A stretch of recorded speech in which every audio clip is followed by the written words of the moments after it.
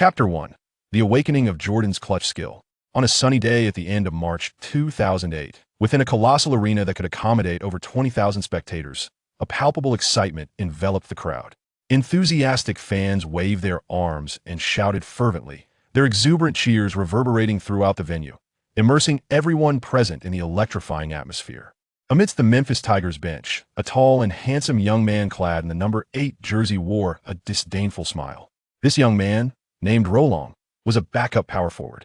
Despite his remarkable static and dynamic talents, enabling him to excel in any position on the court, his lackadaisical training attitude had left head coach John Calipari quietly dissatisfied. The reason Roland was guaranteed at least 20 minutes of playtime in upcoming matches regardless of their significance was due to a phone call made by a vice president of the university to Calipari.it was said that a wealthy patriarch from a hidden affluent family in China had donated tens of millions of dollars to Memphis University to help Roland pursue his basketball dreams. In America, as well as throughout the world, wealth can indeed move mountains, especially with such a substantial sum. Consequently, even though all his teammates held Roland in low regard, he enjoyed ample playing time, which he believed was his due as a prodigy. However, the circumstances on the court were decidedly unfavorable for Memphis University. This match was the final of the 2007-08 March Madness tournament, and the Kansas Jayhawks, boasting 6 players with NBA potential, were firmly dominating the game against the Memphis Tigers, who had the talented Derrick Rose on their roster. Rose, still a budding talent, displayed glimpses of his exceptional ability in drives and assists, yet the odds were stacked against them. The Jayhawks, lacking a standout like Rose, were nonetheless bolstered by the collective strength of their well-rounded team. As the fourth quarter dwindled down to 10 minutes, Roland's team found themselves trailing by a staggering 22 points. Recognizing the futility of their situation, Calipari decided to field Roland, who had missed the previous day's practice, for the final stretch of the game. There was no escaping the fact that whenever the university officials encountered Roland, they transformed into embodiments of kindness and indulgence, frequently urging Calipari to take special care of him. It was apparent to anyone that Roland was a privileged student who required special attention in all university activities. Roland, it's your turn to play, Calipari stated, his disdain unmistakable. He was a man of integrity, and he found the prevailing corruption within the institution intolerable. The handsome young man erupted into laughter at Calipari's words before rising to his feet, his robust muscles and sun-kissed skin standing out in stark contrast to the environment around him. Ultimately, it seems that it is I, this genius, who must come to your rescue. Fear not, for I shall make them bow down in submission. Upon hearing Roland's customary lack of discretion, every member of the Memphis Tigers felt a profound annoyance. A substitute player who frequently absented himself from team practices, yet perceived himself as a genius and a savior, while failing to deliver commendable performances, was irksome to say the least. The students and coaches alike harbored discontent towards Roland. Only Calipari managed to suppress his disdain, forcing a smile as he said, "Very well, take the court." With a flourish, Roland tossed his shirt to the ground and strode onto the court. Yet, at that very moment, a chilling mechanical voice echoed in his mind. Ding! Congratulations, host! The basketball superstar ultimate skill system has been activated. He received a novice gift pack automatically activated. 1 Jordan's fadeaway jumper skill card 1, and a limited time skill mastery welfare card 100 mastery for 10 minutes. Reverting to 10 thereafter, joy surged within Roland. Indeed, the golden opportunity may arrive late, but it would never be absent. In truth, the body standing on the court housed a soul that had traversed from another dimension. The original host had met with a tragic fate due to reckless driving, thus granting new Roland his chance. The previous Roland was no ordinary individual. At the tender age of 18, he had established a small company through sheer hard work, earning hundreds of thousands annually. Later, while everyone envied his success, he resorted to every means to finance and invest in a national mobile phone brand, Nail Phone. However, a few years later, amidst the ridicule of others, he found himself burdened with an $800 million debt, ultimately having to relinquish the brand. Yet, at that juncture, Roland felt no despair. He viewed the $800 million debt as an intriguing challenge, determined to honor his promise as a man and repay every individual who had invested in him. Thus began the extraordinary journey of an unparalleled gentleman willing to forsake his dignity for the sake of profit. He live-streamed shaving his beard, slapped himself on video, tirelessly crafted marketing copy, and made appearances on various entertainment shows. Finally, 2 years later, he managed to clear all his debts. He drank to his success, his good friends filled with pride for him, and everyone celebrated an intoxication. However, Luo Long was taken aback when he awoke to find himself having traversed into the body of a basketball player at an American university. Furthermore, from the memories of the original host, it appeared that his new lineage was truly remarkable. Having inherited everything from the original host, it was only natural for him to pursue the basketball dreams that were rightfully his. New Luo Long embraced this responsibility with determination and purpose. As the saying goes, when in Rome, do as the Romans do. While in his homeland, cultural customs had compelled Luo Long to temper his temperament and demeanor, often presenting himself as humorous and cultured. However, in the vibrant and expressive land of America, Rolong swiftly reverted to his true nature, exuding an air of flamboyance and arrogance. That moment, Rolong was acutely aware that his pride was well-founded. Instantly, he activated two cards in his mind, and a wave of warm energy surged throughout his body. In an instant, his mind flooded with a plethora of memories and impressions, his muscles becoming more supple and explosive. With a menacing grin, Rolong commenced his performance in the game. The defensive players from the University of Kansas had conducted considerable research on Rolong. The towering forward possessed extraordinary talent, yet his shooting ability was virtually non-existent, often missing even the simplest dunks. In essence, he was a player of remarkable potential with an almost negligible finishing capability. Thus, when the game resumed, the defensive focus of the University of Kansas remained steadfastly on Derrick Rose of the Tigers, a superlative point guard capable of both penetrating and distributing the ball, which posed a significant challenge for them. Seizing this opportunity, Rolong actively maneuvered and soon found himself in an inconspicuous position in the short corner, enjoying a vast expanse of open space. As Rose charged forward with lightning speed, he was immediately confronted by three defenders from Kansas, while the remaining Tigers players were fiercely marked. In a moment of urgency, Rose spotted the wide-open Rolong. Without a second thought, he recognized that for a point guard, the nearest teammate with ample space is always the primary target for a pass.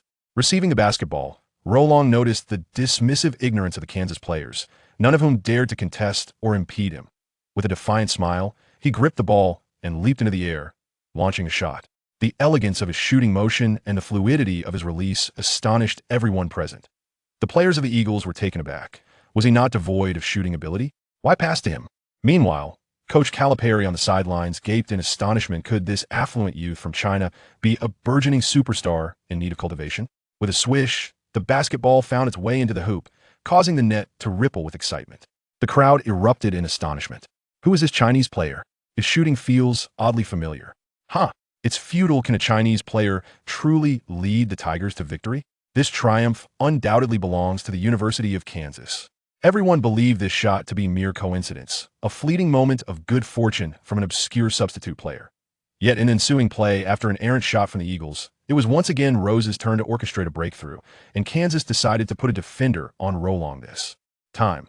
After all, NCAA games emphasize teamwork, and allowing an opponent with even moderate shooting ability to remain unguarded contradicted the Eagles' team ethos. This time, Rolong faced an opponent over 10 centimeters shorter than himself. Without any hesitation, he received the ball and unleashed a jump shot. This caught the opponent completely off guard. By the time the Kansas players realized what was happening, Rolong had already gracefully sent the basketball soaring into the air. The fans and stands, supporters of the University of Kansas, derisively mocked the towering figure from Huaxia, whose arrogance was only matched by his good looks he displayed. A complete lack of basic caution in the face of their team's defense. Swish! The basketball obediently nestled into the net, akin to a gentle and virtuous lady. After making that shot, Rolong spread his palm against his ear, assuming an exaggerated pose of listening, exuding arrogance that was palpable. This infuriated the Kansas fans. A substitute player from Huaxia, having fortuitously scored twice, now dared to flaunt his swagger before them. Was he truly worthy of Iverson's iconic moves? In the next possession, the University of Kansas attempted to penetrate the paint, only to be thwarted by Rolong's emphatic block, sending their center's shot soaring away. After retrieving the ball, Ross initially aimed to push for a fast break. However, under the stringent defensive discipline of Kansas, it devolved into a half-court battle. This time, Kansas defense on Rolong became systematic. Yellow-skinned rookie, you are finished. You have provoked my wrath. You foolish creature. Rolong boldly called for the ball from Ross, who, having always complied unconditionally with the coach's directives, understood Rolong's privileges within the team and promptly passed it over to the moment Rolong received the ball again. He wore a devilish grin and, without a moment's hesitation, leaped into the air once more. The Kansas player, filled with indignation, lunged to contest the shot. Having already allowed Rolong to score twice, he felt that if he permitted this washout player to score again, he would lose all credibility as the team's starting power forward. It was essential to remember that he was considered a basketball star at the school with aspirations of entering the NBA. However, as he extended his hand in an attempt to block the shot, he was left dumbfounded. Not only was Rolong's vertical leap impressive, but his wingspan rivaled that of a primate, and infuriatingly, he adopted a familiar fadeaway posture. What began as a confident approach ultimately resulted in a near miss. The basketball sailed over the outstretched fingertips of the Kansas defender, much like the mischievous smile on Rolong's face, spinning elegantly toward the hoop. At that moment, a gasp rippled through the crowd. That was a fadeaway jump shot reminiscent of his airness, Michael Jordan. Indeed, it is strikingly identical. Chapter 2. The Hawk Slayer, Rolong. Swish, the net rippled, this shot hitting its mark perfectly. Yet, the focus of the crowd was not on whether the shot succeeded or failed. All the fans exhibited utter astonishment at how Rolong's shot bore an uncanny resemblance to the iconic silhouette of Michael Jordan. Even though his airness had retired years ago, rumors had recently surfaced regarding his intentions to purchase the Hornets. However, seasoned basketball enthusiasts will never forget the astonishing and moving moments brought to them by the basketball deity who soared through the air. Thus, when these veteran fans witnessed the re-emergence of Jordan's iconic fadeaway jumper on the court, their initial shock quickly transformed into uncontainable delight, as if they were transported back to the days when they accompanied Jordan and the Bulls dynasty. Yet, it wasn't long before reality set in. Shit. No, he has already scored 6 points. He is not merely a substitute, but a secret weapon. The fans of the University of Kansas exclaimed in alarm, their worries for the team mounting even as they maintained a 16-point lead. Meanwhile, the head coach of Kansas furrowed his brow in contemplation of strategies. Everyone marveled at the crispness and beauty of Roron's 3 consecutive baskets, while Roron himself found himself momentarily stunned. For the system had issued him a new task. Ding! Awakening system task. Defeat the Jayhawk Eagles. Task reward. Kobe's signature move step-back jumper 1 initial mastery 10. Permanent speed attribute boost card 2-0.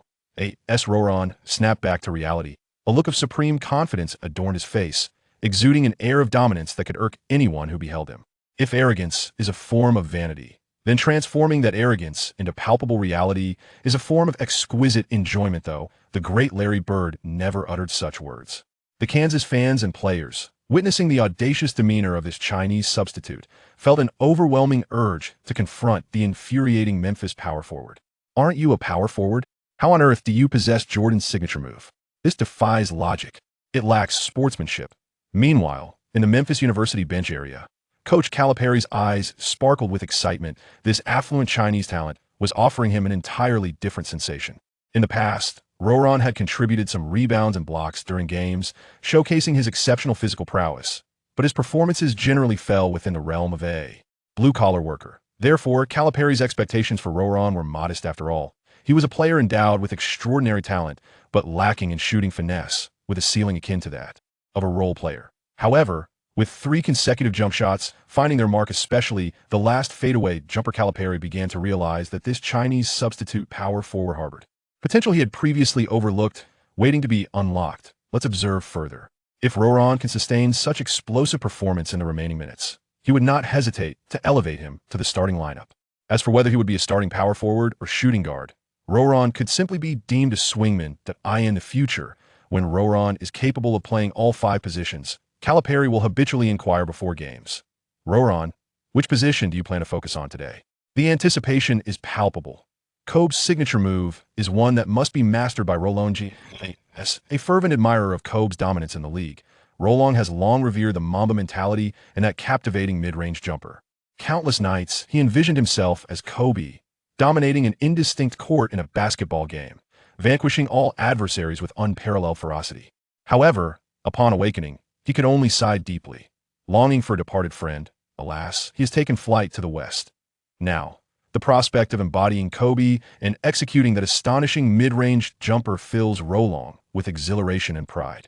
Of course, this is contingent upon the University of Memphis securing the championship in this match, a victory Rolong is utterly confident about, with a conviction of 120%. What a farce.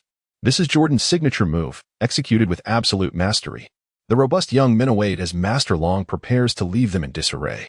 Ultimately, The coach of the University of Kansas approached the sidelines to relay the strategy for double-teaming Long, as Ross dribbled past half-court and passed the ball to Long. Positioned just inside the three-point line, two defenders from the Kansas Jayhawks immediately closed in, their faces betraying a look of disdain. Clearly, despite the coach's instructions, they still held Long, a mere substitute, in contempt. Confronted with a dual defense, Luo Long exhibited no hesitation.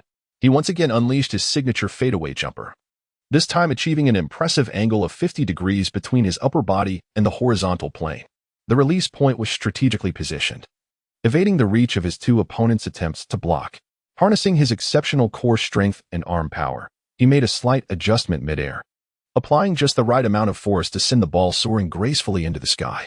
The atmosphere fell silent once more, as all eyes were fixated on the soaring basketball. On the sidelines, Coach Calipari's eyes shimmered with anticipation. He had an instinctive feeling that Luo Long's shot was destined to find the net. As the basketball soared above the rim, a wickedly triumphant grin spread across Luo Long's face. Swish! The ball pierced through the net with the audacity of a bold man charging into a throng of beautiful women. With the successful shot, Rolong has impressively achieved 4 mid-range jumpers of varying difficulty in this match, maintaining an astonishing shooting accuracy of 100 from the previous game to the present. The players of the Memphis Tigers began to regard Rolong with a newfound respect.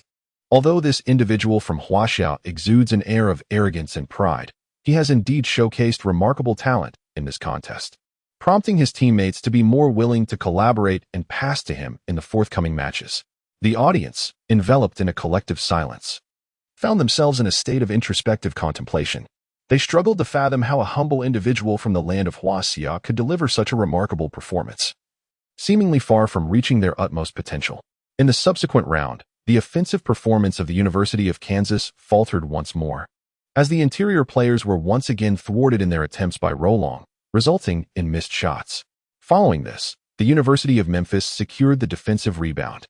Once all players had positioned themselves in Kansas's half, Rolong received a pass from Ross at the high right post. During this brief interval, Rolong exhibited a level of dominance on both offense and defense, leaving Ross with no justification to refrain from allowing Rolong to continue capitalizing on his exceptional rhythm.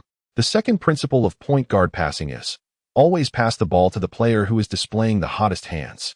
In this instance, two defenders from the University of Kansas cast aside their ignorant disdain, approaching fiercely before Long could even secure the ball, extending their arms to disrupt his play.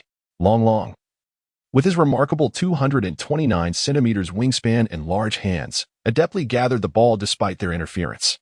Then, under the astonished gaze of everyone present, he executed a feint with a probing step. Indeed, with this subtle maneuver, Long momentarily shifted the balance of both Kansas defenders, pivoting swiftly on his left foot. He created distance between himself and the defenders, seamlessly transitioning into a jump shot. A turn and shoot. This move caught the entire Kansas team off guard. Could it be that this young man from Huaxia possesses the skill to execute a turnaround jump shot? Surely not, for he had previously been relatively unknown. Yet, the speed and fluidity of his turning motion attest to his mastery of this technique, revealing his formidable prowess in real-game situations. At that moment, the television commentator, speaking from the perspective of a fellow alumnus of the University of Kansas, exclaimed in disbelief, "Goodness, let us not allow this individual from the East to prevail. He is a fiend, an adversary of our beloved University of Kansas, who will intervene and put an end to this abhorrent mid-range shot." Basketball, on the other hand, is a docile companion. It will dutifully plunge into the hoop for anyone possessing sufficient skill. Swish! The ball glides through the net, producing a sound that is irresistibly enchanting. In the ensuing moments, Luo Long not only made his mark on the defensive end with 2 blocks and 2 disturbances, but in mere minutes of gameplay, his block count had already soared to 4. After consecutively sinking 3 turnaround jump shots, the Kansas head coach, engulfed in fury, decisively called a timeout. Throughout the brief interlude, he unleashed his dissatisfaction and admonitions upon his players with an intensity that was almost ferocious. Consequently, when Rolong re-entered the game, he found himself besieged by as many as 3 defenders, who flexibly executed a zone defense to contain him. As Rolong proceeded to score 8 mid-range shots in succession, it became abundantly clear to everyone present that this substitute player from Huaxia was poised to achieve renown in this very match. As Luo Long once again received a pass from Rose in the left corner, he was immediately confronted by three menacing Kansas defenders. They had perceived Luo Long as an adversary akin to Derrick Rose, and in their minds, the on-fire Luo Long was perhaps an even more pressing target requiring vigilant defense. With an increasingly arrogant and utterly confident smirk adorning his face, Luo Long found the situation amusing. How intriguing. You shall all be crushed beneath me. Before the Kansas defenders could retort, Luo Long pivoted, positioning himself against the nearest defender and thrusting powerfully inward. The defender's center of gravity immediately shifted downward. Meanwhile, the other two defenders swiftly maneuvered to attempt to steal. This was precisely what Luo Long had anticipated, and a wicked grin spread across his face. Gripping the ball firmly with both hands, he unleashed a tremendous force from his core and legs, executing a beautiful turnaround jump shot that soared once more into the air. In this instance, the two Kansas defenders, resolute in their determination to intercept the play, grimaced in pain as they swiftly pivoted, propelling themselves into the air with great force to confront the soaring Rolong. As the two players stretched their arms to their utmost in an attempt to interfere, they were astonished to realize that their fingertips were merely a few centimeters away from the trajectory of the basketball. It turned out that Luo Long, in executing this reverse jump shot, had cleverly incorporated a backward lean, rendering the efforts of the two defenders, who had initially believed victory was within their grasp, utterly futile. The basketball was released from Luo Long's wrist with remarkable precision, soaring over the defensive barrier and spinning gracefully toward the hoop. The audience erupted in gasps, with cheers and screams resonating throughout the arena. The visual impact of this shot was undeniably comparable to a spectacular dunk or a free throw line slam, as the nearly superhuman reverse jump shot epitomized the exquisite beauty of basketball. In the resting area off the court, Coach Calipari silently resolved that if this shot were to indeed go in, he would make it his mission to incorporate Rolong into the starting lineup and find a way to instill in this wayward basketball prodigy the value of diligent training. Coach Calipari even began to envision his grand plan for nurturing talent. Swish. The sound of the net sent the Memphis crowd into a fervor. While it resonated to the Kansans like a curse from a demon, that shot went in again. In a mere 8 minutes, Rolong had made 9 consecutive mid-range shots, achieving a staggering accuracy of 100. Everyone could not help but gasp in awe at Rolong's superhuman performance. What an obscured talent he was. At that moment, Coach Calipari, unable to contain his fervor, dashed to the sidelines and exuberantly shouted at Rolong, "Play just like that, Rolong. If you can secure this victory, I will grant you a starting position." Rolong, with an air of arrogance, lifted his chin defiantly and, disregarding his coach, turned his gaze towards the scoreboard suspended above the court. With only 2 minutes remaining and a mere 4-point deficit, he knew he still had time to seize the game. A confident and alluring smile spread across Rolong's face. In the frenzy of March Madness, like a deity slaying adversaries, the ultimate victor shall undoubtedly be me, Rolong. Chapter 3. The decisive blow against the Eagles. The arena fell into a brief silence before erupting into a cacophony of ecstatic cheers. Rolong's remarkable turnaround jump shot had undeniably showcased the formidable prowess of this Chinese substitute. He was certainly a burgeoning star, long overlooked by the Memphis Tigers. At this moment, Calipari was utterly indifferent to the reactions of those around him. Instead, his eyes sparkled with unrestrained joy. He fully recognized the significance of the recent play executed by Rolong, which undeniably affirmed the young athlete's deserving place in the starting lineup. This heralded an extraordinary boon for the University of Memphis in the forthcoming season, particularly as Rolong remains a freshman, with the potential to dedicate up to 3 more seasons to the institution, with Rose destined to leave the NCAA sooner rather than later. Rolong has emerged as Calipari's envisioned successor, poised to become the next star of the Memphis Tigers. In the future, when the freshman Luo Long decides to enter the draft directly, the expression of resignation in Calipari's eyes will be tinged with profound bitterness. The game continues. With a 4-point deficit and 2 minutes remaining, the next possession belongs to the Kansas Jayhawks. In this offensive play, Kansas demonstrated their hallmark team spirit, creating numerous open shot opportunities through meticulous ball movement and positioning. However, they ultimately faltered, failing to convert their attempts. It is evident that under the pressure exerted by the Chinese reserve players, the shooting touch of the Kansas players has begun to wane. This is not a favorable development for the fans who ardently support Kansas. They have begun to vocally rally behind their team, assuring the players that they are steadfastly by their side, reinforcing that the team does not fight alone. The players of the University of Kansas swiftly adapted to the influence of home advantage, overcoming the impact that their previous round's missed shots had on the team's morale. They rejuvenated themselves and wholeheartedly engaged in the defense of the upcoming round. The focal point of the defense undoubtedly lies with Ross and the Chinese player. This time, after numerous exhortations from the coach, the Kansas University players finally manifested their distinctive style and characteristics. Once Rolong ventured within the three-point line, they would converge and launch a frenzied assault, compelling Rolong to pass the ball back to Ross. A collective sigh of relief swept through the Kansas fans, as they finally managed to contain this formidable Chinese player, whose mid-range shooting was truly terrifying. As Ross found himself ensnared by the relentless triple team, he surged forward with the ball, driving decisively toward the interior of the Kansas University defense. He resembled a thorned rose, effortlessly evading the defenders with his swift changes of direction.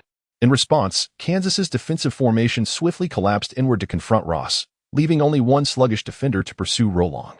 Subsequently, Rolong exchanged a knowing glance with his teammate, and the Tigers' center, Sean Taggart, advanced alongside him toward the high post. The two executed a seamless pick-and-roll strategy, allowing Rolong to momentarily shake off his pursuer and create a valuable open shot opportunity. All of this unfolded before Ross's keen eyes. In a moment of brilliance, the team's agile point guard delivered a swift pass in Rolong's direction as he raced down the court. The nearest Kansas player, filled with alarm, sprinted towards Rolong, but it was already too late. With a graceful mid-range jump shot, Rolong elevated the ball into the air ahead of his defender. A chorus of boos erupted from the crowd, as if their collective disapproval could somehow avert the impending loss of points. After all, if Rolong were to score, Kansas's lead would dwindle to a mere 2 points, a prospect they were desperate to avoid. At this moment, the commentator, as an alumnus of the University of Kansas, shouted in a fit of rage, "Stop him, quickly stop him." However, the basketball, like a whimsical sprite, taunted everyone in the air before soaring directly into the embrace of the net. Swish. 2 points added, yet another stunning play that left all spectators in awe. Rolong, through his harmonious synergy with his teammates, successfully showcased the remarkable chemistry he possesses within the Memphis Tigers. On the sidelines, Calipari fiercely raised his right fist. Feeling immense satisfaction with Rolong's performance, he deemed his decision to have Rolong take the court today as exceptionally wise. This scion of a hidden, affluent family from Huaxia truly unleashed a prowess befitting his innate talent. The Kansas University fans present at the venue were instantly engulfed in a state of panic. The Memphis Tigers, having commenced the game with a daunting 22-point deficit, surged back with an astonishing performance from Rolong, who single-handedly amassed 20 points. His defensive prowess was equally commendable, contributing 4 blocks alongside countless effective defensive plays and disruptions. In the final 40 seconds of the match, they remarkably narrowed the gap to a mere 2 points.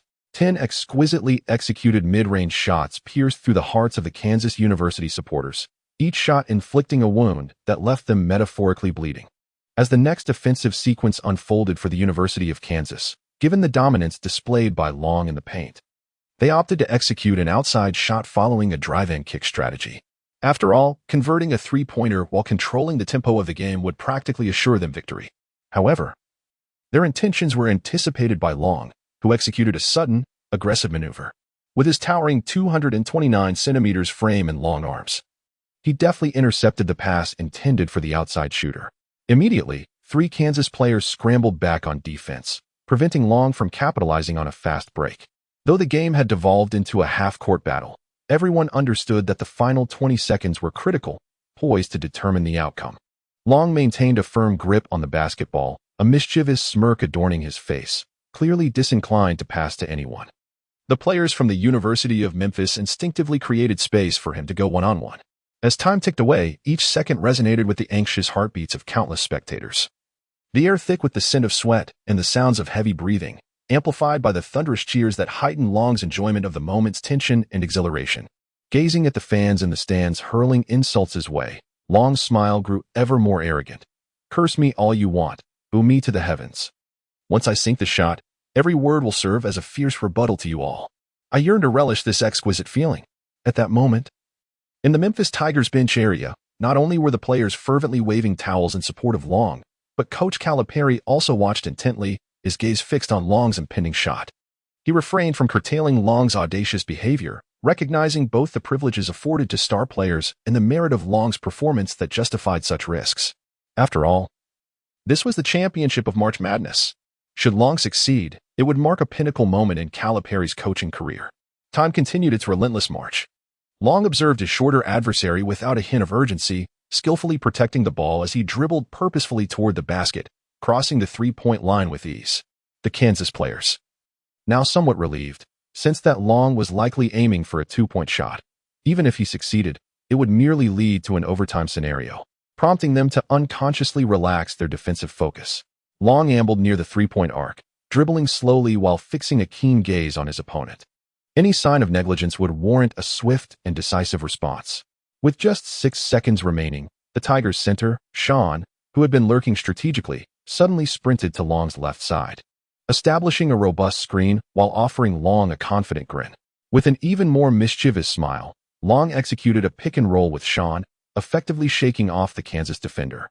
At that moment, under the strategic deployment of the University of Kansas, 2 Kansas players converged simultaneously to provide defensive support, closing the distance to Long to less than 2 steps in the blink of an eye, poised to leap and disrupt his shot. It was evident that this was a calculated maneuver.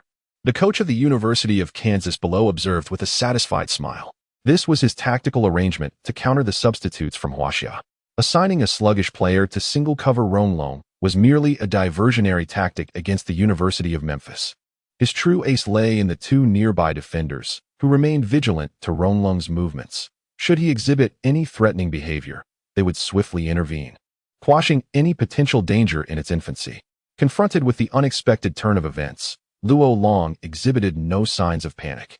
With a haughty grin still adorning his face, he forcefully pushed off the ground with his right foot, taking a decisive step back with his left leg, positioning himself a mere step and a half beyond the three-point line. A magnificent retreat, executed with elegance.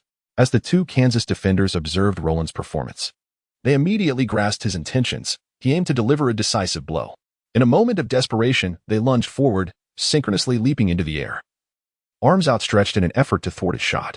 However, what they did not anticipate was that this cunning Chinese player, after executing such a series of intricate maneuvers, would incorporate a stunningly difficult backward lean at the moment of his jump shot, astonishing all present.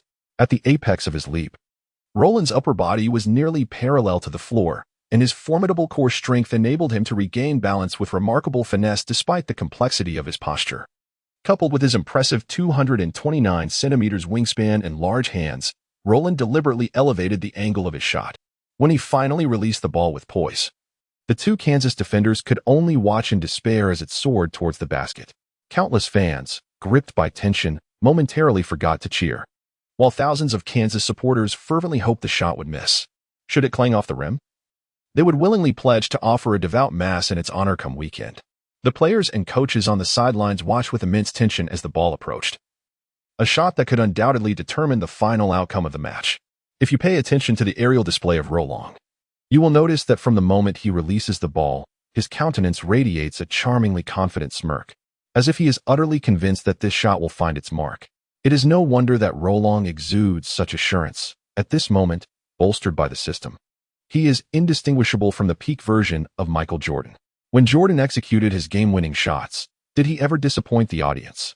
Just as everyone's focus is drawn to the basketball soaring towards the rim, it descends with an air of mockery towards the Kansas University home crowd, diving triumphantly into the net. Swish.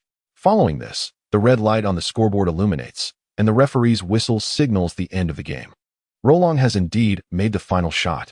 In the last 10 minutes, the Memphis Tigers orchestrated a remarkable comeback, clinching the championship title of the NCAA basketball tournament's March Madness for the 2007 to 2008 season.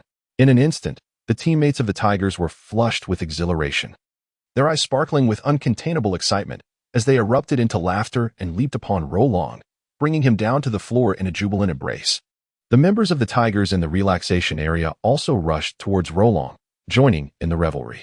Even Calipari, with tears of joy streaming down her face, hurried over to celebrate this triumphant moment that belonged to them all alongside the students. Surrounded by his teammates, who even tossed him into the air, Luo Long laughed heartily as he beheld the completion notification on the system panel. Ding! Congratulations, host, you have obtained the Kobe Signature Skill Card, Stop and Pop Jumper, 1. Permanent Speed Enhancement Card 120. In recognition of the host's outstanding performance, a reward of an increase in mastery of the Jordan signature skill, by one has been granted. We hope the host will continue to strive for excellence. Haha. The triumphant laughter echoed across the court. With clenched fists at this moment, Luo Long felt an overwhelming urge to proclaim, Luo Long, the dragon among men, dominating the NBA, who could rival me? Chapter 4. The good days in Minnesota, the city where the University of Memphis is located, descended into a state of ecstatic celebration. As countless individuals donned shirts adorned with the Tiger logo to partake in a parade, commemorating their team's victory in the NCAA March Madness Championship. As the champions of the tournament, both Rose and Rolong received numerous invitations for media interviews and events. For the introverted Rose, this was an unwelcome obligation, while for the ever-arrogant Rolong, it was a source of great delight. Within a mere week, the entire league became acquainted with Rolong, the freshman whose commanding performance in the final moments of the championship left the audience in awe, dubbing him the fire-breathing dragon, a moniker that signified his terrifying and cataclysmic presence. In the face of exaggerated accolades from the media, Luo Long exhibited neither restraint nor shame, but instead embraced the attention with poise. He subsequently uttered a phrase that would resonate with countless fans. The era of the Fire Dragon has arrived. The league shall become my racetrack, and all shall bow at my feet. I am the king of the new NBA. This declaration catapulted Luo Long into the spotlight. Under the incitement of unscrupulous journalists, he alienated a significant portion of the white community and many veteran NBA stars. Public perception of him became polarized. Some American liberals found his remarks exhilarating and welcomed him into their fold. However, a larger segment of the American populace, including NBA players, deemed his words excessively audacious. Consequently, a flurry of articles emerged, either lavishly praising or vehemently criticizing him. Regardless of the sentiments expressed, it is undeniable that the majority of basketball enthusiasts in America came to recognize that this year's NCAA championship had been claimed by a Chinese fire dragon. From that moment on, while not every American may be familiar with Luo Long, if you were to ask them who the fire dragon is, they would undoubtedly affirm their acquaintance. This era, marked by Yao Ming's impactful presence with the Rockets, not only facilitated a broader acceptance of Chinese players within the NBA, but also ignited a heightened interest among Chinese fans in this esteemed league. During Luo Long's performance in the NCAA, he was swiftly noticed by discerning Chinese journalists residing in the United States. Subsequently, while Luo Long was still pursuing his studies, numerous Chinese reporters sought interviews with him. During the course of an interview, Luo Long left an exceptional impression on the journalists, with his handsome visage, perfect physique, and well-defined muscles, accompanied by a confident yet enigmatic smirk, as well as his eloquent and assured demeanor. No Chinese reporter would dare to describe this Chinese-American hero, who shone brilliantly in the NCAA finals, as arrogant. However, following the broadcast of Luo Long's interview in China, the sentiments of fans mirrored those in America. Supporters hailed him as the new Yao Ming, a beacon of hope for the Chinese men's basketball team, while detractors scoffed, questioning the source of his confidence, suggesting he appeared even more audacious than Jordan himself. Yet, in a subsequent interview in America, Luo Long revealed astonishing news that reverberated around the globe. He would enter the 2008 NBA draft that summer, firmly believing that even if he did not secure the top pick, he would undoubtedly be among the top 3 in the lottery. The announcement of this freshman's intention to participate in the NBA draft landed like a drop of water in boiling oil, leaving fans in both America and China utterly bewildered. A torrent of insults and skepticism poured forth through the media, with many doubting that this young man, who had merely showcased his prowess in the finals, could possibly be a top 3 lottery pick. Previously, Luo Long's performance and his team's triumph in the NCAA championship had placed him within the realm of the top 20 draft picks. Yet the notion of him becoming the unequivocal first choice, like his teammate Rose, seemed a fanciful dream yet to be realized. Nonetheless, Luo Long exhibited not a hint of dissatisfaction or rebuttal in interviews, seemingly indifferent to the negativity and doubt, as he continued to attend tryouts for several teams, including the Spurs, Lakers, and Bulls, with his characteristic mischievous smile. The outcomes astonished many spectators. After the tryouts, prestigious teams such as the Lakers, Celtics, and Heat expressed their keen interest in Luo Long's talent, particularly his astonishingly consistent mid-range shooting, indicating their willingness to secure him with at least a first-round pick. This undoubtedly elevated Luo Long's profile on the global stage once more. As the training activities concluded, the NBA draft of 2008 was held as scheduled on June 27, 2008. At the Madison Square Garden Theater in New York City, The event was broadcast live to 203 countries and regions around the world via ESPN, attracting a multitude of media reporters eager to obtain first-hand information. Guided by the staff, Luo Long donned an extravagant ensemble valued at $560,000 and took his place in a solitary seat in the second row of the green room. This so-called green room for the draft is merely a convenient front row seat designated for players with promising prospects in the lottery. Naturally, those fortunate enough to occupy a spot in the green room prior to the draft are far from ordinary individuals. The yellow skin of Luo Long gleamed like a piece of gold on a black and white television, captivating attention and curiosity in a nation where the rivalry between white and black communities often leads to mutual harm. As the draft commenced, NBA Commissioner Stern delivered his opening remarks. However, before he could utter more than a few words, a thunderous chorus of boos erupted from the audience, followed by a wave of collective laughter. The jeers directed at Stern have become a customary spectacle within the current NBA landscape. This animosity stems from the ongoing power struggle among the players' union, team owners, and the league itself. Stern, perceived as favoring the owners, has incited this display of discontent from the players. The burdens of leadership weigh heavily, and Stern can only respond with a tolerant, albeit bemused, smile. After all, he is merely a high-ranking employee serving the interests of the team owners. In his relentless pursuit of the NBA's development, he has skillfully harnessed the shrewdness and audacity characteristic of his Jewish heritage, gradually steering the league away from the looming shadow of bankruptcy towards prosperity. Yet, the societal fabric of America is devoid of warmth and gratitude. It is driven solely by self-interest and demands. Unless one can cater to the more selfish desires of the American populace, support or acknowledgement is scarcely forthcoming.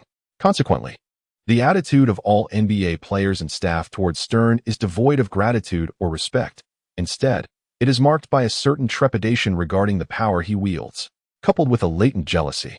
This dynamic is one of the most perplexing aspects for the Chinese to comprehend about Americans. How could one not feel genuine respect and affection for the leader of their own organization? In contrast to the familial bonds often found in hierarchical relationships in China, the dynamics in the West are predominantly characterized by a transactional nature of power and self-interest. As the draft commenced, in accordance with the historical progression, the Chicago Bulls selected Derrick Rose, a teammate of the renowned Rolo, with the first overall pick, heralding the future youngest MVP in the annals of the league. Rose, along with his three elder brothers, was overcome with joy, while his mother embraced him, her heart brimming with happiness in the catharsis of years of suppressed emotions. Rose faced adversity, having grown up in a modest household where his mother struggled to provide for her 4 children. Their aspirations were ignited upon witnessing the affluent lives of African-American basketball players in the NBA. This aspiration is a common dream among many individuals in the African-American community. However, the dismal conditions of their impoverished neighborhood, rife with crime and gang activity, posed significant challenges. In a bid to improve their family's financial situation, particularly after Rose began to showcase his remarkable basketball prowess, his 3 devoted brothers resolutely allied themselves with local gangs, leveraging their influence to protect their beloved brother's dreams on the court. As Ross grew older, he swiftly ascended to become the star player of the school. At this juncture, the somewhat frivolous and arrogant Rose immediately underwent rigorous training under the stern and almost brutal tutelage of his 3 elder brothers. The exceedingly demanding requirements of this training would later serve as the foundation for Rose to become a cherished player favored by every coach. Indeed, such is the essence of life. The very teachers who once struck and chastised you during your student days are, in truth, your true benefactors. When an individual harbors a sense of reverence and plays the game with unwavering respect and integrity, the outcome is not disdain but rather heartfelt admiration and respect from both the coaching staff and teammates. He may bring you to tears momentarily, yet once he instills within you the value of reverence, you will reap the benefits for a lifetime, refraining from any unruly behavior. Such a person, wherever they may go, will undoubtedly be well received. In that poignant moment, Derrick Rose's eyes glistened with emotion as he embraced his 3 brothers tenderly. Subsequently, the second overall pick of the draft was Michael Beasley, a power forward from the University of Kansas, whose prowess could hardly be deemed remarkable. He would later find himself merely passing time in the Chinese Basketball Association. The choice of such a player at the second position in the draft could certainly be regarded as a rather lackluster decision. Had the Miami Heat been aware that they were selecting a player destined for a rotational role, they would undoubtedly have opted for a different talent. As the host announced Long Luo's name, the anxious expression in his eyes vanished.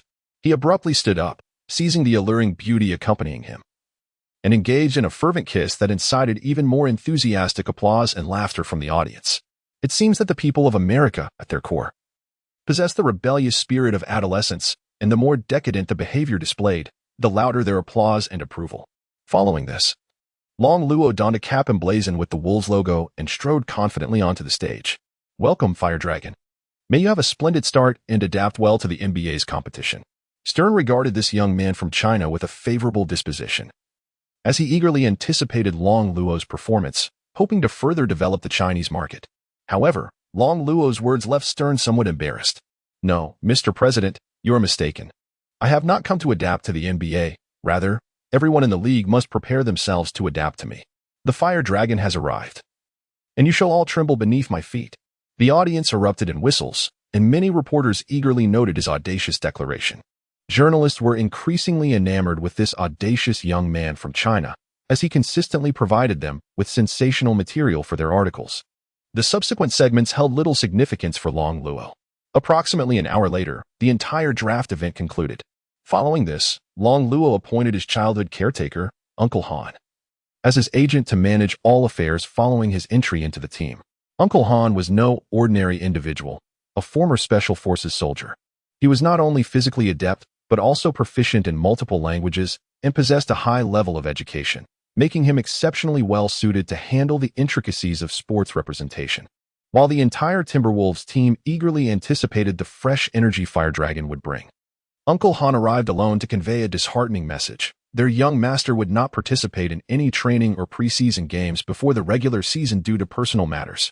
It remains unclear what influence Uncle Han wielded, but 2 hours later, the entire Wolves uniformed staff unanimously accepted Long Luo's breach of team regulations, justifying this by stating that they wished to extend understanding and tolerance towards the newcomer. This was hardly surprising, as the power of the Long family, an invisible dynasty of wealth in China, remained formidable even in America.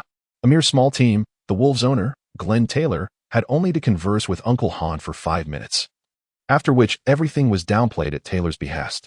The insidious nature of power. Does it not feel exquisite when one possesses it? Chapter 5. The first basket of the NBA debut. During the preseason of the NBA, Rolong did not cease his rigorous training regimen. Uncle Han had arranged for him a formidable support team, comprising 5 elite trainers, 2 nutritionists, 3 masseurs, and 5 doctors. Not to mention 10 full-time maids sent by the Rolong family, all youthful and charming, and certified through international training programs. Moreover, he had exclusive access to a premier training facility in Minnesota, reserved solely for his use. This was the fundamental reason for Rolong's absence from team practices and preseason games. He had the means to leverage his family's resources for superior training outcomes. Like a star surrounded by admirers, Rolong embraced his masculine nature during training. Aside from the sweat-drenched court drills and shooting sessions, he found himself in a vast training room filled with state-of-the-art equipment, accompanied by 5 alluring trainers, each unique in her charm, who guided him through his iron-pumping endeavors while clad in revealing attire. In Chinese tradition, there is a saying about the allure of a woman's presence enhancing one's experience. Indeed, during strength training, the occasional brush of skin with these enchanting trainers, accompanied by their subtle fragrances, infused him with a fervent vigor that fueled his workouts. For the iron enthusiasts in the gym, the mere glance of a stunning woman in form-fitting attire could exponentially amplify their training results. This phenomenon is rooted in the essence of masculinity. The secretion of testosterone naturally surges in the presence of beauty, a fact grounded in science rather than mere sensuality. Surrounded by such captivating figures, Rolong remained focused, wholly engrossed in his training. As the heir to a reclusive and affluent Chinese family, Rolong's singular purpose in America was to pursue his basketball dream. In this moment, he was driven not only by a sense of responsibility to the original dreamer, but also by an intrinsic belief: a true man requires no justification if one commits. He must strive to excel as the best in his field. Time flew by, and on October 29, 2008, the day of his NBA debut at the Target Center, anticipation filled the air. However, the arena was not at full capacity. The fervor of Minnesota fans had waned since the departure of their beloved star, Kevin Garnett. At this moment, among the starting lineup of the Wolves, only Al Jefferson still possesses a semblance of combat effectiveness. After all, as a bargaining chip in the trade that brought the legendary Kevin Garnett to the Celtics, he undoubtedly retains some prowess on the court. Head coach Randy Haltman harbors considerable dissatisfaction regarding Roland's absence from both team practices and the playoffs. However, succumbing to the demands of the owner, he has pledged to grant this individual from Huaxia at least 15 minutes of playing time during his debut match. Observing Roland's arrogant demeanor, Haltman inwardly scoffs, wondering, is this truly a person from Huaxia? Aren't they typically characterized by humility and politeness? This fellow appears more akin to a crusading rogue. As Luo Long greeted Haltman, his audacious remark compelled Haltman to vow to confine this arrogant youth to the bench. Hello, you should consider yourself fortunate, for you are about to become a beneficiary of my domination over the league. Trust me, this is the wisest decision you could make. Otherwise, you would be a fool. Haltman, suppressing his fury, replied with a stern countenance, very well, I look forward to your efforts. After the match commenced, Roland was somewhat disheartened to discover his absence from the starting lineup, which he perceived as a slight against him. Nevertheless, he refrained from expressing his frustration in that moment. Despite his inherently proud nature, he was not foolish enough to provide the coach with an opportunity to reprimand him. There exist numerous avenues for retaliation. For instance, he could demonstrate his prowess upon entering the game, confident that the coach's perception of him would undergo a significant transformation. This is the essence of competitive sports. One may possess a strong personality, seek special treatment, or even engage in unconventional antics. Yet such liberties are contingent upon one's ability to perform on the court in a manner befitting one's character. If you are a superstar, you have earned the right to defy conventions. Understanding the unspoken rules of competitive sports, Roland recognized that Coach Haltman's dissatisfaction stemmed from a lack of familiarity with his true capabilities. The coach's restraint in his criticism could be attributed to the favorable rapport Roland maintained with the owner of the Wolves. This realization brought him a greater sense of enjoyment.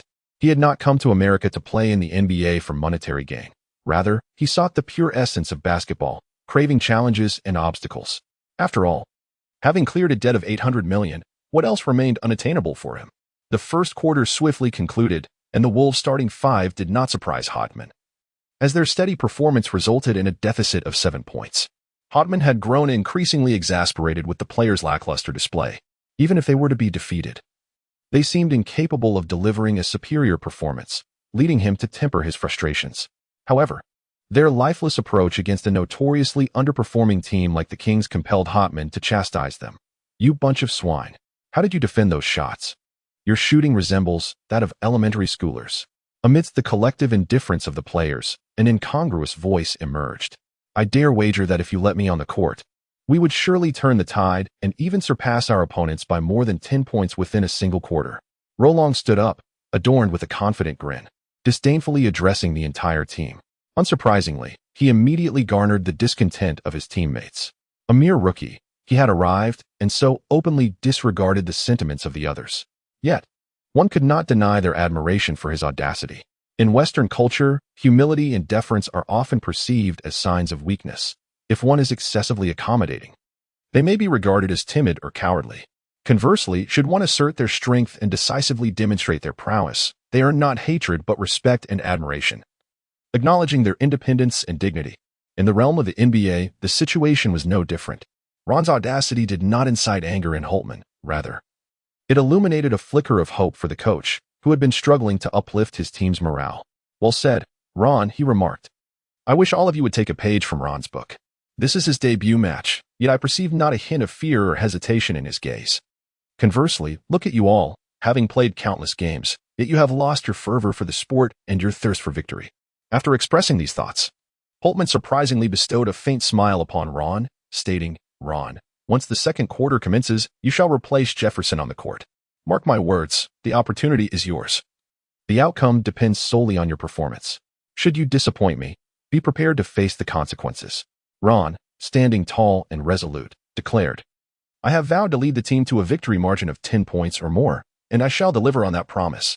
As the timeout concluded, Ron strode onto the court with the poise of a regal monarch, taking measured steps with an air of confidence. As he stepped onto the court, the cold, mechanical voice of the system echoed once again in Luo Long's mind. Ding. New mission activated. Mission objective, complete the debut match. triumph over the Kings, and achieve a minimum of 20 points in the debut performance. Mission rewards: mastery of the Jordan signature move 1, permanent power increase of 10-1. Luo Long's heart soared with joy. He had experienced during private preseason training that with each incremental mastery of his 2 signature moves, his prowess would advance remarkably. At that moment, the system panel displayed Jordan signature move 11, Kobe signature move 10. He had garnered sincere admiration from all trainers during his private sessions, who regarded him as an extraordinary basketball prodigy from China, one rarely seen in a century. Therefore, as the new season progressed, he was confident that by completing more tasks and earning rewards, he would ultimately fulfill his promise to dominate the NBA and instill fear in the hearts of all NBA stars at the mere sight of him. The thought alone filled Luo Long with excitement and elation as a devilish grin crept across his face, one that would incite envy in others. The referee blew the whistle to signal the start of the game. During the opening jump ball, Luo Long, leveraging the leaping advantage of the Jordan signature move, seized the basketball with both hands despite being at a height disadvantage of 8 centimeters. In terms of rebounding and shot blocking, his innate talent would have allowed him to thrive as an ordinary blue-collar center even in the NBA. However, what shocked the entire audience next was that this tall and unfamiliar Chinese power forward did not pass to his team's guard. Instead, he executed an astonishingly fluid crossover dribble and swiftly advanced past half-court. Magic Johnson? Shaquille O'Neal mimicking Allen Iverson's iconic dribble during the All-Star game? The home crowd was left in bewilderment. Having missed the team's training, even the Wolves head coach, Holtman, was astounded by Luo Long's ball-handling skills, which bore an unmistakable resemblance to those of a guard. Before anyone could fully process Luo Long's dribbling prowess, he utilized his speed to bypass the opposing forward defending him, then charged into the paint. The Kings' defense immediately collapsed inward, still unaware of the true capabilities of this Chinese interior player. All they knew was that NBA legends Yo and E were formidable opponents who must never be left unguarded in the paint. Yet, what the Kings never anticipated was that as Luo Long surged toward the edge of the restricted area, he abruptly halted, taking a decisive step back, and then, like a shooting guard, released a jump shot. Are you not a power forward? Please refrain from employing guard-like maneuvers in your gameplay. As he observed Luo Long's fluid and graceful shooting form, along with his innate ability to control the tempo of the offense amidst rapid movements, Holtman truly forgot the young man's earlier impudent remarks. Perhaps this youth could indeed bring an extraordinary transformation to the Wolves? Swish. With the enhancement of Jordan's signature move, Luo Long effortlessly sank the ball into the net. The 3 towering giants of the Kings' front line, alongside the Wolves' center making his incursion, stared in bewilderment at Roland, who provocatively flaunted his arrogance. "Ha, swine. Await your fate as I prepare to feast upon you." The Kings' interior players glared furiously, yet, confronted with Roland's imposing height of 208 centimeters and his remarkably robust physique, they prudently maintained their composure. The audience in the stands transformed into a sea of joy. The Minnesota fans were pleasantly surprised to discover that this newly arrived Chinese rookie possessed such remarkable precision in his pull-up jump shots. They felt a sense of optimism regarding the team's potential for improvement in the upcoming season. Who knows, they might even make it to the playoffs. Among these fans, a handful of Chinese supporters eagerly took out their smartphones to inform their companions that a star of the NBA had emerged from their community. His name was Luo Long. It is easy to envision that during the next home game, the number of Chinese fans in attendance will significantly increase. Luo Long looked up at the audience in the stands and shouted, "There are 15 points left. I will personally bring this to a thrilling conclusion, allowing you to experience the ecstasy of victory." In response, the home crowd erupted into explosive cheers and shouts. Many began to take a liking to this talented player from China. This was the essence of what a rising star of the Wolves should embody. The fathers among the fans felt a sense of pride. Chapter 6. Scoring 18 points in a single quarter, the atmosphere in the Target Center was as fervent as the eruption of Mount Fuji, resonating with a force that seemed capable of obliterating everything in its path. The spectators from Minnesota were awestruck by Luo Long's performance, their interest in this tall and handsome figure from the East deepening. Luo Long glanced at the enthusiastic fans cheering for him, showing no signs of the anxiety or timidity one might expect from a debutante. Instead, he let out a fierce roar, pounded his chest, and blew a kiss towards the crowd. Instantly, the stands erupted with screams and gasps. "Oh my, this man from China is so extraordinary, I adore him," exclaimed one fan, captivated by the allure of his charisma. "He truly aligns with my tastes." Perhaps he is a milestone figure for our team. He has completely shattered my preconceived notions of someone from China. He is anything but a timid boy, more like a fearless cowboy, laughing maniacally as he takes down countless foes. As Luo Long basked in the adoration of his burgeoning fanbase, his fellow Wolves teammates approached him to celebrate with high fives. They had not anticipated that following Al Jefferson's departure, this newly entered substitute center would indeed deliver such a commendable performance, although they were uncertain whether Luo Long could sustain this level of play. In that moment on the court, as teammates, they felt there was little more they could do besides offer their encouragement. Luo Long evidently relished the process of interacting with his teammates, laughing heartily like a triumphant general returning from battle. This only served to further irritate the members of the Kings team. Thus, during the subsequent offensive round, their ace, John Salmons, stepped up.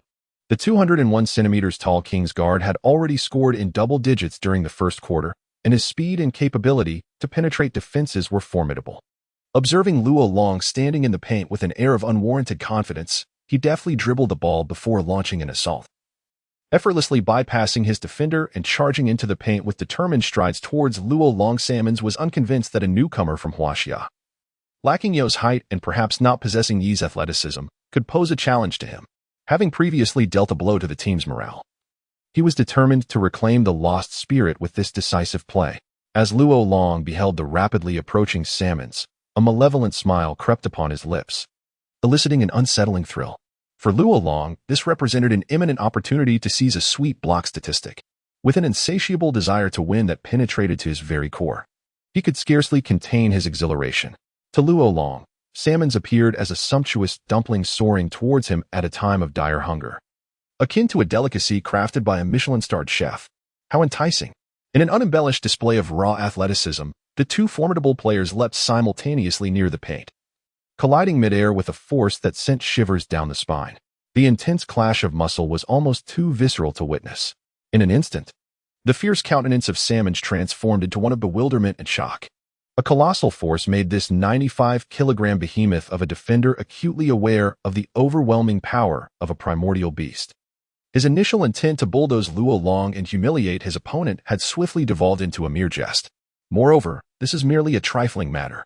It is only when he truly faces his opponent that he comprehends the terrifying prowess of Luo Long, standing at an imposing height of 208 centimeters.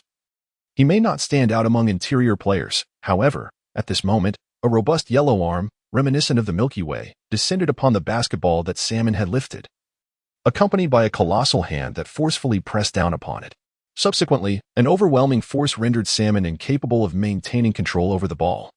His center of gravity disrupted and sent reeling backward, akin to a sandbag being tossed aside along with the ball. The terror and cries etched upon Salmon's face instilled a sense of dread among his teammates from the Kings. This individual from Huaxia was nothing short of a humanoid behemoth.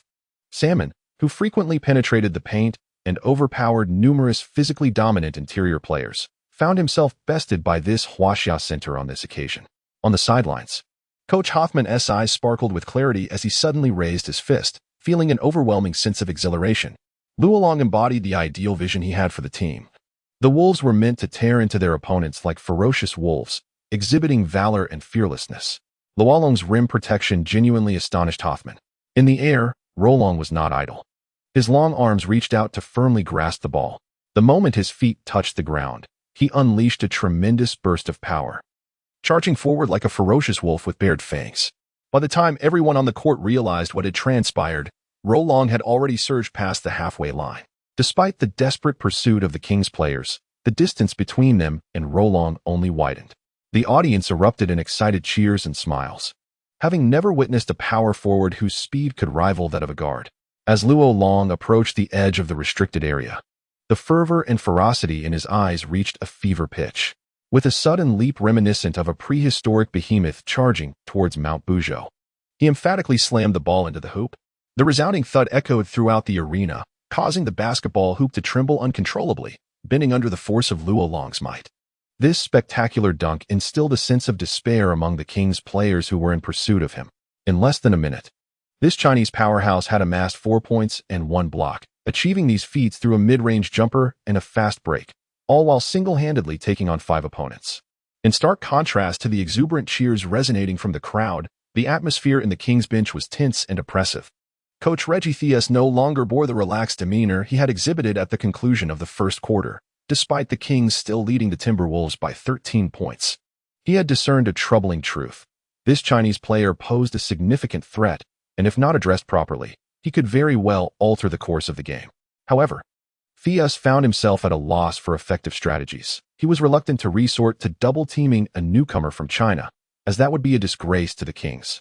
Ultimately, Coach Theus decided to monitor the situation further, reasoning that a mere 4 points were unlikely to overturn the Kings' substantial advantage. Yet, over the next 6 minutes, Luo Long, leveraging his exceptional physical gifts and the finesse of Jordan's signature moves, executed an impressive 6 out of 8 shots, swiftly narrowing the deficit to just 1 point. It is only at this moment that Coach Theus truly comprehends the irreparable losses brought about by his disdain. Consequently, when the timeout concludes and play resumes, Long is immediately confronted with a double team from the Kings, as he observed his opponents converging upon him. Luo Long displayed not a trace of concern or fear on his face. Instead, it was a countenance imbued with the satisfaction of immense honor. Upon dribbling past the halfway line, he bellowed at the two defenders intent on encircling him. "Ha! Are you eager to become my backdrop? I shall oblige you. Prepare to meet your demise." The Minnesota fans erupted in a frenzy of cheers and dances, feeling that witnessing Luo Long's performance was a cathartic release for their suppressed emotions. The burdens of life, the tribulations of work, and the challenges of academia could all be cast aside at this moment. They joined Luo Long in a thunderous roar. "To hell with it. I shall vanquish you." Much like the future spectacle of Westbrook charging towards the hoop with the ferocity of a dynamite-laden force, the Minnesota fans found in Luo Long the enchanting allure of the basketball court, a total liberation from their inner constraints, transforming life's adversities into mere wisps of smoke. Thus, when Luo Long suddenly surged towards the two encroaching defenders with fierce determination, the roar of the crowd resonated so intensely that it nearly pierced the eardrums of all present, elevating the atmosphere to an unprecedented crescendo. In the midst of relishing this moment of fervor and exhilaration, Luo Long's eyes gleamed with a bloodthirsty excitement.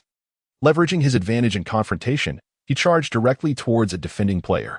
Subsequently, he forcefully cleared a path with his iron elbow and, with renewed speed, effortlessly maneuvered past another opponent. As another player swiftly retreated and maneuvered closely against Luo Long's body, he became entangled in the drive towards the paint. In this moment, should Luo Long opt for another fadeaway jumper, he surmised that his opponent would undoubtedly anticipate such a move. Given that this was the sole technique he had exhibited since entering the game, a sly smile crept onto Luo Long's lips. Just as the Kings' defensive player intensified his efforts to position himself in front of Luo Long, he suddenly halted his steps, followed by a decisive jump stop. Harnessing the horizontal momentum, he effortlessly converted it into vertical force and ascended with poise, preparing to release his shot. It was, astonishingly, a sudden jump shot, and it appeared even more refined. A discerning fan immediately recognized the move, unable to contain his excitement as he exclaimed, "That's Kobe's jump stop shot. Goodness. It's identical to the Black Mamba at his peak." Subsequently, the Kings' defender, entangled with Luo Long, was flung aside by the force of inertia, leaving Luo Long with a clear shot. With no hesitation in the face of the wide-open opportunity, the basketball elegantly sprang from Luo Long's wrist, soaring towards the hoop like a splendidly adorned princess, imbued with a powerful backspin. All the members of the Kings team fervently prayed, "Please, let it bounce off the rim. Don't let it go in." The confidence etched on Luo Long's face, coupled with a more pronounced malevolent grin, instilled a profound sense of dread within them. With a swish, the basketball, akin to a cold-blooded assassin, instantly shattered the confidence of the entire Kings team. On the sidelines, Kings head coach Seuss abruptly rose, bellowing at the players encircling Luo Long. "If you continue to perform like this, I assure you, you will come to regret it."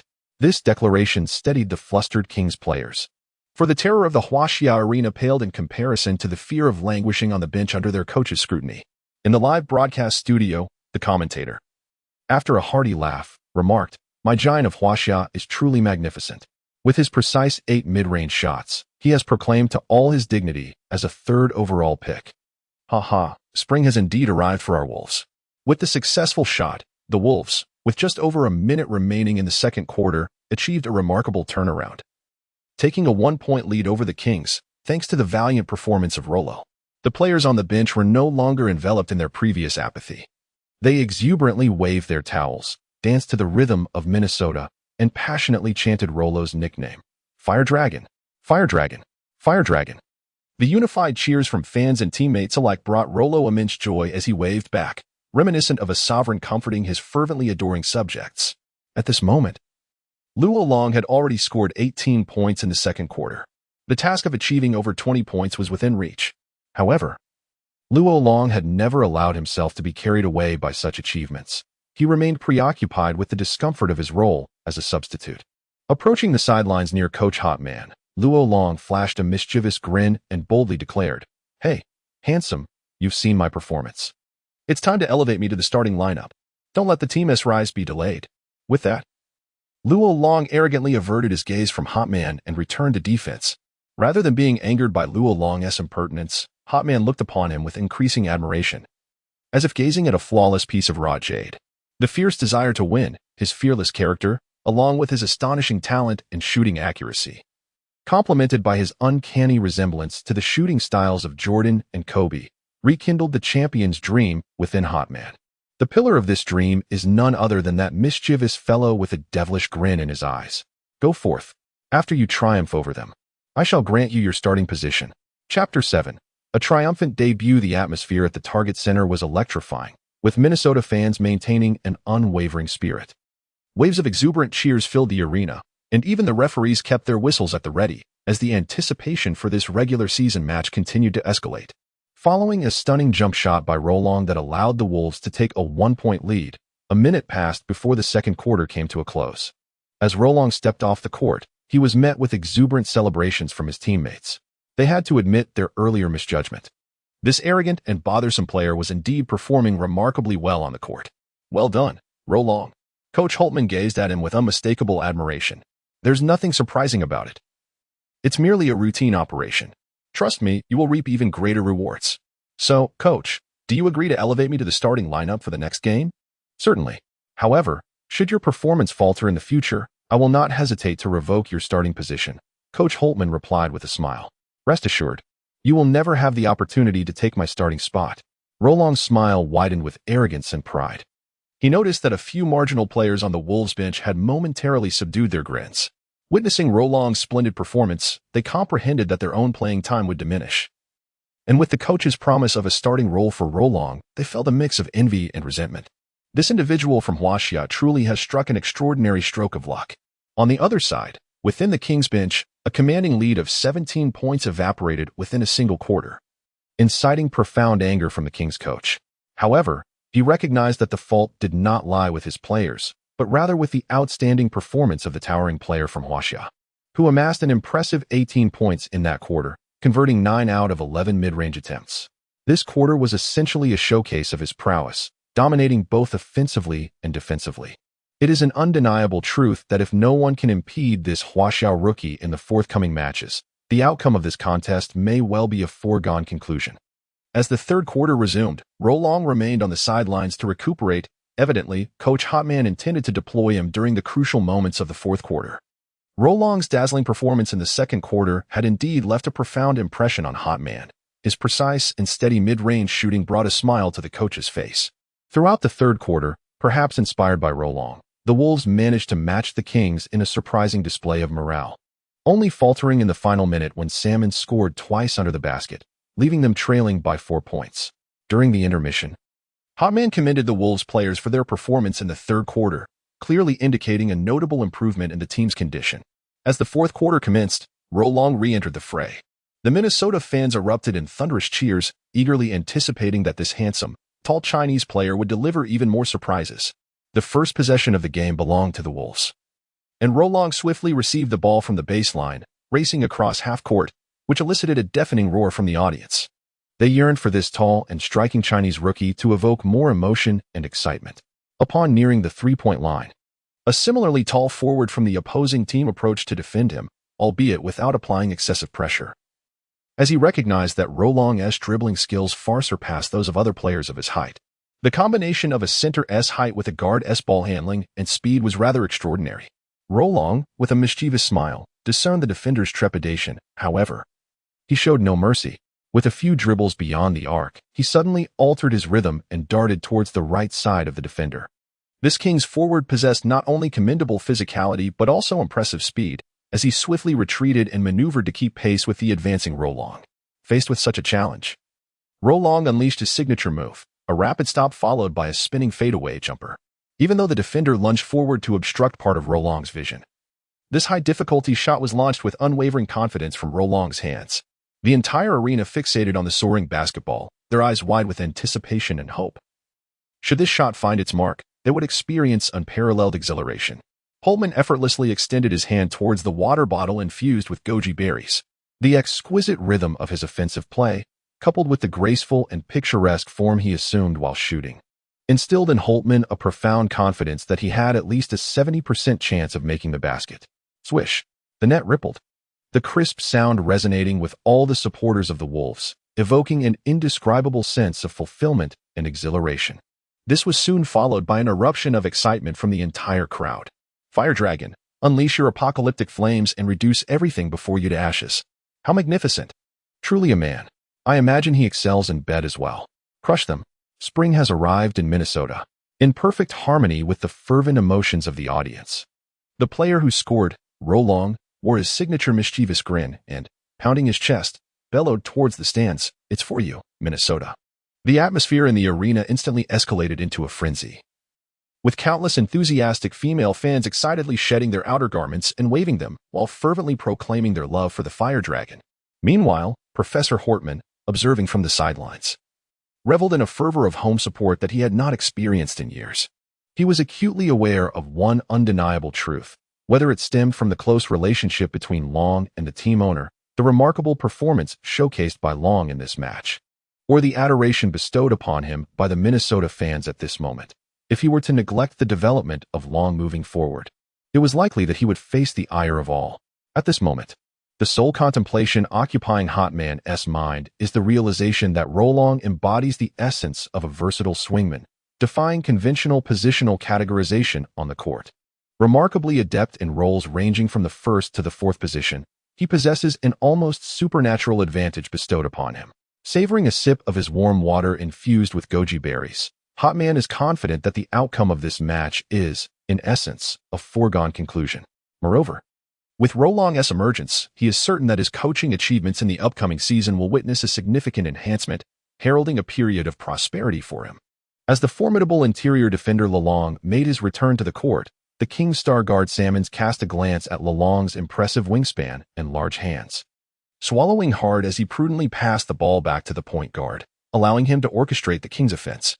This particular offensive possession was executed with remarkable patience, as the Wolves' fervent spirit had thus far denied them any favorable scoring opportunities. Ultimately, with just 2 seconds remaining in the possession, Salmons hastily attempted a mid-range shot, which, once again, clanged off the rim. In the ensuing scramble for the rebound, Lalong, utilizing his exceptional leaping ability and reach, successfully secured the defensive board from the taller Kings interior player. However, despite relinquishing this offensive rebound, the Kings responded swiftly in transition, preventing Lalong from capitalizing on what would have been a fast break opportunity.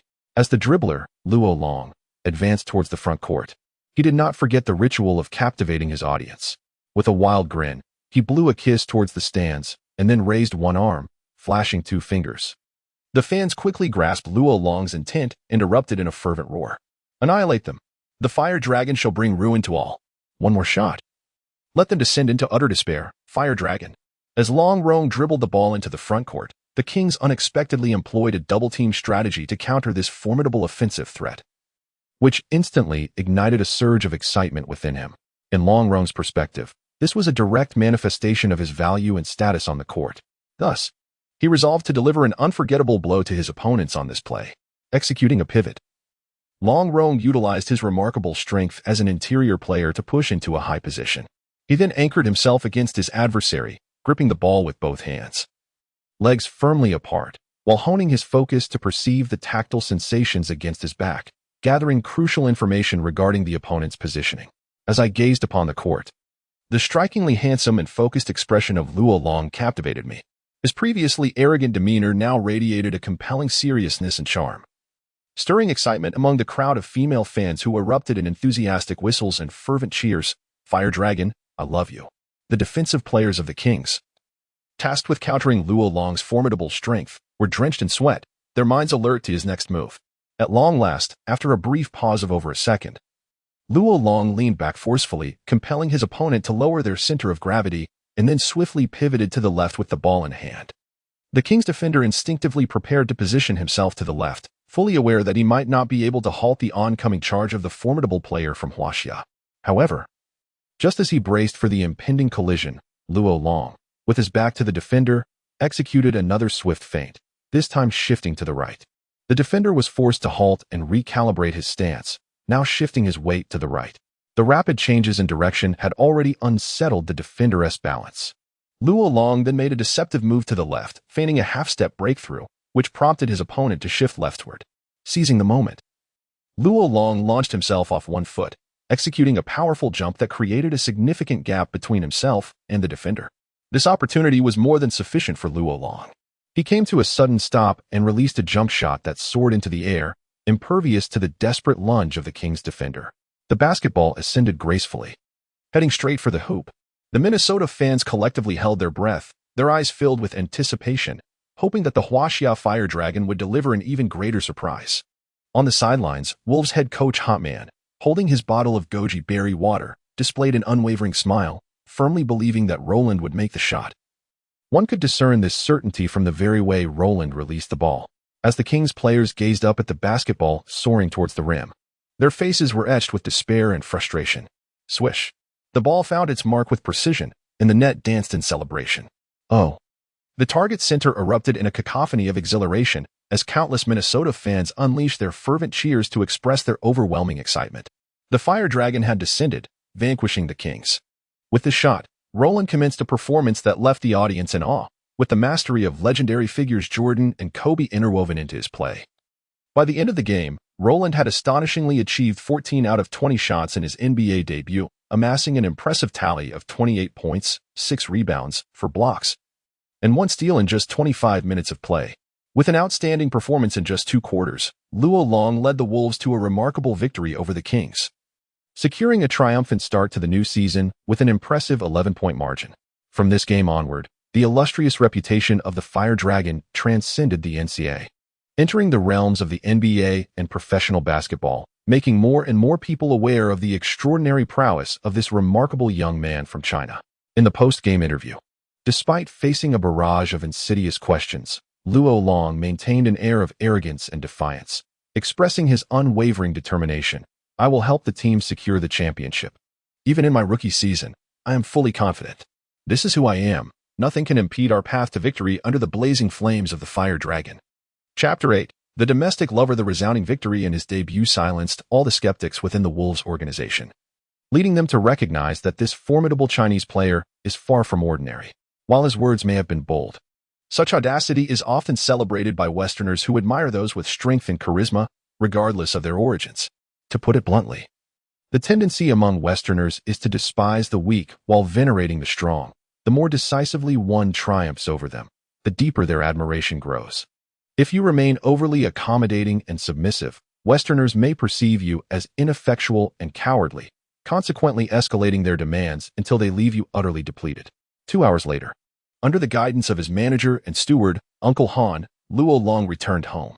He was granted a 2-day respite, after which they were to embark on a journey to the Dallas Mavericks home arena for their upcoming regular season game. Luo Long had a vague recollection of the Mavericks from the 2008 to 2009 season. The formidable German powerhouse, Jason Kidd, alongside the all-star caliber Josh Howard, were indeed formidable athletes. Thus, Luo Long understood the necessity of adequately preparing for this encounter. Consequently, he entrusted Uncle Han with the arrangements, including securing access to a fully equipped private training facility. As Luo Long luxuriated in his bath and changed attire under the attentive service of the maid, an unexpected phone call came through. "Honey, Mua, have you missed me?" Upon hearing that voice, Luo Long felt an inexplicable sense of familiarity. A brief inquiry into the original owner's memories confirmed it, and with a nonchalant smile, he replied, "Darling, I must confess, I have not missed you at all. There are plenty of beautiful women here in the United States, and I have become quite enamored with basketball. In fact, I've realized that I have not thought of you for an entire month." Indeed, his sentiments aligned perfectly with the original owner's recollections. Oksana Korobova. The stunning beauty of Ukrainian descent and the original owner's former lover immediately began to employ her endearing charm and playful words, sending an alluring aura through the phone that Luo Long could distinctly sense. Haha, darling, you remain as delightful as ever. I find myself missing you just a tad. How about this? Fly over to me. My villa is in need of a lady of the house. If you come, I can make time to be with you.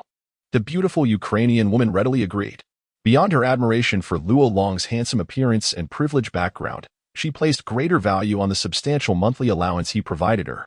The combination of good looks and financial support was irresistible for a woman raised amidst the turmoil of war in Ukraine.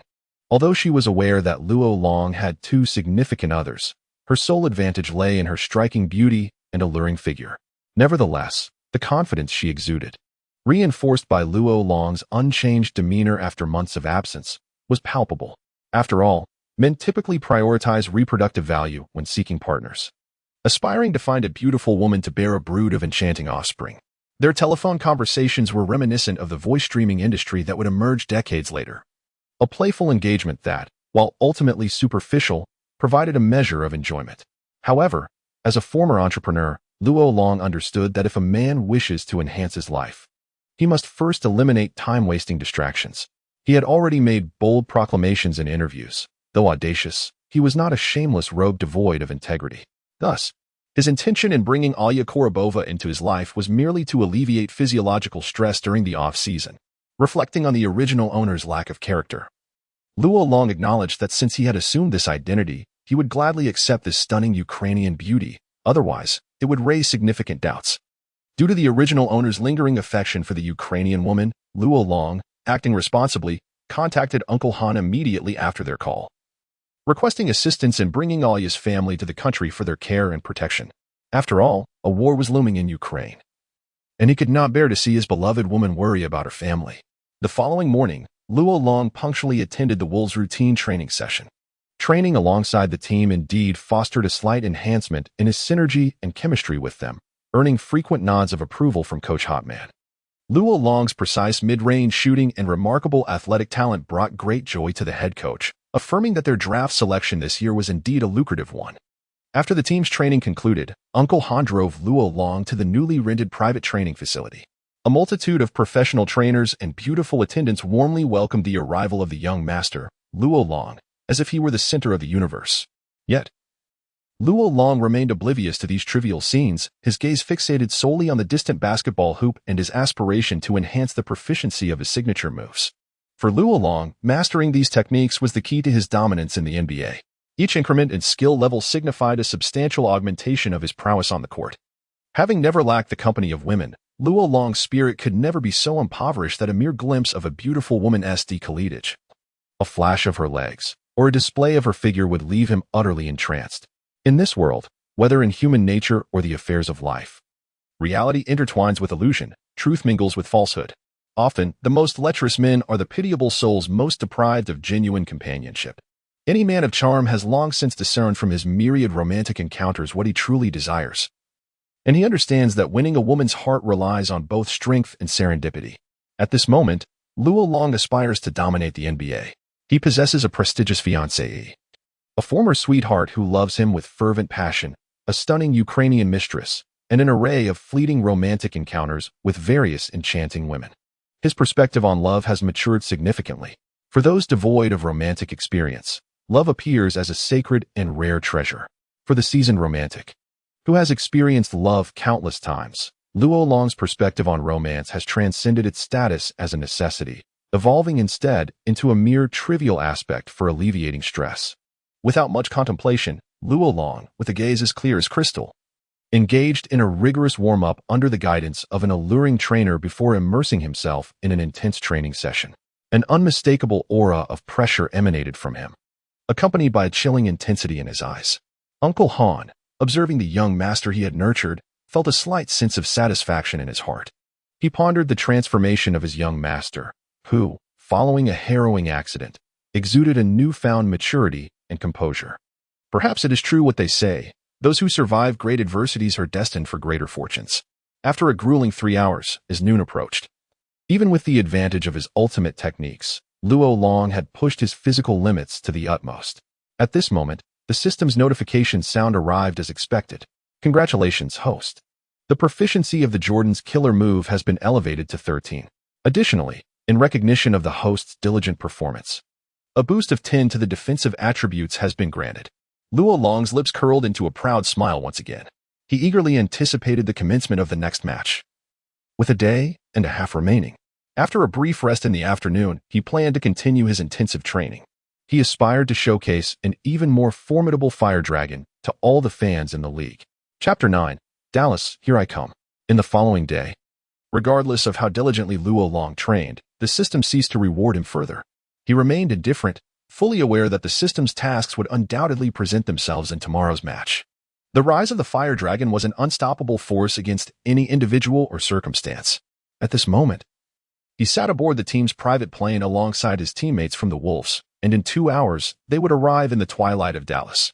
On the aircraft, Luo Long was not idle. He engaged in a game of cards with his teammates, the table laden with stacks of cash amounting to over $1,000.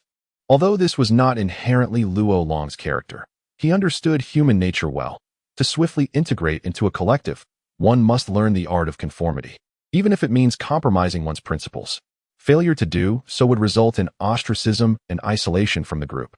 As the airplane navigated through the clouds, the ground below appeared as a constellation of twinkling stars. Soon, the Wolves team arrived in Dallas, and by the time they reached their reserved hotel, it was already 1 a.m. That evening at 9 p.m., the Wolves were set to face the challenge posed by the Mavericks. Despite the perennial underperformance of the Wolves, Luo Long remained optimistic. After all, a loss was merely a loss. One must not show weakness in spirit. Following breakfast, all members of the Wolves retreated to their rooms to rest, Luo Long included, as the rigorous training had indeed taken a toll on his energy. A tremendous cheer resonated above the American Airlines Center, where countless Dallas fans gathered in anticipation of witnessing their team's victory.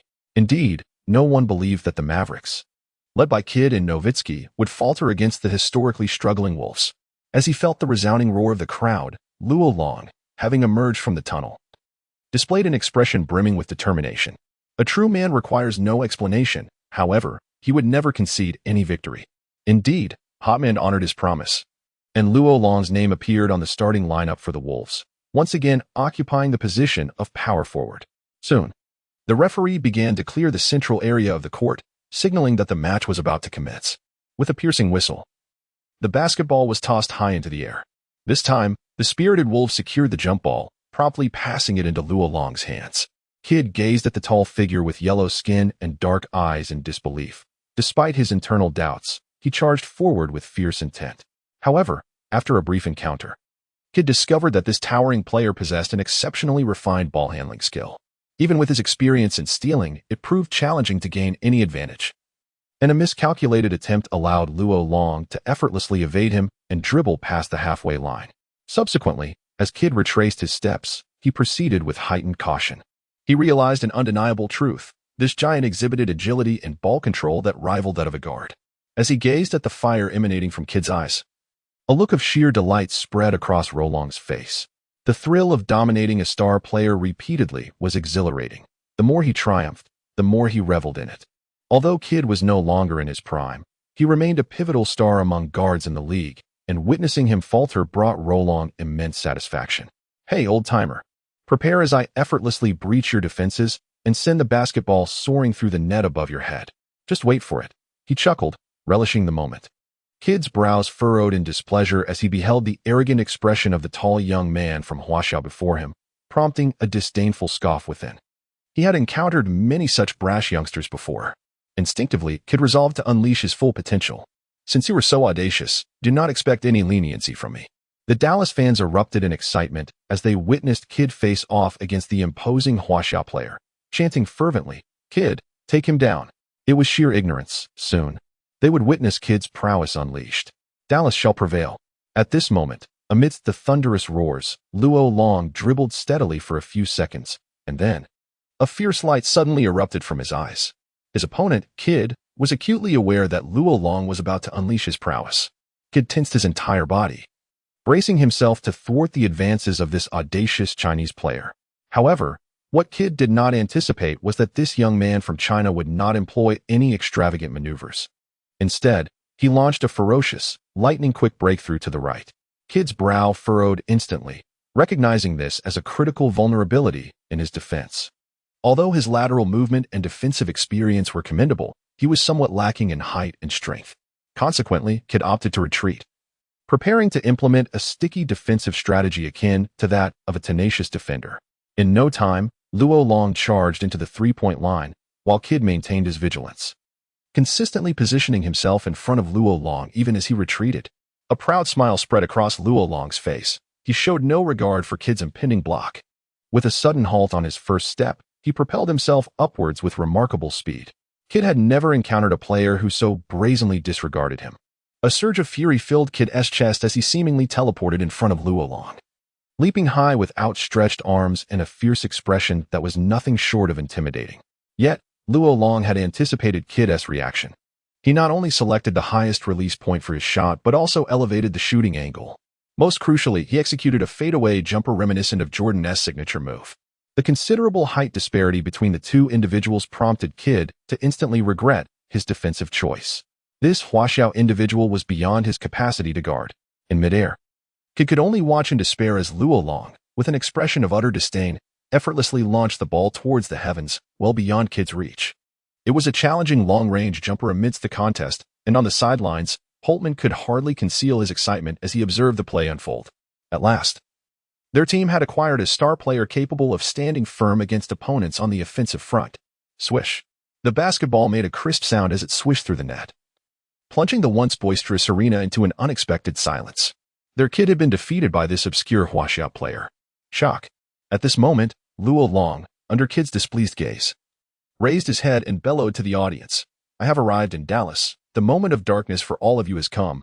Prepare to be annihilated, you weaklings."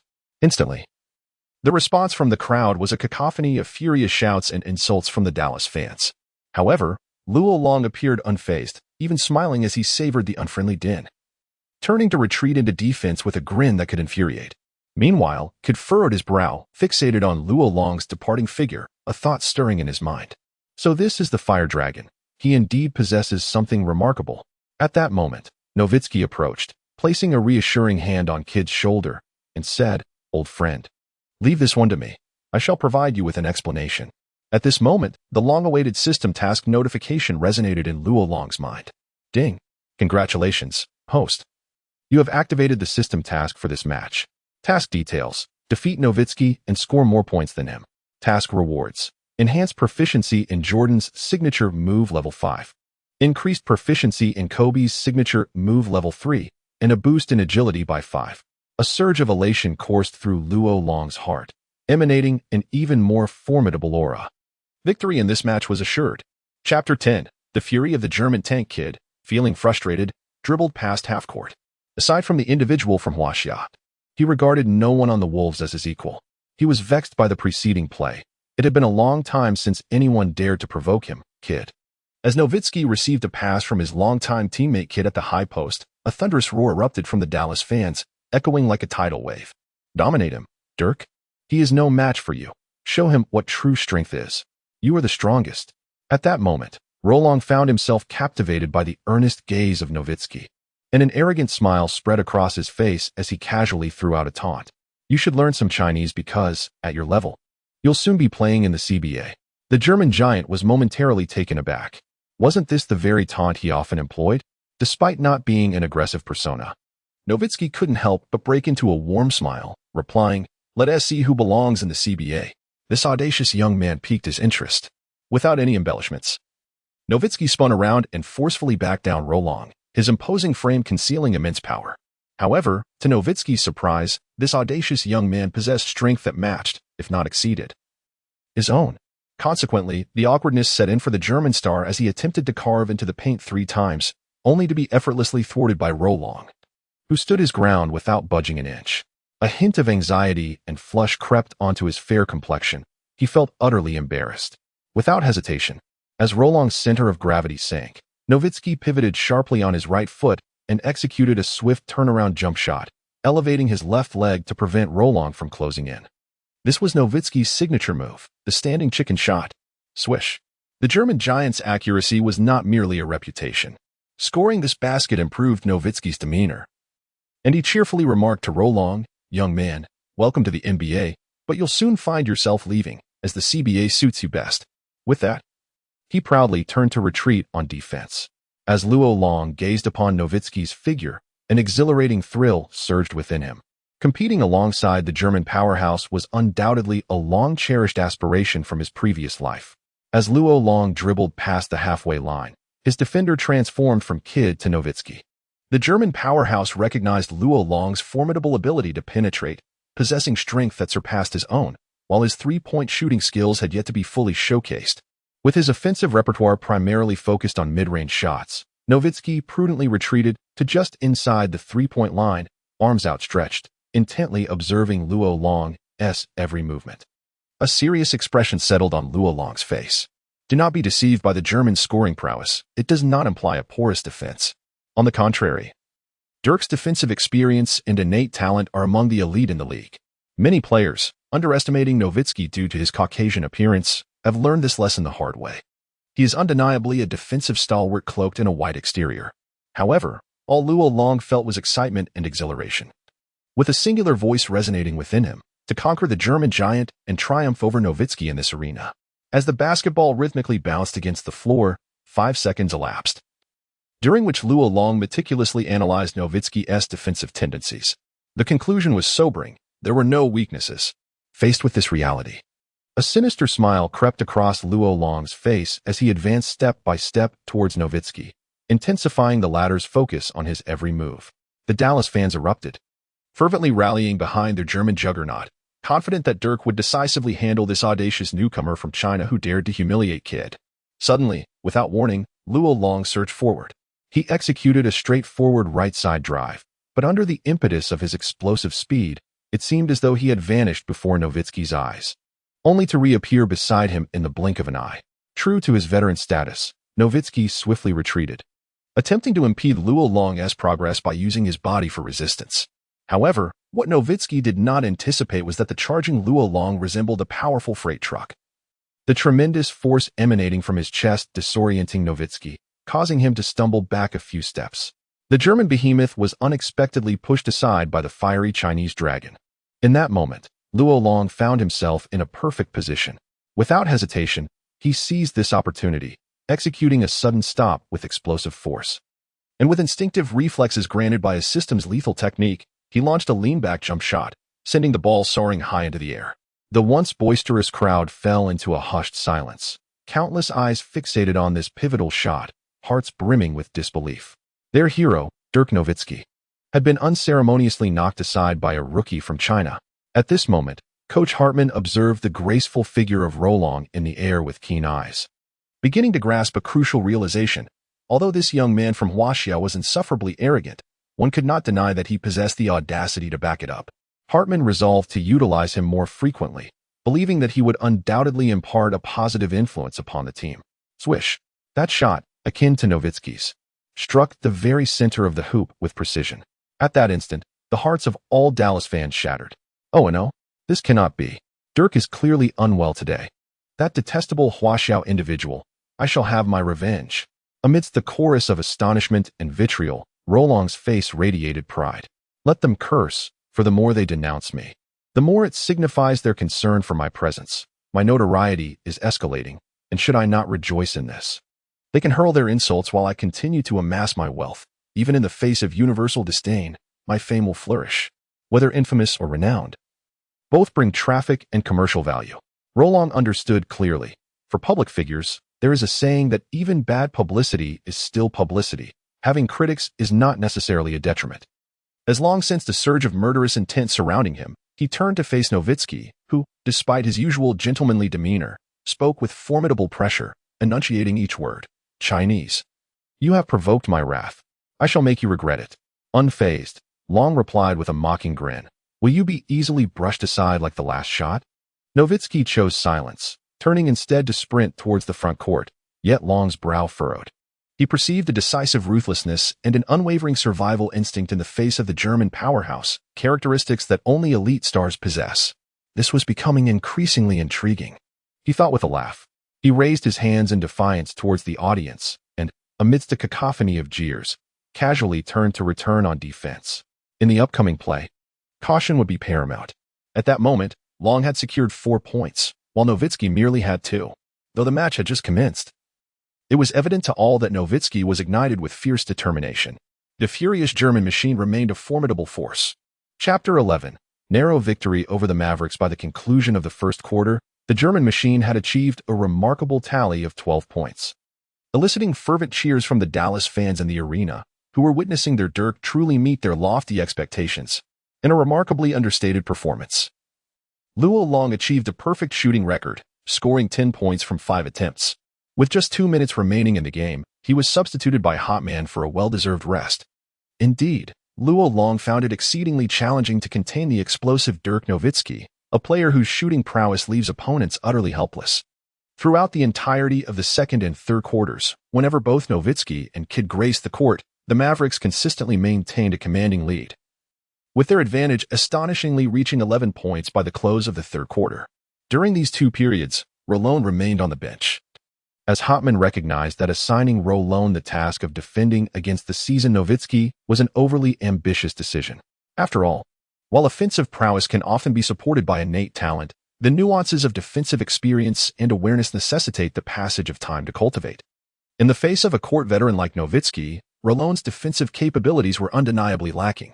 As Nowitzki's score reached 21 points, a profound sense of urgency enveloped Roron, for the task of achieving his own score seemed increasingly formidable. However, after 2 explosive quarters, Nowitzki's stamina had significantly waned, resulting in a marked decline in both his athletic performance and shooting accuracy. As the fourth quarter commenced, Hotman reintroduced Rolong onto the court. There was no alternative without Rolong. The Wolves stood no chance against the Mavericks. As Luol Long re-entered the court, the Dallas fans in the stands erupted into a cacophony of shouts. "Tear apart this arrogant Hwasha man. Let him know our prowess. Look, he still dares to provoke us. I almost wish to leap down and deliver him a punch." As Rolong entered the game, Nowitzki immediately followed suit, supporting his weary frame onto the court. This possession belonged to the Wolves, and with Rolong's return, the ball naturally found its way back to him. He dribbled past half court, casting a mysterious smile at Nowitzki, who still lingered just inside the 3-point line. Suddenly, he leapt from just a step away from the arc. To everyone's astonishment, Rolong attempted a 3-point shot. The crowd was momentarily taken aback, for in their minds, Rolong was a player known for his 2-point prowess. Swish. The crisp sound of the basketball finding the net shattered the doubts lingering in the arena. With an air of arrogance, Rolong flicked his wrist, cupping his hands in a trumpet shape before shouting towards the Dallas fans in the stands, "Behold, I made it. This game is mine to win." A torrent of jeers erupted from the audience, yet Rolong seemed to relish every moment, laughing heartily as he retreated on defense. In the ensuing offensive possession of the Mavericks, Kidd and Nowitzki executed a pick and roll, allowing Nowitzki to assist Kidd in a sneaky layup, reclaiming 2 points and maintaining the team's lead at a double-digit advantage. The morale of the Wolves dwindled as they observed this development. Rolong, recognizing the situation, emphatically clapped his hands and addressed his teammates, stating, "I shall take responsibility for putting the ball through the hoop, but we must excel in our defensive duties. If we fortify our defense, victory will be ours." This exemplifies the power of a role model on the court. Rolong's confidence and determination inspired his fellow Wolves, and in the next offensive sequence, he capitalized on a teammate's screen to secure another 2 points with a mid-range jumper, narrowing the score to a single-digit deficit. As 10 minutes elapsed, propelled by Rolong's fervent performance and Nowitzki's declining shooting accuracy, the Wolves managed to narrow the gap to a mere 1 point with just 1 minute and 46 seconds remaining in the game. This possession marks an offensive opportunity for the Mavericks. Should the Wolves fail to defend this play, their chances of victory would diminish significantly. In this critical moment, Hotman deployed the Wolves' strongest lineup, which naturally included the power forward, Rolong. It is evident to all that the player capable of delivering this pivotal shot could only be either Kidd or Nowitzki. Thus, after a series of well-orchestrated tactical movements and precise passes, the ball ultimately found its way into Nowitzki's hands. With the sphere firmly grasped, Nowitzki exhibited no hesitation. Confronted by the advancing Long, he opted for his signature one-legged fadeaway jumper, his elevated left leg resembling a steadfast barrier against the cavalry's charge. However, Nowitzki had evidently underestimated the fervor of his opponent. Long leapt before Nowitzki, soaring above the raised leg, and as Nowitzki released his shot, Long's extended arms swiped through the air, decisively snatching the ball away. It was an astonishing and humiliating rejection in midair. Nowitzki stood frozen, for no one in the league had ever managed to block his shot in such a manner. As Luo Long landed with the ball, he exhibited no hesitation. With a sudden burst of energy from his toes, he sprinted towards the front court, swiftly traversing past half the court. At that moment, the only member of the Mavericks who reacted promptly was Kidd. He pursued his opponent until he reached the three-point line, then pivoted to position himself defensively in front of Rolong. Like a toy doll dangling from a massive truck, Rolong paid no heed to Kidd's defensive efforts. Instead, he ferociously charged forward with 3 powerful strides into the paint. With Kidd tugging at him, Rolong ascended like a superhero, and at the apex of his leap, he forcefully slammed the ball into the hoop. The resounding impact reverberated throughout the arena, leaving everyone astonished that the Fire Dragon could execute such a breathtaking play. The impetuous force that toppled Kidd sent him crashing to the ground like a mere toy doll, his eyes reflecting a mix of indignation and disbelief. He was utterly astonished to find himself outmaneuvered by a yellow-skinned individual from the land of Hua. Upon landing, the fervent Long Luo immediately tensed his arms and bellowed, "This is my territory. You shall all submit to my iron fist." However, this time, the Fire Dragon responded with an eerie silence. Everyone was taken aback by Long Luo's formidable display. With this goal scored, Wolves finally secured a 1-point lead, achieving a remarkable comeback in the final moments. As of this moment, Luo Long has fiercely scored 25 points. Nowitzki, with a somewhat lesser contribution of 21 points, is panting heavily, clearly showing signs of fatigue. It is evident that the responsibility for the next offensive play has fallen upon Kidd. However, in the ensuing defensive round, Luo Long anticipates Kidd's intentions, executing a splendid steal that disrupts Kidd's pass. He then follows up with a lightning-fast fast-break dunk, effectively extending the Wolves' lead to 3 points. Luo Long's brilliant performance significantly boosts the morale of the Wolves as they continue to excel, with Luo Long even assisting teammates to score on 2 occasions. Ultimately, when the referee blows the final whistle, the Wolves triumph over the Mavericks by a narrow margin of 1 point. Nowitzki, wearing a look of regret, realizes that had it not been for Luo Long's relentless interference on his last shot, compounded by a decrease in accuracy due to fatigue, he might have claimed victory in this match.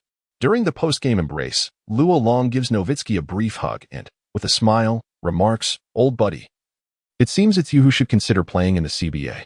Nowitzki, reverting to his gentlemanly demeanor, responds with a gentle smile, "Perhaps we could be teammates someday?" The two share a knowing smile. Simultaneously, a notification chimes in Luo Long's mind. Ding. Congratulations, host, for completing the task. Host special skill rewards. Jordan's special skill at proficiency level 18. Kobe's special skill at proficiency level 13. Additional reward. Host jumping ability increased by 30. Luo Long's smile grows even more exuberant. All NBA stars, cleanse yourselves and prepare to be conquered by me. Wishing everyone a prosperous new year. May your careers soar, families flourish, and all your endeavors be fulfilled. Chapter 12. A beautiful reunion during the post-game interview. A stunning blonde reporter, with a professional smile, politely addresses Luo Tai. "Mr. Fire Dragon, first of all, congratulations to the Wolves and yourself on achieving a 2-game winning streak. I believe this marks a splendid beginning to your career. What do you have to say about it?" Luo Long casts a fiery gaze at the reporter's figure before responding with an air of arrogance. "There is nothing much to say. It is hardly noteworthy. You must understand that my scoring surpasses Nowitzki's in this match. That is the essence of my game. I aim to conquer all the elite players in the league, using them as stepping stones to achieve my unparalleled dominance." The beautiful reporter, taken aback for a moment, quickly restored her sweet smile, her eyes betraying a hint of disdain mingled with delight. Such players who divulge everything are the media's favorites. They dig their own graves without any prompting. It was evident that Rolong's final remark might have offended the German canon. However, despite his apparent carelessness, Rolong possessed a profound understanding of Nowitzki's character, confident that the latter would merely retort and bear no grudge. "Indeed, I hold high hopes for you, Mr. Fire Dragon. What are your expectations for your rookie season?" The lovely reporter anticipated that this Chinese giant would deliver even more surprises. Rolong's smile grew ever more self-satisfied. "Naturally, I aim to surpass all the elite players in the league. The championship is as good as mine. I intend to make the entire world aware that I, Fire Dragon, am the sovereign of the NBA, the savior of the global basketball arena.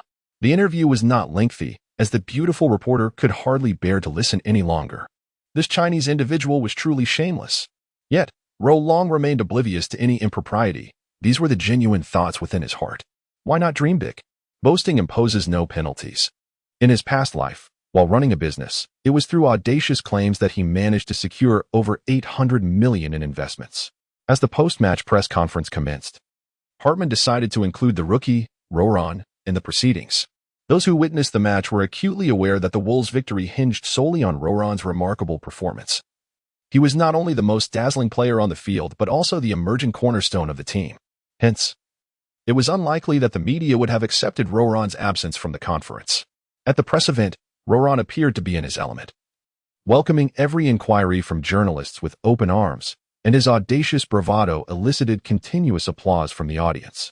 In the eyes of Westerners, there exists a profound admiration for the strong, while the weak are often looked down upon. Even individuals who indulge in boasting are perceived as possessing a commendable quality known as courage. Coach Holtman continuously exchanged glances with Long, inwardly lamenting his plight. What? Jordan is unworthy of carrying my shoes? Kobe should be scrubbing my toilets. The ringmaster, had he been born in this era, would be no match for me. Holtman's heart wept profusely. It is likely that all the legends and stars of the NBA would harbor resentment towards Long and the Timberwolves due to this interview. However, Long was not only smug about it, but also perceived no wrongdoing in his actions. He was not oblivious to the unspoken rules within the NBA circle. Rather, he believed that a hunter need not discuss principles or rules with his prey. His ultimate aim was to hunt down every active star. So why should he concern himself with whether he offended anyone? When the press conference concluded, the entire magnesium media was left in astonishment. Truly, he lives up to his moniker as the Dragon Man, his words as fervent and searing as flames. I stand by you, my friend. Vanquish all and prove your worth. Goodness, he must be out of his mind. Jordan made no response online, while Kobe, with his characteristic temperament, retorted, I hope you can still utter those words when we face each other on the court. In contrast, Long found immense joy within. He merely sought to amplify his exposure, while you foolish fans obediently fueled his rising popularity. For an individual as wildly unrestrained as he, the denials and insults from others merely served as the most humorous of jests. As Long returned to Minnesota by plane, Uncle Han promptly drove to fetch him back to their villa. To Long's pleasant surprise, the stunningly beautiful Alia Korobova awaited him at the villa's entrance.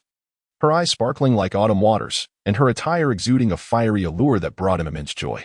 Having just triumphed over the Mavericks, he was already elated, contemplating whether to unwind with an American girl, when unexpectedly, the Ukrainian beauty he had longed for appeared before him.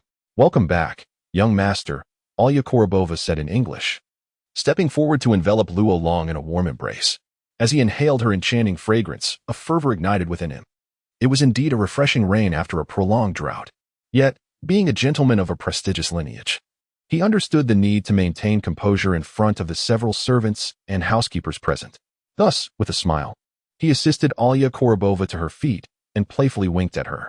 Alia, instantly grasping his implication, blushed with delight and shot him a teasing glance.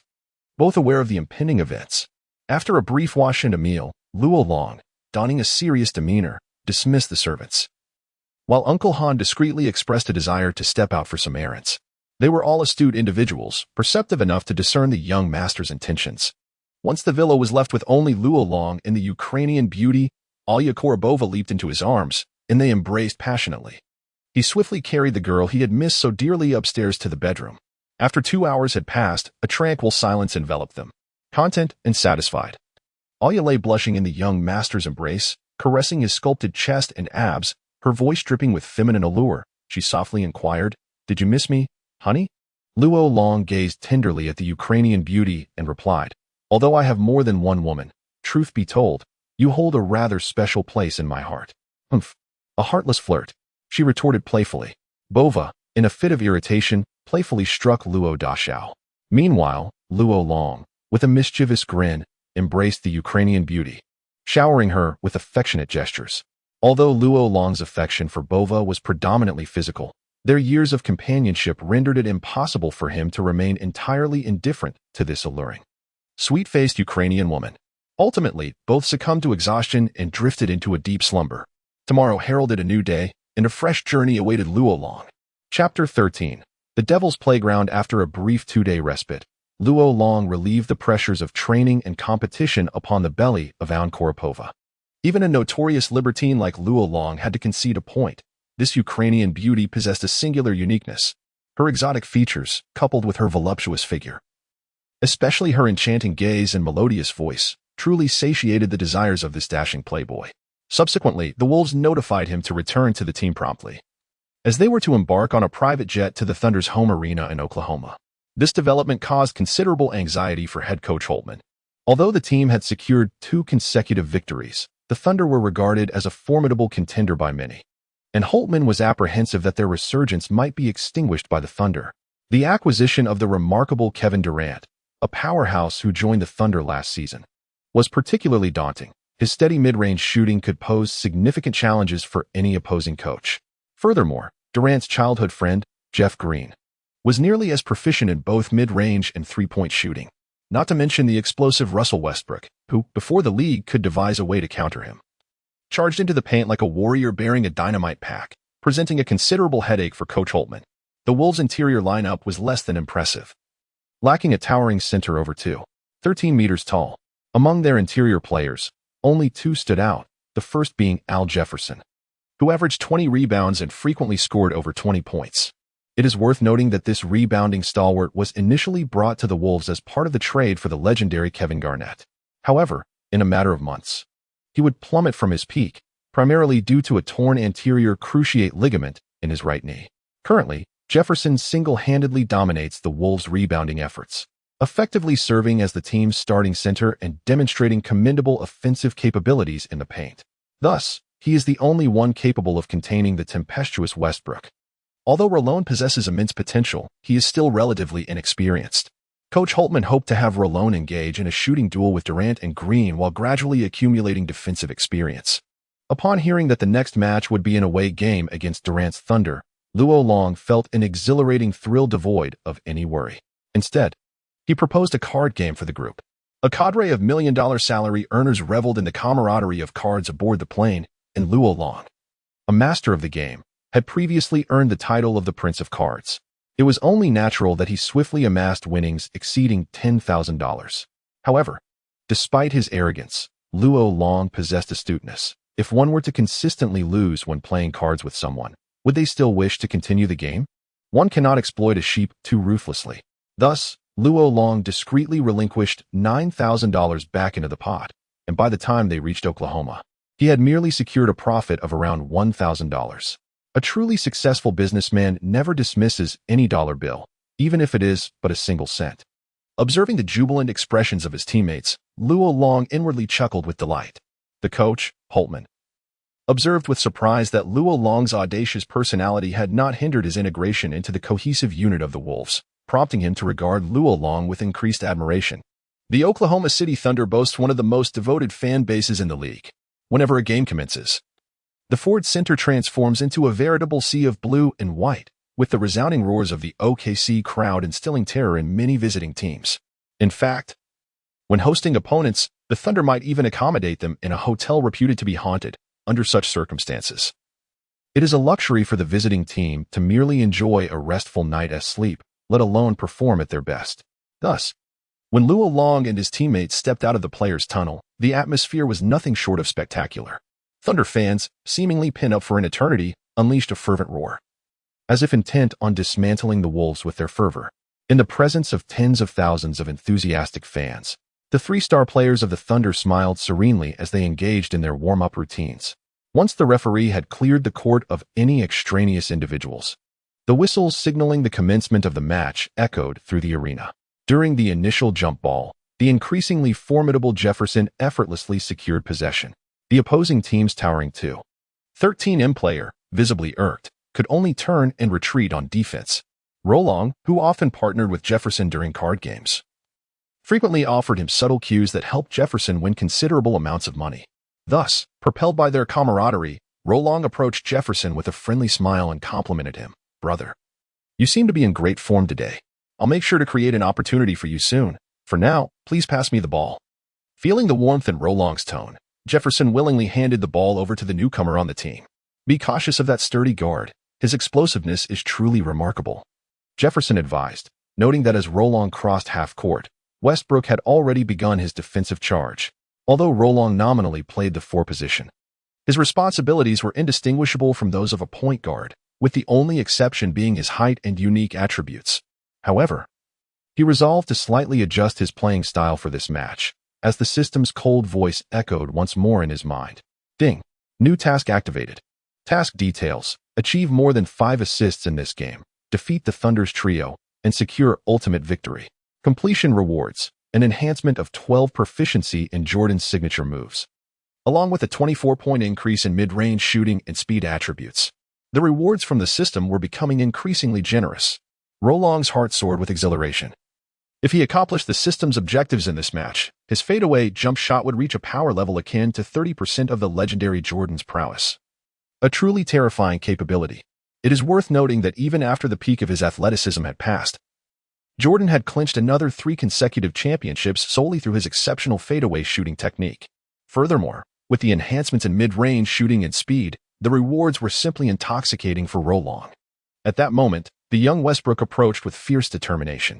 It is noteworthy that Westbrook's defensive prowess, attributed to his exceptional athleticism and explosiveness, truly stands out in terms of steals and physical confrontations. A defiant grin reappeared on Rolong's face as he anticipated the thrilling challenge of breaking through against this muscular behemoth. With this thought in mind, Rolong executed a sudden change of direction, surging past Westbrook's right side. Westbrook, wearing an expression of disdain, quickly matched Rolong's pace, employing his muscular strength to deliver a formidable challenge. A tremendous force emanated from their physical contact, and Rolong marveled at how, despite being a towering figure at 2.06 meters, he found himself evenly matched in strength against the 191-meter guard. This realization only heightened Rolong's exhilaration. He pressed his elbow against Westbrook's shoulder and, with a lightning-fast pivot, caused Westbrook, who was entirely focused on the confrontation, to shift his weight to the right and lose his defensive positioning. Without waiting for his teammates from the Thunder to reinforce their defense, Rolong immediately executed a jump shot. With ample space and his lethal mid-range shooting ability enhanced, there was no doubt about the outcome. Swish! The basketball sailed through the net and bounced off the floor.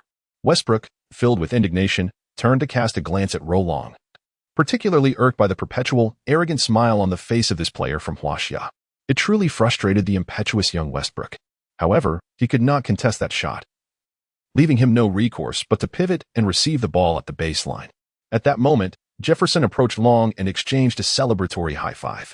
Brother, it seems my worries were unfounded. You can undoubtedly dominate this formidable defender, as Luo Long observed Durant and Green comforting Westbrook in the distance. An exhilarating thrill surged within him. Defeating the young Thunder trio would secure the coveted mission reward. Chapter 14. The intense fourth quarter having just inflicted a humiliating moment on Westbrook with a swift turnaround jumper, it was now the Thunder's turn to mount an offensive. The young Westbrook, unburdened by injury, surged towards Luo Long like a tempest. Westbrook's character was fiercely resolute. He was determined to reclaim his lost pride in the very next moment. As the two players collided fiercely once more amidst the defensive struggle, Luo Long finally experienced the terrifying explosiveness and the remarkable agility of Westbrook during his rapid dribbling. With a swift change of direction, Westbrook skillfully evaded Luo Long, then took a powerful stride into the paint before soaring into the air. Before anyone could react, he raised the ball and forcefully slammed it into the hoop. The atmosphere in the arena erupted with joy as the ball swished through the net. Bravo, Westbrook. You delivered a decisive blow. You are my hero. I adore you. Every time I watch Westbrook play, my blood surges with excitement. What a thrilling match. With a decisive drive followed by a thunderous dunk, Westbrook finally experienced a release from the pent-up tension within him. He turned to look at Rollo with a smile and said, "Young man, do not presume that scoring a single basket is remarkable. I have yet to unleash my full potential." Rollo, undeterred, raised his chin and replied, "Heh, soon you shall not utter such words."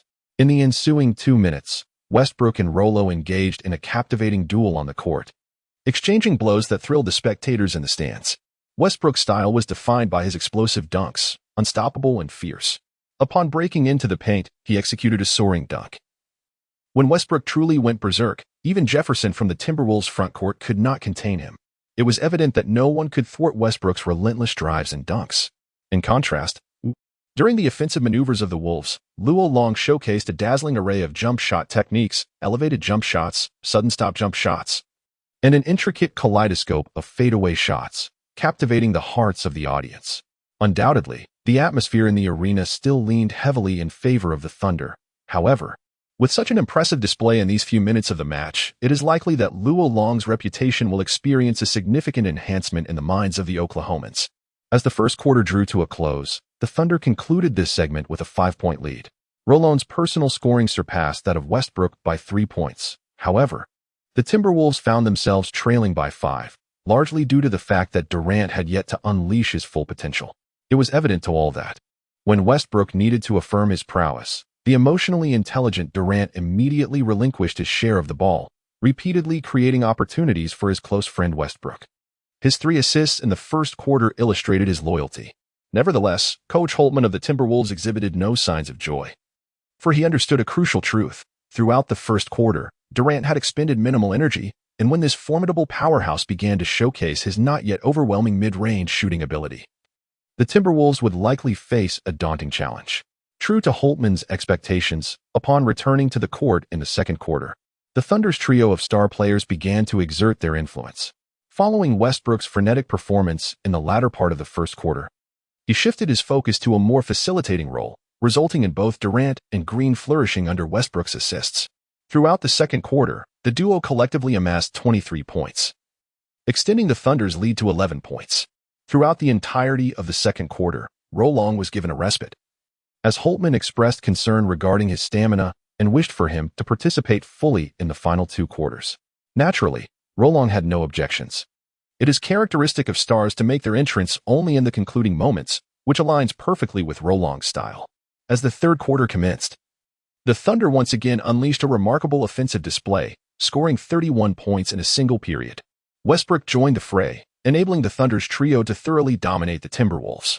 Had it not been for the last 5 minutes of the third quarter, when Holtman hastily summoned Rolon to the court, the Timberwolves' deficit would likely have been far more substantial than a mere 8 points. During the intermission preceding the fourth quarter, Holtman emphatically underscored the pivotal role that Roron occupies within the team's tactical framework. He insisted that, should Roron find it necessary, even the team's former star player, Jefferson, should provide cover and assistance.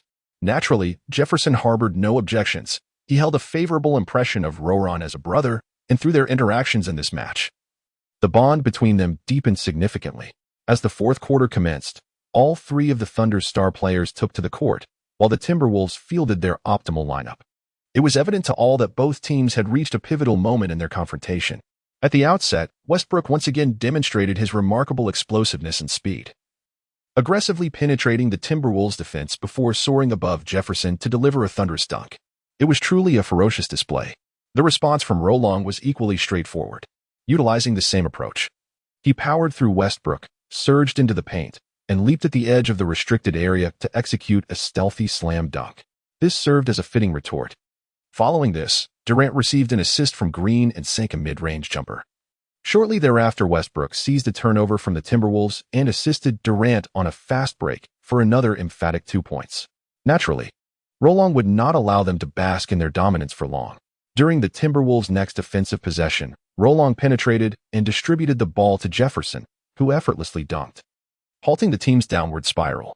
Subsequently, Jefferson thwarted Green's layup attempt with a block, then launched a long pass to the frontcourt where Rolong, amidst the gritted teeth of the Thunder players, effortlessly scored another 2 points with a dunk. At this juncture, the Timberwolves trailed the Thunder by 8 points, while Rolong's personal tally had reached 27 points. It was evident that the Timberwolves' ability to withstand the relentless onslaught of the formidable Thunder was significantly attributed to Rolong's outstanding performance. Time passed gradually, with both teams exchanging leads, and the gap between them slowly diminished through Rolong's relentless efforts. As Durant gradually rediscovered his shooting rhythm, it became increasingly arduous for Roland to keep pace. Often, just after Roland exerted himself to sink a mid-range jumper, Durant would respond in kind, effortlessly adding 2 points through his sheer individual prowess. Westbrook willingly embraced his role as the Thunder's primary facilitator. After executing countless thunderous dunks, Westbrook's formidable stamina began to wane, prompting him to actively seek ways to alleviate his physical fatigue. He aspired to make a decisive impact in the final minute of the game, a moment that could determine the outcome of the contest. As Westbrook increased his defensive engagements against Luolong, he came to realize that, in terms of both speed and physicality, the towering athletes from Huaxia were beyond his ability to contain. Particularly striking was Luolong's mid-range shooting percentage, which astonishingly stood at 81.2. Consequently, to mitigate Luolong's influence, Westbrook adopted a strategy of entanglement, ensuring a disruptive defensive posture that successfully lowered Luolong's shooting percentage to 65.6. However, with ample opportunities to shoot, Luolong had already amassed an impressive 34 points with just 3 minutes remaining in the game, eliciting concern among the fans. They were anxious to avoid witnessing their team serve as a mere backdrop for this Huaxia player's first achievement of scoring over 40 points. Luolong, on the other hand, grew increasingly confident, acutely aware that trailing by only 5 points meant that 2 successful shots could easily rectify the situation. Chapter 15. Vanquishing the Thunder with a little over 3 minutes left on the clock, Westbrook passed the ball to Durant, stationed beyond the three-point line. Luolong signaled to his teammates before positioning himself directly in front of Durant. The young Durant, lacking the nonchalance he would later embody, exhibited a fierce intensity, dribbling with increasing speed. Finally, with a deceptive change of direction, Durant executed a jump step. This was clearly a probing feint. Luolong, having studied peak Durant in his past life, was well aware of the tendencies of this more inexperienced version and closely shadowed him, tightening his core in preparation for a potential confrontation. Durant, though initially taken aback, suddenly shifted his rhythm and drove towards Luolong's right side, intent on breaching his defense. Thanks to the rewards from recent games, Luolong's already commendable speed received a further enhancement. As Durant surged forward, Luolong adeptly moved laterally, his muscles coiled, ready to contest the impending challenge. However, even the young Reaper astonished Luolong. Durant, with a smirk, halted his feigned drive, pushing off the ground with one foot while retreating with the other, creating a separation of 2.5 steps from Luolong. As Luolong's center of gravity shifted to the right, he found himself unable to adjust in time to contest effectively.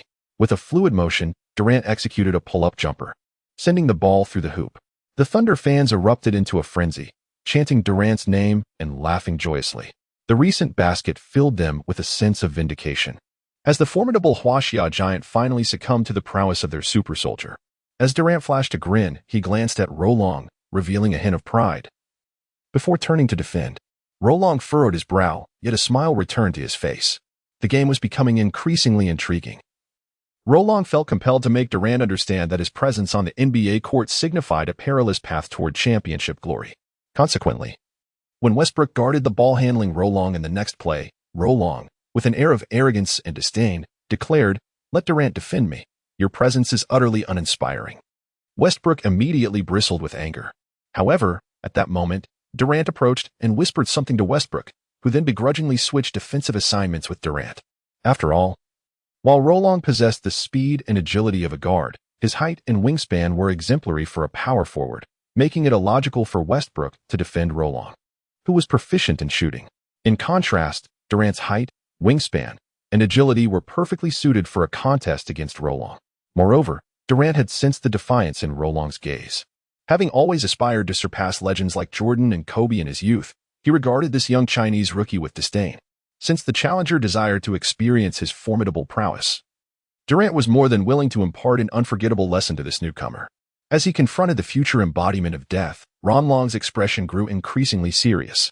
It can be said that in the forthcoming era of the NBA, Kevin Durant stands as one of the few players capable of truly ascending to the status of a superstar. His unpredictable and diverse offensive techniques, coupled with his astonishing shooting accuracy, serve as both the foundation and currency of his legendary stature within the league. However, despite possessing such extraordinary talent, Durant's defensive capabilities are merely above average within the league. Although his basketball IQ is exceptionally high, he remains unable to reach the pinnacle of physical strength and confrontation that characterizes the elite players. This is an unavoidable reality. Blindly increasing Durant's weight would come at the cost of sacrificing his elusive offensive prowess and his remarkable shooting consistency. It is evident that Durant is inherently a player who leans towards penetrating and shooting, rather than a heavy interior presence reliant on brute strength. Thus, this becomes the focal point for Ron Long's strategy against Durant. A menacing and oppressive grin returned to Ron Long's face as he summoned his muscles with ferocity. Charging forward like a lion in full attack, without a hint of finesse, dashing towards Durant's left side. Without hesitation, Durant swiftly moved laterally, closely entangling Ron Long while both players engaged in physical contact. In that moment, Durant felt as though he were wrestling with a tiger, being forcefully shoved aside like a mere rag doll by an overwhelming force. In a state of disarray, he could only watch as Ron Long surged into the paint, executing a rapid stop-and-shoot jumper, seizing the opportunity to score. The Thunder fans in attendance watched the play unfold with bated breath, despite their 7-point lead. They fervently hoped that the shot would not find its mark. Coach Holtman, observing from the sidelines, was resolute in his belief that Luol Long would make the shot, for he perceived an unwavering confidence radiating from Luol Long's eyes. Swish. The ball sailed through the net with a graceful arc. Luol Long, with his head held high, turned to Durant and remarked, "Getting past you is as effortless as crossing a wide street." In response, Durant's eyes glimmered with a fierce intensity, rather than retorting. He seethed in silence and pivoted to the baseline to execute the inbound pass. In the subsequent 2 rounds, perhaps due to his sense of impatience, Durant, whose shooting percentage this season is below 40, missed 2 crucial shots. During this period, Luol Long, with 2 decisive fadeaway jump shots, narrowed the deficit of the Wolves to a mere point. At this moment, only 18 seconds remained in the game. However, fortune favored the Wolves as they retained possession of the ball. Should the Wolves succeed in this pivotal shot, they would narrowly triumph over the formidable Thunder team. Just before this pivotal moment, Coach Hotman called for a timeout. Unsurprisingly, the final play was designed for Ron Long, with the entire offensive strategy of the Wolves centered around his mid-range shot. Ron Long himself appeared relaxed, confidently assuring, "Rest assured, I shall deliver a heart-wrenching, precise jumper." Upon returning to the court, the Thunder players initiated a man-to-man press defense, with 2 players maintaining a judicious distance from Ron Long, ready to converge and defend as soon as he received the ball. Yet, standing resolutely against the formidable Ron Long was the menacing presence of Durant. This time, Durant truly exerted every ounce of his strength. With just 14 seconds remaining in the game, as Ron Long crossed into the Thunder's half, Durant relentlessly pressured him for a full 9 seconds, leaving Ron Long with no opportunity to breach his defense. However, as time dwindled and no advantageous openings presented themselves, a defiant grin resurfaced on Ron Long's face. In the next moment, this towering figure from Huaxia unleashed an astonishing burst of energy, forcefully breaking through Durant's guard. Faced with the impending onslaught of a double team, Ron Long, brimming with confidence, executed a sudden stop and a graceful turnaround jump shot. In midair, 2 long arms obscured Ron Long's line of sight, severely constricting his shooting angle to a mere sliver of space. Yet, in that fleeting instant, Ron Long exhibited an unparalleled confidence, maintaining perfect control of his body in the air. With a sinister smile, he launched an exceptionally difficult jump shot at a steep angle. The atmosphere in the arena grew palpably tense, as if time itself had momentarily come to a standstill. As Holtman rose abruptly from his seat in tandem with the moment Ron Long leaped, his fists clenched tightly, with fervent hope that Ron Long's shot would find its mark, as it would present a tremendous opportunity to uplift the morale of the Wolves. Meanwhile, the Thunder fans erupted in curses, fervently wishing for the shot to miss, unwilling to relinquish their grasp on victory.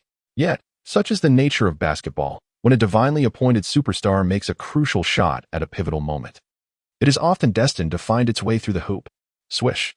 The red light on the backboard illuminated as the referee simultaneously blew the final whistle. With Ron Long's remarkable and challenging mid-range jumper just before the buzzer, the Wolves achieved a thrilling victory over the formidable Oklahoma City Thunder by a mere point, marking their 3rd consecutive win since the commencement of the new season. The Wolves players erupted in ecstatic cheers, as Luol Long chuckled upon hearing the system's icy notification, "Congratulations. Host, task completed. Host upgrade. Jordan's signature move has reached a proficiency of 30, significantly enhancing mid-range shooting and speed." He felt an overwhelming confidence for the future. He had just bested the Thunder, a team poised to astonish the league, and he was ready to reshape the history of the NBA. Chapter 16. The third of Jordan's power. After a brief attendance at the post-game press conference, Luol Long strode out with his head held high, basking in the admiring gazes of numerous journalists, while Hotman looked on helplessly at this young scion from a prestigious Chinese family. Kobe ultimately serves as my backdrop. Jordan merely rose to fame early without encountering me. It could be said that every utterance from Luo Long during the conference only served to amplify the animosity directed at him from stars across the league. As the saying goes, the nail that sticks out gets hammered down. Once Luo Long departed Oklahoma in his private jet, the media landscape erupted, with factions praising and condemning him battling fiercely online. Some reporters lauded his remarks, deeming Mr. Fire Dragon a brave and just challenger. His fans believed every word he spoke at the conference was sincere and forthright. Conversely, many criticized his statements as a disdainful affront to all stars and legends in the league, labeling him as arrogantly overreaching, foretelling his impending downfall. Yet, amidst this whirlwind of discourse, Master Luo Long found solace in the warm embrace of his lover, Alya Korapova. After 3 hours of exertion, he released all his pent-up excitement. Gazing down at the slumbering Ukrainian beauty nestled against him, he rose contentedly to wash up and change, instructing his butler and manager, Uncle Han, to take him to the rented private training facility for 2 hours of practice. With Jordan's signature move upgraded to a proficiency of 30, Luo Long had achieved a milestone, allowing him to claim he possessed the mid-range prowess reminiscent of Jordan in his prime. Eagerly anticipating the opportunity to experience the true terror of Jordan's third-level ability on the court, he commenced training 20 minutes later, with the assistance of a dozen trainers, each specializing in different functions. Luo Long spent 15 minutes assessing his current skill level. The results revealed a remarkable doubling in all aspects of his abilities, particularly in mid-range shooting, which had skyrocketed 5 to 6 times. His accuracy on difficult, open mid-range shots reached an astonishing 96.7. While this statistic did not necessarily reflect his performance under competitive conditions, the rapid improvement in his mid-range shooting had led all trainers to extol Luo Long as a once-in-a-century talent. In terms of speed, Luo Long has, after receiving the system's rewards, essentially attained a level of velocity and agility that ranks among the elite in the league. It can be confidently stated that he now faces no challenges playing any position from 1 to 4. He is, quite simply, a super versatile swingman, akin to a dual-threat guard. His proficiency in Jordan's signature moves is already remarkably sufficient. According to the system's description, each superstar move acquired by Luo Long reaches a plateau in mastery once it attains a proficiency level of 30. The conditions to transcend this bottleneck are surprisingly stringent. The host must acquire at least 10 distinct superstar special moves, with the mastery level of each of these moves reaching a minimum of 30. This prospect ignited within Luo Long an even greater anticipation for his future development, as he was certain that he would soon procure a plethora of additional superstar special moves. Throughout the decades of the league's evolution, countless exceptional players have emerged, and the number of superstars undoubtedly exceeds 50.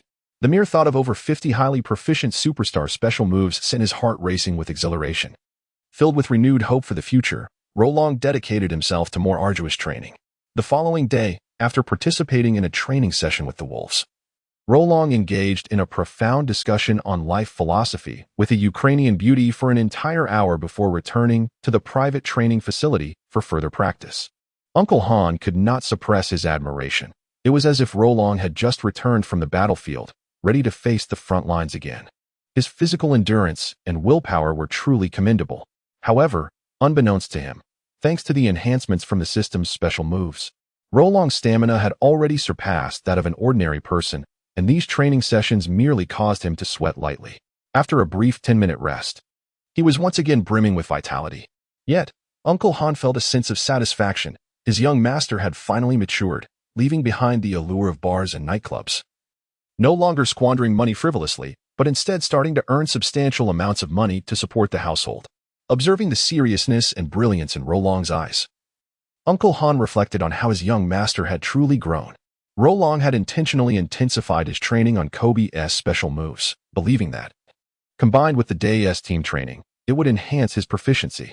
However, to his astonishment, after a rigorous 3.5 hours of training, the system failed to provide any notifications of rewards.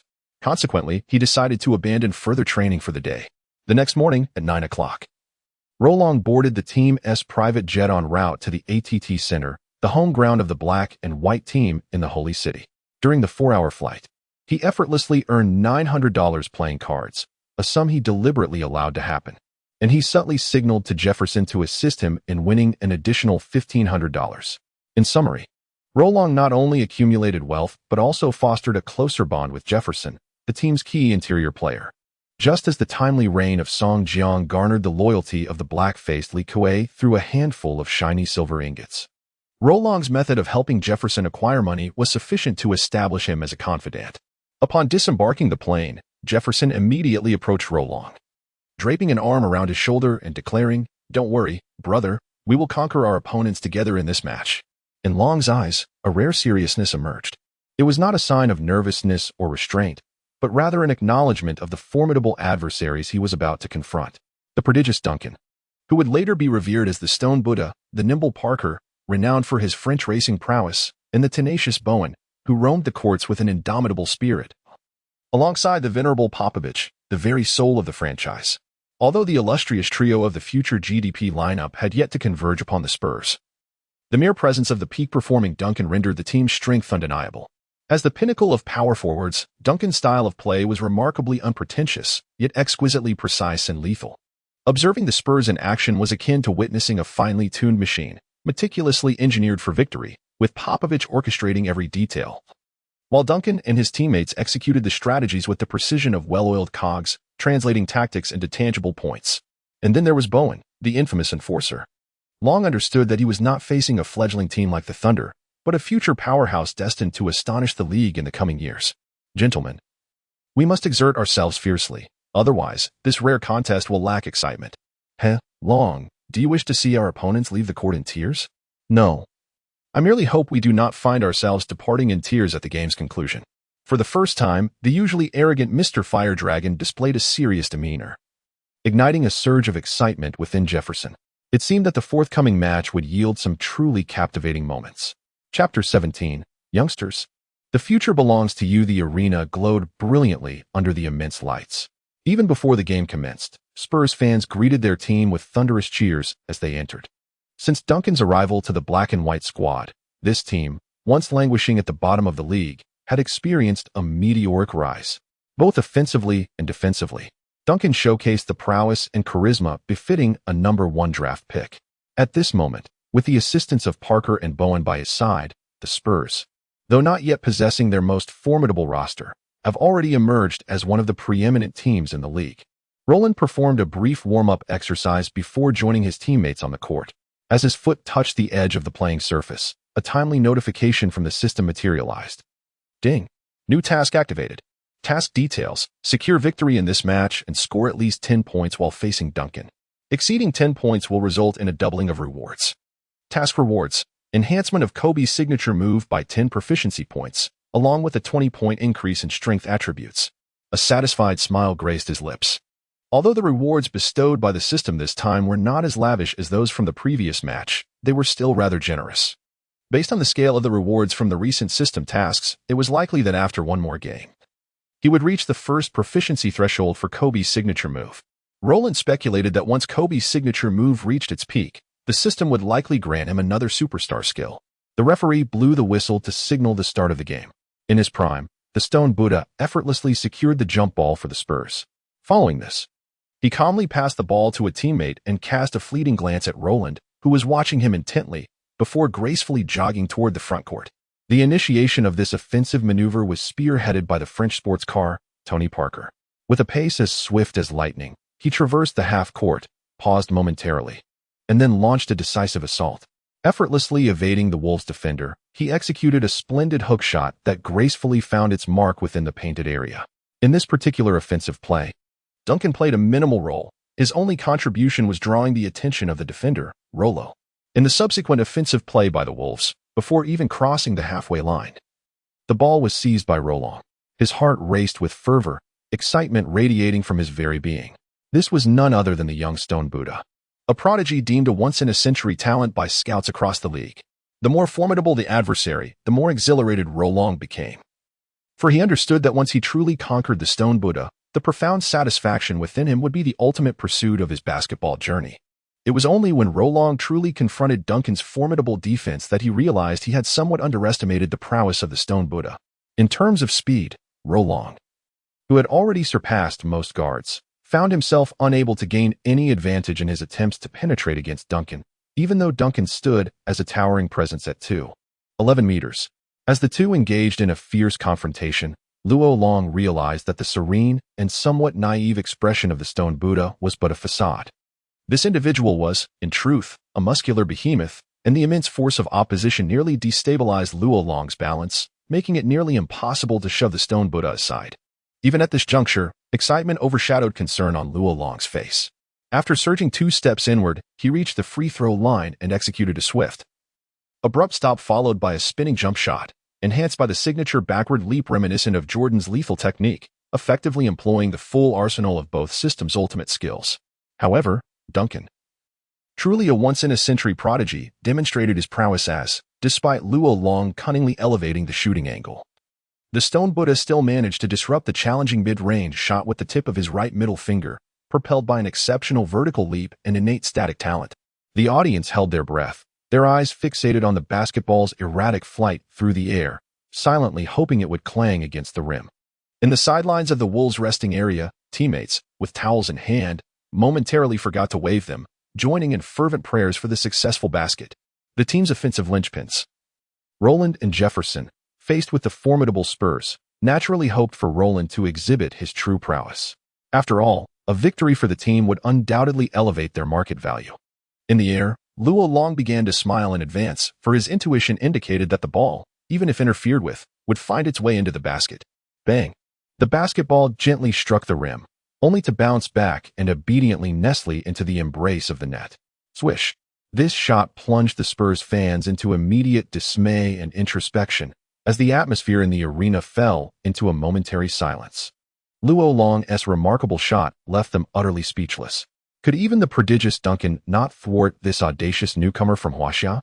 The Spurs fans could only attribute this remarkable shot to sheer luck, a fleeting balm for their anxious hearts. As Duncan glanced back at the basketball that repeatedly bounced off the floor, he turned with a broad smile and remarked, "Indeed, the future belongs to you, people of Huaxia." This remark nearly caused Luo Long to spit out a mouthful of old blood. "You, with your ominous predictions, must cease your ill-fated prophecies," he retorted. Seriousness etched upon his face, as a bead of sweat trickled down his spine. In his past life, the young Emperor, LeBron James, had suffered a 3-year championship drought due to the stone Buddha's foreboding words, a truly terrifying curse of misfortune. However, unfazed by Luo Long's impudence, the stone Buddha merely chuckled lightly, saying, "No, I meant that the present still belongs to me." When the San Antonio Spurs offensive round commenced, Parker, under the intense pressure from Luo Long, opted against a driving layup. Instead, he executed a breakthrough assist to the stone Buddha, positioned at the left 45-degree angle, who scored with a bank shot, securing 2 points. Before Luo Long could devise a few choice words to unsettle the stone Buddha's composure, the latter said nothing, swiftly pivoting back to defense like a machine. The stone Buddha resembled an emotionless scoring automaton, entirely focused on the game, indifferent to the trappings of fame and fortune. His style was devoid of flamboyance, as he refrained from seeking the spotlight.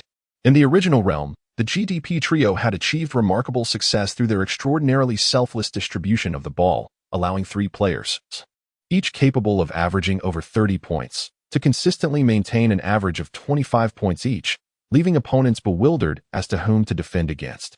The Pinnacle Spurs tradition emphasized seizing the best opportunities, exemplifying absolute selflessness on the court.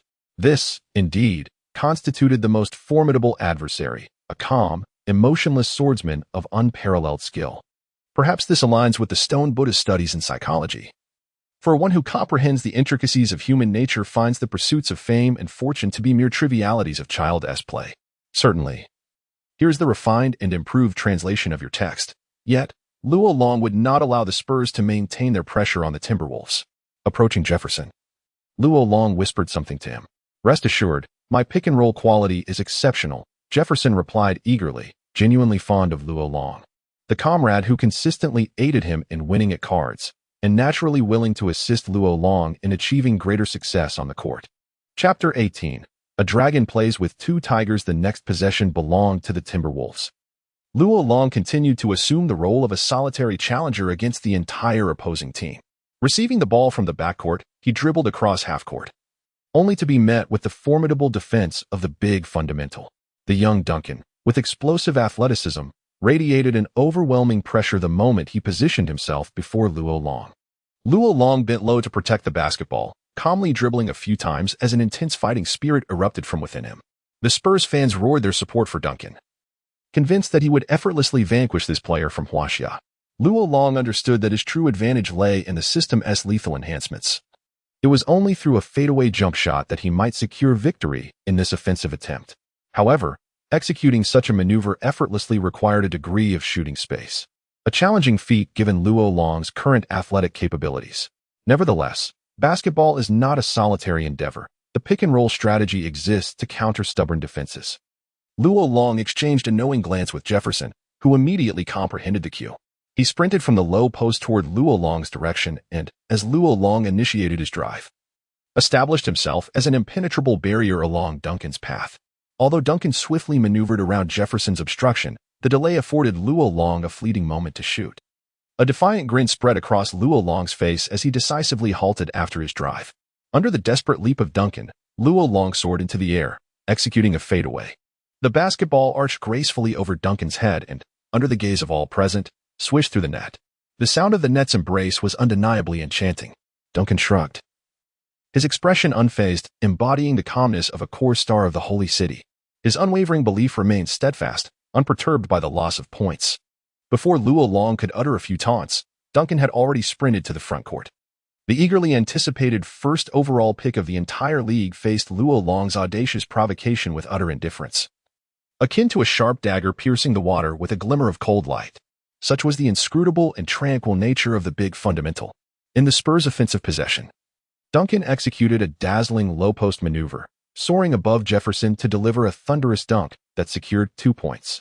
Turning back, Roland once again made a fierce drive, bulldozing through Parker's defense, forcefully penetrating the lane.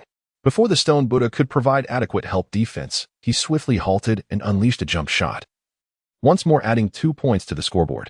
In the ensuing moments, both teams exchanged blows. Roland single-handedly withstood the relentless onslaught of the Parker-Duncan duo.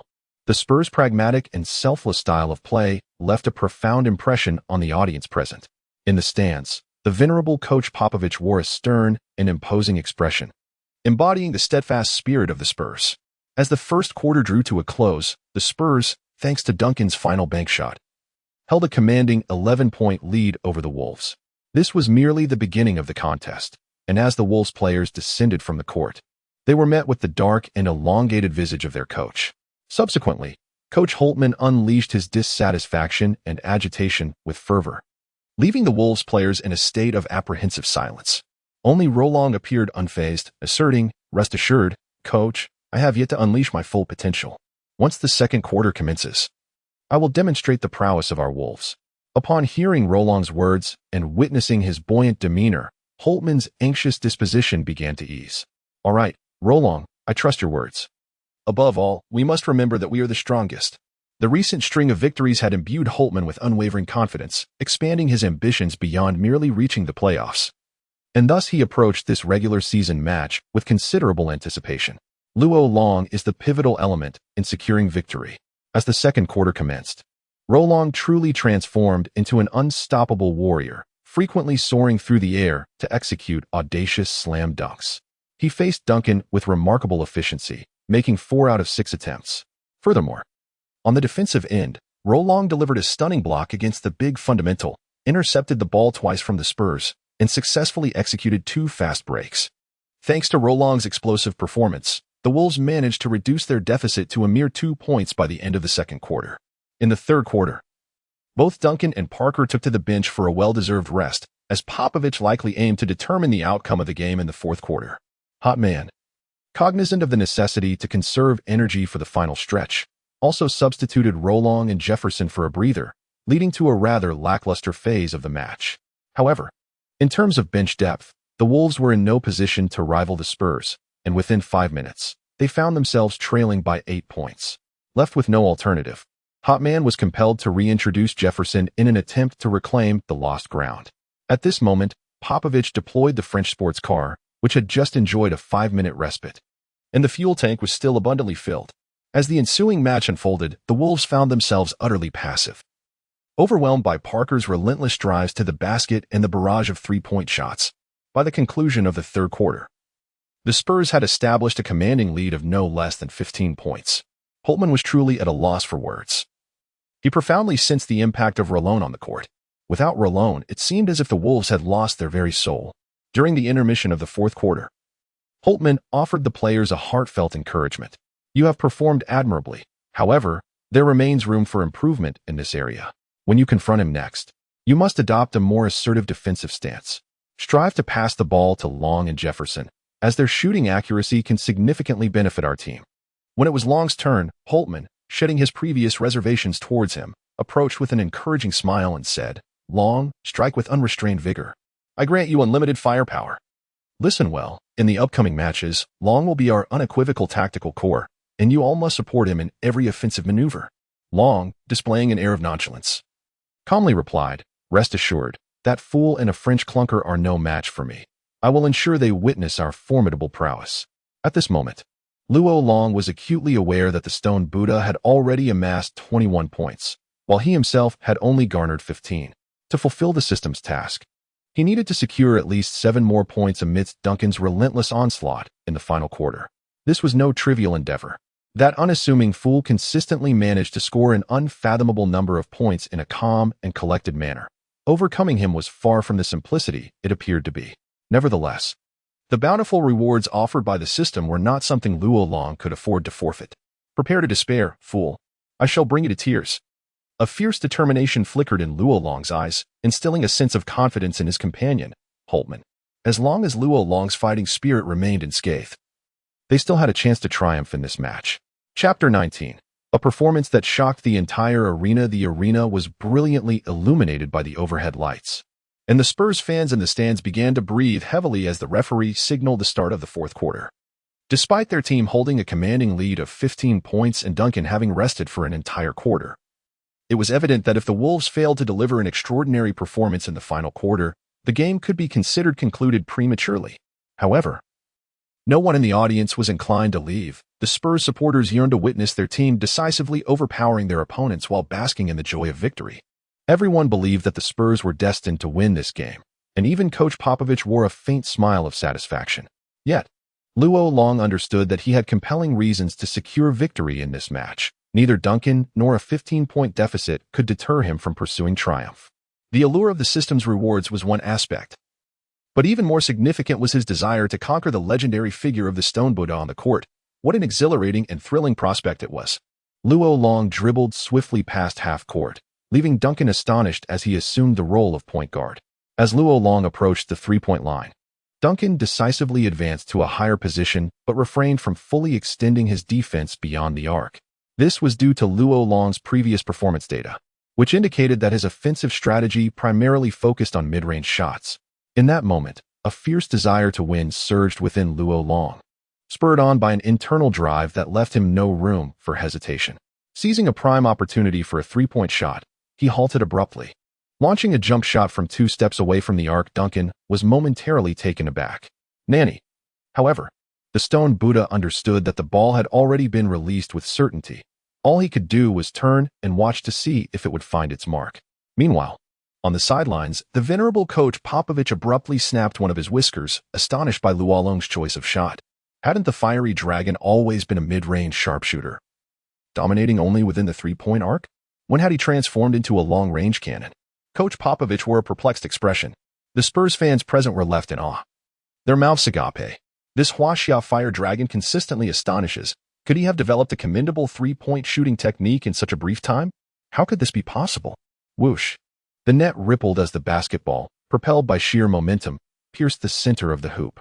It was akin to a resounding home run, igniting an eruption of excitement from the Wolves bench, amidst the despondency and even despair felt by all the Wolves players.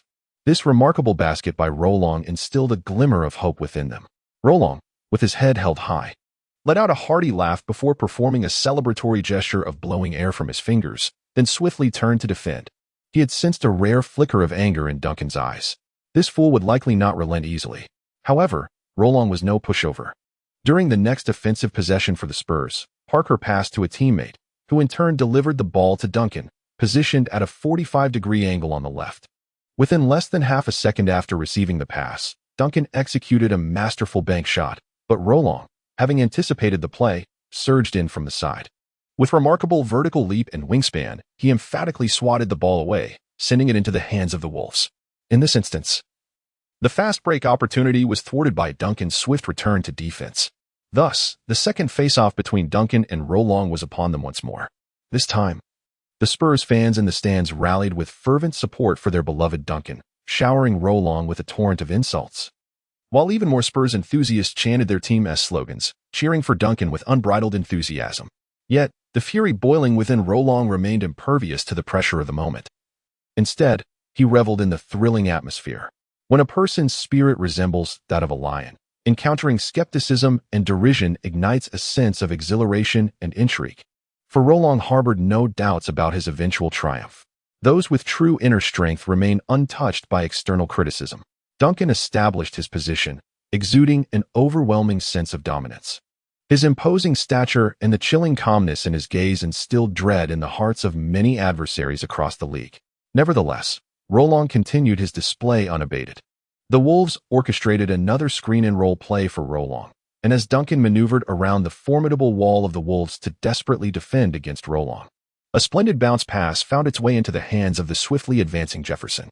In that moment, the remarkably athletic Duncan positioned himself once more in front of Jefferson as he surged towards the basket. However, Duncan then caught sight of a sly smile creeping across Jefferson's face. With a powerful swing, the basketball surprisingly penetrated the Spurs' defense and found its way to the three-point line at the left corner. To Duncan's astonishment, the Chinese Fire Dragon had unexpectedly materialized in that very position. At this juncture, any attempts by Duncan to bolster his defense were futile. Without a moment's hesitation, Luo Long, having received the pass, adjusted for a brief 0.4 seconds before gracefully leaping into the air to release the ball, which soared confidently into the sky. The Spurs' defensive players entirely relinquished their efforts on this occasion, as Roland positioned himself in a corner that their weak side defense had notably neglected. Coach Hotman, observing from the sidelines, perceived with clarity that this scion from a prestigious lineage exhibited a hint of tactical acumen, a spark of insightful understanding of the game that kindled in him a renewed sense of hope and bolstered his confidence in the match. Even if, at that moment, the shot were to succeed, the Wolves would still find themselves trailing by 9 points. Whoosh! The basketball once again sliced through the net. As the ball found its way into the net, Luo Long truly unleashed his potential. In the ensuing moments, he not only delivered 3 remarkable blocks and 2 steals for the Spurs, but also consecutively sank 3 three-pointers. In exasperation, Coach Popovich called a timeout. As the scores had inexplicably leveled, one could sense from afar the terrifying fury emanating from Popovich, causing all the Spurs players to lower their heads in trepidation. It is hardly surprising that Popovich was incensed. During the course of more than 10 minutes in the fourth quarter, the Spurs were utterly dismantled by the prowess of the Huaxia player, a scenario that Popovich found utterly intolerable. With a player of Duncan's historic caliber, how could they possibly present such an embarrassing display? Whenever the team finds itself in such a predicament, the venerable Popovich recalls another individual. Bowen, teach that player from Huaxia a lesson. Popovich whispered conspiratorially into Bowen's ear, ruin him. I shall cover the fines for you. A malevolent glint shone in Bowen's eyes. As the future enforcer whose jersey would be retired by the Spurs, he understood precisely what was required of him for the good of the team. As Luo Long sensed a hostile gaze and turned to look, he encountered the menacing expression of Bao Wan, alongside the scrutinizing eyes of the elder Bobo. In an instant, Luo Long comprehended the situation. Employing underhanded tactics? I'm not one to be trifled with. Chapter 20. The disgraced Bowen when the two teams returned to the court. Luo Long glanced at the scoreboard. Only a little over 2 minutes remained. If Bowen succeeded, the Wolves would have no chance of victory, for at this moment, Luo Long was the sole linchpin of the team's offense and defense. The first possession of the game belonged to the Wolves. Luo Long swiftly dribbled past half-court. His eyes ablaze with defiance, and the arrogant curve of his lips conveyed the exhilaration and joy of Mr. Fire Dragon. The Spurs fans in the stands observed Luo Long with growing concern. This Chinese player was truly remarkable. At such a critical juncture, he exhibited no trace of anxiety. Instead, resembling a famished individual who had just encountered a plate of delectable dumplings. As the formidable Ron Long charged forward, Bowen anticipated his approach and swiftly positioned himself defensively, as per Coach Popovich's strategy. To be candid, Bowen, a pivotal contributor to the Spurs' championship triumph, possesses an undeniable prowess and experience in defense that merits a retirement ceremony in his honor. However, his tactics on the court are as unseemly as they come, with his subtle provocations merely scratching the surface of his notorious reputation. Many players in the league have seen their careers diminished by Bowen's underhanded methods.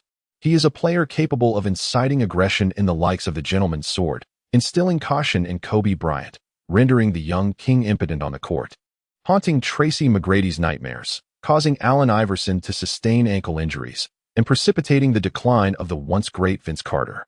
Now, with a sinister glint in his eye, he fixates on Ron Long, contemplating whether to trip him or collide with his knee. Logically, Ron Long, a newcomer blessed with a flawless and injury-free physique, would seem an unlikely target for Bowen's malice.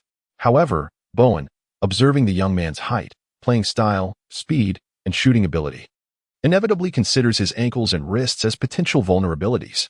Undoubtedly, the most effective means to incapacitate an opponent's key player would be through a calculated trip, akin to the infamous Greek trip master who later became a celebrated champion. As Ron Long closed the distance in an instant, he unleashed a powerful burst of speed toward Bowen's right side, his explosive first step catching Bowen by surprise. Bowen's defensive skills, befitting a starting small forward for the Spurs, kicked in immediately as he matched Ron Long's pace and raised his left knee, appearing to carelessly collide with Ron Long's groin. Should Ron Long's momentum lead to a collision, even if it resulted in a foul against him, there was a substantial risk of injury that could force him from the game. Bowen, aware that sacrificing himself for the team was a shrewd gamble endorsed by Coach Popovich, was ready to capitalize on this opportunity. However, Ron Long, quick on his feet and anticipating Bowen's devious ploy, executed a deft maneuver, lifting his left arm and dribbling into a spin move. His impressive wingspan allowed his elbow to strike Bowen's chin with unexpected force, catching him completely off guard. A cry of agony escaped Bowen as he fell to the ground, his injury exaggerated in its portrayal. The referee, however, called an offensive foul on Ron Long, granting Bowen the chance to draw a foul while also securing 2 free throws. You are nothing but a rat in a gutter. Remember my words. Should you resort to such underhanded tactics again, I will not hesitate to render you utterly incapacitated. The murderous intent gleamed in Ron Long's eyes. With an innocent smile, Bowen remarked, "Hee, young man, I do not comprehend what you are saying. However, I advise you to temper your exuberance. This match is not one that you are destined to win." Of course, Luo Long understood the implications behind Bowen's words and had already placed Bowen on his list for retribution. After making one of 2 free throws, and under Bowen's diligent defense, the Spurs finally seized the advantage, with the next possession also awarded to them by the referee. To any observer, this scenario was decidedly unfavorable for the Wolves. In this round, Luo Long once again erupted with fervor, astonishingly intercepting the pass that Bowen had intended for Duncan, thereby unleashing his utmost speed as he surged forward into the offensive territory. At that moment, Bowen relentlessly pursued him, and as Long reached the vicinity of the 3-point line once more, Bowen, with a sinister and fierce glint in his eyes, closed in on him. Without the slightest hesitation, Long executed a lightning-fast stop, leaning back to release a jump shot just before Bowen fully committed to his approach. At that moment, Luo Long's peripheral vision caught sight of a foul foot nonchalantly extending towards the spot where his right foot was about to land. After a brief moment of cold amusement, Luo Long refocused and confidently released the ball, harnessing his formidable core strength. He adeptly shifted his body's center of gravity to his upper body while his descending right foot intentionally crushed down upon Bowen's ankle. Utilizing the force of this impact, he propelled himself backward, soaring over 3 meters before finally touching the ground. However, under the full force of Luo Long's step, Bowen felt an overwhelming power seize his ankle, followed by a searing pain that pierced through him. This time, as he lay on the floor clutching his ankle and rolling in agony, Bowen was genuinely not pretending. The beads of sweat trickling down his forehead, the authentic expression of pain on his face, and his anguished cries resonated like that of a slaughtered pig, bringing a sense of vindication to Luo Long's swish. The basketball effortlessly pierced through the net, allowing the Wolves to reclaim a 1-point lead thanks to Luo Long's effort. Yet, when the referee approached to assess the situation, Luo Long feigned innocence, claiming it was merely an accident. The African-American referee gazed at the innocent eyes of the towering Chinese player and then cast a glance at the habitual offender, Bowen. Surprisingly, he refrained from issuing a foul and instead allowed Bowen to leave the court for a respite, thus bringing the matter to a close. The referee understood Bowen's intentions and couldn't help but commend the Chinese player in his heart. He had always found Bowen to be an unsavory character. Previously, he had been powerless to act due to Bowen's impressive skills during fouls. However, seeing that this Chinese player had executed his actions with impeccable precision, the referee was more than willing to grant all the players that Bowen had wronged an opportunity for retribution. Perhaps this was the long-awaited justice. After Bowen was carried off the court, fueled by a surge of fury, Roland remarkably sank two pivotal shots within the remaining 32 seconds, rendering Duncan's relentless offensive efforts futile. When the final whistle echoed through the arena, the score stood at 110-107, marking a triumphant victory for the Wolves. Hot Man, overwhelmed with excitement, rushed onto the court alongside his teammates and embraced Roland, exultantly shouting in celebration. Surrounded by a throng of admirers, Luo Long could not contain his exuberance, erupting into hearty laughter while simultaneously receiving a notification of task completion from the system. Ding. Task accomplished. Congratulations, host. Mastery of Kobe's signature move has escalated to 23, with a remarkable enhancement of 20 in combat attributes. Anticipate a new signature move in the next official match. Haha. Luo Long was utterly elated. Indeed, the triumph that follows adversity is a source of indescribable beauty and exhilaration. Chapter 21. Post-match revelry. The victory against the Holy City left the entire media landscape astonished, with exclamations echoing the astonishing nature of the event.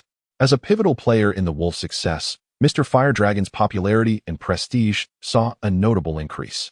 Not only did Luo Long engage in a fervent interview with a beautiful reporter post-match, but he also found himself the focal point of incessant inquiries during the subsequent press conference.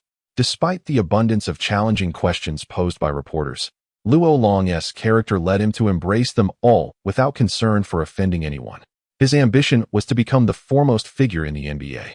As the future titan of the basketball realm, why should he be modest before anyone? If he inadvertently offended someone, he would simply let his basketball prowess speak for itself. For his audacity was but a reflection of his sincerity. After enduring these experiences and following a 5-hour flight, Roland returned to Minnesota alongside his teammates. Subsequently, under the personal guidance of Uncle Han, who drove a luxurious vehicle, he arrived at his opulent villa, regardless of whether Roland felt fatigued from the competition. The moment the Ukrainian beauty saw her man returning, she was instantly filled with excitement and greeted him with an exuberant embrace at the villa's entrance.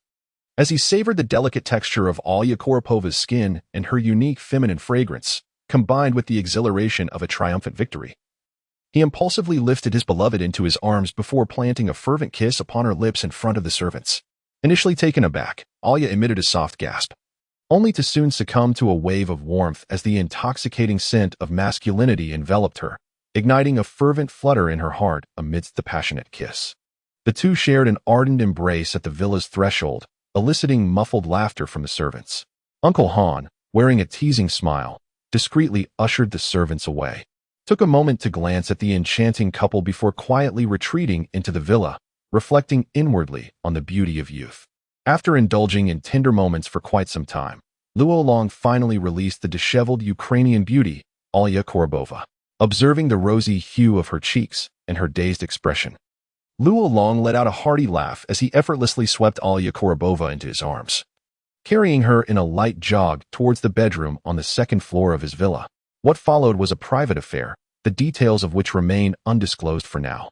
2 hours later, a look of sheer contentment graced Alya Korobova's face as she languidly reclined against Luo Long's robust chest, affectionately addressing her man. Long, I truly feel so happy right now. Thank you.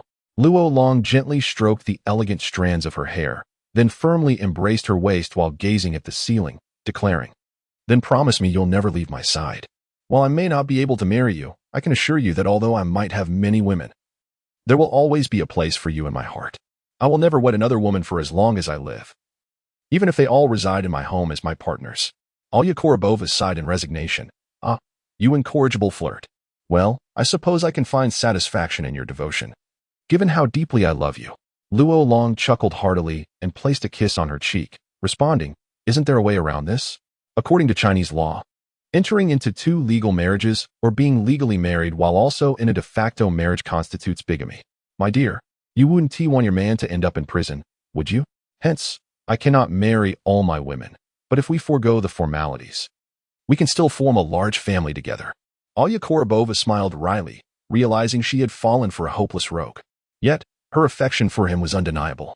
Beyond Luo Long's extraordinary physique, his lineage, wealth, appearance, and character led her to accept the reality that such an exceptional man could not be solely hers.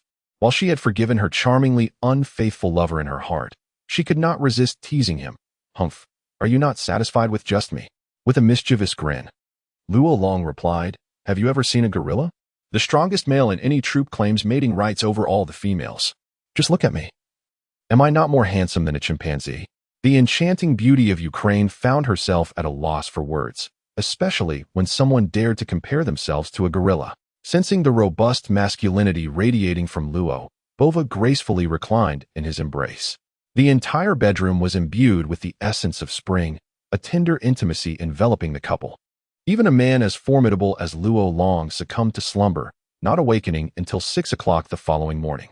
After rising, refreshing himself, and enjoying breakfast, Luo Long felt invigorated and light. He then requested Uncle Han to drive him to the Wolves training facility for the team's routine practice. In just 2 days, the Wolves were set to compete against the relatively weaker Kings, and Luo Long was determined to prepare thoroughly. The upcoming match signaled the system's indication for him to unlock a new ultimate move. And Luo Long was resolute not to let such a promising opportunity slip by due to negligence. With anticipation regarding the new ultimate skill, Luo Long arrived at the training center. During this training, he encountered Kevin Love, who would later be dubbed the king of double-doubles and a speculative flawed player. This individual, who would become known as a soft inside scorer, remarkably entered the hallowed halls of the All-Star realm through his exceptional basketball intelligence, eventually rising to become the leader of the Timberwolves. However, as time progressed, Love was revealed to be a player whose statistical achievements belied his true capabilities. Many of his offensive techniques proved woefully inadequate against defensively adept teams. It cannot be said that Love lacks talent, but rather that in comparison to LeBron James, he is but a firefly trying to shine alongside the sun and moon. According to Hotman's perspective, the trio of Jefferson, Love, and Rollo could form a formidable interior trident for the Wolves, with Jefferson and Love's prowess in post-offensive play, complemented by Rollo's guard-like versatility and coverage across the court, undoubtedly causing turmoil for any opponent. It is evident that the Wolves are inclined towards an offensive strategy centered around the paint. However, while Love is known for his tempestuous temperament and arrogance in the future, he presently conducts himself with remarkable humility as a newcomer. Consequently, despite Rollo's flamboyant demeanor, his display of exceptional talent has earned him Love's warmth and camaraderie. After practice, Rollo invited Jefferson and Love to a nearby bar for some revelry, with Uncle Han accompanying them throughout and settling the bill. The trio, all possessing lively personalities, ultimately each took a lovely companion to a private room within the bar to savor a delightful moment. Upon Love emerging from his room after a brief encounter of over 10 minutes, he crossed paths with Jefferson, and both speculated that Rollo must have exited ahead of them. To their surprise, Rollo remained in his room for over an hour. When he finally emerged, embracing a captivating beauty, both Love and Jefferson expressed their admiration for Rollo. It is often said that men from Huaxia lack in certain attributes, yet Rollo revealed a compelling truth. While others may appear more imposing, it does not necessarily equate to greater prowess. Chapter 22. The new ultimate skill mission. After a brief respite of 1 day, Rollo and the Wolves once again took flight to the domain of the Sacramento Kings. Though they were still playing away, the Wolves players brimmed with confidence, having just triumphed over the formidable Spurs, a victory that infused the entire team with immense morale and encouragement. During this particular flight, Long intentionally refrained from winning at the card game, instead allowing his teammates to amass considerable winnings. Notably, Jefferson triumphed with a remarkable gain of 1,500 during this brief journey, prompting him to cast flirtatious glances at Long, fully aware that his dear friend, the Dragon, had facilitated this fortune. When one harbors grander aspirations, the trivialities of winning or losing in a game become inconsequential. Long, hailing from a prestigious hidden aristocratic family in China, was never in want of money. A mere few $1,000s held no significance for him. What Long truly sought was to command the morale and spirit of the Wolf Pack. to establish himself as the leader of the team, both in skill and in the psychological realm.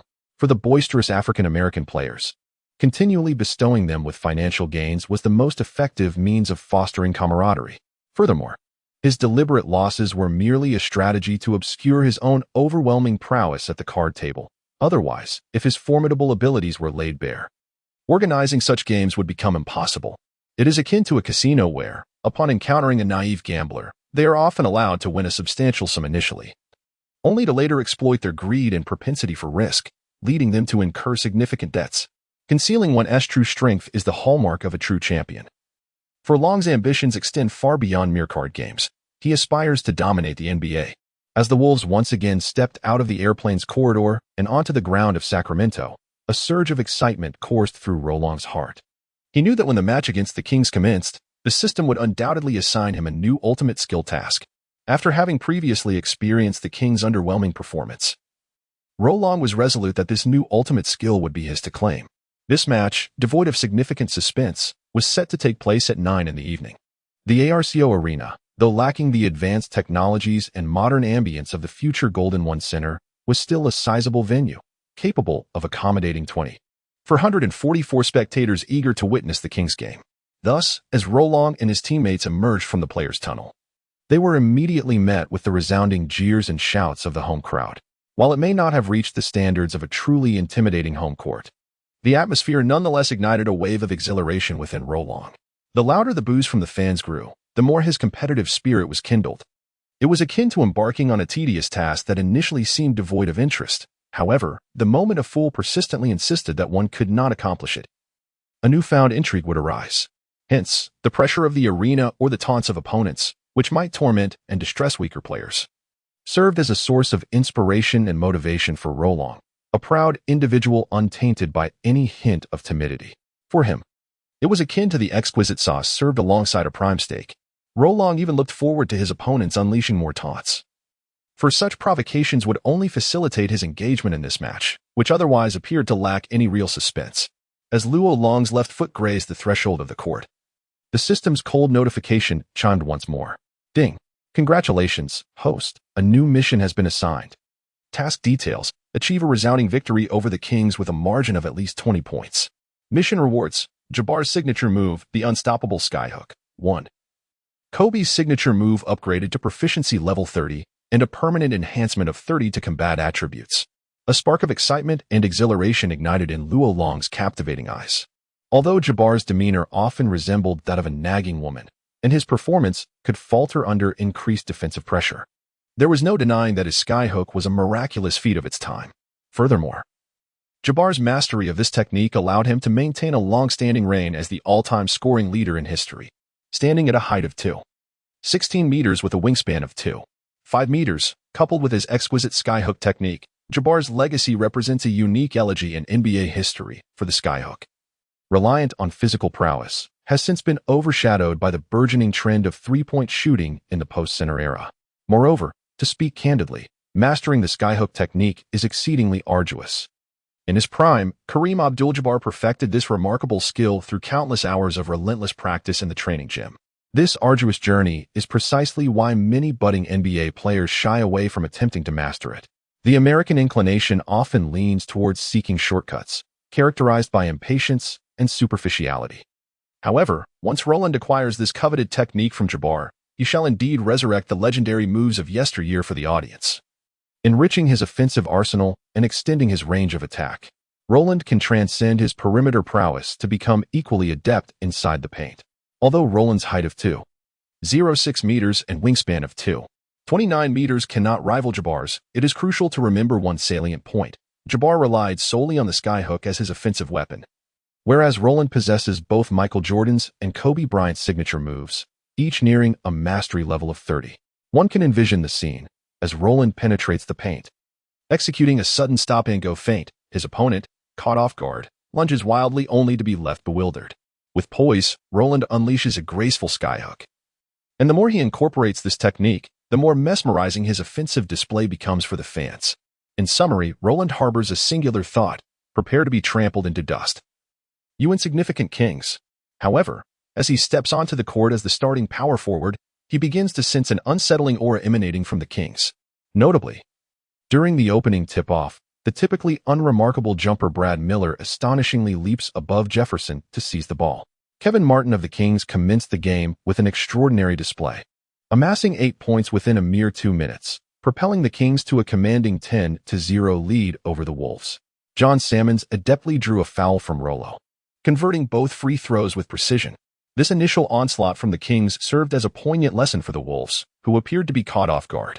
On the sidelines, Coach Holtman expressed his frustration, vociferously urging his team to perform earnestly, warning that failure to do so would result in prolonged bench time.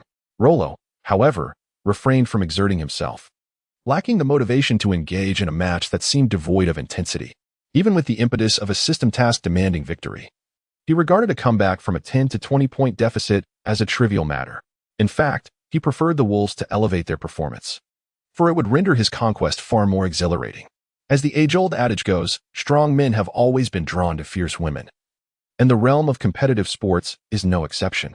As the members of the Kings reveled in their triumph, a single remark from Martin stirred trouble for the team. "Rookie Long, your last match was merely a stroke of luck. This time, we shall reclaim what rightfully belongs to us." Ro Long, with a glint of curiosity in his eyes and a friendly smile, cautioned, "Very well. I shall commence my onslaught. Do not weep too pitifully afterward." Chapter 23. Teaching Martin a lesson such as life. What once seemed an unremarkable existence can suddenly ignite a fervor when one's dignity is provoked or abilities questioned. In those moments, one may rediscover the drive to strive and the untapped potential within. Thus, it is often those who challenge or doubt you that emerge as your true benefactors, whereas sycophants may lead you to your deepest downfalls. Faced with Martin's audacious provocation, Ro Long felt his competitive spirit surge. He initially intended to allow the Kings a fleeting moment of comfort before bringing them back down to earth. However, given Martin's reckless desire for confrontation, Ro Long saw no reason to hold back any longer. During the next offensive possession for the Wolves, Ro Long swiftly requested the basketball from a teammate and darted across half-court. The spirited Martin immediately pressed forward, believing that his excellent form would surely teach the newcomer from Huaxia a lesson. To his surprise, Ro Long executed a rapid behind-the-back dribble, effortlessly bypassing him. The Kings fans gasped in disbelief. They could not fathom how the previously formidable Martin had been so easily outmaneuvered by this Huaxia player. In truth, Martin, a star athlete, resembled a spear, exceptional in offense yet lamentable in defense. His slender physique lacked the resilience for confrontation. While he excelled in scoring, his defensive capabilities left much to be desired. After evading Martin, Ro Long maintained his momentum, accelerating past the three-point arc. At that moment, the Kings' defense had yet to regroup, and Ro Long seized the opportunity for a shot. He abruptly halted with his right foot, leveraging his forward momentum to leap into the air, calmly observing the distant hoop as he released the ball with a flick of his wrist.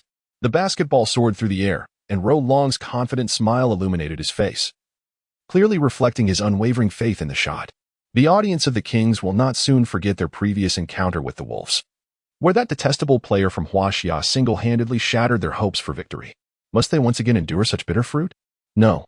Thus, countless Kings fans began to prepare their voices to hurl insults, as if such expressions could alter the trajectory of the game. Yet, before their voices could escape, they witnessed the basketball carve an exquisite arc through the air, soaring toward the rim before plunging into the net. Swish!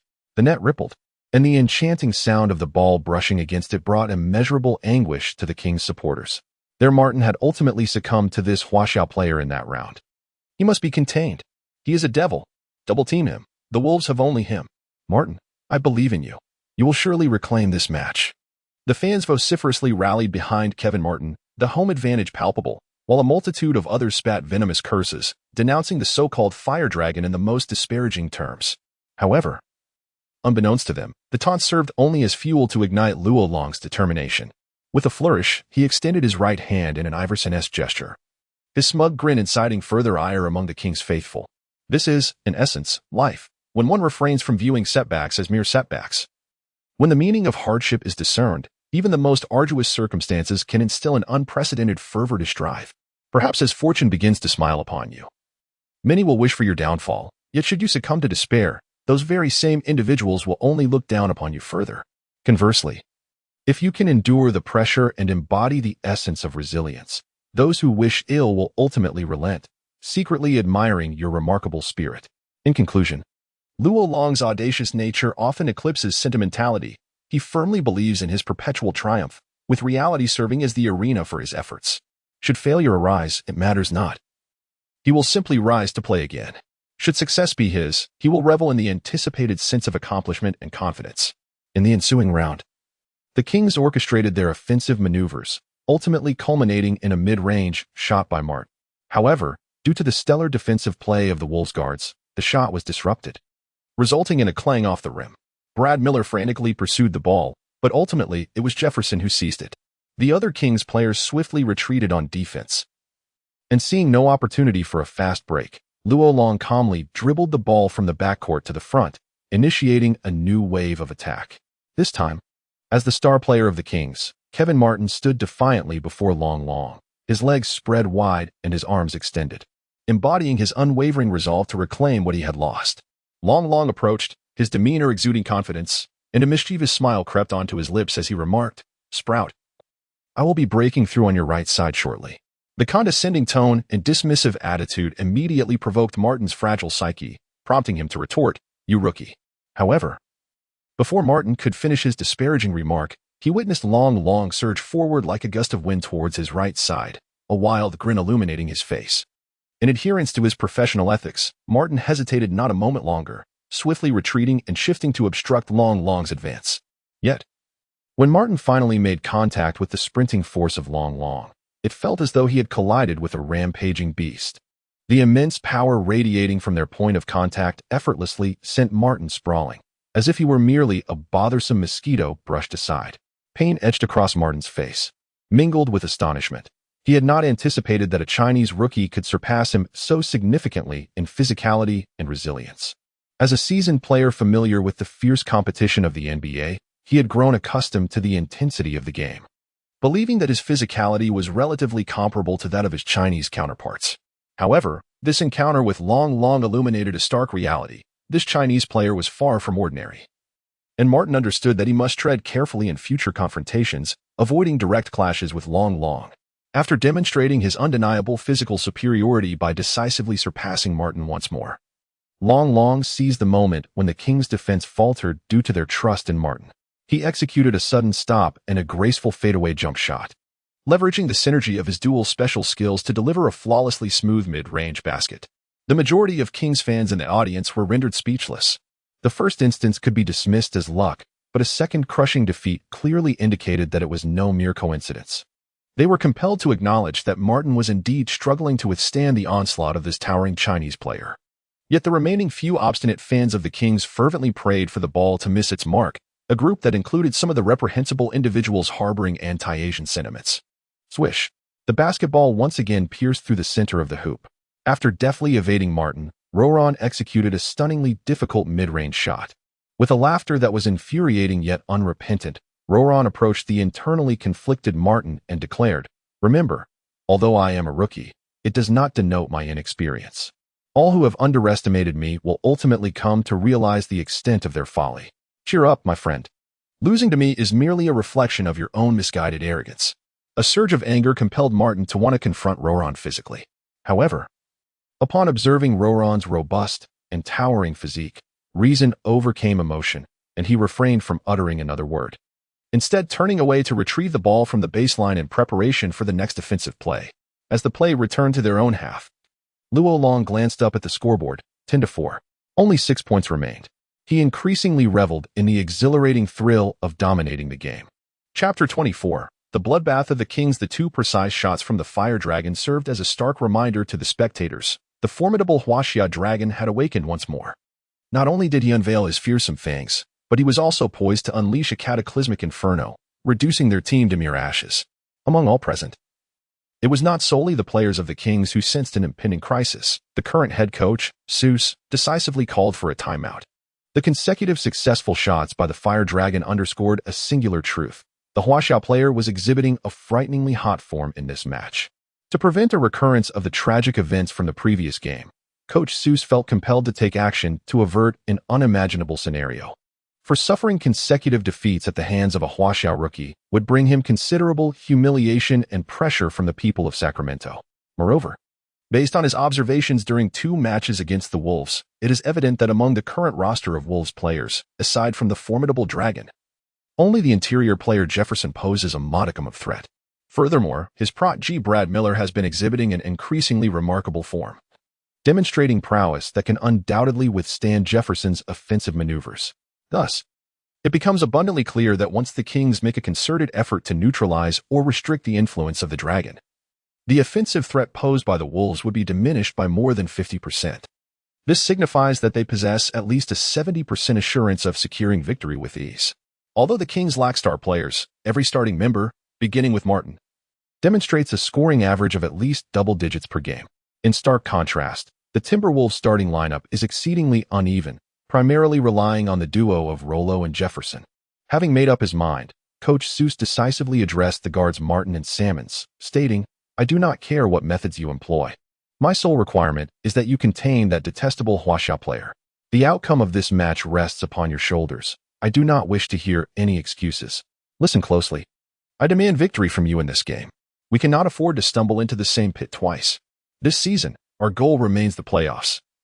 And I hope that upon achieving this objective, we can strive for even greater heights. I have faith in you. You can certainly accomplish this." Following this combination of pressure and motivation, the members of the Kings exhibited renewed determination and spirit in their eyes. When both teams returned to the court, the lineups remained largely unchanged, with the sole alteration being that the Kings assigned both Martin and Sammons to defend Rollo, implementing a double-team strategy. Yet, how could this possibly thwart Rollo, who was resolute in showcasing his prowess against the Kings? Furthermore, Rollo's system task for this match demanded a victory by at least 20 points. Thus, with 6 minutes remaining in the first quarter, Rollo transformed into a veritable demon, delivering 2 blocks and 3 steals on the defensive end while ferociously scoring 12 points on 6 out of 7 attempts, leading the Timberwolves to a remarkable turnaround. Ultimately, by the conclusion of the first quarter, the Timberwolves held a temporary advantage of 6 points, leaving the Sacramento fans in a state of anxious dismay. Observing the first quarter, it became evident that aside from a brief surge at the beginning by the Kings, the Timberwolves swiftly regained their form and forcefully subdued the Kings, grinding them into the ground. After a brief intermission, Coach Hotman of the Wolves once again summoned Rolong to play the entirety of the following quarter. Rolong had expressed his fervent desire to remain on the court, determined to instill fear in the Kings and strip them of their courage to confront their adversaries. This was precisely what Coach Hotman yearned for. Victory was no longer his primary aspiration. Instead, he envisioned a resounding triumph that would decimate his opponents. And the fulcrum of this ambition rested upon the shoulders of the talented Huaxiao player before him.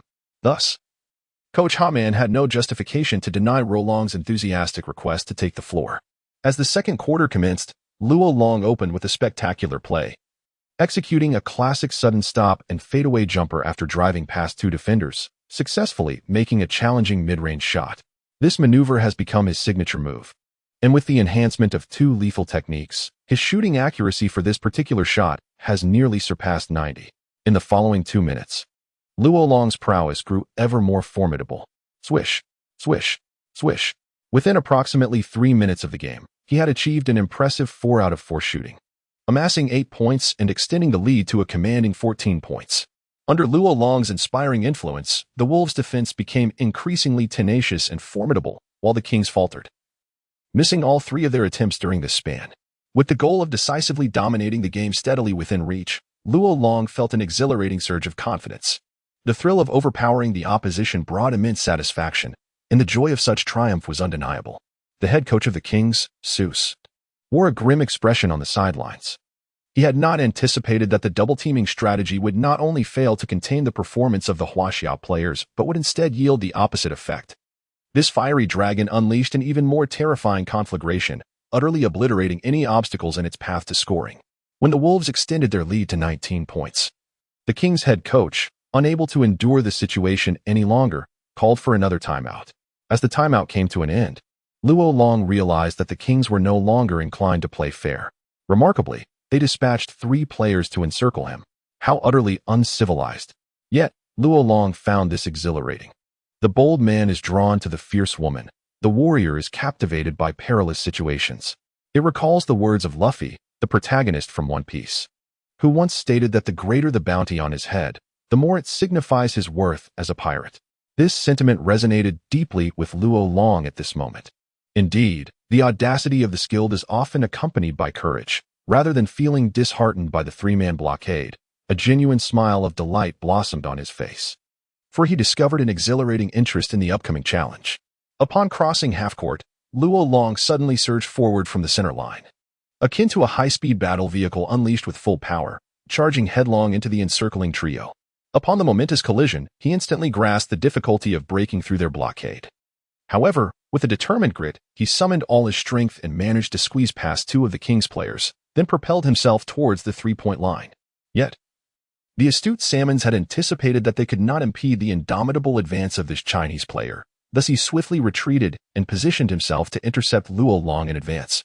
With foes ahead and pursuers behind, Luo Long found himself devoid of any shooting space.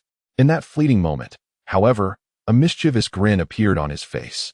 He abruptly halted and executed a feigned prayer gesture, successfully deceiving both Salmons and the two Kings players attempting to leap for a block from behind him. With a confident stride to the left, he seized a brief moment of open space for a mid-range shot.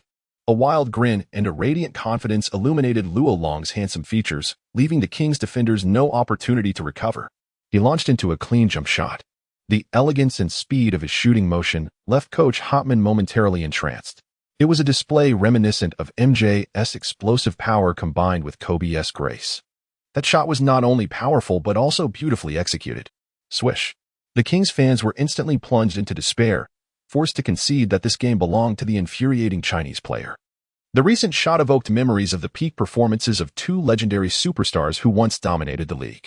Ultimately, under Luo Long's explosive performance, the Wolves surged ahead, securing a lead of 21 points in less than a half. By the conclusion of the second quarter, Luo Long's form had only intensified, as he propelled the Wolves to a staggering 36-point lead.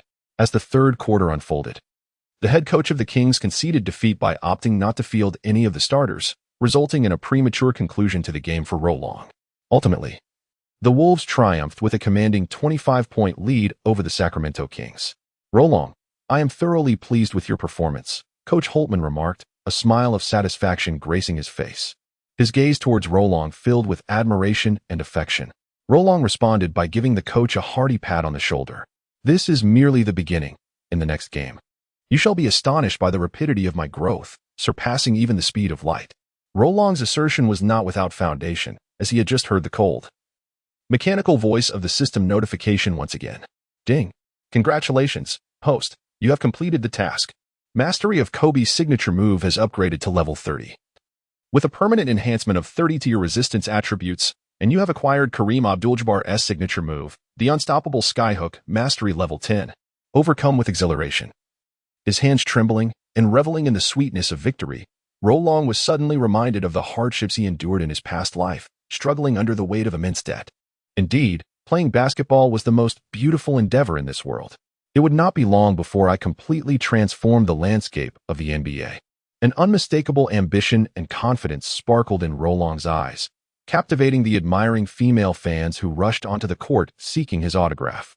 Soon, he found himself encircled by a group of enthusiastic admirers, their fervor creating a scene that was nothing short of spectacular. However, Long managed to navigate through the throng of eager fans and made his exit with purpose. He was genuinely exhausted, longing to return to his hotel for a restful slumber. The explosive performance he delivered today came at the cost of an exhausting depletion of his stamina, leaving him disinterested in any flirtations. Moreover, and most importantly, within the confines of his abode in Minnesota, a captivatingly enchanting Ukrainian lover awaited his return, eager to indulge him. Chapter 25.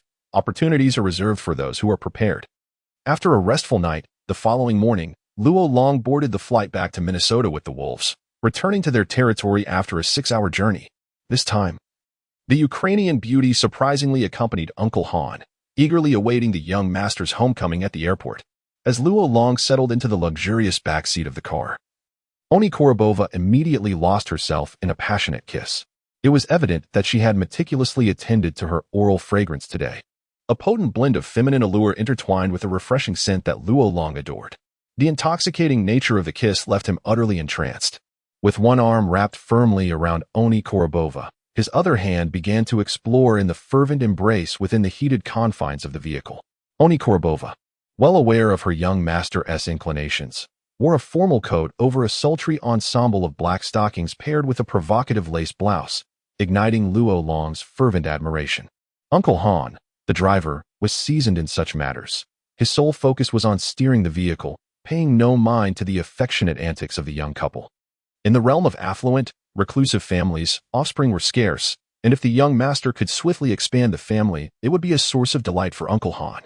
Upon their return to the villa, Luo Long effortlessly scooped up the blushing Ukrainian beauty and, without hesitation, pushed open the car door and dashed into the residence. The servants of the villa discreetly stifled their laughter and retreated outside, finding a sense of fulfillment and purpose in their roles as they observed the exuberance of their young master. 2.5 hours later, Anya Koropova lay blissfully asleep on Luo Long's grand bed, her lips curving into a contented smile, her complexion radiating a rosy hue akin to that of a ripe peach, enhancing her beauty. Luo Long planted a gentle kiss upon her crimson lips, tucked her in with care, and then descended the stairs to don his attire. What had merely been a prelude had scarcely depleted his formidable stamina.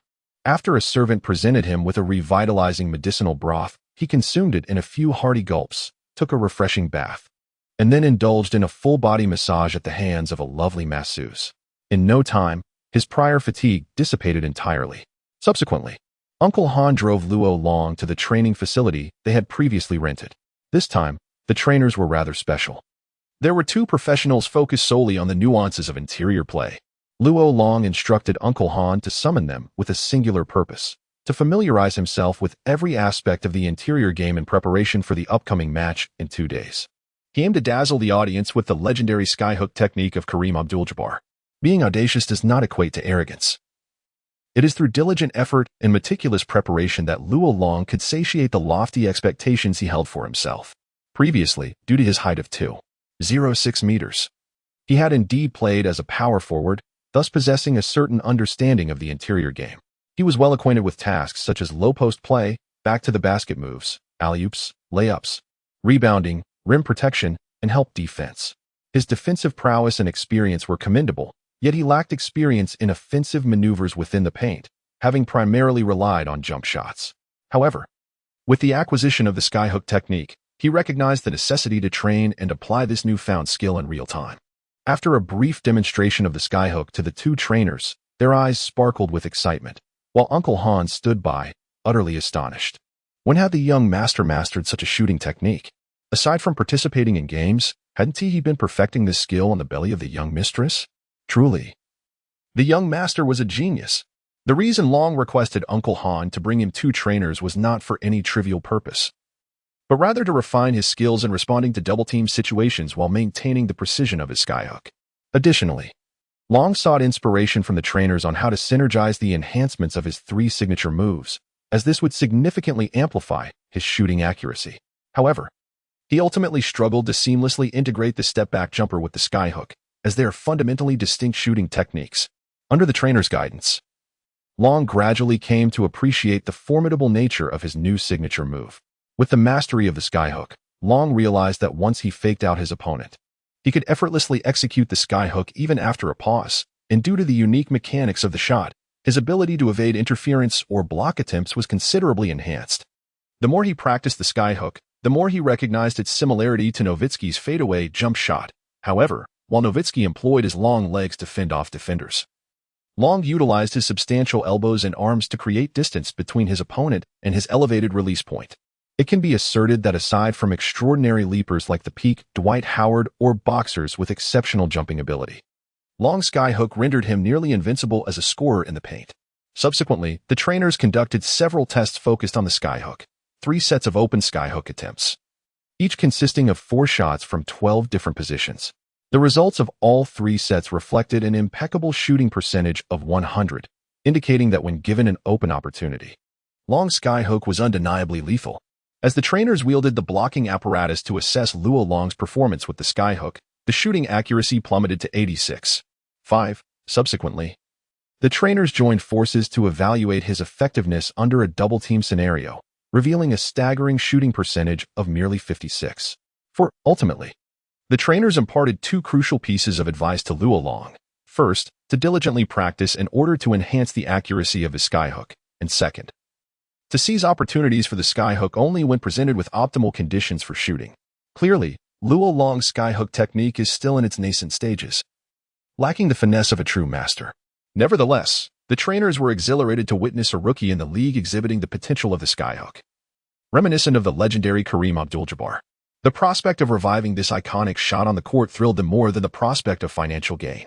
Naturally, Uncle Han would not shortchange them. The mere cost of employing the two American trainers amounted to over $100,000, which explains their fervent dedication. After 4 grueling hours of intensive training, Luo Long, drenched in sweat, concluded his personal regimen. As the system notified him that he had reached his physical limits and was in need of rest, what brought solace to Luo Long was that, despite the absence of any enhancement in the proficiency of his newly acquired ultimate technique following 4 arduous hours of training, his insights into its practical application had significantly intensified. The harmonious integration of 3 ultimate techniques ignited within him a fervent anticipation for the forthcoming match. He chuckled, as many perceived him to be merely an organizational forward. In truth, he considered himself a competent assassin within the paint. As he hummed a tune, the warm water cascaded over him, washing away the remnants of soap and sweat. His eyes gleaming with exhilaration, he yearned to commence the next match immediately. Chapter 26, The Well-Behaved Boy and the Sunlit Homebody 2 days later. In the arena of the Minnesota Timberwolves, Luo Long was set to partake in the inaugural home game of his professional career. This occasion fueled an unprecedented fervor for victory within him. Losses in away games could often be attributed to the fatigue of travel and the challenges of acclimatization. However, this match was in the Timberwolves' domain, offering Minnesota fans their first close-up encounter with the ferocious prowess of Mr. Fire Dragon.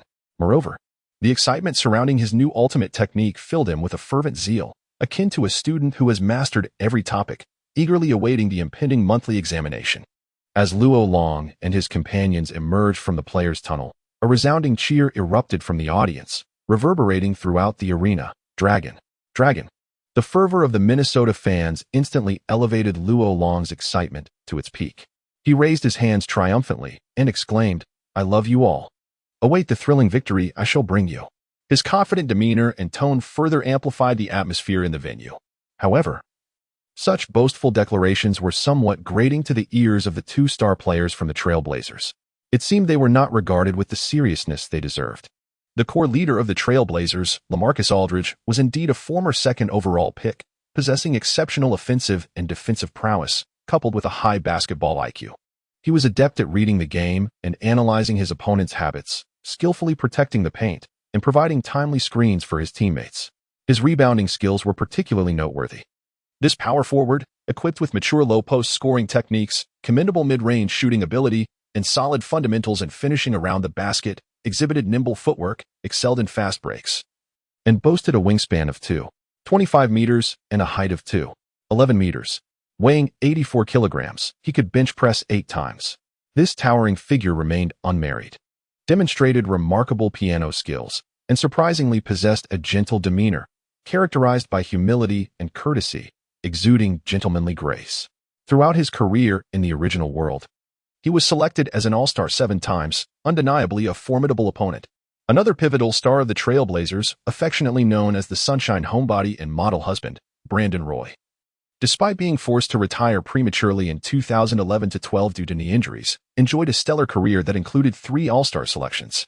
Reflecting on Roy evokes a sense of regret for what might have been in his career, yet it also brings to mind his bright, domestic life off the court. He devoted his days to caring for his children, walking his dog, and tending to his lawn, a true paragon of a rare, exemplary man. Throughout his career, Roy consistently prioritized training and competition, placing the collective interests of the team above all else. The prowess of both players cannot be underestimated. The upcoming match presents numerous challenges for Roy. If he intends to fortify the defense within the paint, his foremost adversary will be the formidable LaMarcus Aldridge. Conversely, should he choose to dominate the offensive end with a personal exhibition of skill, he must contend with the impressive defensive capabilities of the Sunshine Homebody. It can be asserted that the true determinant of victory in this contest lies in Roy's ability to exploit the dual threats posed by the Blazers' star duo on both ends of the court. At the center position, the Blazers' Joel Przybilla stands tall at 2.16 meters, a formidable presence in the paint. While he possesses a height advantage over Jefferson, he falls short in terms of rebounding and defensive agility, rendering him more of a towering role player than a dominant force. During warm-ups, Roy approached Jefferson, encouraging the robust athlete to seize any scoring opportunities that arose. Having just won 900 on the flight, Jefferson was in high spirits, and Roy's motivating words ignited a spark of determination within him. "Don't worry, Roy. Together, we will dominate them," he replied with a hearty laugh.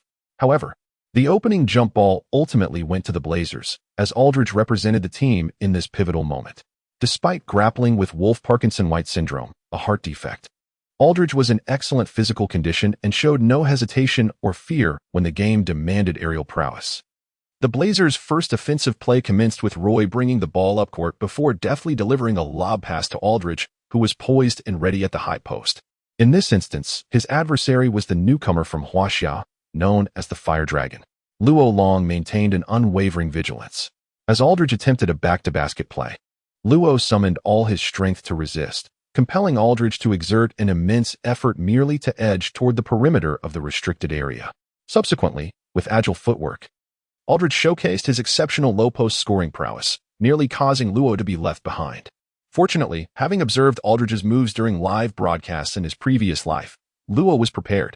Thus, as Aldridge confidently executed a backhanded hook shot, Luo intervened, causing the attempt to clang off the rim. He then assertively established his position, leaping to secure the first defensive rebound of the match. Luo's dazzling defense ignited the enthusiasm of the Minnesota fans, who erupted in cheers for the Dragon, expressing their admiration and support for Mr. Fire Dragon. Aldridge, undeterred by the missed shot, smiled at Luo and remarked, "Nice play, buddy." As the saying goes, one does not strike a smiling face. Luo began to develop a fondness for this gentlemanly and towering athlete. "You are impressive as well," he replied. However, fondness aside, the court was not a place for sentimentality. During the next offensive possession for the Wolves, Luo once again took charge. He dribbled past half-court, and Hwang Mamba Roy immediately applied tight defense, his pressure palpable. Nevertheless, at that moment, Luo felt neither anxiety nor trepidation. His new signature move was about to make its debut, and he could only imagine the astonishment it would evoke among the Trail Blazers and their fans. This was precisely the exhilarating atmosphere Luo cherished.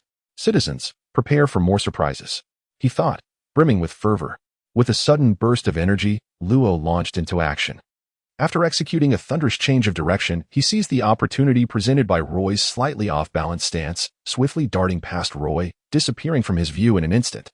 Roy felt his heart race, but there was no time for hesitation as he instinctively retreated, attempting to entangle Luo in his breakthrough. A mischievous grin curled at the corners of Luo's mouth as he abruptly halted, catching Roy off guard. As Luo Long executed a classic shooting feint to bewilder Hwang Mamba, the sunlit homebody instinctively leaped forward, lunging at the raised basketball. At that moment, a mischievous grin spread across Luo Long's face, and he swiftly retracted the ball, watching as Roy, in utter despair, soared past him. At this juncture, Luo Long occupied a commanding position, with only a single wing player from the Trail Blazers nearby. Without a moment's hesitation, the player charged relentlessly towards Luo Long. At that moment, Luo Long's gaze disregarded him, as he lifted his eyes towards the distant hoop.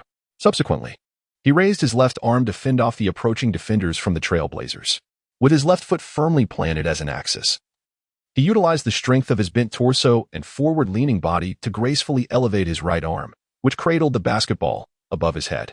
At the pinnacle of his motion, Luo Long, with merely a flick of his wrist, released the ball into the air. His execution of the skyhook astonished everyone present. Was this not the very technique made famous by the legendary Lakers player, Kareem Abdul-Jabbar? When had this Chinese athlete mastered such a remarkable skill? Upon witnessing the gentle touch of Luo Longtian's signature shot, Aldridge, who has been aptly dubbed by Jabbar as the player most reminiscent of himself, understood that there was a 90% likelihood that this shot would find its way into the net. Before the basketball even descended into the hoop, Luo Long elegantly pivoted, raising his arms and extending his index fingers in a celebratory gesture. It was a prelude to triumph. Numerous female fans in the stands were utterly captivated, their hearts aflutter by Luo Long's charismatic display. In the stands of the Wolves' resting area, everyone eagerly gazed at the ball soaring above the hoop. Let it go in. Swish. The crisp sound resonated once more as the basketball dove into the embrace of the net. Following a brief moment of silence, the arena erupted in a tremendous uproar. Rolo, in turn, blew several kisses towards the audience and proclaimed loudly, "Victory belongs to Minnesota. I pledge it." At this moment, the cold, mechanical chime of the system echoed once more in Luo Long's mind. Ding. Congratulations, host. A new mission has been assigned. Mission details. Win this match and successfully execute the skyhook technique 10 times. Mission rewards. An enhancement of 10 in Jabbar's signature skill proficiency, and a permanent increase of 15 in strength attributes. The Wolves faced off against the Trailblazers. Chapter 27. The task Jabbar could not accomplish. The Wolves' morale soared after swiftly defeating the two star players of the Trailblazers, thus becoming more aggressive and proactive in their defense in the ensuing round. However, the Sunshine Nerd was regarded as the heir to Kobe, and as long as he remained healthy, the defense of the Wolves' role players posed little challenge for him. Even if they were performing exceptionally well, Roy isolated against the Wolves' guard, creating space for a shot while dribbling, and then calmly sank a three-pointer from beyond the arc. After scoring, the Black Mamba flexed his biceps and cast a glance at Luo Long, remarking, "The game has only just begun." He then turned to return to defense, a smirk of confidence on his face. Unaware of his own folly. With a disdainful expression, Luo Long felt confident in his ability to defeat the Yellow Mamba, especially now that he possessed 3 ultimate techniques at his disposal. He had recently triumphed over Roy in their matchup, having conceded a three-pointer on defense. It was time to regain the advantage on offense. Receiving the basketball from a teammate along the baseline, Luo Long confidently dribbled towards the front court, contemplating the strategy for this offensive play. This time, his defender was Aldridge. Since the second-in-command had proven no match for this Chinese player, it was only fitting that the team's star power forward teach this arrogant challenger a lesson. Aldridge's athletic prowess and remarkable wingspan posed a significant challenge to Luo Long's offensive approach. However, Mr. Fire Dragon was undeterred, prepared to unleash the flames within him and delight the home crowd with a display of the glory that belonged to the Minnesotans. Luo Long focused on Aldridge, rhythmically dribbling the ball while devising a plan for the upcoming shot. In terms of physical strength and static athleticism, Aldridge was his equal. Relying on brute force in the post with a skyhook would hardly yield favorable results. He might not even hit a 50 success rate, which was not Luo Long's aim. His only advantage lay in his guard-like speed and footwork. Although Aldridge was also quick on his feet, Luo Long was confident he could exploit this during his drive. After formulating his strategy, a piercing glint ignited in Luo Long's eyes. Without any warning, he leaped into action, vanishing from Aldridge's line of sight in an instant. Startled, Aldridge quickly pivoted, attempting to block Luo Long's path to the basket. Yet, he was a moment too late. With an explosive burst of speed, Luo Long bypassed Aldridge, a mischievous grin spreading across his face as he suddenly halted and executed a feint jump shot. Aldridge, relentless in his pursuit, surged forward upon seeing Luo Long poised to score, leaping to deliver a block from behind. However, he fell victim to Luo Long's deceptive move, leaving him off balance. Luo Long then performed a rhythmic step, feigning another jump shot. This feint successfully deceived 2 nearby Portland defenders who were rushing to assist. Just as Luo Long prepared to complete the play with a jump shot, a shadow emerged from the periphery, lunging towards him with outstretched arms to contest the shot, encroaching upon his shooting space. It was none other than Roy. Once again, a defiant grin spread across Luo Long's face. Harnessing the formidable power bestowed by his signature move, he deftly snatched the ball back into his right hand midair. Simultaneously, he pivoted his body sideways, extending his left arm to confront Roy, while bending at the waist. His right arm, clutching the ball, traced an elegant semicircle before, at the apex of his leap, he executed a delicate wrist flick, releasing the ball with the finesse reminiscent of the skyhook. Roy desperately reached out, yet the trajectory of the ball eluded him completely. Luo Long's wingspan, height, an explosive jump left Roy in awe of this extraordinary shot. Gasps filled the arena. The name of Kareem Abdul-Jabbar was well known to all, the fans present, especially those not too young, were familiar with his iconic skyhook. However, this was something unprecedented, an airborne hand-switching skyhook. Was such a feat even possible for a human? Many spectators remained skeptical of its success, for the difficulty of this shot had never been attempted, even by the legendary Jabbar himself. On the sidelines, Hodman held his forehead in disbelief. Luo was truly pushing the limits. If the shot were to succeed, it would be nothing short of miraculous. Swish. The basketball sailed through the net without touching the rim. In that moment, it became evident to all that the arrogance reflected in Luo Long's grin was not unfounded. After a brief moment of stunned silence, the home crowd erupted into thunderous cheers and applause. "Fire Dragon, I love you. I want to bear your children," exclaimed a charming girl with delightful freckles. "Oh my, what have I just witnessed? This is simply astounding. The Fire Dragon possesses the skyhook. It must be some mystical power from the Eastern world." In a fit of excitement, several exuberant women, overwhelmed with joy, even discarded their shirts, revealing their smooth, fair skin as they broke into a celebratory dance. At that moment, Luo Long was nothing less than a hero in Minnesota. The obedient Aldridge responded with a self-deprecating shrug and a gesture of surrender, embodying the attitude of admiration for the prowess of the Chinese player, as if to say, "This remarkable individual is truly impressive. I cannot be blamed for that shot." Meanwhile, Luo Long sprinted towards the backcourt, opening his arms wide to continually acknowledge the fans with gestures of affection and flying kisses. The fervent enthusiasm and cheers from the crowd filled him with unparalleled joy.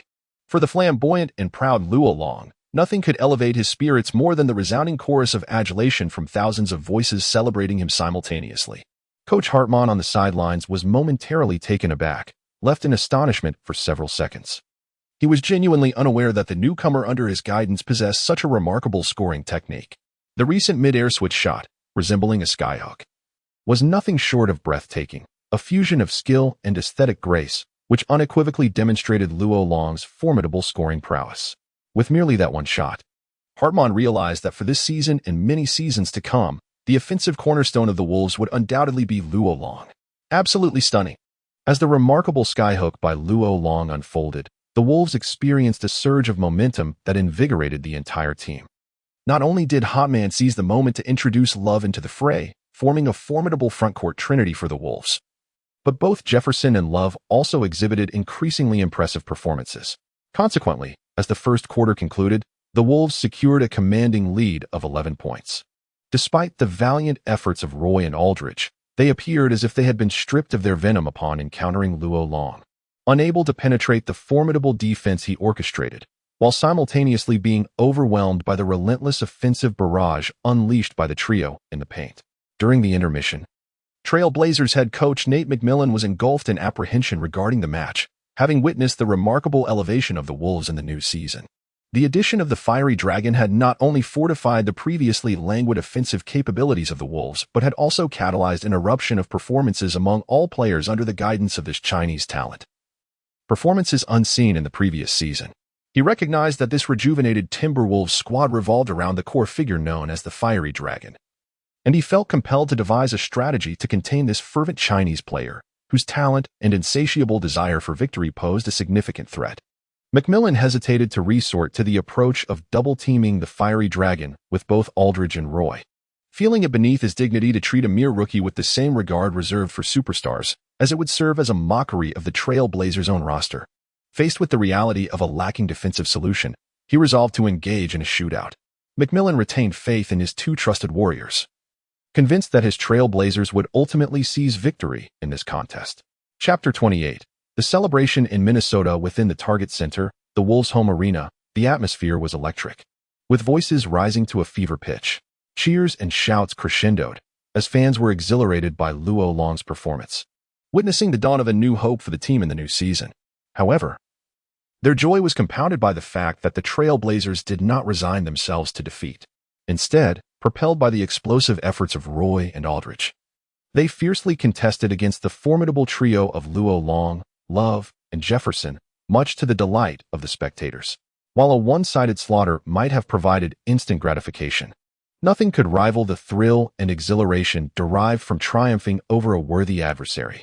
As the unequivocal cornerstone of the Wolves, Luo Long not only wreaked havoc offensively on the court but also demonstrated exceptional prowess defensively, amassing impressive statistics of 5 assists, 3 blocks for steals, and no turnovers by the end of the third quarter.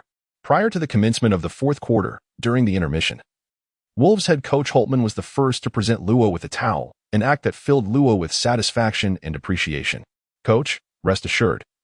As long as I'm on the court, victory is guaranteed," Holtman gazed fondly at the tall and handsome Chinese player, growing increasingly fond of him. Do not worry. During the fourth quarter, I grant you unrestricted freedom. Unleash your talents to the fullest. I am confident you will astonish me even further. Luo Long playfully wrapped his arm around Holtman's shoulder, boasting, Coach, I knew you had an eye for talent. Holtman smiled benevolently, disregarding Luo's casual demeanor and encouraging him. Listen, play fiercely. Your efforts will not go unnoticed. Absolutely. Luo Long glanced at Aldridge in the distance, a wicked grin spreading across his face, exuding charm and confidence. In the first 8 minutes of the fourth quarter, with the aid of Jabbar's signature move, Luo Long unleashed a torrent within the Trail Blazers' paint, scoring 10 points with a perfect 5-for-5 shooting in a mere 8 minutes. His elevated one-handed skyhook instilled fear in the hearts of all Blazers players. Consequently, McMillan had no choice but to deploy a double team against Luo Long, only to realize that even 2 defenders were insufficient. Gritting his teeth, McMillan hesitated before finally resolving to station Aldridge in the paint, surrounding the infuriating Huaxia Fire Dragon with 3 players. However, under such stringent scrutiny, Luo Long chose not to engage in foolish bravado. While his demeanor was undeniably arrogant, it did not imply a lack of intellect. In basketball, obstinacy and capriciousness akin to idle chatter require not only divine fortune, but also ample talent and effort. It can be argued that a conventional basketball player should emphasize basketball IQ on the court, focusing on synergy with teammates and the optimal timing of shots. For instance, Huaxia's esteemed coach Zhang, through his profound comprehension of game dynamics, consistently employed the most rational offensive strategies, solidifying his historical status as the strongest forward in Asia. Amidst the encirclement of 3 defenders, although Luo Long could persist in his arduous scoring attempts, it proved to be an unwise endeavor. Thus, with a mischievous grin, he gazed upon the converging trio of Trail Blazers players and, with a graceful sweep of his elongated arm, delivered the ball to Jefferson. Upon receiving the pass, Jefferson executed a thunderous dunk within the paint, fierce and commanding. The 2 brothers celebrated their triumph with an exuberant fist bump, significantly uplifting the morale of the Wolves once again. In the ensuing round, Roy of the Trail Blazers deftly maneuvered past the Timberwolves defender. When presented with an opportunity to shoot, he exhibited no hesitation. From the right side, at a 45-degree angle beyond the 3-point line, Roy leapt gracefully and confidently sank a 3-pointer. At this moment, the Timberwolves still held a 5-point lead over the Trail Blazers. In the next possession, the underperforming All-Star Love desperately sought the ball. After receiving a clever assist from Rollo, he executed a nonchalant mid-range shot that clanged off the rim, contributing a 1 to his clanking tally. Subsequently, the Trail Blazers' soul and core, Aldridge, engaged in a fierce battle in the paint against Rollo. Unexpectedly, he pivoted and released a jump shot. Although Rollo leapt with determination to disrupt the trajectory of the ball, it rattled the rim several times before ultimately descending into the net. Aldridge erupted in exuberance, joyfully declaring to Roy, "Buddy, I believe securing victory in this game is well within our grasp." Roy, embracing Aldridge's shoulder, replied, "Indeed, brother, that is certain." Observing the exuberant spirit of the Trail Blazers' dynamic duo, the Timberwolves' formidable frontcourt trio reignited their fervent determination. In the ensuing minutes, the score oscillated dramatically between the 2 teams. At one moment, the Trail Blazers surged with a brief flurry of points, only for the Timberwolves to respond by extending their lead. Before long, as the enthusiasm of the fans reached a fever pitch, the clock dwindled down to a mere 16 seconds remaining in the game. In terms of the overall score, the Wolves held a narrow lead over their opponents by a single point. If they could successfully defend this possession, victory would undoubtedly belong to them. In such a crucial moment, Coach Holtman promptly called for a timeout. During the pause, he reiterated numerous game details he had observed. Yet he particularly emphasized to the players the importance of executing their defensive strategy. In the forthcoming moments, Love was to assist Jefferson in closely guarding Aldridge in the paint, while Rollo was tasked with neutralizing the Blazers' Mr. Yellow Mamba. This possession was imperative for the Wolves to defend. Otherwise, with only a few seconds remaining, they would be left with no choice but to gamble on free throws, a strategy that was patently a last resort. Holtman yearned for an unequivocal and commanding triumph. Although the Wolves' goal for the season was not the championship, Holtman aspired for the team to surpass last season's achievements and advance further in the playoffs. Throughout the opening matches of the new season, the Wolves had maintained an unbeaten streak, instilling in Holtman a sense of anticipation and greater hope for the team. As the players took to the court once more, the final offensive play unfolded. After the Trail Blazers meticulously maneuvered the ball, it ultimately found its way into the hands of Aldridge. At that moment, with less than 10 seconds remaining on the clock, Aldridge positioned himself high on the court. He calmly retreated to the three-point line, setting a screen for Roy and successfully obstructing the fierce defense of Ron. In that fleeting moment, Roy, akin to a cunning assassin, exploited the space created by Aldridge, who had drawn Love and Jefferson away, leaving the Wolves' interior vulnerable to an open basket. This was, in truth, the Trail Blazers' true objective. Aldridge served merely as bait, while the remarkably swift Yellow Mamba's incursion into the paint was the real trump card of the Trail Blazers coach. However, just as Roy surged into the paint, leaping with the intent to deliver a humiliating game-winning shot to Minnesota, a towering figure behind him sprang into action. With an outstretched arm, the shadowy presence forcefully swatted the seemingly certain basket against the backboard, then effortlessly plucked the ball from the air with one hand. It was Ron's astonishing chase-down, one-handed block. The red light on the backboard illuminated, and the referee's whistle signaled the conclusion of the game. Ultimately, the Wolves triumphed with a narrow one-point lead over the fiercely retaliating Trail Blazers, securing victory in this home game. The Minnesota fans erupted in cheers, with some even dancing provocatively in celebration. Hotman patted Ron on the shoulder with a fatherly smile, saying, "Well done, I am thoroughly pleased. Let us continue to forge a new legacy for the Wolves this season." Ron laughed heartily, filled with pride. "I'm not mistaken, am I, coach? As long as I'm on the court, even if the opponent is Jordan, I have the confidence to conquer him."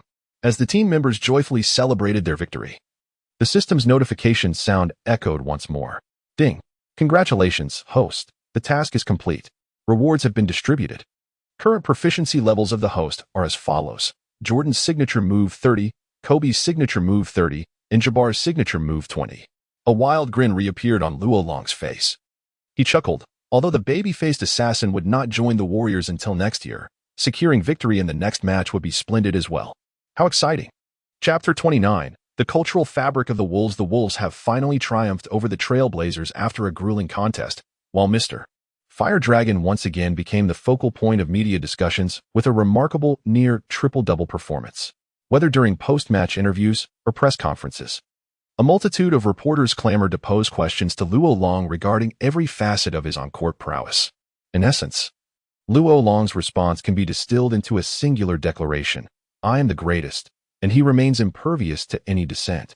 However, Mr. Fire Dragon, due to his consistently arrogant remarks during interviews and his unparalleled performance on the field during this period, has truly garnered the admiration of fans across the nation.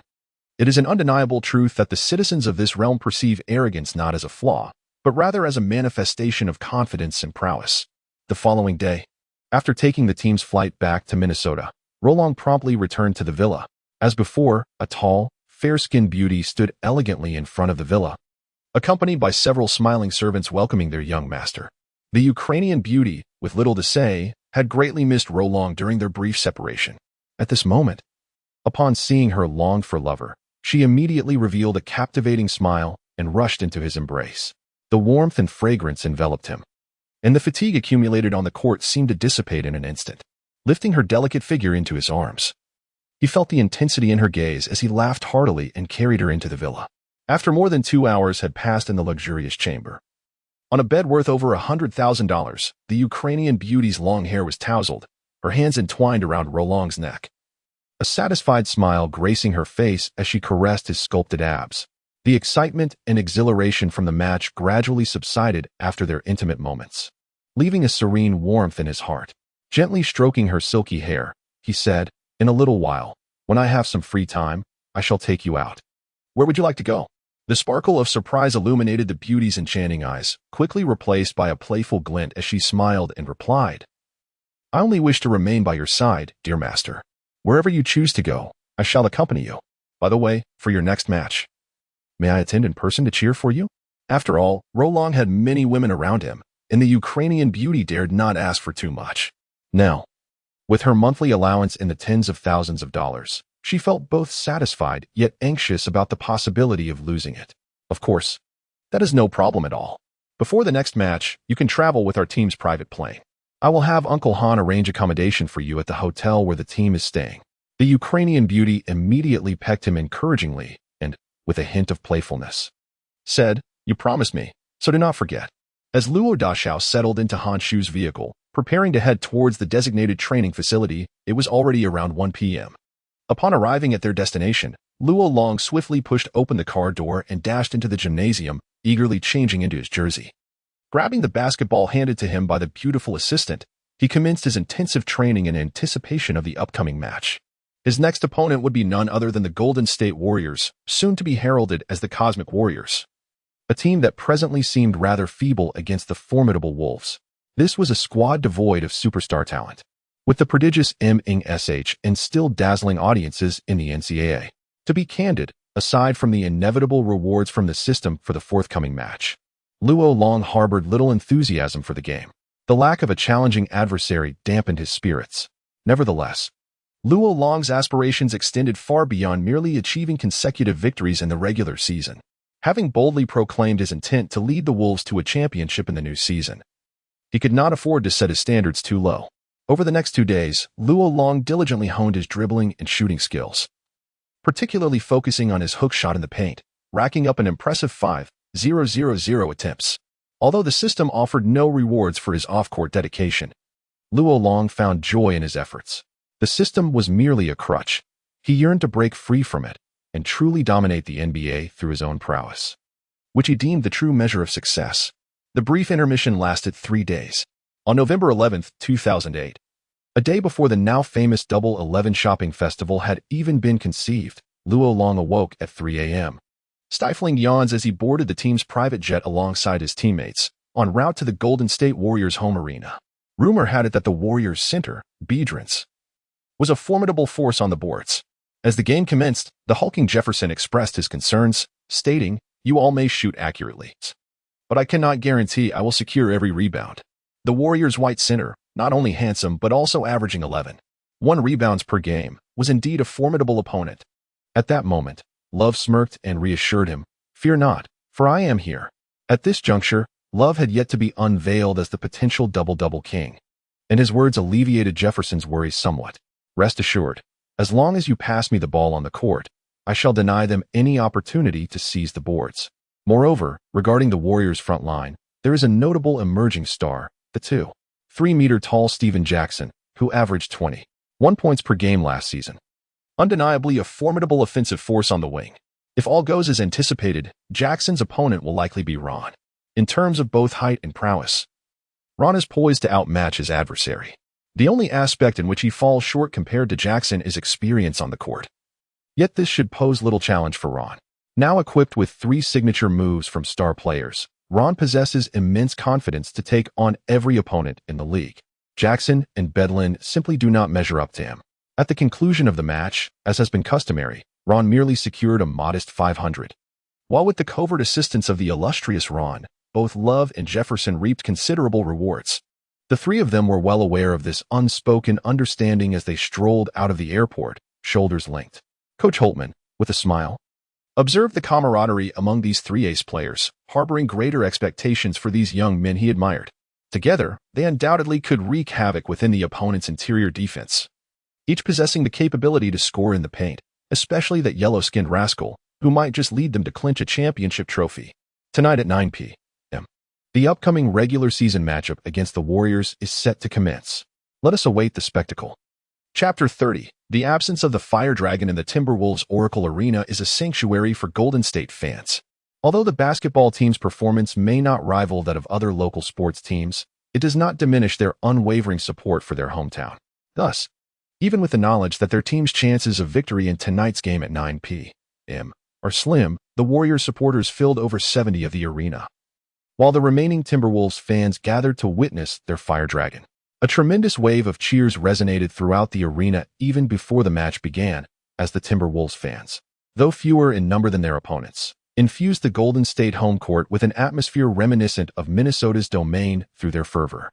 As the players from both teams made their grand entrance, the atmosphere in the venue grew increasingly fervent. One might be misled into believing it was the championship final. With a devilishly charming grin, Luo Long boldly blew kisses to the numerous alluring and scantily clad female fans in the audience, inciting waves of ecstatic screams from the crowd. For the fans of Golden State, they harbor no disdain for this flamboyant individual from Huaxia. Rather, he provides them with a rare sense of novelty. Never before have they encountered a Huaxia personage with such an exuberant personality. This has ignited within them a curious fascination towards Luo Long, as they yearn to discover whether this potential player, who is poised to achieve great acclaim in the league, can indeed fulfill his grandiose aspirations. As this is, after all, the home court of the Golden State Warriors, the remarkable performance of Rolong immediately incited discontent among all members of the Warriors team. Following a period of warm-up, the match between the two teams was poised to commence. However, to Rolong's astonishment, the old man Hot Man did not designate him as a starter for this game. His reasoning was quite straightforward. The opponent was too weak, and he wished for Rolong not to expend excessive energy in a contest devoid of challenge. Furthermore, Hotman's strategy involved allowing Love and Jefferson to alternate in leading the team to secure victory, as if treating the Warriors as mere college league rookies. This undoubtedly further ignited the already simmering frustration within the Warriors squad. Consequently, during the first quarter, without Rolong on the court, Steven Jackson and center Biedrins unleashed a torrent of offensive prowess, both scoring in double digits by the end of the initial period. Moreover, Biedrins ferociously secured 7 rebounds in the first quarter, including 2 offensive boards, undoubtedly delivering a resounding blow to Love, in a situation where they were trailing by 9 points. The Golden State Warriors found their rhythm as the second quarter commenced, swiftly achieving a remarkable feat where 5 players reached double digits in scoring by halftime. Forward Jackson distinguished himself by amassing an impressive 21 points in the first half, becoming a source of exasperation for Hot Man. As the halftime buzzer sounded, the Wolves found themselves at a staggering deficit of 25 points against their adversaries. During the intermission before the third quarter, Hot Man ultimately decided to alter his initial strategy. Long, the team requires your presence. Step onto the court and secure this victory. Hot Man was compelled to concede that the Warriors' performance had indeed surpassed his expectations. With a mischievous grin, Luo Long replied, within 5 minutes, I shall have them all weeping and begging for me to leave the court. Although the Wolves felt a sense of frustration during the first half, as the Warriors exhibited an extraordinary performance, the moment they heard Luo Long's customary arrogant declaration, an inexplicable calm washed over the entire Wolves team. Even Hot Man had to concede that this newcomer from Huaxia had, through a series of remarkable victories, become the new linchpin of the team. As long as Luo Long graced the court, the team's spirit and morale would remain steadfast and elevated. In a bid to avenge the humiliation previously inflicted by the Warriors, at the onset of the third quarter, Hot Man resolutely deployed the Wolves' most pivotal inner trinity onto the court. However, what truly exhilarated the Wolves fanbase was the long-awaited appearance of their fiery dragon, Mr. Rolong. The game commenced with the Wolves' offensive possession, as Rolong received the ball from the baseline and swiftly maneuvered across half-court. The standout performer for the Warriors in the first half, the exceptional forward Steven Jackson, immediately recognized the approach of the dribbling dragon and rushed to confront him, his eyes gleaming with challenge. Young rookie, you may not yet comprehend my prowess, but soon enough, you shall be begging me to spare you the tears, Jackson taunted, his words dripping with arrogance. Yet, Rolong remained unfazed, a menacing grin spreading across his face as he retorted, Freak, don't say I didn't warn you. Soon your grandfather will breach from your right side. So prepare yourself. Furrowing his brow, Jackson, unfamiliar with the rising star from Huaxia, sensed that mere trash talk would not rattle his opponent's confidence. Instead, Rolong's mockery ignited a flicker of anger within the self-conscious Jackson. Jackson chose silence. Yet the fire in his eyes suggested he would not easily forgive this newcomer from Huaxia. As Rolong's rhythmical dribbling softened, Jackson's nerves tightened, for he could discern the formidable skill in Rolong's ball handling. At last, a moment arrived when a chilling intensity radiated from Rolong's gaze. His previously relaxed muscles suddenly surged with power. With a formidable physique and nimble footwork, he executed an impressive dribble feint before swiftly shifting direction, launching himself towards Jackson's right side with astonishing speed. This caught Jackson by surprise, as he had not anticipated that a player of Rolong's towering stature could possess agility and velocity rivaling that of a guard. As Jackson finally reacted and attempted to sidestep, Rolong had already seized the opportunity, executing a sudden rightward leap followed by a lightning-fast stop and shoot. Despite Jackson's valiant effort to intervene at his side, Rolong, utilizing the lethal techniques reminiscent of both Jordan and Kobe, deftly sent the ball soaring through the air. In the stands, the Wolves fans erupted in jubilant cheers, firmly believing that this was the inaugural feast bestowed upon them by Mr. Fire Dragon. The Warriors' head coach, Old Nelson, narrowed his eyes into slits. His gaze filled with a dangerous intensity as he scrutinized Long's entire sequence of breakthroughs and shooting motions. A wave of unease washed over him. This young Huaxiao individual was far from ordinary.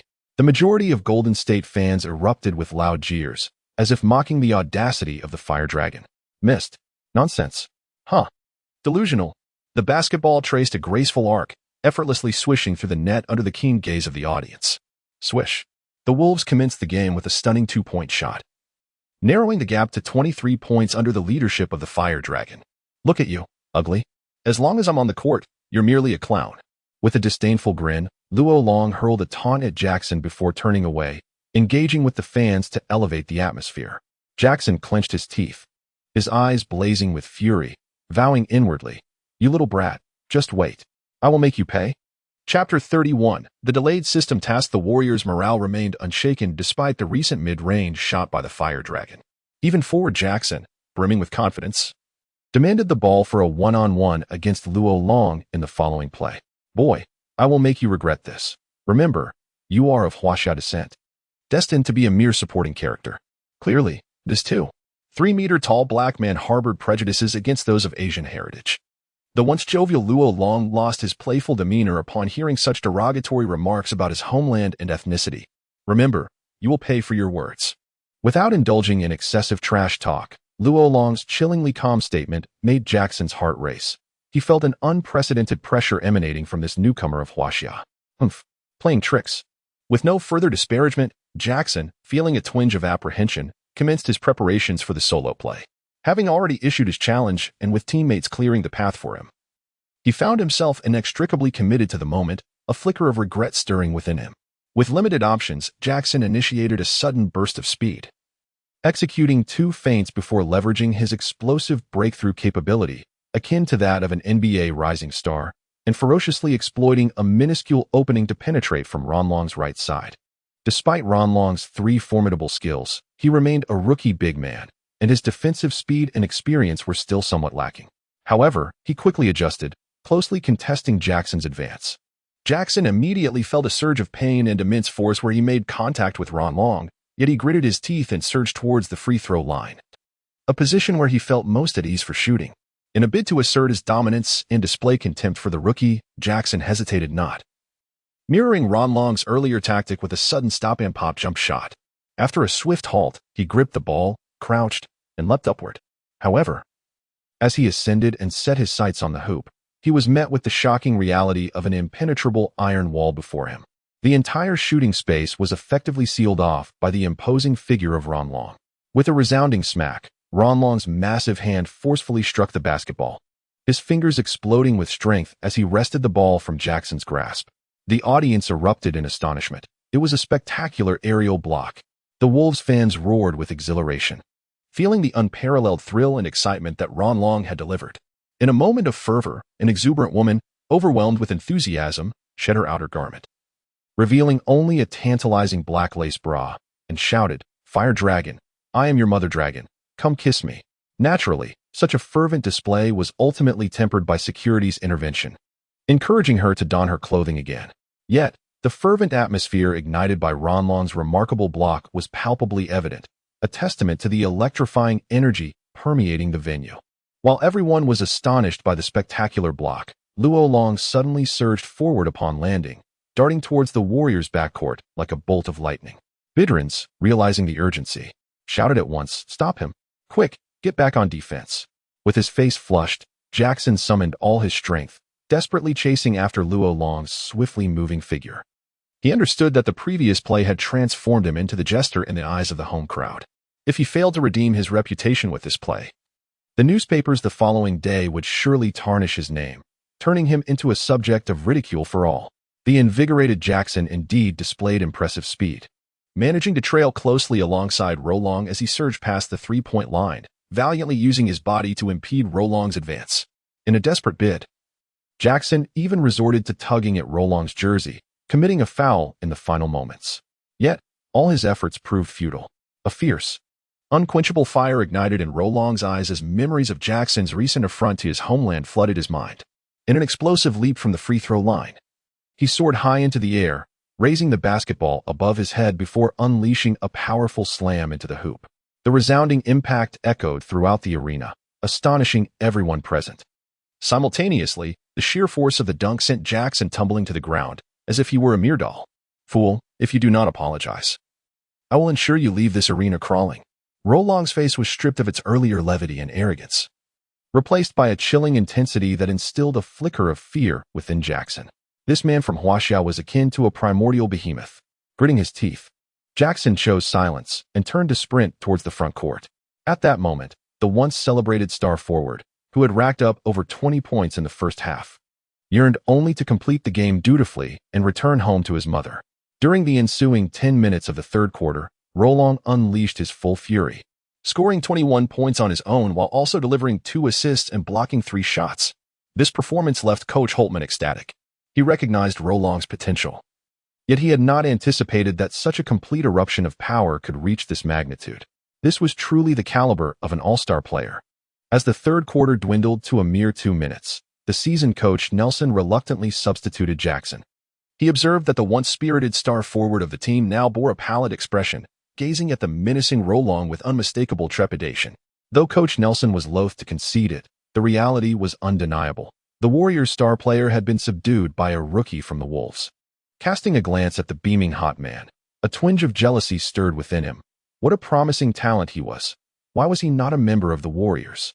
As the Warriors prepared to substitute players, Rolong seized Jackson by the arm and declared, "I believe you owe me an apology." Jackson struggled to comprehend the profound sentiments that Easterners hold for their homeland. Nonetheless, he obediently bowed his head and replied, "I apologize. I retract my statement. You have indeed made me realize that the people of Huaxia can excel at basketball as well." The chill in Rolong's eyes gradually dissipated, and he released Jackson, allowing him to exit the court. Simultaneously, the system's task notification arrived as anticipated. Ding. Congratulations, host. You have activated the system task for this match. Task details: achieve a personal score exceeding 35 points, while also overcoming the formidable white defensive powerhouse, Badrins, in the paint. Task reward: an increase of 5 in Jabbar's signature skill proficiency and a further enhancement of the host's strength attribute by 20. Although Rolong lamented the stinginess of the system, the exhilarating sensation of continuous improvement was undeniably intoxicating. Roar. My performance has only just begun. The Wolves fans erupted in ecstatic cheers. Their anticipation for the remainder of the game heightened. Meanwhile, the entire Warriors team grumbled about Jackson, who remained silent on the sidelines. Why provoke someone like this ferocious dragon who devours without remorse? Chapter 32, The Final Kill Shot.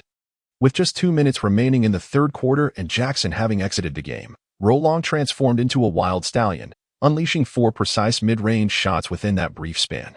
His personal score soared to 29 points, leaving him a mere 6 points shy of the coveted 35. Thus, the next objective was clear: penetrate the Warriors' interior defense and show Badrins what true prowess looks like. However, that would have to wait until the final quarter commenced. At this moment, as Rolong strode off the court with an arrogant grin plastered across his face, the Wolves fans erupted in a fervent chorus of adoration. Fire Dragon, you are my faith. I adore you. Goodness, oh God, I wish to share something with the Fire Dragon. He is simply magnificent on the court. Haha. Spring has arrived in Minnesota. The Fire Dragon is sure to deliver a grand surprise this season. I firmly believe it. Rolong reveled in this adulation, blowing kisses with his grand gestures, captivating numerous female fans who screamed in delight. Dragon, well done. Holtman gazed with immense satisfaction at his beloved protege. The Wolves, having trailed by a daunting 25 points, experienced an immediate turnaround upon Rolong's entrance onto the court. In the span of a single quarter, they narrowed the deficit to a mere 6 points. Although he was well aware of Rolong's potential, the young man's performance in this match still filled him with great delight. Despite his arrogance and a tendency to speak without regard for others' feelings, he undeniably possessed the talent to justify such bravado. In the realms of Europe and America, it is not the arrogance that is most feared. Rather, it is the fact that not every audacious individual possesses the exceptional skill to back up their audacity. Clearly, Luo Long is an exceptionally talented basketball player endowed with remarkable abilities. Consequently, Hotman, with a smile, promptly offered Luo Long a bottle of water and a towel. This gesture exemplifies Hotman's coaching artistry, showcasing personal attention to motivate all his players to strive harder on the court. Those who truly excel will earn Hotman's praise and recognition, often finding such accolades more gratifying than a substantial monetary reward. Without any hint of modesty, Luo Long accepted the offerings and, with a hint of pride, remarked to Hotman, "Old man, you finally grasped the significance of elevating me to a starting position. Huh, aren't you relieved I'm not on the opposing team?" Hotman patted Luo Long's shoulder before turning to engage with other players. It is undeniable that the Fire Dragon's strength lies in his unshakable confidence. Yet this same confidence can occasionally provoke a desire to reprimand him. However, considering Luo Long's stellar performance in the third quarter, Hotman chose to disregard his earlier comments. Jefferson and Love, filled with excitement, celebrated by bumping chests with Luo Long. During the first half, without Luo Long, they felt utterly constrained. Through this match, they gained a fresh perspective on their disparity compared to him. While they undoubtedly possess star-level talent, it is evident that they are not destined to be the leading figures. The future leader of the Wolves is unmistakably this handsome and audacious young man. Moreover, he is a good brother who can assist them in achieving remarkable success at the card table. In contrast, within the Warriors bench, apart from the irate reprimands of the veteran Nelson, Jackson's eyes lacked their usual luster, while only Biedrins remained fervently spirited. Throughout the first 3 quarters, Biedrins amassed a total of 14 rebounds, including 5 offensive boards, truly embodying the essence of an indomitable defender in the paint. Moreover, in the final 3 minutes of the first half, he delivered a resounding block to Jefferson beneath the basket, demonstrating his dominance on the court. At that moment, he cast a glance towards Rolong, who was frolicking with his teammates in the distance, and thought to himself, when the time comes for you to face me, I shall leave you in utter despair." As the intermission concluded and the players of the Wolves re-entered the court, an unexpected transformation unfolded. Ron was no longer assuming the role of a ball-handling forward, but had instead taken Jefferson's place, now functioning as a center. His movements bore a resemblance to that of a dynamic power forward. During the Wolves' initial offensive play, the Warriors' Biedrins, unfamiliar with Ron's style, refrained from aggressively pressuring his positioning and opted instead to anchor the defense within the paint. Consequently, Ron deftly maneuvered into position and, capitalizing on his height advantage over the defender, executed a flawless mid-range hook shot, securing an additional 2 points for the Wolves. "Hey, pretty boy. Have you realized the folly of underestimating me?" Ron sneered, hurling a taunt at the white Biedrins. A flicker of indignation ignited in the eyes of the white center. Biedrins turned and sprinted towards the front court, harboring a pride of his own, too disdainful to utter excessive words. In the second offensive round of the Wolves, Rolong once again positioned himself to receive the ball in the paint. Observing Bedlinis, who was closely pressing him, Rolong executed a swift pivot and initiated a one-on-one confrontation. As a center, Bedlinis' strength was undeniably superior to that of Jackson. Rolong labored to carve his way close to the edge of the restricted area. Just as Bedlinis lowered his center of gravity in preparation to thwart Rolong's advance towards the basket, he abruptly sensed an unexpected void. In a flash, Rolong spun around and released a jump shot, and by the time Bedlinis realized what was happening, the ball had already soared into the air, propelled by Rolong's deft hands. The atmosphere in the arena surged with excitement, as the Golden State fans erupted in astonishment. This Chinese fire dragon had inflicted upon them a plethora of anguish, prompting many to contemplate an early exit from the game. Before Bedlin could even touch the ground, he turned his gaze towards the hoop, only to witness the basketball gracefully dive into the embrace of the net. Swish! Another exquisite mid-range shot found its mark.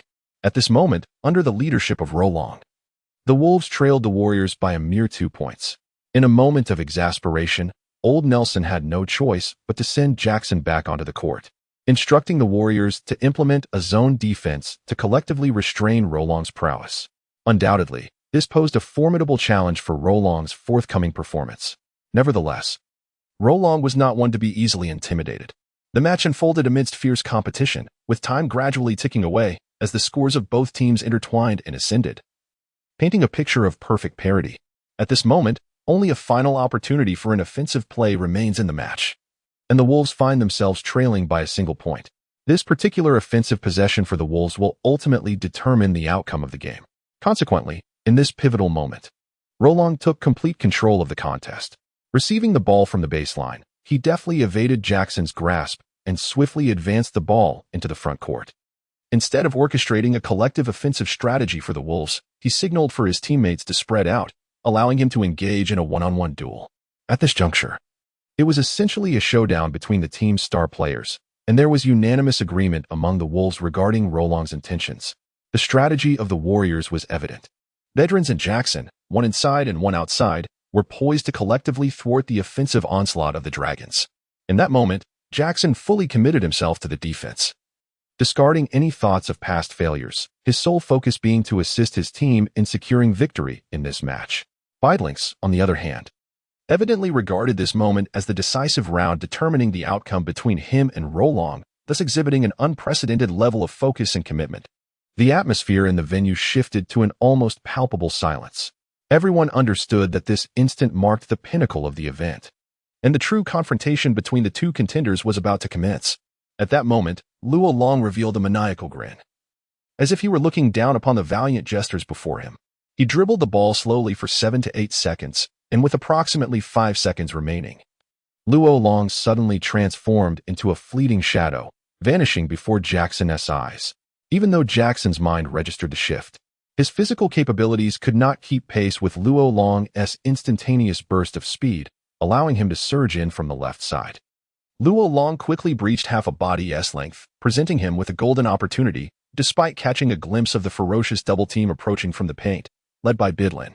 With a triumphant and derisive laughter, Luo Long propelled himself off the ground, soaring to unprecedented heights, feigning a jump shot. Jackson, seemingly granted a chance for redemption, leaped desperately, stretching his arm to thwart all of Luo Long's shooting possibilities. However, what astonished Jackson was that Luo Long did not opt for the shot. In a brief moment of aerial confrontation, Jackson began his descent, while Luo Long continued to ascend, just when everyone anticipated that Luo Long would seize this opportunity to strike.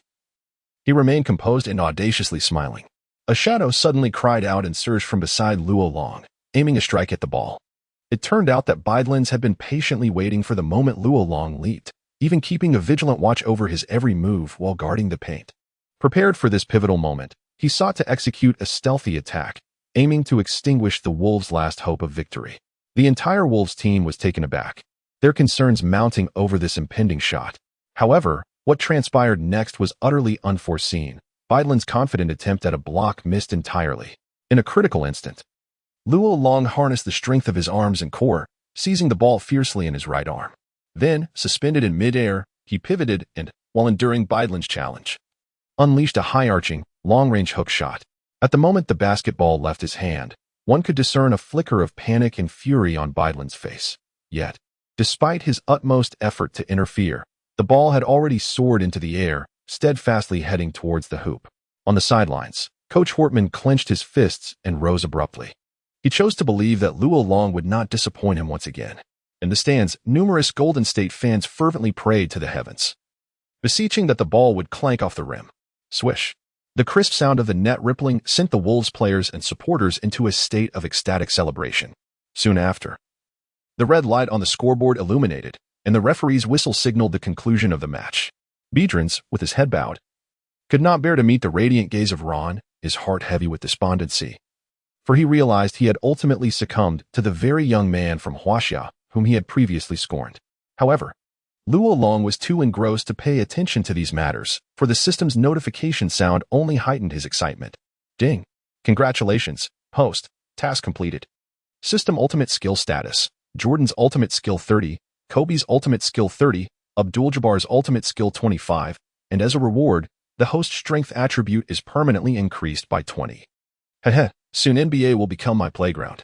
With a dazzling, maniacal laugh, Luo Long reveled in the celebratory cheers of the fans in that moment.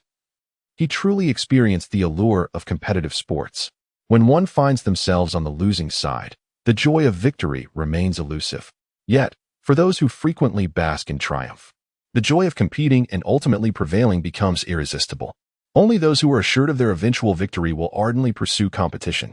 Yet, Luo Long is precisely such a person. His spirit embodies that of a fearless competitor, a true gentleman unafraid of challenge and strife. Chapter 33, Mr. Fire Dragon in Earnest.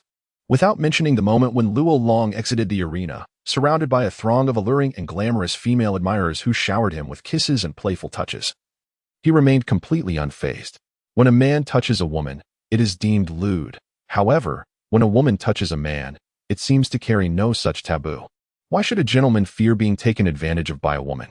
Moreover, observing the radiant expression on Luo Long's face, it is evident that he is thoroughly relishing the moment. However, as Luo Long's butler and agent, Uncle Han cannot idly watch as these enigmatic female admirers take advantage of the young master. Consequently, two bodyguards clad in black swiftly escort Luo Long through the throng and into the vehicle. The car itself is infused with a delightful fragrance. The Ukrainian beauty, dressed provocatively, immediately lunges towards Luo Long upon his entrance, planting a fragrant kiss on him. It must be said that this enchanting creature possesses remarkable cunning. Her attire perfectly aligns with Luo Long's aesthetic preferences, and the perfume she selected is one he has previously declared his favorite. Having just interacted with a bevy of beautiful and alluring fans, Luo Long finds himself somewhat agitated. Thus, the familiar allure of the woman in his embrace ignites a fervent welcome. After waiting for over 5 minutes, Uncle Han calmly takes his place in the driver's seat. Given that the car boasts 4 rows of seating, the 2 robust African-American bodyguards dutifully open the rear doors and take their seats in the back. Within less than an hour, they arrive at the entrance of their villa. As before, after carrying the Ukrainian beauty inside, Luo Long re-emerges 3 hours later, invigorated, to once again join Uncle Han in the car. They are bound for the training facility for specialized training. With the upcoming match against the Trailblazers, whom they faced not long ago, Luo Long must prepare diligently. However, much like a taut string that requires respite, fatigue will inevitably set in if not allowed to rest. Days later, at the home court of the Timberwolves, the team led by Luo Long faces a disheartening defeat. In this match, both Roy and Aldridge seem to have consumed some elixir. Not only do their three-point shots find the mark with ease, but Aldridge dominates the interior with an alarming ferocity, exhibiting an extraordinary shooting touch. In this match, the entire Trailblazers team exhibited exceptional form. At the conclusion of the game, 8 players achieved double-digit scores, with Roy astonishingly netting 31 points. In contrast, the Timberwolves' performance was dismal, with only Rollo managing to score 35 points, while the rest of the team appeared to be frozen, rendering the contest a showcase of sheer prowess. Despite the Timberwolves' defeat, which ended their winning streak, neither Coach Holtman, nor the media, nor the fans expressed any grievances. They understood that in the high-intensity arena of the NBA, maintaining a streak of 82 consecutive victories is an arduous feat, akin to securing a championship title for 10 consecutive years. Triumphs and defeats are commonplace in the realm of sports. Rollo was understandably furious with his teammates' performance and could only disregard the jibes aimed at Roy and Aldridge. However, upon returning to Minnesota after the game, everyone noticed that Mr. Rollo had embarked on his rigorous training regimen. For someone as fiercely competitive as Rollo, a single loss was sufficient to ignite his determination to train relentlessly. Following this defeat, he vowed not to pursue any romantic entanglements until he secured victory in the next match. Holtman was quite pleased with Rollo's response, even feeling he had misjudged this young talent from China. Rollo was neither unambitious nor indifferent to basketball and success. He simply lacked the necessary challenges and setbacks. For a formidable competitor, adversity often fuels a more vigorous resurgence. Days swiftly passed, and soon the next opponent arrived. It is worth noting that the Denver Nuggets home court is situated at a high altitude, which justifies the designation of their arena as a home of horrors for visiting teams. Players from other regions often experience altitude sickness to some degree, which undoubtedly provides a significant advantage to the Nuggets.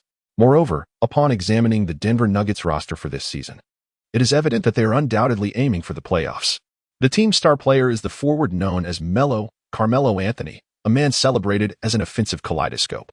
In the 2006 to 2007 season, merely 2 years ago, he achieved the pinnacle of his career statistics. Anthony started 65 games, averaging 38.2 minutes on the court, with a shooting percentage of 47.6, and he garnered an impressive average of 28.9 points per game. The numbers clearly indicate that Melo's peak is just beginning. And this season, his offensive threat will certainly not fall below an average of 20 points. As a member of the golden generation of the 2003 NBA draft, Melo is a player worthy of a direct trade for the king himself. At this moment, Melo is in the prime of his career, and his competitive prowess is undeniably far superior to that of the Warriors' Jackson. It can be stated that as long as Melo is on the court, the Timberwolves are destined to face a formidable challenge. Let us not forget that this season, the Denver Nuggets boast the presence of Chauncey Billups in the guard position. Renowned throughout the league for his steady mid-range shooting prowess, this talented player, when paired with the formidable talent of Guogu, will undoubtedly create significant challenges for the developing and still maturing defensive lineup of the Wolves. Moreover, this is not the end. There is the absolutely remarkable Nene Hilario, a privileged scion, whose exceptional athletic prowess and tenacious defensive play have established him as a formidable bastion for the Denver Nuggets. His capability to score in the paint is equally impressive, having once achieved the astonishing feat of scoring 28 points with an impeccable shooting percentage in a single game. With Nene safeguarding the interior, the Timberwolves' frontcourt triumvirate must temper their brilliance. This resilient Nuggets team also boasts the 2001 overall pick Kenyon Martin, the unpredictable J.R. Smith, among other outstanding role players, rendering their lineup exceedingly formidable. Hence, the ever-aware Long Long could no longer conceal his exhilaration. He is a person who thrives in the face of formidable adversaries, a being born for the realm of competitive sports. For the proud Long Long, the notion of failure is absent from his lexicon. He envisions the immense sense of accomplishment and gratification that will come from vanquishing the mighty Nuggets. During the intense training sessions, the system remained silent, yet Long Long discerned a slight improvement in his situational tactics and shooting accuracy derived from his three signature skills. As every member of the Timberwolves boarded their flight to Denver, filled with excitement, Long Long lost all interest in card games. He closed his eyes to rest or approached Hot Man to discuss strategies and finer details for the upcoming match. Everyone felt the palpable atmosphere of an impending showdown, as if they were about to confront the finals. Only Coach Hot Man could hardly contain his delight. When this fervent Chinese maverick takes his task seriously, he undoubtedly becomes a nightmare for all opponents. Chapter 34. Who will be the next unfortunate soul? The Pepsi Center, since its inauguration in 1999, has retained its prestigious name and boasts an interior design and size that rivals other teams' home arenas. Today's Denver fans are as enthusiastic as ever. The Nuggets' formidable roster this season, combined with the advantages of their high-altitude home court, has made Denver fans more willing to pay for the privilege of witnessing their team compete up close. Recently, the performance of the Nuggets has indeed not disappointed their supporters. The team's star, Carmelo Anthony, is in splendid form, having achieved a personal best of 31 points in the last game, and everyone eagerly anticipates his performance in the upcoming match. As the members of the Wolves team disembarked from the plane, Roland immediately felt a twinge of discomfort due to altitude sickness. This cursed place. Playing here felt akin to dancing atop Mount Everest. However, Hot Man swiftly distributed the prepared oxygen bags to everyone, allowing the Wolves players to temporarily alleviate the effects of hypoxia and discomfort after a brief inhalation of oxygen. Subsequently, at noon the following day, the game between the Wolves and the Nuggets commenced. As Roland stepped onto the court, his left foot touching the edge of the basketball arena, the system's cold prompt echoed once again in his mind. Ding. New task issued. Task details: defeat Nene Hilario, Chauncey Billups, and Carmelo Anthony, and ultimately secure victory in this match. Task reward: increase proficiency of the Jabbar signature move by 5 and permanently enhance the host's speed attribute by 15. Roland felt a surge of joy within. His Jabbar signature move was on the verge of reaching maximum proficiency at the first stage. This also signified that starting from the next game, he would possess a new signature move. With a whistle, the referee tossed the basketball high into the air, and without a doubt, Nene snatched the jump ball from Jefferson. It seemed Nene's form was formidable as well. The Nuggets opened the game with overwhelming momentum, as Gallo effortlessly scored 2 points with a turnaround jumper. As the Wolves prepared for their next offensive round, everyone was taken aback to witness the audacious Huaxia Fire Dragon daring to penetrate the paint and match up against Nene. What a reckless endeavor! Nene. Give him a thorough thrashing. The home crowd exuberantly expressed their fervor, their enthusiasm for the Nuggets and Nene Hilario reaching a fever pitch. With a demeanor that has always been low-key and composed, Nene smiled at Rolong and said, "I apologize. I have always been quite attentive to the sentiments of the fans. It seems that I can no longer hold back. You should be cautious." Rolong, who had never held any disdain for Nene, the understated and reserved scion of immense wealth, revealed a wicked grin and replied, "Heh, it appears you are utterly oblivious to the chasm that separates us. Indeed, once I have subdued you, you shall comprehend the absurdity of your prior statement." After exchanging barbs, the ball was soon in Rolong's possession. At that moment, Rolong faced Nene, who was preoccupied with anticipating Rolong's drive, thus positioning himself rather close to the paint. Consequently, as Rolong received the ball, He extended his left arm to create space between himself and Nene. Then, leaping into the air, he elevated the ball above his head with his right hand and, with a gentle flick of his wrist, released it. It was an unexpected long-range hook shot. This caught Nene completely off guard. He realized he lacked the ability to alter the ball's trajectory. The angle of Roland's hook was exceedingly high, rendering it impossible for Nene to interfere. All he could do was turn his gaze toward the basket, silently hoping that the shot would miss. The arena was filled with a cacophony of derision and insults. No one believed that this player from Huaxia could successfully execute such a challenging hook shot.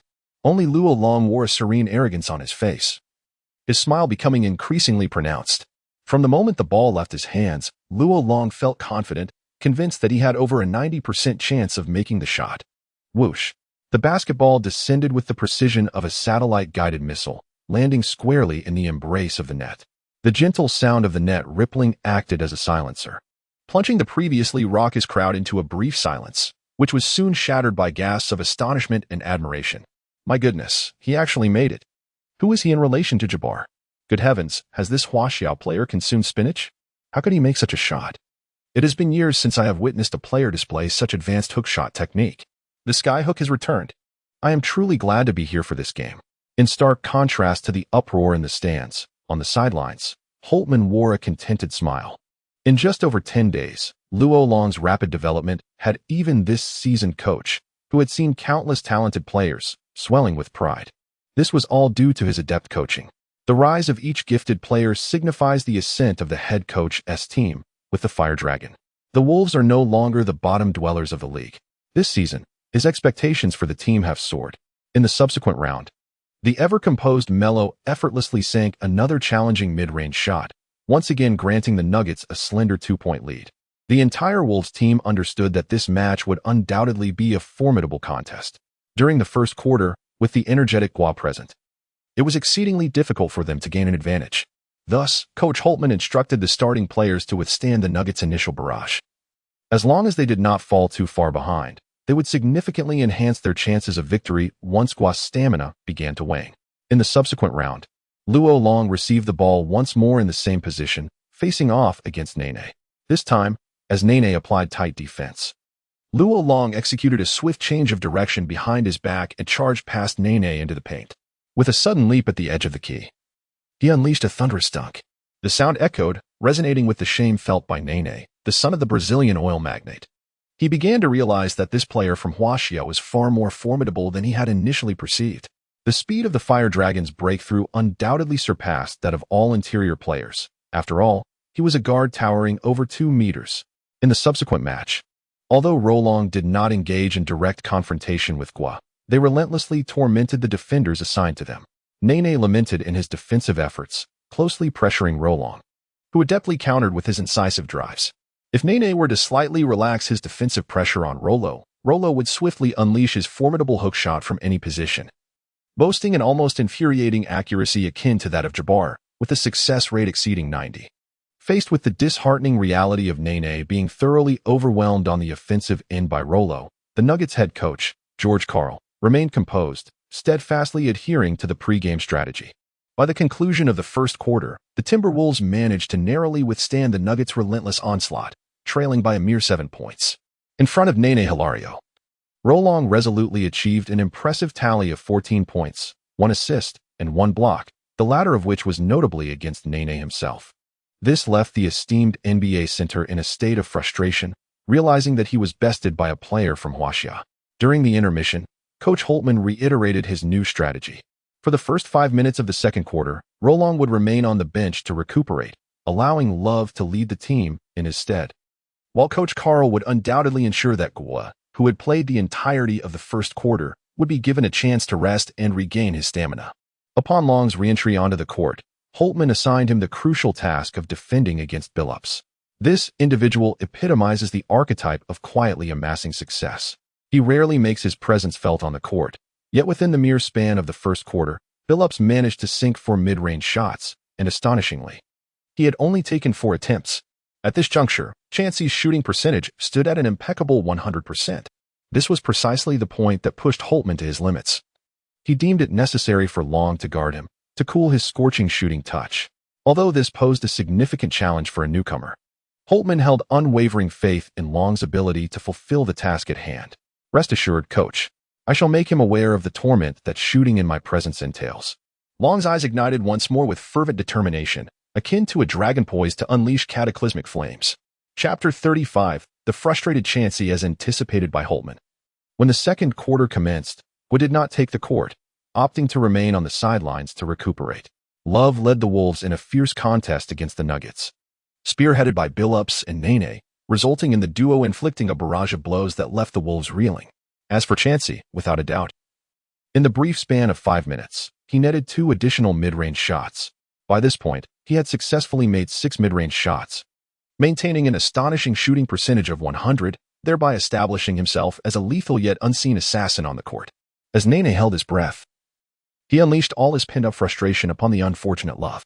Although Love possesses a remarkable ability to seize opportunities for data, his personal prowess was laid bare when faced with Nene's relentless defense. In merely 5 minutes, Love managed a dismal shooting record of 2 out of 6, accumulating a mere 5 points alongside 4 turnovers. On the sidelines, Holtman's expression grew increasingly grim as he finally grasped the sobering reality. The only true star capable of making an impact on the Wolves was, in fact, Dragon. Before the 5 minutes had elapsed, the Wolves found themselves trailing by a daunting 13 points, even with Gua's absence on the court. Left with no alternative, Holtman decisively called for a timeout. "Dragon, the moment the team needs you has arrived. Step onto the court and reclaim the lost points." Holtman gazed at Long with hopeful anticipation, yet was immensely reassured to see no trace of fear or concern in the eyes of this audacious young man. "Just wait and see, coach. As long as I'm here, no one can defeat us." Despite the numerous advantages held by the Nuggets, Coach Malone chose not to field Gua, whose stamina was crucial for their victory in this match. With a comfortable lead, he understandably preferred to allow Gua a moment's respite. After all, Gua had played an entire quarter without substitution. As the second quarter commenced, and it was the Denver Nuggets' turn to attack, Billups was taken aback when he noticed that the player assigned to guard him had been replaced by the towering figure of Long. This revelation brought a sense of secret delight to Billups, for it was a classic case of a smaller player facing a larger opponent. However, within just one possession, Billups quickly realized that this Chinese giant possessed a speed that exceeded that of an average guard, and his defensive skills had developed at an astonishing rate. Initially, based on his observations, he believed it would be nearly impossible for Long to keep up with his off-ball movements. Yet, Long demonstrated remarkable adaptability, swiftly matching the rhythm of Billups' movements, becoming a tenacious adversary that was difficult to predict. During that possession, due to Long's efforts, the Nuggets were ultimately held to a 24-second shot clock violation. "Buddy, it seems you're about to be shut down by me. Encountering me is truly your misfortune." Long taunted excitedly at Billups. Billups furrowed his brow, choosing not to respond as he turned to return to defense. Chansey was not one to engage in verbal altercations. His method of countering opponents was through a series of spine-chilling, precise mid-range jump shots. In the subsequent offensive phase, Long, adhering to Hotman's strategy, maneuvered to the perimeter, with his defender now being Billups. It is worth mentioning that Billups possesses formidable defensive capabilities. His career achievement of winning a championship is closely tied to his exceptional defensive prowess. Positioned beyond the three-point line, Long signaled for everyone to spread out. Defeating the opposing team had never been Long's primary objective. Rather, his true desire lay in overpowering the star players of the rival team. Only by vanquishing numerous opponents could he validate his own strength. This time, Long refrained from engaging in trash talk, as he observed that Chauncey Billups was fully immersed in the game of basketball. Further banter would only serve to distract Long himself. With no vulnerabilities to exploit, Long executed a couple of deceptive moves before surging fiercely towards the right side of Billups, harnessing all his explosive energy. However, Billups's defensive prowess was remarkably solid, as he swiftly positioned himself in front of Rollo. In response, Rollo executed a rapid spin while dribbling, forcefully charging past Billups on his right side. Billups closely pursued, determined to stay tightly glued to Rollo's side. At that moment, Nene from the paint also moved to assist, his fierce gaze fixated on Rollo's every move. Eager to deliver a block or disruption, seeking to avenge the humiliation Rollo had inflicted on him during the first quarter. Yet, as both players leapt into the air alongside the soaring Rollo, prepared for an intense confrontation to determine supremacy, Rollo effortlessly delivered a precise bounce pass to Jefferson, who was cutting into the paint. Facing an open basket, Jefferson surged upward with the ball, unleashing a thunderous slam dunk that reverberated through the arena. After the Wolves brothers executed this spectacular score, they leaped into a celebratory dance in the Nuggets' backcourt, while Love, resting on the sidelines, excitedly shouted and waved his towel, reveling in the Nuggets' misfortune. In the subsequent offensive possession for the Nuggets, both Nene and Billups found themselves stifled by the Wolves' defense, failing to secure any advantageous opportunities. With just 2 seconds remaining, Billups, in desperation, attempted a shot over Rollo, only to be met with a resounding rejection, a volleyball-style block delivered directly back to the stands. Thwack! The basketball was sent soaring into the audience. Billups felt an intense heat rise to his face, engulfed in extreme embarrassment, as the ambitious Luo Long reveled in his success. He not only celebrated with his teammates but also began to incite the few Wolves fans in the stands, prompting them to sing the team's anthems. Below, Hot Man settled comfortably into his seat once more, sipping contentedly on his warm coffee, his gaze toward Luo Long reminiscent of a father admiring his most accomplished son. The Denver Nuggets fans in the stands expressed their discontent and unleashed a barrage of curses. The expression on the face of this Huaxiao player indeed instilled a sense of foreboding among them. Could they be on the brink of losing this match? They clamored for Coach Guo to send in reinforcements. This Huaxiao player needed someone to exert control. With Guo on the court, the tide would surely turn. Just a Huaxiao player. He would soon be out of stamina. Following the subsequent possession by the Nuggets, a careless pass led to a turnover. Allowing Roland to utilize his long arms and large hands to execute a swift steal, followed by a spectacular fast break dunk, adding 2 points to his tally. In a mere minute, Roland had already amassed a commendable stat line of 2 points, 1 assist, and 1 block, while also forcing the Nuggets into a 24-second shot clock violation. At last, Coach Carl could no longer tolerate the situation and prepared to make a substitution. Guo had already completed his warm-up, his gaze burning intensely as he fixed it upon Roland. Roland reciprocated with an equally fervent look, their competitive spirits igniting in anticipation. The stage was set for a thrilling showdown. The audience was rife with anticipation for the impending duel between Guo and Roland, which promised to be the pinnacle of this contest. Chapter 36, Is Guo Sweet? With Guo's re-entry into the game, the Wolves' resurgence once again faltered. Despite Roland's unpredictable assaults from both the interior and perimeter, leveraging his diverse arsenal to inflict damage, the Wolves found themselves powerless to counter Guo's kaleidoscopic scoring methods. The two teams continued to trade baskets, the score climbing ever higher. By the second quarter, the Wolves found themselves trailing by a considerable 15 points.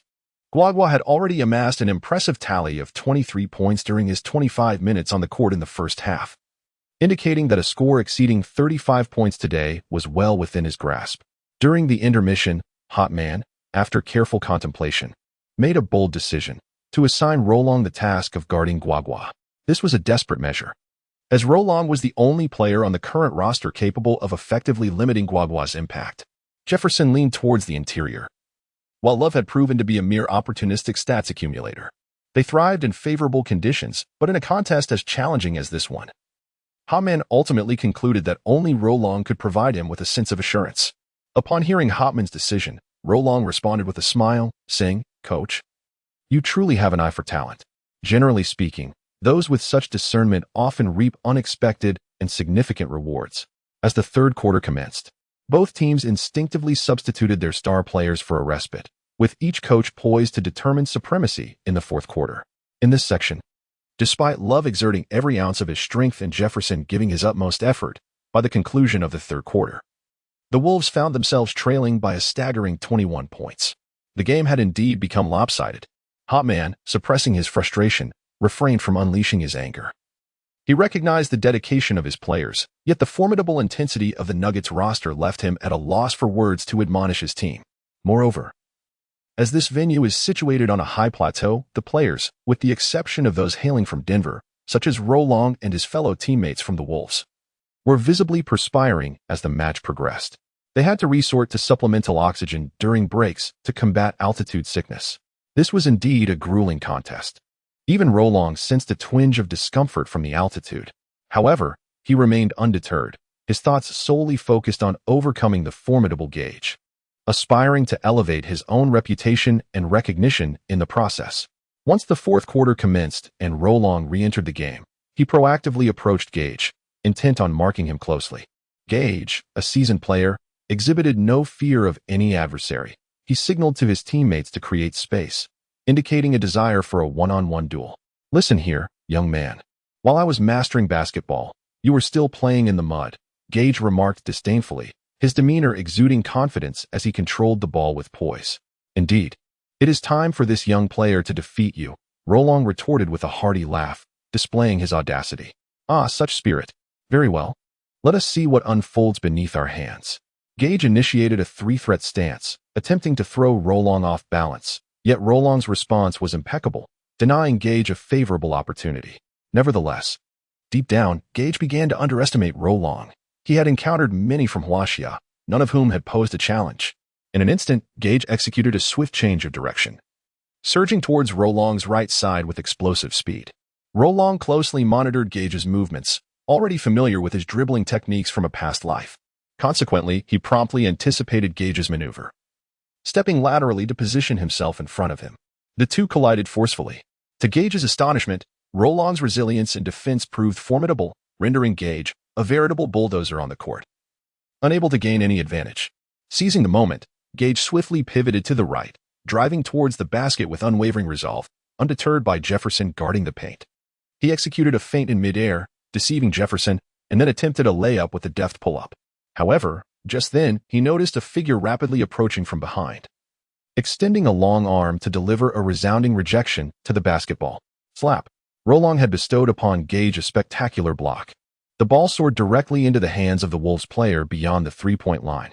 Subsequently, the Wolves swiftly initiated a counterattack, culminating in a successful fast break. The Wolves once again reclaimed 2 points. In the subsequent offensive phase for the Nuggets, Guogu opted once again for a one-on-one confrontation against Luo Long. This time, Guogu was far from complacent. After a probing step, he executed a sudden feint to break through, followed by a swift lateral step and a sharp stop for a jump shot, catching Luo Long off guard. However, Luo Long's remarkable wingspan and speed proved to be formidable. Even with a brief moment of misalignment, he promptly surged forward, diving to successfully disrupt the trajectory of the basketball. Bang! Thanks to Luo Long's efforts, the shot clanged off the rim. With the assistance of Jefferson, Roland swiftly seized the rebound and surged towards the front court. Gage, filled with fury, relentlessly pursued him, yet remained evenly matched in speed. Ultimately, Roland executed a spectacular airborne dunk, humiliating Gage with an emphatic rejection. Thus, spurred by Roland's explosive performance, the Wolves gradually chipped away at their deficit, intensifying the competitive atmosphere between the two teams. Gage's gaze towards Roland grew increasingly menacing, but Roland maintained a devilish grin, perceiving Gage's threatening demeanor as a testament to his own prowess. Mediocrity breeds no envy. After Gage's attempt to outmaneuver Roland resulted in a missed shot, the Wolves promptly initiated a vigorous fast break. This time, Gage defended with unwavering determination, finally positioning himself in front of Roland as he approached the three-point line. However, rather than opting for a one-on-one confrontation, Roland executed a dazzling assist, enabling a teammate to score 2 points with a layup. Gage wiped the sweat from his brow. Though he was not a local of Denver and felt the effects of altitude, he persevered for the sake of his team's victory. Roland's dominance was unexpected. As his stamina began to wane, his technique and shooting accuracy diminished, prompting a desperate need for respite. Yet, the team could hardly afford his absence. If Gage took a break, this Chinese player would surely exploit the opportunity to overturn the game decisively. With only 20 seconds remaining, Gage finally realized he had underestimated the recently ascendant Mr. Fire Dragon. Over the course of more than 10 minutes, Roland single-handedly sprinted across the court, scoring and assisting, erasing a 21-point deficit to a mere 1 point. It was now the Wolves' final offensive possession. If they succeeded, the Nuggets would essentially lose the game. In the crucial moment, Roland seized control of the match. No one could contest the outcome. Roland's performance captivated everyone within the Wolves organization, as Gage refrained from taking any drastic measures. The moment Luo Long dribbled past the halfway line, Gage promptly adhered to a defensive stance. However, Luo Long exhibited no sign of urgency. He skillfully maneuvered the ball while shouldering Gage, taking a leisurely 10 seconds to progress from the midfield to a mid-range position. With merely 7 seconds remaining in the match, a menacing aura radiated from Luo Long, and in an astonishing display of speed, he suddenly vanished from the sight of all. Gage, not one to lag behind, swiftly retreated while forcefully colliding with Luo Long in an attempt to disrupt the rhythm of his offensive play. What Gage did not anticipate was that this lightning-fast breakthrough was merely a feint by Luo Long. After successfully diverting Gage's center of gravity, Luo Long executed a powerful push-off with his right leg, swiftly retreating to create a distance between himself and Gage. Subsequently, under Gage's astonished gaze, Luo Long elegantly gathered the ball and made a rapid stop for a jump shot. As the basketball soared above the rim, the red light at the edge of the backboard illuminated, signaling that the referee was about to blow the final whistle. Swish. The entire Pepsi Center fell into a profound silence, with many Nuggets fans furiously departing. One can only imagine the torrent of vitriol that the players and coaches of the Nuggets would face from the disgruntled fans after this defeat. Before Luo Long could celebrate this rare victory with his ecstatic teammates, he was once again met with the cold chime of the system notification. Ding. Task completed. Current mastery status of host ultimate skills: Jordan's ultimate skill 30, Kobe's ultimate skill 30, Jabbar's ultimate skill 30. Permanent enhancement of host speed attribute by 15. Notification: in the next match, a new ultimate skill task will be issued. The host is encouraged to train diligently. Haha. Luo Long found himself increasingly enamored with the sport of basketball. For the strong, competition is the most delightful avenue to attain joy. Chapter 37. Patriotism for Huawei. My love for Huawei. After the match, Holtman promptly summoned Luo Long to attend the post-match press conference. However, Luo Long's performance continues to leave Holtman feeling utterly exasperated. A provocative journalist deliberately stirs the pot regarding Luo Long's relationship with Coach Gua, to which Luo Long responds with his characteristic arrogance and pride. Well, I believe you all know that I have proclaimed my intention to defeat every active star in the league. I am not merely speaking for effect. This statement alone is sufficient to deeply offend the stars of other teams within the league. Yet, akin to a hunter pursuing its prey, why would he concern himself with the feelings and thoughts of those he aims to conquer? Nevertheless, on the whole, the media in the United States expresses considerable admiration and praise for Luo Long. The reason is simple: with a powerhouse like Luo Long, they will never lack material for their future articles. The following day, the newspapers are filled with extensive coverage of Luo Long's triumph over Coach Gua, marking an impressive 7 consecutive victories. Will the Wolves embark on a new streak of victories? Coach Gua is aging, and Luo Long has emerged. The anticipation surrounding the fiery dragon, surprisingly a son of Huaxia, is palpable. In the distant realm of domestic media, many of my media colleagues have begun to hear of the illustrious name of Luo Long. In truth, every Chinese player gracing the courts of the NBA is not a stranger to those who work within the realm of sports journalism. It is, in essence, an integral part of their daily endeavors. They are particularly delighted that Luo Long can triumph over the legendary Guagu of the golden generation. At this moment, the attention of domestic NBA enthusiasts remains fixated on the great Yao and the remarkable Yi. Yet neither enjoys the fervor in the NBA as intensely as this self-proclaimed fire dragon from China. It can only be said that Luo Long's character is exceedingly well received in the realm of American basketball. As his prominence rises, Luo Long's potential commercial value has garnered the attention of many giants in the sporting goods industry. As Uncle Han, serving as Luo Long's agent, promptly engaged in discussions with the prominent enterprises that extended a collaborative olive branch to Luo Long, Adidas proposed a lucrative offer of $6 million over 5 years. Nike, on the other hand, presented a 6-year contract worth $8 million for footwear. Starbucks expressed a desire to invite Luo Long as a celebrity spokesperson, offering an annual endorsement fee of $800,000. In the face of an increasing number of collaborative projects, Uncle Han's first consideration is to seek the opinions of the young master. Given Luo Long's illustrious lineage, he is destined to never know financial hardship. His participation in the NBA is not primarily motivated by the pursuit of wealth. Rather, he is driven by a pure passion for the game. Relishing the opportunity to conquer all skilled opponents in the hallowed halls of basketball, stemming solely from his love for the sport. As a young master hailing from a prestigious and reclusive family of the Huaxia, he naturally held disdain for collaborating with foreign companies of dubious repute, as such partnerships would tarnish his family's esteemed reputation. Take, for instance, the Nike Corporation, which profits from the wealth of the Huaxia people while simultaneously looking down upon them, truly a thankless and ungrateful entity. Ultimately, it was compelled to withdraw from the Huaxia market due to its irresponsible rhetoric. Such a foolish company would certainly not be entertained by Luo Long. Moreover, Considering the current valuation of Luo Long as the unequivocal star and core leader of the Wolves, the offer exceeding $1 million annually serves as a testament to their contempt for him. Is it merely because he hails from Huaxia? A warrior dies for those who truly understand him. Since they do not regard him as a person, let them suffer the consequences. I am not in want of wealth.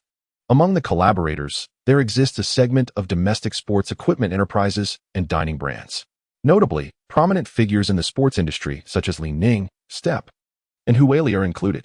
Ultimately, Luo Long opted for partnerships with Li Ning and Huawei, not solely due to the lucrative contract of 40 million renminbi over 3 years offered by Li Ning, but also as a gesture of support for domestic enterprises.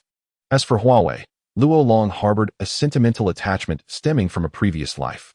While one cannot equate support for Huawei with patriotism, it is apparent that if all Chinese individuals rallied behind Huawei, the outcome would be the ascendance of our nation's internet industry to a level that would provoke the disdainful suppression of a single enterprise by Western nations. This exemplifies Huawei's patriotic fervor, transcending mere commercial interests. Thus, even though Huawei offered Luo Long a mere 6 million renminbi for a 2-year endorsement, he expressed enthusiasm for the collaboration, even adding several responsibilities to the contract, which led to Huawei's representatives feeling compelled to increase the endorsement fee by an additional 1 million renminbi. Naturally, these commercial matters have never been a concern for Luo Long. All financial transactions have consistently been managed by Uncle Han. After concluding his battle with Juejin, Luo Long promptly returned to his villa to rekindle a romantic connection with his Ukrainian lover. The longing in the heart of the Ukrainian beauty was assuaged, and she felt increasingly unable to detach herself from the affluent Luo. The following day, Luo Long commenced an intense training regimen. In the upcoming match, the Wolves would face off against the Philadelphia 76ers. This season, the 76ers do not possess the strength they once had, their star player being merely the dependable Andre Iguodala.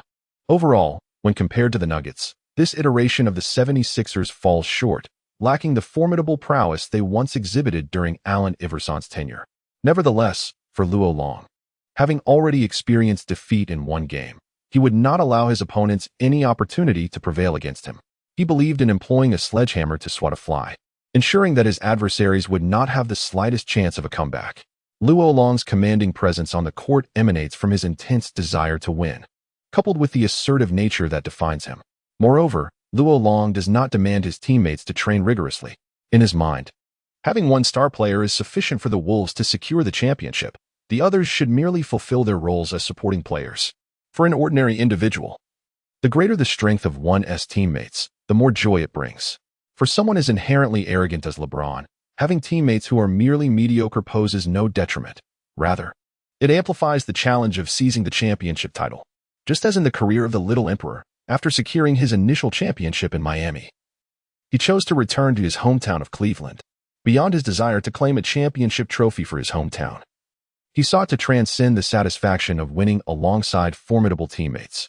Thus, even though LeBron attained a significant role within the Wolves, he refrained from demanding reinforcements for the team. He yearned to lead a cadre of less experienced teammates, relying solely on his brilliance to capture his first championship title. Should he fail to achieve this goal during the season, he would cast no blame upon his teammates for any missteps in games. Instead, he would introspect solely on his own shortcomings. The singular reason for not securing the championship would be clear: LeBron simply was not strong enough. As time swiftly passed, the Wolves boarded their private plane, en route to Philadelphia for the upcoming match. While playing cards, LeBron pondered the nature of the next ultimate skill mission that the system was bound to unveil. His curiosity was palpable. Chapter 38. The Enraged Jefferson. The Philadelphia 76ers are a venerable basketball team in the NBA, established in 1937 originally as the Syracuse Nationals. They belong to the Eastern Conference's Atlantic Division, with their home venue being the Wells Fargo Center. As a historic franchise, the 76ers did not initially set their home in Philadelphia nor adopt the name 76ers, instead retaining their original identity as the Syracuse Nationals. Following the merger of the NBL and ABA, the Syracuse Nationals became part of the NBA in 1949. The franchise boasts legendary players such as Wilt Chamberlain, Julius Erving, Moses Malone, Charles Barkley, and Allen Iverson. The 76ers have claimed the championship title 3 times, securing an indelible place in NBA history. And Philadelphia stands as one of America's most renowned basketball cities. It is noteworthy that Philadelphia is also the hometown of Kobe Bryant, contributing to a vibrant basketball culture. Upon arriving at their designated hotel in Philadelphia, the Wolves, with the exception of LeBron, eagerly ventured out to explore the commercial district. Despite Coach Holtman's stringent prohibitions against players frequenting nightclubs and bars before games, it was well understood that in a new city, these muscle-bound athletes were inevitably drawn to places associated with beauty and revelry. A group of vigorous and robust men, endowed with both physique and wealth, thrive in the decadent and chaotic realm of the United States, where even the act of solicitation is deemed legal, let alone fleeting romantic encounters. In this liberal society, it is not uncommon for affluent and muscular individuals to engage intimately with countless women throughout their lives. Take, for instance, figures like Tyson, Chamberlain, and even Kobe, who was not the epitome of fidelity in marriage. This reflects a troubling trend within the NBA. Stern may have exerted control over illegal gambling and substance abuse. Yet in matters of consensual romance, he remains powerless, left only to reward disciplined players with enhanced privileges and reputations. Although Ron's demeanor is undeniably arrogant, he has long since grown weary of impulsive and naive pursuits and romantic affairs. Seasoned individuals understand this well. While inexperienced men might become restless at the mere hint of allure from women, for Ron, a veteran with countless conquests, women serve merely as a delightful embellishment to life's pleasures. Given Ron's esteemed lineage, it is nearly assured that any woman he desires is within his grasp. In his homeland, from first-tier female celebrities to various campus beauties and models, the number of women he has encountered stretches into the thousands, if not tens of thousands. For the second soul that has traversed time, Luo Long embodies a man of great responsibility and commitment towards women. Thus, the fusion of his past and present selves has forged an attitude towards women that starkly contrasts with the typical demeanor of a wealthy, indulgent heir. Luo Long's singular focus is to excel in basketball. He truly lacks the time to engage in anything beyond that. Without delving into the arduous training sessions in the hotel gym, time swiftly passed, and soon it was time for the match to commence. As Luo Long descended from the bus, he was met by several alluring women, their eager gazes fixed upon him, clutching notebooks with anticipation. With a charming smile, he graciously kissed each fan on the forehead, inscribing his Chinese name upon their chests, and collected 5 or 6 private contact numbers. One particularly audacious female fan took the opportunity to caress Luo Long's robust thigh, winking and licking her lips in his direction. While Luo Long responded with a playful wink and a smile, he mused internally, in this decadent land, a handsome young man must learn to safeguard himself. The more attractive the man, the more predatory the woman. Conversely, if a man is unattractive, the woman transforms into a nun. In essence, the attractiveness of men is inversely proportional to the decorum of women, especially in this libertine nation. A brief glance into the history of this country reveals the chaos of gender relations that prevailed just a few decades ago during the era of the Beatles. The citizens proudly refer to this sexual regression as liberation, which has inadvertently led to countless single-parent households and orphans. This phenomenon, of course, contributed to a significant short-term population increase, not to mention the absurdity of the neighboring nation, where, in the aftermath of World War II, university women were collectively encouraged to sacrifice themselves for the nation, with heavy incentives for reproduction. To gauge the prosperity and civilization of a nation, one need only observe how its laws and institutions treat women and marginalized groups. Today, the Philadelphia fans in attendance are numerous, with at least 10,000 supporters fervently cheering for their team even before the game has begun. Whether it be Allen Iverson or the future stars like Simmons, Embiid, and Harden, they all share the sentiment that Philadelphia fans are the best in the world. Indeed, they empathize with and cherish each member of the 76ers, consistently providing a nurturing environment for newcomers. However, today is destined to be a day of sorrow for them. As Luo Long stepped onto the court, the system's cold notification echoed once again. Ding! A new task has been issued. Task details: achieve the first triple-double of your career and surpass 40 points in a single game. Task reward: Dream Shake, Hakeem Olajuwon's signature move. 1. With an initial proficiency boost of 10 for the signature move and a permanent enhancement of 30 for footwork techniques. There are no more excuses. He must triumph in this match. One can only imagine the sheer force when Jabbar's skyhook merges with Hakeem's dreamlike footwork. And if, after the execution of that mesmerizing footwork, one were to witness a fadeaway jumper from the legendary Michael Jordan while the marvelous Rondo delights in the moment, Kevin Love would come over and gently tap Rondo on the shoulder. "Hey, Rondo, leave the defensive duties to me and Jefferson. As for the scoring, unleash your full potential. And thank you for helping me secure that $15,000. Rondo exchanged a knowing smile with Love, a silent understanding shared between brothers. Subsequently, Jefferson approached with fervor, exclaiming, "Long, do not hold back. Deliver a fierce blow to their interior defense. Earlier today, Love and I endured a humiliating experience at the nightclub at their hands. You must assist your brother in reclaiming this honor." Observing Jefferson's vexed expression, Long found himself in a state of bemusement. Adult entertainment venues across the globe have long been notorious hotspots for disputes and altercations, frequented by individuals of questionable repute who indulge in vice. While it cannot be said that these establishments operate outside the law, incidents involving NBA players being hospitalized due to altercations in such locales are not uncommon. Take Mr. Truth. For instance, one cannot help but marvel at his fortune, having sustained 17 stab wounds before being rushed to the hospital. "Very well, my brother. Rest assured, they are as good as finished." Long patted Jefferson on the shoulder, casting a reassuring glance towards Love, reinvigorated by the flames of determination in his eyes. He was resolute in his mission for the upcoming game. Chapter 39. Subduing the 76ers. The atmosphere in the first quarter of the match was electric and charged, even rife with tension. For instance, while defending against the 76ers' interior offense, Jefferson audaciously yanked down the opposing center, Samuel Delimbert. Although this resulted in a foul, Jefferson's provocative stare revealed that the altercation at the nightclub was far from a mere affront. Remarkably, Love displayed an uncommon intensity in his defensive efforts, fiercely securing rebounds with unparalleled tenacity. Overall, under the leadership of the formidable trio in the paint, the Timberwolves effectively rendered the 76ers' offense utterly silent. In the realm of offense, Luo Long commenced the match with an explosive display in the paint, showing no regard for the 76ers. Within a mere 5 minutes of the first quarter, he decisively executed 5 magnificent sky hooks, empowered by the legendary Jabbar's signature move. This astonishing scoring prowess, coupled with the Wolves' effective defense, sent the 76ers into a state of disarray. Remarkably, this was merely the onset of the game. Subsequently, the task of defending Luo Long fell to the team's star, Iguodala. In Luo Long's previous life, he remembered Iguodala as a tenacious defender, renowned for his prowess on the forward line. Thus, Luo Long commenced a series of off-ball movements aimed at exhausting Iguodala's stamina.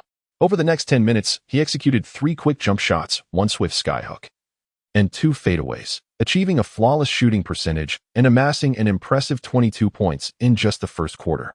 This remarkable feat elicited gasps of astonishment from the audience. "My goodness, has this Chinese player gone mad? 22 points in a single quarter. Who does he think he is?" Yet, he truly accomplished it. And I couldn't help but find him remarkably charming. Who has his contact information? I wish to experience his motor-like apps. Fire Dragon, I adore you. I wish to bear your children. After every exquisite shot made by Rolong, Jefferson and Love would find their morning adversary to flaunt and indulge in a bout of mocking taunts, provoking an intolerable reaction from their opponents. Fortunately, the players of the 76ers maintained a commendable level of sportsmanship, preventing any escalation into further conflicts or violence on the court. However, the incensed 76ers were not to be trifled with. Under the leadership of Iguodala, both the inside and outside lines of the 76ers launched an offensive. Yet, in the face of Rolong's vigilant defense, Iguodala managed only 1 successful shot out of 6 attempts, with that solitary success being a dunk, alongside 3 turnovers, which plummeted the morale of the 76ers to an all-time low by the end of the first quarter. The entire team was taken aback by the formidable strength displayed by the Timberwolves. TCH, failing to impress the ladies, now seeking solace on the court. Nevertheless, Jefferson's affection for that girl is rather extravagant. I assure you, the experience is simply delightful. Those weaklings, we shall obliterate them in the second quarter. Listening to his players discuss such trivial matters amidst their poor performance, the 76ers coach, after a few furious coughs, unleashed his wrath upon the team. On the side of the Wolves, Hotman has become increasingly gracious, not only providing water and towels to the 3 starting players in the paint, but also praising every member of the Wolves who took to the court. As a result, the morale of the entire team soared. Often, a person's self-perception is significantly shaped by the evaluations of others. A coach who excels in nurturing talent and motivating players can often inspire greater enthusiasm and initiative than a stern one. Indeed. The reason why Holtman opts for a more gentle coaching approach is not due to a lack of discipline. Rather, he understands that as long as Rolong is on the court, their chances of victory are significantly enhanced. Human nature is such that those who possess more often display a more amiable demeanor. With the team's remarkable achievements, Holtman is perpetually filled with satisfaction and joy, resulting in his newfound admiration for every member of the Wolves, even viewing Rolong's audacious demeanor as charming and self-assured. This phenomenon is not confined to the realm of basketball. It reflects a broader truth. When one possesses strength, even the most mundane actions are imbued with an artistic flair. It must be noted that, at times, a more forthright approach can facilitate communication with those who may be perceived as unruly. The verbal onslaught from the 76ers head coach ultimately caused the players to cast aside the shadows cast by the Wolves in the first quarter, allowing them to refocus on the game. This may well elucidate why stringent coaches often cultivate teams of unwavering resolve. The emotion of fear can indeed serve as a formidable force. When one faces despair with no alternatives, they summon an immense courage to confront any adversity. Frequently, we find ourselves hindered by our own emotional responses and inertia, stifling our latent potential. As the Wolves initiated their offensive play, Iguodala once again positioned himself for defense. "Don't celebrate too soon, for I am prepared to unleash my full strength," he taunted Rolong, both to bolster his own morale and to disrupt the Wolves' burgeoning momentum. Rolong paused, skillfully dribbling the ball for a moment before responding with a wicked grin. "Are you suggesting that while I bask in my 22 points, you are still holding back?" Iguodala gritted his teeth and retorted, "Rookie, don't get too cocky. Soon enough, you will witness my prowess." "Well then," Rolong quipped, "let us hope I don't score 40 points by halftime." The expression on Luo Long's face was infuriatingly irksome. This time, when Brother E unleashed his trash talk, it did not dampen Luo Long's spirits. Rather, it ignited a fire within him. Brother E fell silent, acutely aware that he was no match for Luo Long in verbal sparring. He decided to let his performance on the court speak volumes. After dribbling for a few fleeting seconds, Luo Long suddenly erupted, taking off with a lightning-fast first step, perhaps due to prior enhancements to his speed. The swiftness of his breakthrough left Brother E astounded. It turned out that Brother E had meticulously studied the Wolves game footage before the match, gaining a certain understanding of Luo Long's abilities and playing style. However, at that moment, Luo Long's explosive speed shattered his preconceptions. In an instant of astonishment, Luo Long surged past him. Subsequently, with a swift stop and pop jumper, Luo Long released the ball with precision, leaving the approaching defenders from the 76ers chuckling in disbelief. Swish. The net's net rippled crisply, akin to a seductive beauty lifting her elegant skirt. The crowd of Philadelphia fans fell into a hushed silence once more. Their star, Iguodala, had been effortlessly dismantled by this young man from Huaxia at the onset of the second quarter. Iguodala wore a mask of stubborn defiance, pondering where Luo Long's weaknesses lay. Eventually, he was forced to concede that this insufferable Huaxia player was indeed formidable, with no discernible flaws, save for his audacious yet astute demeanor. However, he resolved to refrain from further trash-talking Luo Long, as he realized something profound. For a man who exudes arrogance from the very core of his being, any taunts could be perceived as mere jest, failing to affect his composure in the slightest. Chapter 40. The arrival of the dreamlike footwork in the remaining moments of the second quarter. Every time Luo Long sank a basket, he directed a mocking taunt at Iguodala. "Hey buddy, I scored again. My, how splendidly I'm shooting today. I truly pity you. Encountering me is indeed a tragedy." As he faced repeated setbacks and failures in defending Luo Long, Brother E completely relinquished his initial disdain. He began to recognize that this seemingly arrogant young man from Huaxia was far more complex than he had previously assumed. Luo Long's exquisite fadeaway, jump shot, and quick stops were nothing short of elite NBA caliber. Moreover, the infuriating skyhook technique compelled Iguodala to maintain a close defensive stance against Rolong, which in turn allowed Rolong to maneuver with greater freedom during his drives. In any case, no matter how Iguodala attempted to defend, he could not contain the vexatious Huaxia fire dragon. He was beginning to comprehend the sentiments of the stars who had previously faced Rolong. This individual was nothing short of a prodigy. He exhibited none of the typical traits associated with the Asian race, fueled by a heart full of resentment and fury. As the referee signaled for a timeout at the end of the second quarter, Iguodala lowered his head and exited the court. The 76ers found themselves trailing by a substantial 23 points at the conclusion of the first half. In an astonishing display, Luo Long amassed an impressive 45 points by halftime. The entire coaching staff and players of the Wolves greeted the proud Mr. Fire Dragon as if welcoming a hero descending from the arena. "Dragon, your performance continues to impress me. You are truly a rare genius." During this period, Coach Hotman's emotional intelligence soared to new heights. Such flattery, tinged with the scent of sycophancy, had never been heard by the players directed at anyone prior to Luo Long's arrival at the Wolves. "Coach, you have finally recognized my prowess, ha ha ha. Do you recall what I said when we first met? You must have been cursing me in your heart back then, ha ha ha." Hotman's smile bore an awkward edge. Flaws do not obscure brilliance. He comforted himself inwardly. "However, at present, I desire to grant you more playing time, allowing you to become the pride of the Wolves." As he caught a glimpse of Hotman's admiring gaze, Luo Long felt an overwhelming sense of triumph, as if he had reached the pinnacle of his life. "Ha ha ha, then why not marry your daughter to me?" Finally unable to withstand this jest, Hotman gently tapped Luo Long on the head. "Well, once you secure the championship, I promise you an opportunity to meet my daughter. Mind you, her standards are exceptionally high." "Ha, Coach, I was merely teasing you. I have a formal fiancée back in my country." Seeing Luo Long's cheeky grin, Hotman couldn't help but chuckle. Indeed, like everyone else in the Wolves, he had begun to acclimate to the presence of this audacious young man from China. Perhaps the current Wolves could not afford to be without this fiery dragon, simultaneously endearing and exasperating.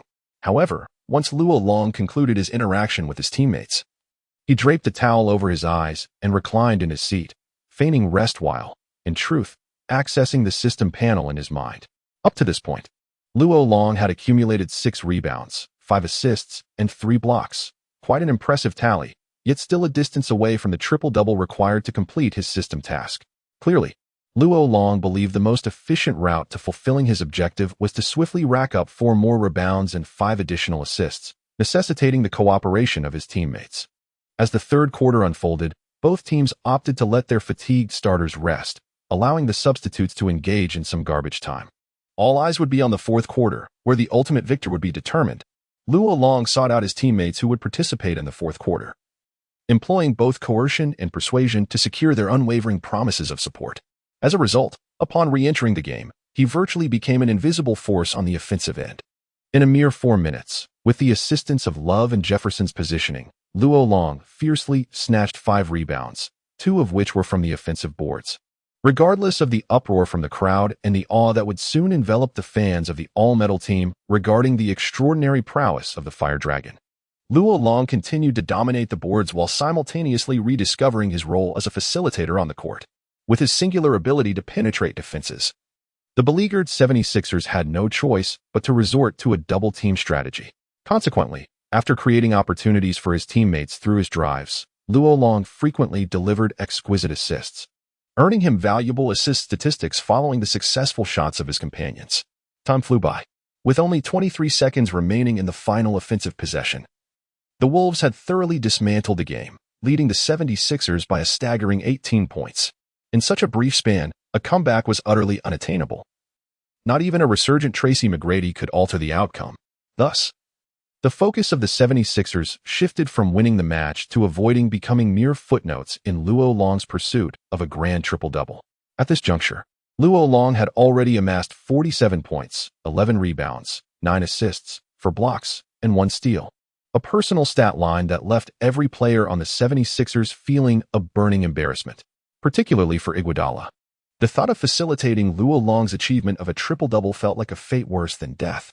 Therefore, as Luo Long dribbled into the front court, every member of the 76ers, including Iguodala, fixated on him, deliberately severing all possible passing lanes, determined to allow the Wolves to score while resolutely denying any assists. Naturally, Luo Long was exceedingly pleased with this turn of events, as the competition grew increasingly captivating. He approached Jefferson and Love, whispering a few words to them.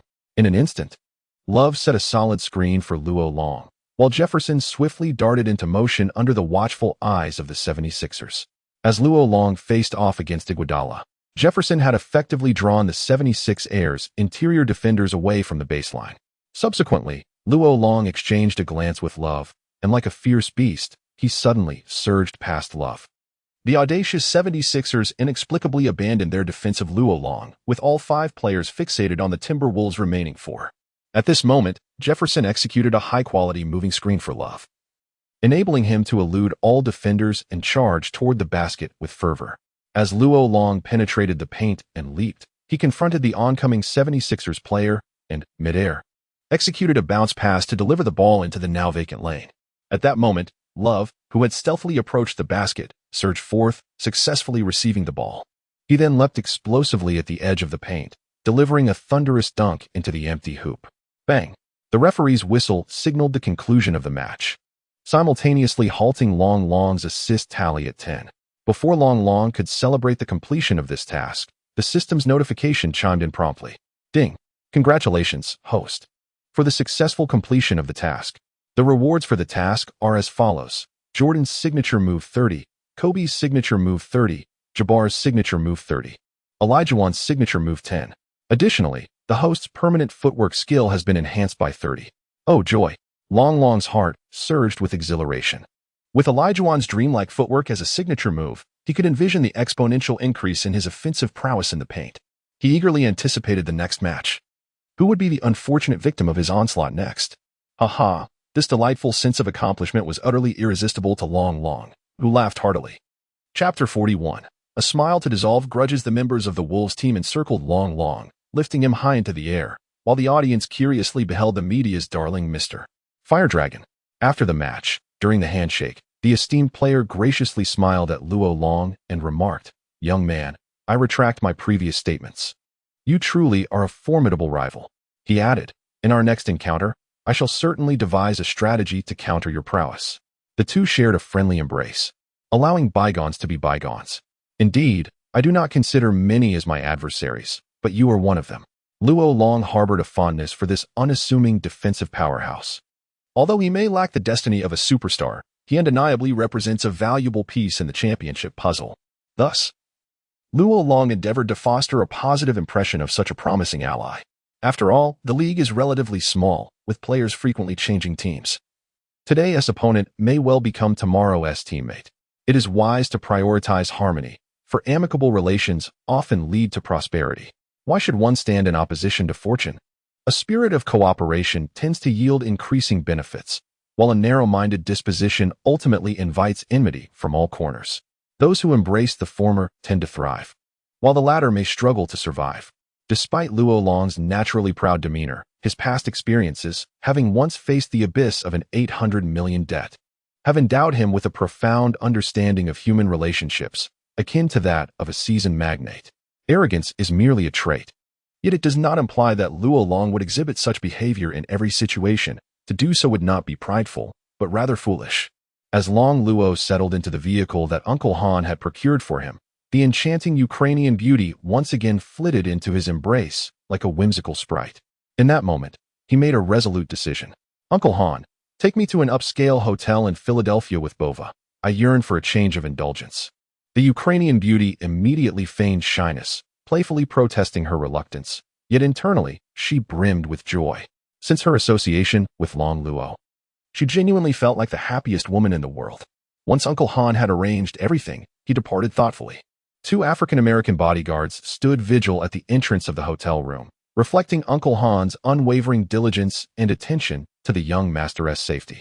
With a family of such considerable wealth and stature, this was indeed a necessity. On this occasion, Luo Long, in a remarkably good mood, refrained from hastily attending to his Ukrainian lover. Instead, he patiently instructed the hotel staff to prepare an intimate candlelit dinner in their room.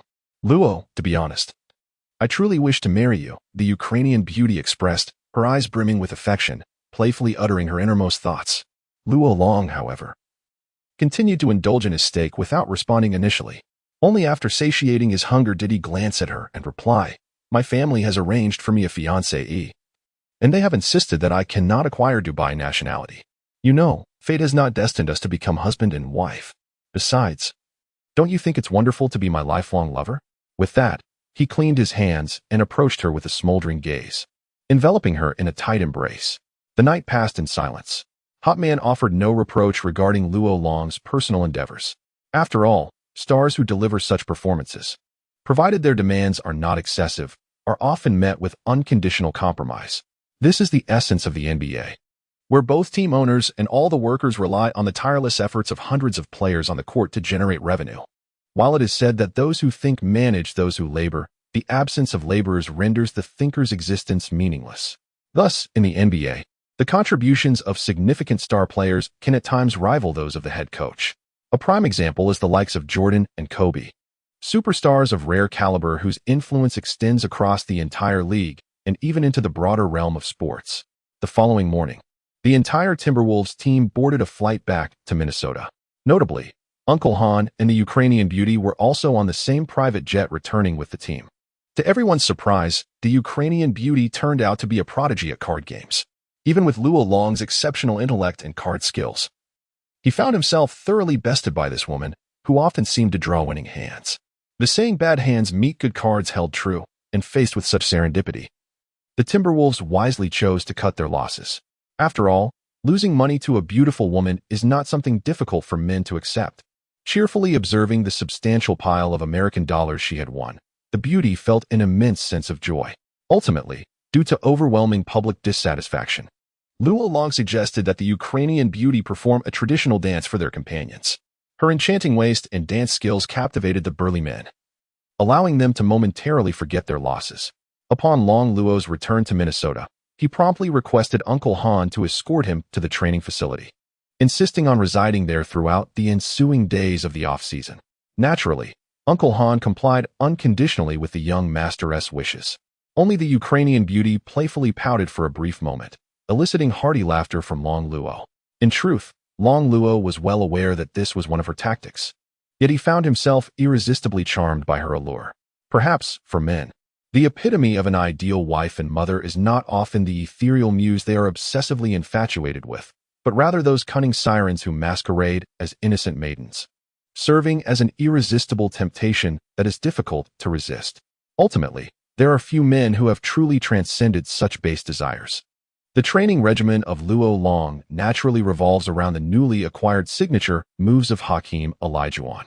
As the only player to have seized 2 championship rings during the Jordan era, Olajuwon, while unable to rival the peak of Jordan, undeniably possesses a prowess that eclipses his contemporaries. If one were to encapsulate Olajuwon with a singular label, it would undoubtedly be that of an epic-defining master of footwork. For countless years to come, whenever any interior or forward player employs those mesmerizing and extraordinarily efficient footwork techniques to score, they shall invariably be hailed as possessing the dream footwork. The term dream footwork originates from the illustrious era initiated by Hakeem Olajuwon. With his agile footwork and mesmerizing spin moves, he ushered in a golden age for the Houston Rockets. It can be asserted that among the 4 dominant centers of his time, Olajuwon stood as the most formidable of them all. Endowed with the formidable signature moves of Olajuwon, Luo Long naturally possesses a terrifying ability to execute autonomous offensive plays in the paint. His dreamlike footwork and movements left all the beautiful trainers and professionals in attendance utterly astonished.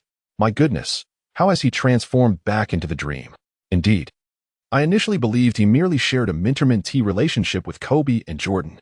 Let us not forget, he is a young master from a prestigious aristocratic family in Huaxia, so his achievements are hardly surprising. Yet, Luo Long remained oblivious to these discussions, having long since immersed himself in the joys of training. The upcoming match promised to be another occasion for him to astonish the audience once more. At this moment, he was filled with an unparalleled anticipation for the forthcoming game. Even as he prepared to face the formidable lineup of the NBA's elite, the Boston Celtics, notorious for their severe racial discrimination, equipped with a roster including Truth, the Gentleman's Sword, Coach Long, and the original Wolf King, Garnett.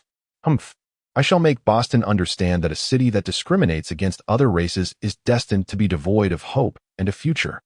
Chapter 42. The underhanded tactics of the Celtics home court. The Celtics and the Lakers stand as the 2 paramount titans within the NBA. They have alternately claimed the coveted championship title, acknowledged by all as the 2 great powerhouses of the league. From the era of Magic and Bird, through the brilliance of the Ringmaster, to the resurgence of the dynamic duo in the future, and now to the reformation of the Celtics F4. Fans have primarily perceived the NBA as a fierce competition between these 2 illustrious teams for the championship. Personally, Luo Long harbored a greater fondness for the Lakers, a team imbued with warmth and humanity. Perhaps many would find it hard to believe that amidst the ironclad Celtics during the ringmaster era, Bill Russell brought unparalleled glory to the team. However, the underlying reality was that the people of Boston harbored a deep-seated disdain and prejudice against Russell's African-American identity. This ultimately contributed to Russell's decision to part ways with the Celtics and retire, leading to the gradual erosion of the team's long-standing brilliance. Just as the Great Sea does not choose its tributaries, only a management style that embraces diverse talents can unleash the vibrant potential for growth within any industry, be it the realm of basketball or beyond. Under the adept management of the Celtics front office, the formidable lineup comprising Truth, Coach Long, the Gentleman S-Sword, and the original Wolf King, Kevin Garnett, undoubtedly possesses the caliber necessary to contend for the championship this season. Each of these luminaries boasts exceptional prowess and basketball intelligence, making them formidable opponents. However, Long harbors no trepidation towards this immensely powerful Celtics team. The skillful are bold. With the endorsement of Olajuwon's signature moves, Long's impact in the paint has transcended that of a typical elite interior player. His mesmerizing footwork, combined with the precision of his skyhook, alongside his ability to execute sudden stops and fadeaway jump shots after drives, positions Long at the level of a conventional all-star in terms of offensive capability. Moreover, Luol Long's remarkable height and innate physical prowess, coupled with the continuous rewards of permanent attributes from the system, have enabled him to evolve at an astonishing pace. From October 29, 2008, to this moment on November 21st, nearly a month of growth has transformed Luol Long from a novice into the most promising core player of the Wolves, capturing the attention of both fans and management alike, who regard him as the undeniable centerpiece of the team's future. In light of this encouraging scenario, Luol Long's primary focus is to incessantly enhance his abilities and excel in matches. Consequently, the upcoming game against the prestigious Celtics presents yet another opportunity for Luol Long to validate his worth. While he remains indifferent to the voices of dissent and ridicule emanating from the media, it is undeniable that he yearns for the day when his achievements will silence those naysayers, particularly the steady enhancement of his strength, brought about by the acquisition of his ultimate skill, has instilled in Luol Long an ever-growing confidence and hope for the future. The blade is sharpened, awaiting the arrival of the beast destined for slaughter. On the night of November 21st, 2008, in the tranquil embrace of a crescent moon, a profoundly stirring NBA regular season match was poised to unfold. When speaking of the illustrious TD Garden, the renowned home court of the Boston Celtics, one cannot overlook the shadows it casts upon the Lakers players. During the era of the Red Auerbach and the Ringmaster, the Celtics not only boasted formidable prowess but also employed a plethora of intriguing tactics. Auerbach was known to adjust the two hoops in the Garden, one tightened and the other loosened. When confronting the tighter rim, the Celtics would focus on half-court strategies, while the looser rim would encourage a greater emphasis on three-point shooting. Furthermore, it has been suggested that he elevated the hoop used by the visiting team in the first half. Additionally, the very floor of the arena sometimes conspired against the players, causing the ball to become ensnared or leading to the Lakers stumbling in their movements. The most renowned tactic employed involves manipulating temperature. The Cardinal has deliberately raised the temperature in the visiting team's locker room or sabotaged air conditioning during the sweltering summer, rendering the opposing players drowsy amidst the sweltering heat. In stark contrast, the home team's locker room remains comfortably temperate, undoubtedly fostering an advantageous environment for the Celtics' triumph. Such antics are but trifles. The intimidation from Boston extends further, with luggage being thoroughly rummaged through upon arrival, hotels adorned with green and Celtics insignia, harassing phone calls, fans masquerading as phantoms, and the eerie sound of knocking at midnight, only to find no one upon opening the door. In essence, although the Celtics have relocated from the antiquated Boston Garden, many of these disruptive traditions have evolved into a cultural phenomenon among the Bostonians. However, to Rondo, such antics are beneath contempt. He dismisses these juvenile tactics, believing that a true competitor should allow the visiting team to rest and rejuvenate, only to then conquer them with the utmost prowess. Today, the North Shore Garden is filled to capacity. Celtics fans occupy over 99 of the seats, donning green jerseys and displaying banners adorned with words of encouragement for their beloved team. As anticipated by Luol Long, when the Wolves players arrived at the visiting team's locker room, the frigid temperature within sent shivers down their spines. The visiting locker room at the Celtics' home ground truly lived up to the legendary reputation of being cold in winter and hot in summer. As Long approached the air conditioning unit in an attempt to repair and adjust it, He let out a derisive laugh upon discovering that the Celtics had rendered it capable of only blowing cold air. "Haha, fellows. It appears the Celtics are quite apprehensive of us.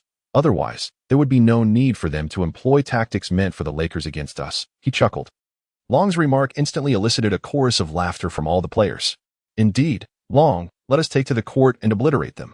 Unbeknownst to them, the Wolves' morale, previously wavering due to the frigid locker room temperature, solidified once more. Holtman exhaled a sigh of relief nearby, casting an appreciative smile at Long. As Long remained with the Wolves, coaching would undoubtedly become a more effortless endeavor. 5 minutes later, the Wolves made their appearance on the basketball court. With a piercing whistle, the basketball was tossed high into the air. This time, Jefferson, somewhat incensed by the Celtics' underhanded tactics, vowed to seize the jump ball. However, he underestimated the prowess of the peak former Wolf King, Garnett. With a graceful leap, Garnett extended his long arms and deftly tapped the ball in the direction of Coach Long. "Buddy, you look like a piece of excrement." Garnett's notorious banter was one of his signature traits on the court. Before Jefferson could react, Garnett, with a mocking grin, sprinted towards the front court. The Celtics fans erupted in fervent cheers, their roars threatening to lift the very roof of the arena.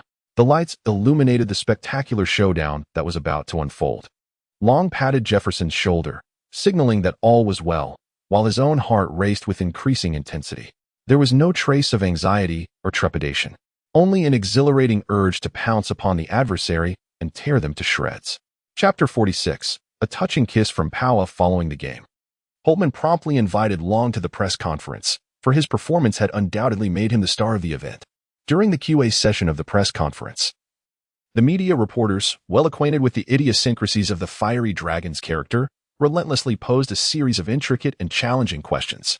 Yet, Luo Long appeared oblivious to any offense his words may have caused, seemingly indifferent to the reactions of others. Over time, the stars within the league ceased to harbor any grievances against him, for they came to understand that this tall and handsome gentleman from Huaxia was simply true to his nature, lacking in subtlety and humility. When the press conference concluded, all the journalists bestowed friendly smiles upon Luo Long. This was no mere coincidence. He had significantly facilitated their work. With Luo Long's bold proclamations and sensational remarks, crafting their articles became a task that could be accomplished in less than half an hour. As long as Luo Long continued to grace the NBA courts, their responsibilities were considerably lightened. The following day's media coverage indeed featured extensive reports on Luo Long's statements, encompassing a spectrum of reactions, criticism, praise, and bewilderment. In essence, perspectives varied widely, and within the hearts of countless Americans, there existed a multitude of interpretations of Mr. Long. Regardless, Luo Long's fame and popularity surged once more. Even some female celebrities from the sports industry and socialites began to take an interest in this man, extending numerous invitations to soirees. However, Luo Long declined all offers. While he cherished the idea of dating as many women as possible and felt a certain intrigue towards the women of the Western entertainment scene, his foremost desire at this moment was not to serenade women. Basketball remained the core of all his aspirations and ambitions. Although he enjoyed playing various sports, his primary focus for the time being was undeniably basketball. Moreover, Long has long transcended the realm of a mere superficial virgin. He has engaged with hundreds of women, if not thousands, including a fair share of stunning beauties from Germany, France, Italy, America, and the United Kingdom. His extensive experiences have led him to regard the so-called ladies of high society as rather unremarkable. Of course, should Long find himself interested in advancing his business prospects in the future, the connections these socialites possess might indeed serve as a compelling reason for him to engage with them. Upon disembarking from the plane and returning to his villa in a luxurious vehicle, he was warmly greeted by a Ukrainian beauty and her entourage. "Long, you are truly remarkable. The way you play basketball is exceptionally handsome." This half-hearted flattery, coupled with the admiration evident in her gaze, elicited hearty laughter from Long. In a display of spontaneity, he swept the Ukrainian beauty into his arms and dashed into the villa before the astonished onlookers. The servants stifled their laughter, discreetly retreating from the scene of this playful encounter. Indeed, my true prowess does not merely reside on the basketball court. 2 hours later, a flushed Long emerged from the villa and settled into the car driven by Uncle Han. They were scheduled for a rigorous training session during the off-season. Uncle Han had continually urged Long to take care of his health and avoid overexertion, though he eventually ceased his admonitions. Perhaps the extraordinary stamina possessed by the young master was beyond the comprehension of an ordinary person like him. In truth, this was a hidden benefit of the system's reward for mastering special skills. When the host acquires such techniques, not only does it enhance their basketball skills, but it also allows them to inherit certain abilities from legends like Jordan and Kobe. One could assert that if Long were to persist in amassing these skills, he would inevitably evolve into an unparalleled athletic marvel. However, Long remained blissfully unaware that this was a gift from the system. In his mind, he was inherently the ultimate embodiment of masculinity in the world. On the following day, Luo Long refrained from his specialized training, as a sudden realization struck him. Today marked the birthday of his Ukrainian beloved. Under the meticulous arrangements of Uncle Han, Luo Long orchestrated a grand banquet at the villa, inviting the parents and relatives of the Ukrainian beauty to join the celebration. In truth, Luo Long had previously instructed Uncle Han regarding this matter, who had facilitated their return to Huaxia, accommodating them in several nearby apartments. Overwhelmed with joy, the Ukrainian lady was moved to tears. At that moment, her heart was profoundly stirred, as memories of her tumultuous childhood in Ukraine surged forth, juxtaposed against her present adorned in international luxury brands and exquisite jewelry, as well as the countless moments of happiness and joy shared with Luo Long. In a surge of emotion, disregarding the astonished gazes of all present, the Ukrainian beauty leaped into Luo Long's arms, bestowing upon him her most unreserved French kiss. It is worth noting that, in her everyday demeanor, the Ukrainian lady remained rather shy. Regardless of the exuberance in the room, she adhered to a decorous restraint whenever others were present. Suddenly overwhelmed by the affection of his beloved, Rolong immediately embraced his Ukrainian paramour. The servants, sensing the moment, smiled knowingly and applauded to alleviate the awkwardness felt by both the Pova family and themselves. After all, this was a beautiful country, devoid of the myriad rules characteristic of Chinese culture. The meal brought genuine joy to all present, prompting Rolong to declare his intention to invite the family of his Ukrainian lover to reside in the villa. On one hand, the spacious villa offered ample room, and on the other, he wished to ensure that his Ukrainian sweetheart would not feel too lonely during his absences for basketball games. The stunning Ukrainian beauty found herself at a loss for words to express her profound gratitude and emotion. However, once the banquet concluded, Rolong did not lead his Ukrainian lover to a private chamber for philosophical discussions. Instead, he took to the wheel, accompanied by 2 black bodyguards, and drove his beloved to the eastern part of Minnesota, to the renowned Lake Superior. After arranging for 2 nearby lakeside villas through Uncle Han, Rolong and the Ukrainian beauty embarked on a 2-day vacation reminiscent of a honeymoon. Perhaps the Ukrainian beauty was genuinely touched. In both their intimate encounters and daily interactions, Rolong experienced the boundless joys a virtuous wife could bestow upon him. At that moment, they sat nestled together on the sandy shores of the lake, relishing their shared time. Long, I truly envy Miss Chu. She has the privilege of becoming your legitimate wife. How wonderful it would be if I had such a noble background, she sighed. Rolong laughed heartily and pressed his lips against the Ukrainian beauty's alluring red lips, lingering in the kiss before parting. You must know that Chu Qingbing was merely a political arrangement orchestrated by our families for mutual benefit. I had to make concessions. Do you not understand who truly holds my heart? He spoke as he wrapped his arms around the Ukrainian beauty, gently caressing her hand. The Ukrainian beauty cast him a sultry glance, then, filled with jealousy, remarked, "You incorrigible flirt. Do you think I am unaware? Your heart has always belonged to that Wang Xiaoqian. I'm not boasting, but I surpass her in beauty by leaps and bounds. I cannot fathom why you remain so enamored with her. Is it the allure of first love?" A fleeting shadow of pain crossed Rolong's eyes, quickly masked by laughter as he replied, "That little girl? I've long forgotten her. I have you now. Why would I concern myself with someone like her?" The Ukrainian beauty wore an expression that conveyed, "You cannot deceive me," and with a sigh, remarked, "I am not jealous. A man as exceptional as you cannot be solely claimed by me." Rolong then laughed heartily, lifting the Ukrainian beauty into his embrace and kissing her. In truth, Uncle Han had long arranged for the vicinity of Rolong and the beautiful Ukrainian to be cleared of all onlookers within a 200-meter radius. As the steward who had watched over the young master since childhood, he understood the young man's nature all too well. The elaborate measures taken today were solely for this purpose. Ever since the merging of Rolong's 2 souls from past and present, he had adopted the former Roda Xiao's flamboyance and wild spirit. While Rolong of his previous life was not given to indiscretion, He was certainly not a meek and obedient boy. Perhaps a charming demeanor that does not descend into vulgarity is what true connoisseurs of love aspire to achieve. Chapter 47. The ruthless Detroit Pistons. The delightful moments of vacation always seem to fly by. 2 days later, after a bittersweet farewell kiss from Beauvoir, Roland returned to the Wolfpack and flew with the team to Detroit. There, they would confront the fierce and brutal Pistons. The Detroit Pistons, based in Detroit, Michigan, belong to the Central Division of the Eastern Conference, with their home arena being the Little Caesars Arena. Established in 1941, the team joined the NBA in 1948 and has claimed the NBA championship in 1989, 1990, and 2004. During the era of Mr. Joe, the Pistons were the most dreaded adversaries of the formidable Bulls. Ferocious, gritty, and resilient, they are the rebellious brigade in pursuit of victory. And they stand among the league's elite defensive teams. This embodies the glorious spirit of the Pistons throughout their storied history. In this season, the Detroit Pistons' primary lineup remains formidable and should not be underestimated. In the paint, the team boasts the formidable Rasheed Wallace, a power forward known for his fiery temperament. Not only does he possess remarkable speed, but he also excels with an impressive three-point shooting percentage exceeding 35%.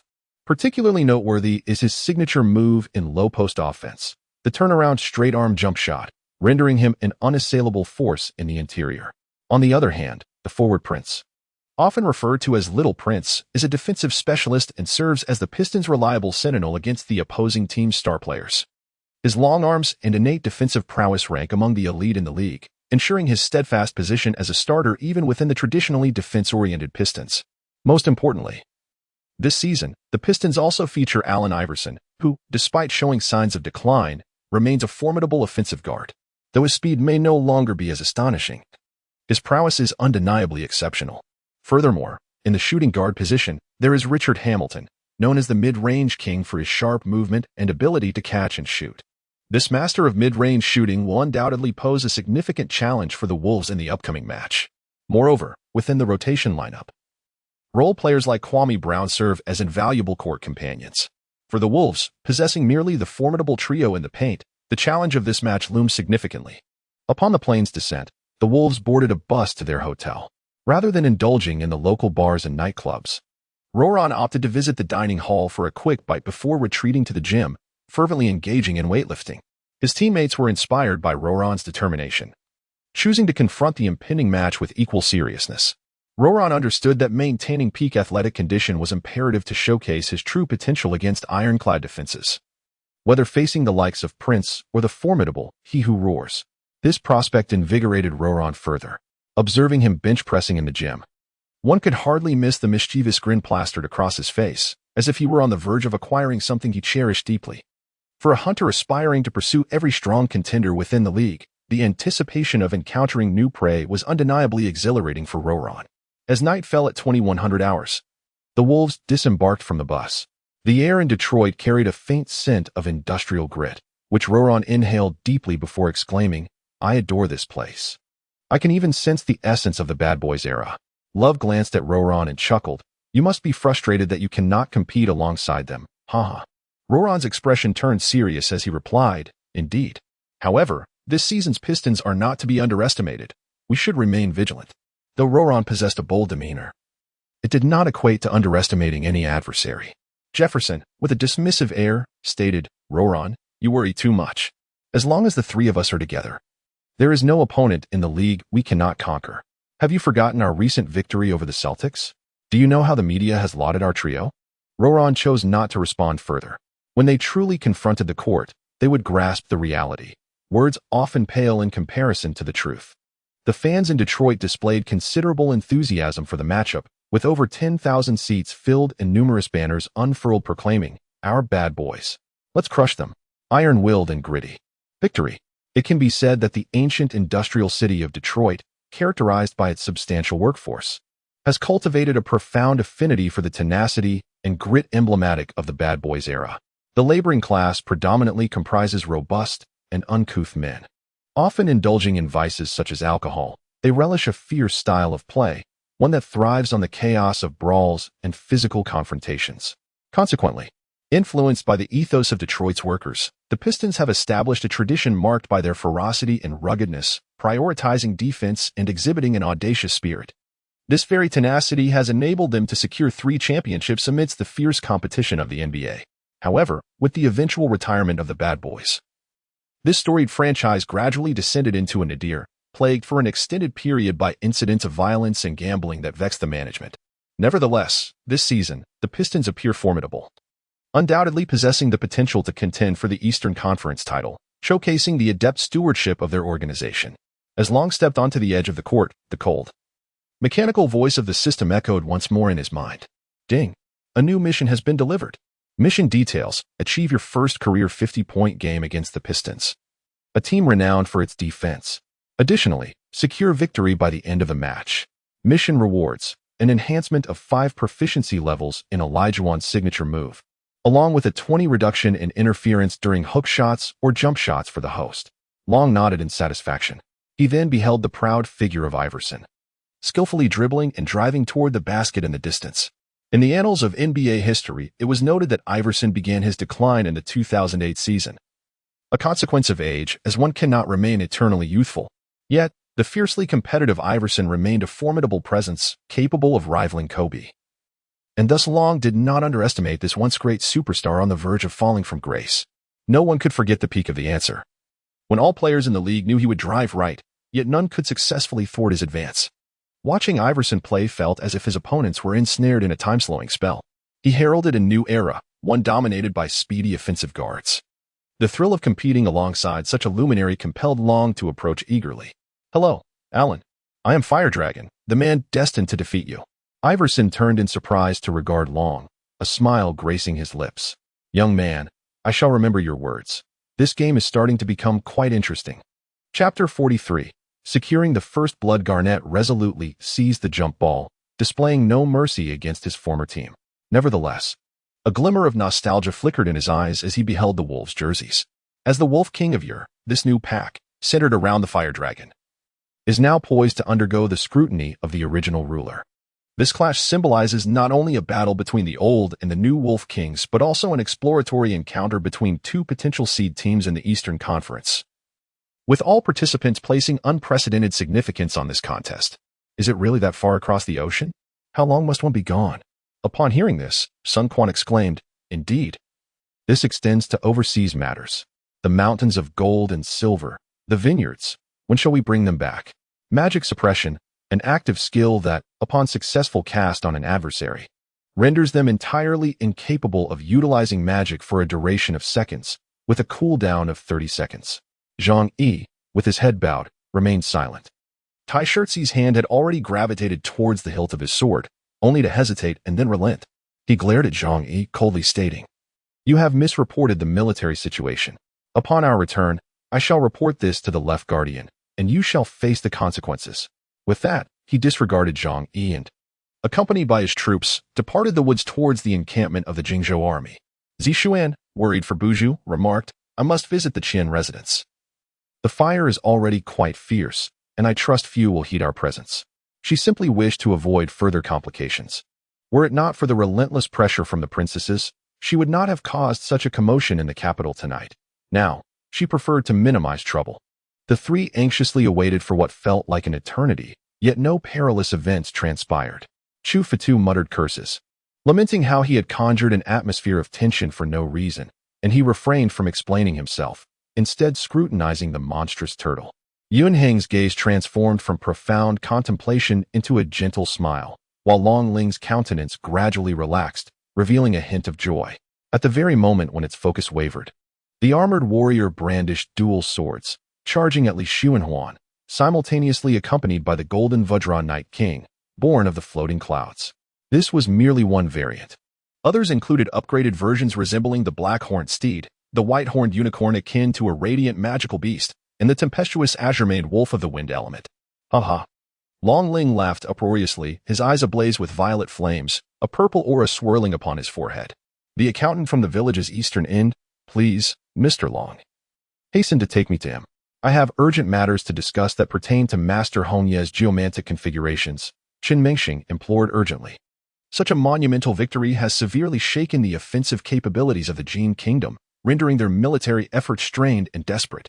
The landscape of the battlefield is progressively shifting from a strategic offensive to a phase of strategic stalemate. In the forthcoming stage, the Jin Kingdom is likely to increasingly leverage the remnants of the former Song State's army and the forces of their puppet, Liu Yu.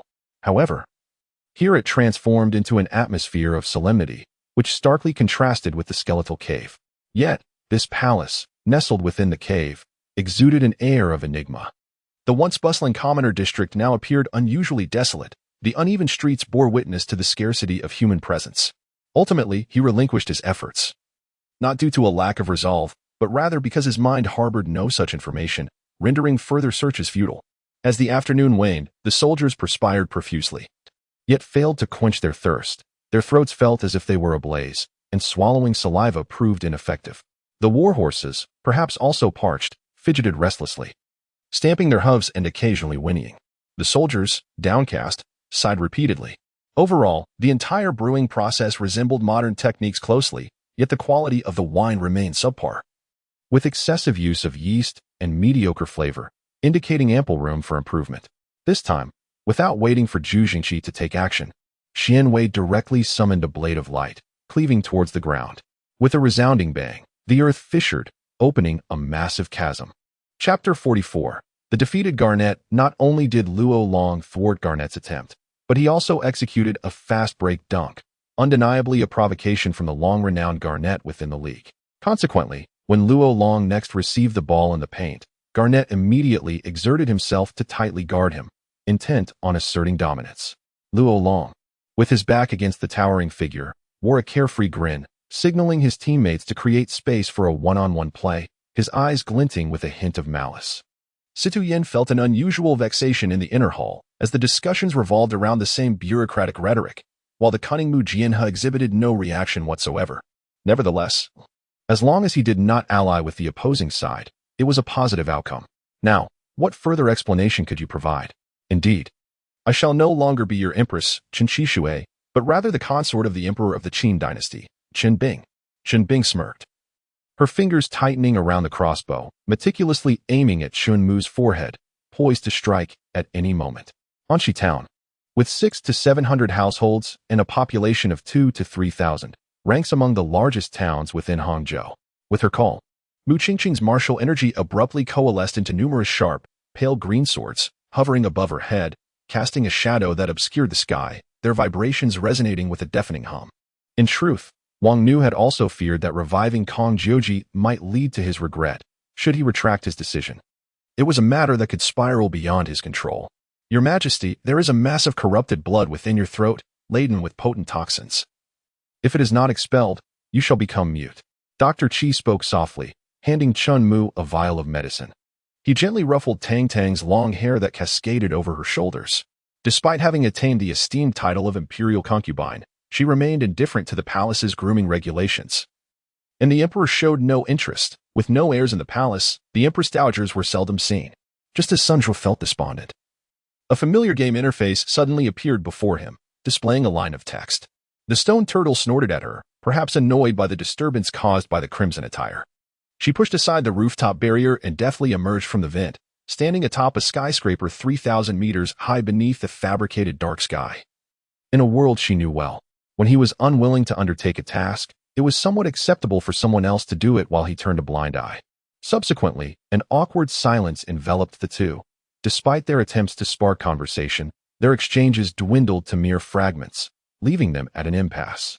Eventually, the initial thoughts faded, and they remained silent for a considerable time. Cheng Jiaxuan quietly arranged for Xian Shuang to rest and departed softly. After he had finished applying the dream's visage, I gazed upon his radiant smile, unable to suppress a few unkind words in my heart. As Zhong Hao's confidant prepared to proceed, Yi Junyan's beautiful eyes suddenly opened once more. Kai Jing smiled and nodded, allowing them to carry on with their affairs. It is worth noting that this was seemingly Kai Jing's first visit to the drunken immortal pavilion. He surveyed the surroundings, nodding slightly in approval of the decor. Zhong Hao, this matter is not suitable for you. I shall go ahead and assess the intentions of the other party first, Yi Junyan remarked to Zhong Hao. wishing to prevent any premature confrontation between him and Shen Jingwei due to the issues concerning Yi Zonghao. This was the Firestar, a realm once engulfed in flames. Yet for reasons unknown, the fires of the entire planet had abruptly vanished. Although the elder was perplexed, he still responded to Yi Feng. After a moment's hesitation, I pondered that since I had already kissed Zhou Xiaoxiao, a hug should pose no problem, right? Moreover, my embrace was solely intended to warm her bed, devoid of any ulterior motives. Being a student, he was destined to remain a part-time player, resulting in a slower leveling speed compared to others. Han Lang nodded. From the moment Huang Fucheng appeared, he sensed an extraordinary aura, clearly indicating that Huang Fucheng had made significant progress during this time. Chapter 45. You are the best. The first segment concluded with the Wolf team securing victory by a margin of 4 points.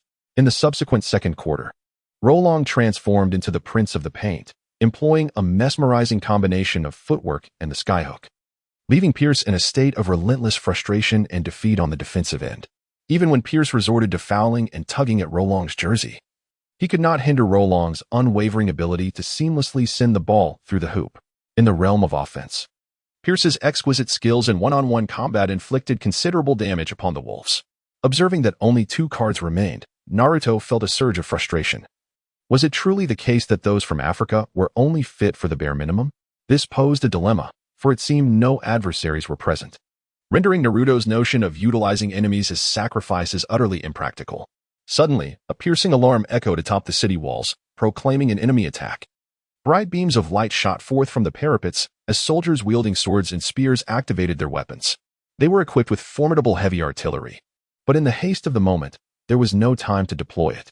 Under the potent effects of the tranquilizer, it was utterly impossible for Shang Guanyu to remain awake. Nonetheless, Shang Guanqian dared not exhibit even a modicum of complacency. Qin Chuan located a vantage point from which he could easily observe Falcon 2 and the trio from the high school. Crouching down, he extracted his 88 sniper rifle and began to take aim. Meanwhile, the neighboring tribes, seizing the opportunity in the absence of me and Summer, had already launched several assaults on our 2 tribes. The premise of a legitimate marriage was contingent upon her family's consent. Was the Celestial Path Academy truly her family? The old Taoist regarded him with disdain. When Jing Ning awoke in a state of tranquility, she found herself in a room that was not her own, but rather that of Qing Feng. Even more despairing was the revelation that the monk Tianxin had utilized dark sorcery to obliterate Long Yu's body, vanquishing him in the skies above. Why she almost blurted out a question lingered in her mind, yet she refrained from voicing it, intimidated by the opponent's sharp intellect. Enveloped in secrecy, she longed to unveil all truths, but what would be the consequences of complete candor? How much could he truly accept? Sun Jian fell in battle, and his nephew Sun Bin led the remnants of Sun Jian's forces to escort his coffin, subsequently aligning with Yuan Shu. Shi Jizai was responsible for the demise of Cao Cao's father, along with several inconsequential family members. Cao Song was notorious for his greed, while Cao Cao enjoyed a relatively better reputation, a paragon of integrity, a clear attempt at rehabilitation. As for the Washing Heart Tower, Lu Buzhan, Lu Jikuan, and Qiu Yufei all fell victim to treachery. Hua Shooting drew her precious sword, ready to press onward. After making his decision, Li Mu retrieved the jade slip he had obtained from Jin Shui and began to meticulously ponder the method for crafting the 5 elements, 5 colors flag. This contemplation consumed nearly an hour of his time. Director Wang, do you truly believe that the reputation of your new moon holds no value whatsoever? I remarked with feigned indifference. The might of the divine is inviolable. Poseidon, the god of the sea, hurried from a distance, accompanied by a man. After besieging the city for half an hour, the weary defenders struggled as Guan Yu led a contingent to the battlements, slaying several foes. Li Tong commanded the archers to bring forth crossbows for a counterattack, yet Guan Yu found himself outmatched and retreated under the protection of his soldiers. It was said that Zhuge Liang possessed an uncanny foresight. Whenever he embarked on a mission, he would provide splendid rewards. Upon the generals arriving at their designated locations and unveiling the contents, they were astounded by the strategic insights, knowing precisely where to hide and when to strike, leading to swift victories. Truly, the strategist orchestrated plans with unparalleled brilliance, achieving triumphs from afar. Yu Fei swiftly unleashed 3 arrows, eliminating several commanders beside Gui Yaoshi. Subsequently, he relinquished his bow, seizing a long spear, and bellowed, Gui Yaoshi is dead. The Jin forces lack leadership. With a fierce determination, he charged ahead, daring to conquer the strong with his own frail strength. El Shu returned home, and placed two long spears prominently in the living room, recognizing them as his overt weapons. After all, if the time came to use the hidden treasures of the mountains and rivers, one could not simply conjure them from thin air. Chapter 46. The touching kiss of Boa at the post-match press conference. Hortman immediately invited Luo Long to participate, for his performance had undeniably made him the star of the event.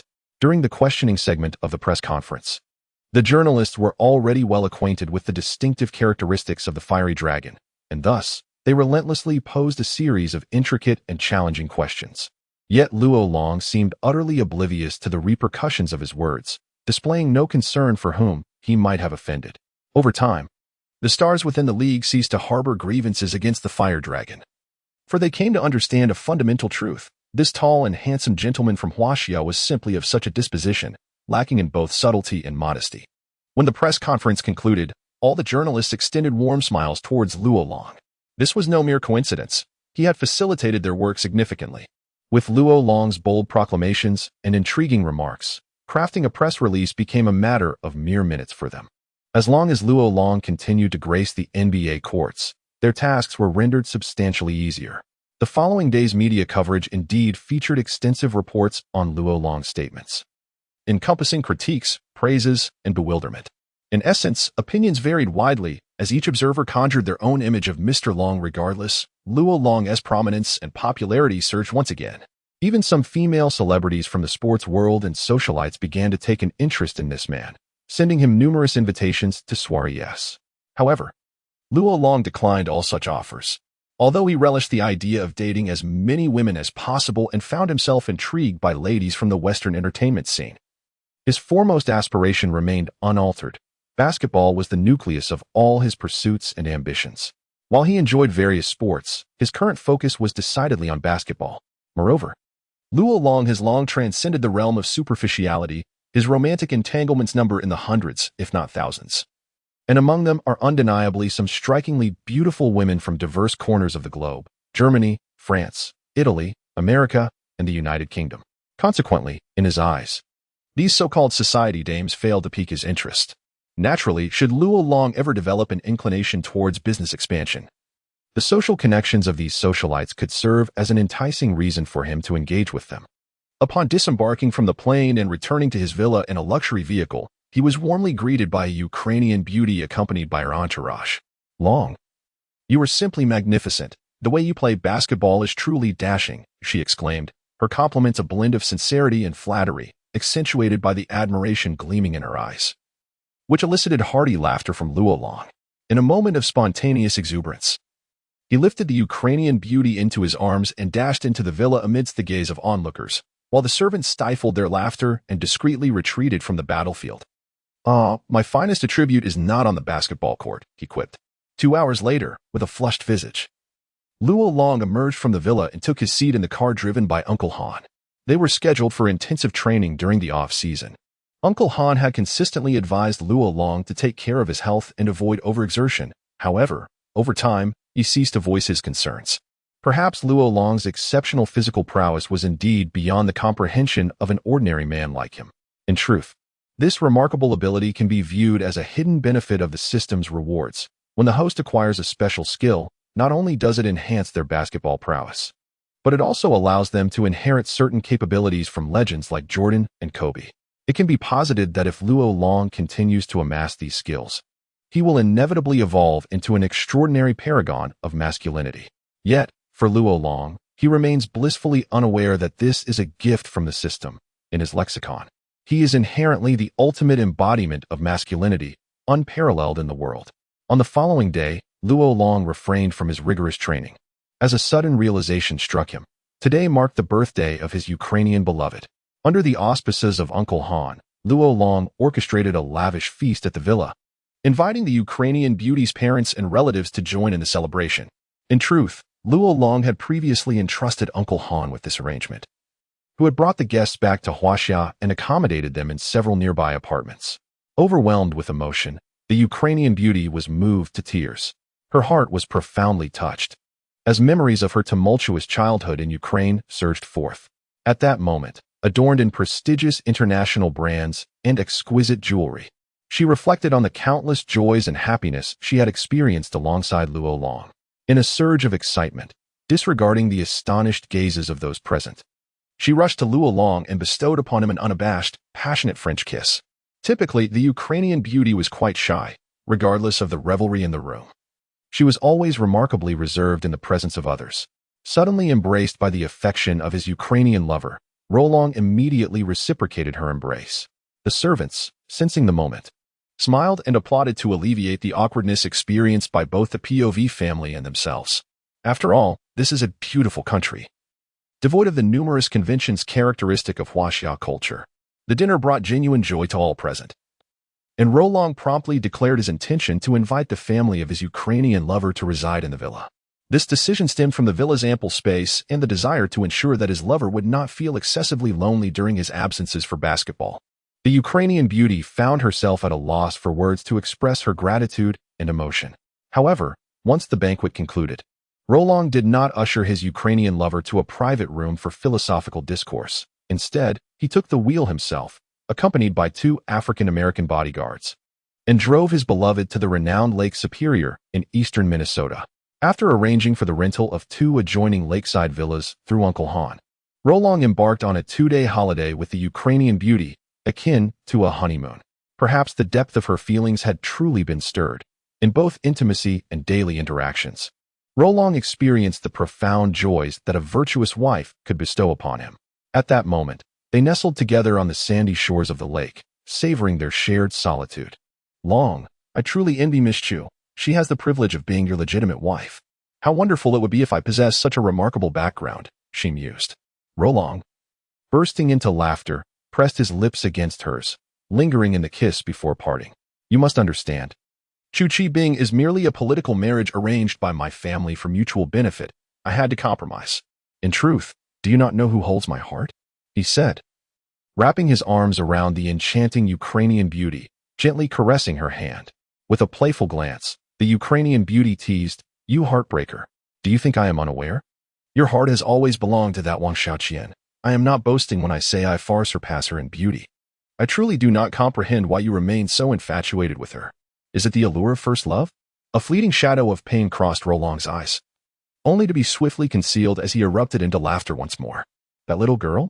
I have long forgotten her. Now that I have you, why would I care for someone so insignificant? The enchanting Ukrainian beauty wore an expression that conveyed, You cannot deceive me, and then sighed, saying, I am not jealous.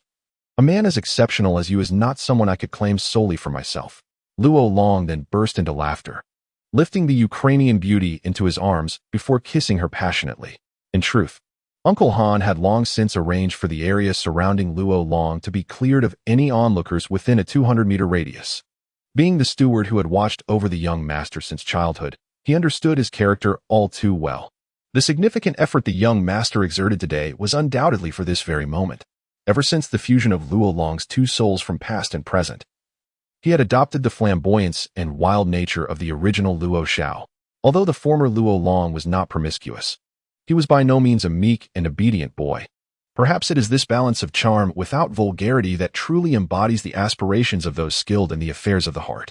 Chapter 47. The fierce Detroit Pistons. The joyous moments of vacation always seemed to fly by.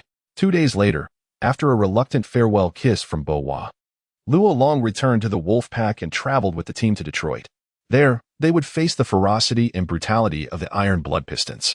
The Detroit Pistons, based in Detroit, Michigan, belong to the Central Division of the Eastern Conference, and their home arena is the Little Caesars Arena. At this moment, Gu Fanchen's expression turned peculiar upon hearing the term abandoned domain, and he tossed a token to Li Xiao. No, that's not what I meant. This 100 million can be repaid, but for the time being, let us defer the interest. We will settle that later, Bu Chongping remarked. The individual shook his head at these words, casting an amused glance at Hai Yunzi, seemingly unable to suppress a chuckle. Thank you for your companionship. Tang Feng glanced at the crow, slowly crouching down to place a white rose before the gravestone. As the others in the 3 domains grew increasingly impatient, a vague yet thunderous sound erupted from the eastern direction, drawing the attention of all. Few were privy to the truth now. Dai Li Bin had also perished, and as long as Fu Jingxing and He Sijia remained silent, it would forever be a secret. Ming Rue had sensed something amiss, but feigned ignorance.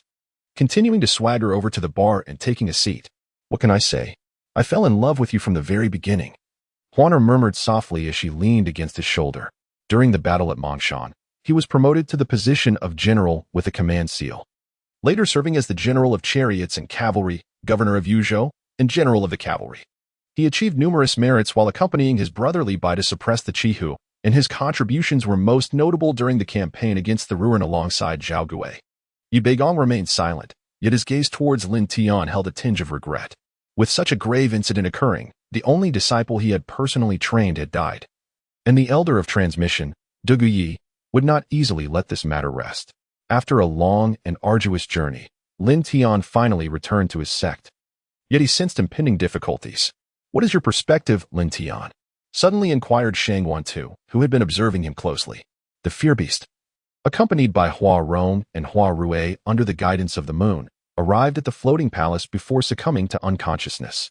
An elder cultivator, although not possessing a particularly high level of cultivation, surpassed Nagong Chang'an by an entire realm, being at the early stage of the nascent soul. While Nagong Chang'an was merely at the early stage of illusory splendor. Despite his modest cultivation, his intellect was remarkably astute. Ordinary schemes appeared as mere scraps of paper to him, easily discernible. It was not entirely fair to blame Lin Feng. Premier Zhu incurred a staggering loss of several billion from this one visit, funds that were essentially extracted from Lin Feng. Now, Premier Zhu's office had been categorized by Lin Feng as either a den of peril or a slaughterhouse. What? Are you reluctant to depart? Butler Qiao smirked, his gaze fixed on the 10 individuals. Linning softly called out, but Mo Xichin remained motionless. Just as Linning was about to advance, he was intercepted by a cloaked figure, having skipped even the most basic morning routines. Lu Ling first prepared a high-calorie meal for himself in the kitchen before patiently crafting breakfast for 3 and placing it on the table. Ding dong.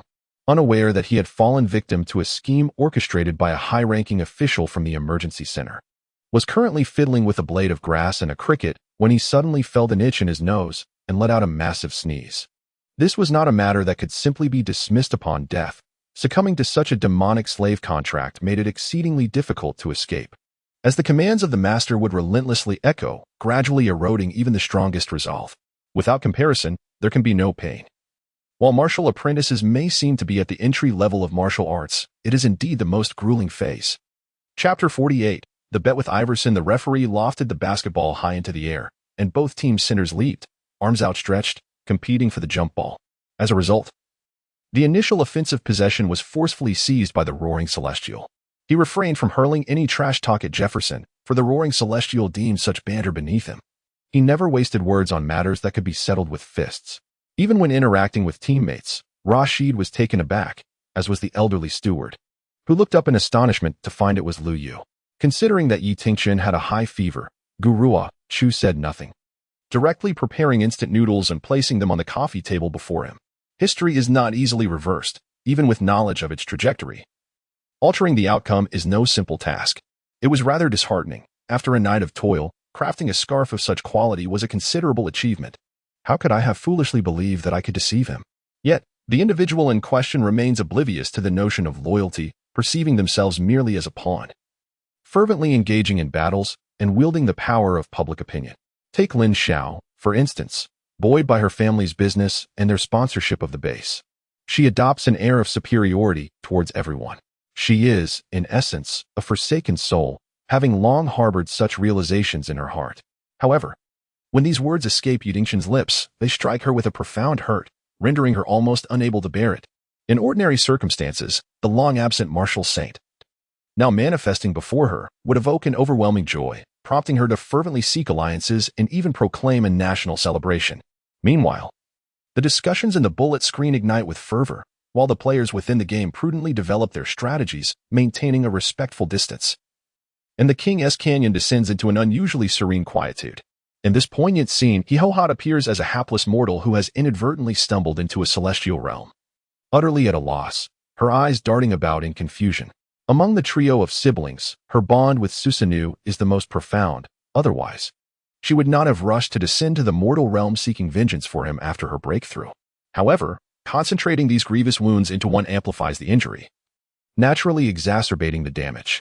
Thus, The injuries sustained by Xiong Biao are far more severe than those of Haida. The weather in May is rarely so splendid. As the sun dips toward the horizon, its orange glow casts a warm hue upon the verdant mountain walls, evoking an indescribable sense of comfort. Having just parried an attack, Kisame sensed something amiss. His figure vanished, only to reappear behind his opponent, delivering a similar strike. Though Pain may lack physical allure, his role as a guardian proves to be of considerable significance. Moments ago, in the chamber of Chief Kamen Kaitro, Ramir's kin exhibited great excitement, yet upon exiting, they appeared remarkably tranquil, offering no remarks to Ling Xiao, maintaining an air of normalcy. Suddenly, Hounan raised an eyebrow, glancing ahead to discover a multitude of figures had encircled them, their presence unnoticed until now. Mei Er's hand twitched, but the Heavenly Emperor gripped it tightly, fearing the disturbance of the tear marks on her arm, compelling her to let him hold on firmly. Heil observed every expression on Xiong Biao's face. As a trusted confidant and servant, he understood precisely what his master needed at this moment. Old Hu, you have an important matter to attend to, do not forget. Interjected Wu Shui, her voice steady as she brandished her weapon. In a secluded valley within the Kuanpin's secret lair, the sounds of clashing echoed incessantly, indicating that a battle was underway. Two supreme beings were present. Unless the enemy also possessed such power, the conquest of the Red Lotus Palace was out of reach. In fact, aside from Xia Qin, most of the women accompanying Duan Qiu had ascended to pseudo-sky level or even sky level. The hand of the city god of Shouchuan descended through the void, and Chen Jing, struck by the palpable aura of death, was caught off guard and hit squarely. He shattered into a burst of white light, swept upward along the hand of the city god of Shouchuan. Chapter 49, a perfect conclusion as the second quarter commenced. Luo Long's form intensified, and against Wallace, he executed a dazzling array of footwork and signature moves, dismantling the Pistons' interior defense with ease. Left with no option, the Pistons were compelled to assign the young Prince, to guard the Chinese fire dragon. This defensive specialist, with exceptional wingspan and vast experience, showcased remarkable defensive prowess from the very first encounter, indeed causing Luo Long considerable difficulty. Although it is clear that the bulk of the responsibility should rightly fall upon Ibu, it is evident that no one dares to hold him accountable. Thus, the search for a scapegoat begins. Amidst scattered conversations, the steward eunuch approached to announce that the luncheon was prepared, prompting the group to cease their chatter and move to the warm hall. Elder sister, how do you think we should handle this? Zhang Qingting did not respond directly, but instead posed a rhetorical question. This is truly an unpleasant place. Han Ning muttered as she crawled towards the cave entrance, using both her hands and feet to emerge. Fortunately, it was in front of a senior. Otherwise, it would have been quite embarrassing. Yin Wan smiled playfully, her brows and eyes radiating charm. Upon hearing Wu Ye's words, Xian's body stiffened. Clenching her left hand adorned with Bao Huan into a fist, she gradually relaxed yet remained silent. Fan Ro managed to force a faint smile. Her body battered from the previous blow, her face pale, and a trickle of blood escaping from the corner of her mouth. Zhang Qiting had arrived at the courtyard where Pan Yunlong resided. The gate was already open, and he was practicing with a gun in the courtyard. The long, bright silver spear danced in his hands like a dragon emerging from the sea, the red tassel flashing continuously, resembling a sparrow's pecking, casting a myriad of lights and shadows. With this thought, Chen Shun instantly transformed into a pivotal figure, and his heart stirred, and from the corner of her eye, she glanced at Chen Shun, who had been standing silently beside her since his entry. Your cousin must be quite envious, right? Anyone involved in jewelry design would surely covet such a piece. Yin Wan continued. As 007 was confined to the reflection room, an emergency meeting was swiftly convened within the organization. During the meeting, Zhang Xuewei severely criticized 007 for leaving the team without permission and strongly advocated for strict punishment, garnering the support of most attendees. Yu Fu nonchalantly picked up the items without wiping or washing them, simply starting to prepare a second portion for him. As the array in the training room unfolded, Xiaoyu stepped inside, immediately hearing a chorus of teasing voices. Peering through his narrowed eyes, he could see everything clearly. The angle was perfect, and the expressions on both faces were well placed. One exhibited regret and heartache, while the other remained composed and inscrutable, making it difficult to discern whether he was angry or experiencing other emotions. If we were to speak solely of spiritual awareness, Zhao Xian's was not particularly formidable, at most comparable to a level 93 spirit system titled Dala. In a palace within the city, an elderly man, engaged in meditation, suddenly opened his eyes. looking somewhat perplexed towards the direction of the city outskirts. His withered hand, resembling tree bark, slowly rested upon his chest. One could say that he acknowledged. However, it is also time to choose submission or death. Lu Ming's expression was calm, yet a wave of bloodlust surged forth, a manifestation of the lives he had taken since awakening. This item might not excel in close combat, but its efficacy with firearms was undeniably thrilling. He is my brother, isn't he? Liu did not conceal her thoughts, though her words carried a hint of uncertainty. Having gained an additional brother, she felt unsure. Ah, well, I suppose I shall reluctantly help you keep it safe. Joss let out a sigh of exasperation, lamenting the unfulfilled potential, and reached out to retrieve 2 items into the system space. As the 15th day of the Lunar New Year approaches, I extend my heartfelt wishes for family reunions and abundant prosperity in the new year, with fresh beginnings and auspicious signs for my new book. I am pleased to announce that it has officially entered its midpoint. The initial 100,000 words have been thoroughly updated, and I shall now focus on refining the subsequent plot.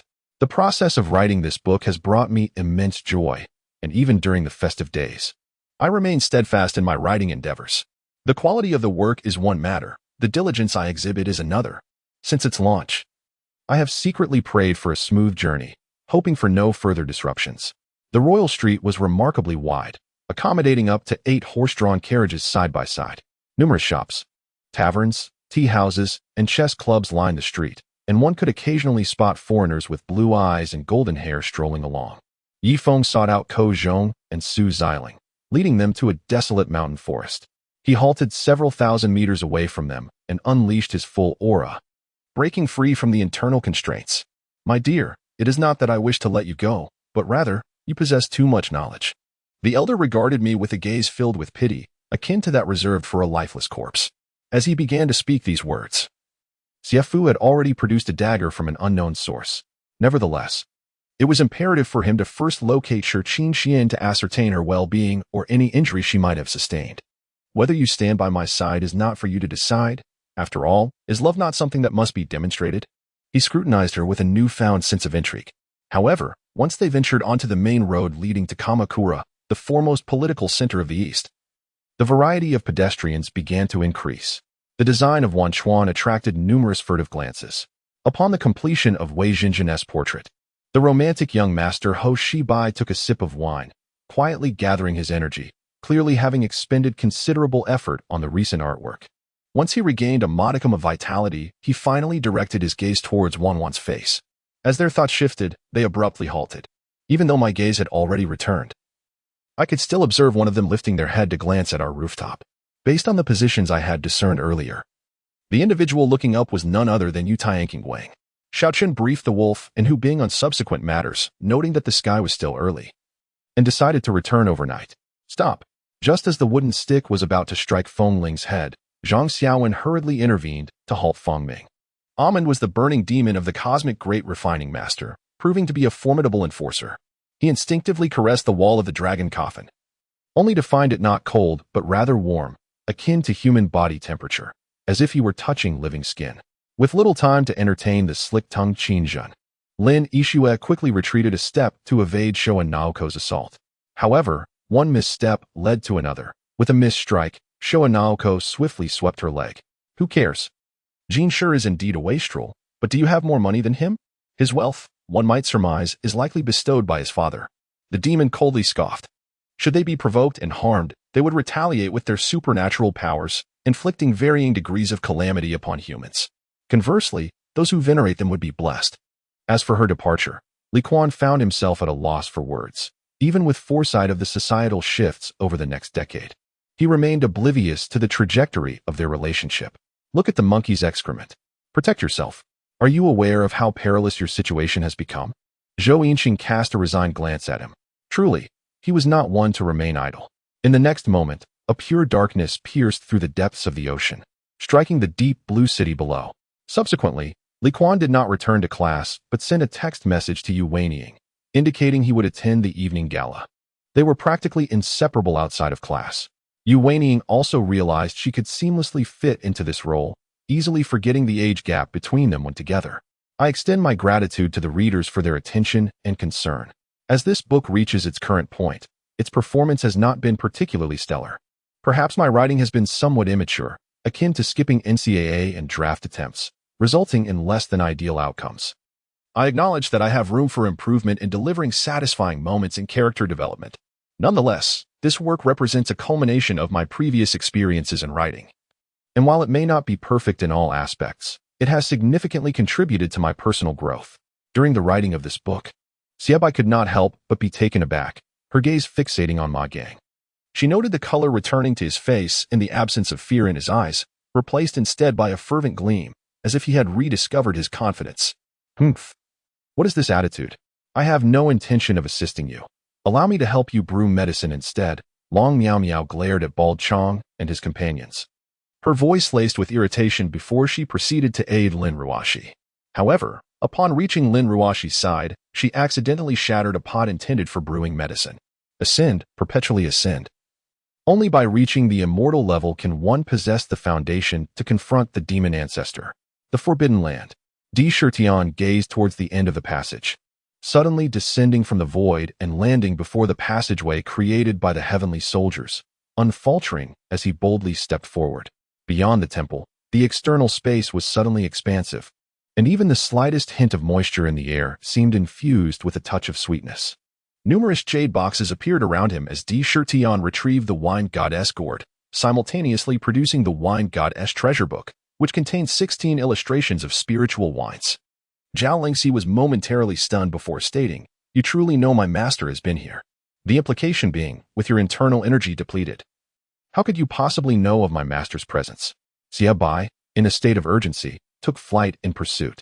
In the blink of an eye, Zimei halted her steps, having reached the edge of the precipice. Damn it! How dare you take my kindness for granted?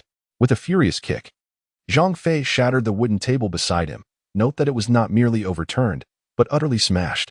He had clearly seen Tianming right before his eyes. Yet with a single stroke, there was nothing but emptiness. What could be the cause of this? Had his vision deceived him? As his brother's grip gradually loosened, I timidly lifted my gaze. They had all returned to their seats, and I dared not look at the adults' faces. The once vibrant campus was now eerily tranquil, with a foreboding gray-black wall looming ominously in the night. Turning my head to glance around, I found myself utterly alone. An inexplicable sense of unease began to unfurl within my heart. Just as I contemplated leaving, a strange creaking sound emanated from above the wall.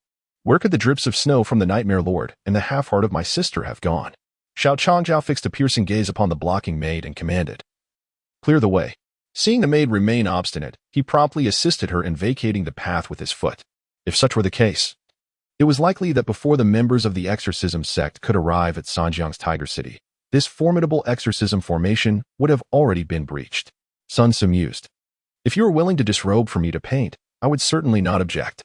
Furthermore, to ensure results surpassing oil paintings, I could even teach you how to use a camera." Observing the frail silhouette of Hu Xianyuan as she boarded the taxi alone, Li Tianyun stroked his chin in contemplation. Now, Lin Tang intends to take her to the realm of the Vantage Demon King. How could Yu Hongying be unaware of this? Shang Liping, leisurely, pulled out a chair and sat by the window, surveying the surrounding terrain. The waiter, hesitant to approach Uncle Lu, sought the assistance of the Jean brothers. Upon describing the guest's appearance, the Jean brothers, filled with urgency, pushed past the waiter and strode toward the private room where Chang Liping was situated. She understood that her connection with Li Su served a singular purpose, to conceive. Only by bearing Li Su's child could she compel Yin Ruai to depart and alter Li Su's perception of her. Chapter 50, Brothers Gathering After the Match. Iverson regarded the tall Huaxia fire dragon with appreciation, a relieved smile gracing his face as he remarked, "All right, brother, I accept you as my kin. You truly deserve the title of my brother.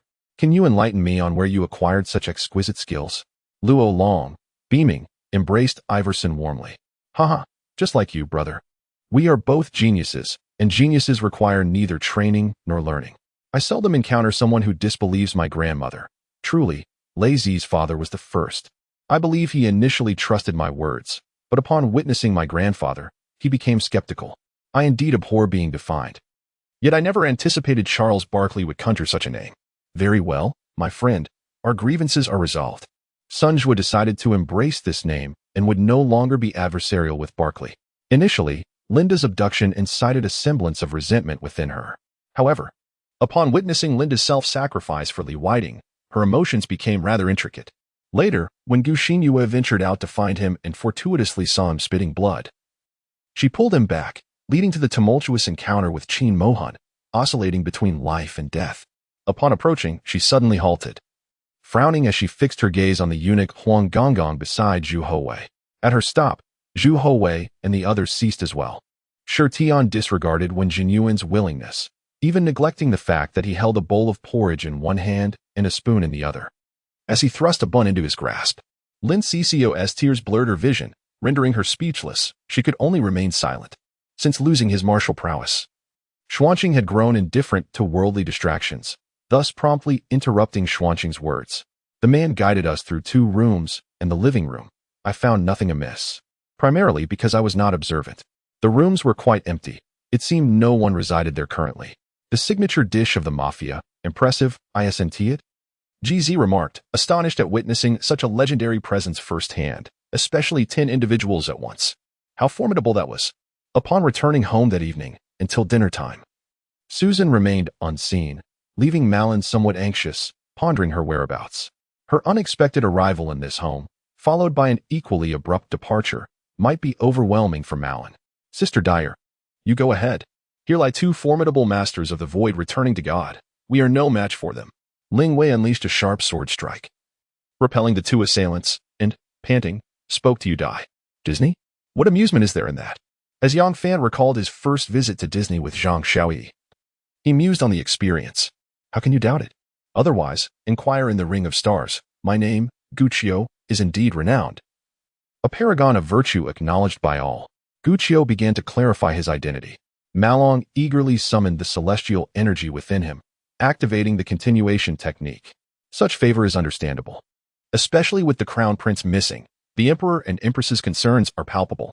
The furious princess launching in a moment of heated impulse, truly contemplated ending the life of the man before her, but reason swiftly reclaimed her mind, halting her from such an action. Thus, half a month has elapsed, and nearly no one in the court is aware of the engagement between the South County Wang's heir and Mu Mianyan. The 3 ghost kings, witnessing the scene, suddenly erupted with a formidable black mist, an essence both gaseous and fog-like. Upon contact with the flames exhaled by the fire dragon, it resembled the melding of water and fire. The 2 forces hissed in the air, rapidly dissolving until they transformed into a cloud of azure smoke, dispersing into the atmosphere. With the influx of vast soul and elemental energy from Princess Mu Ling, the Changling Pearl radiated a verdant glow, a manifestation of life's essence. A more exalted light of existence. Chapter 51. New Rewards. Phoenix is the capital of Arizona, nestled within the arid desert of the American West, where rainfall is scarce and sunlight abundant.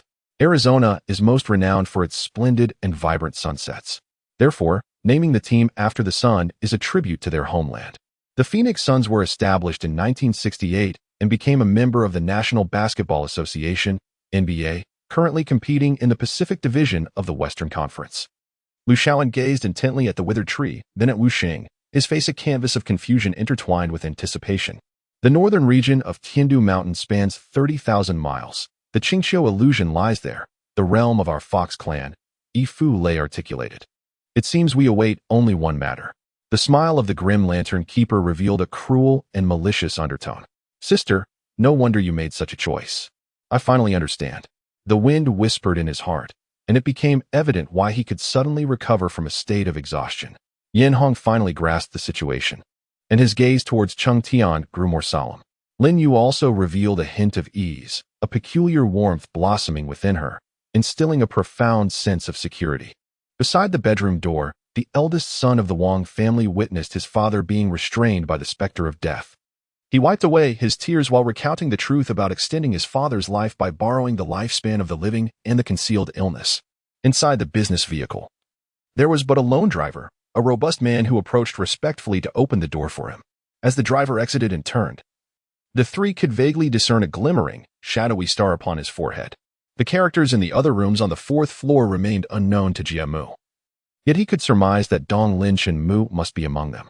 Even if the auction today held treasures he desired, he could not dare to speak, for any slip might lead to greater complications. However, Mo Kaier's words seemed genuine. Her uncle was Mo Zhengguo, the father of Mo Dinging. Though he held the same rank as Qin Chuan, a general, Emotion Guo was even more illustrious.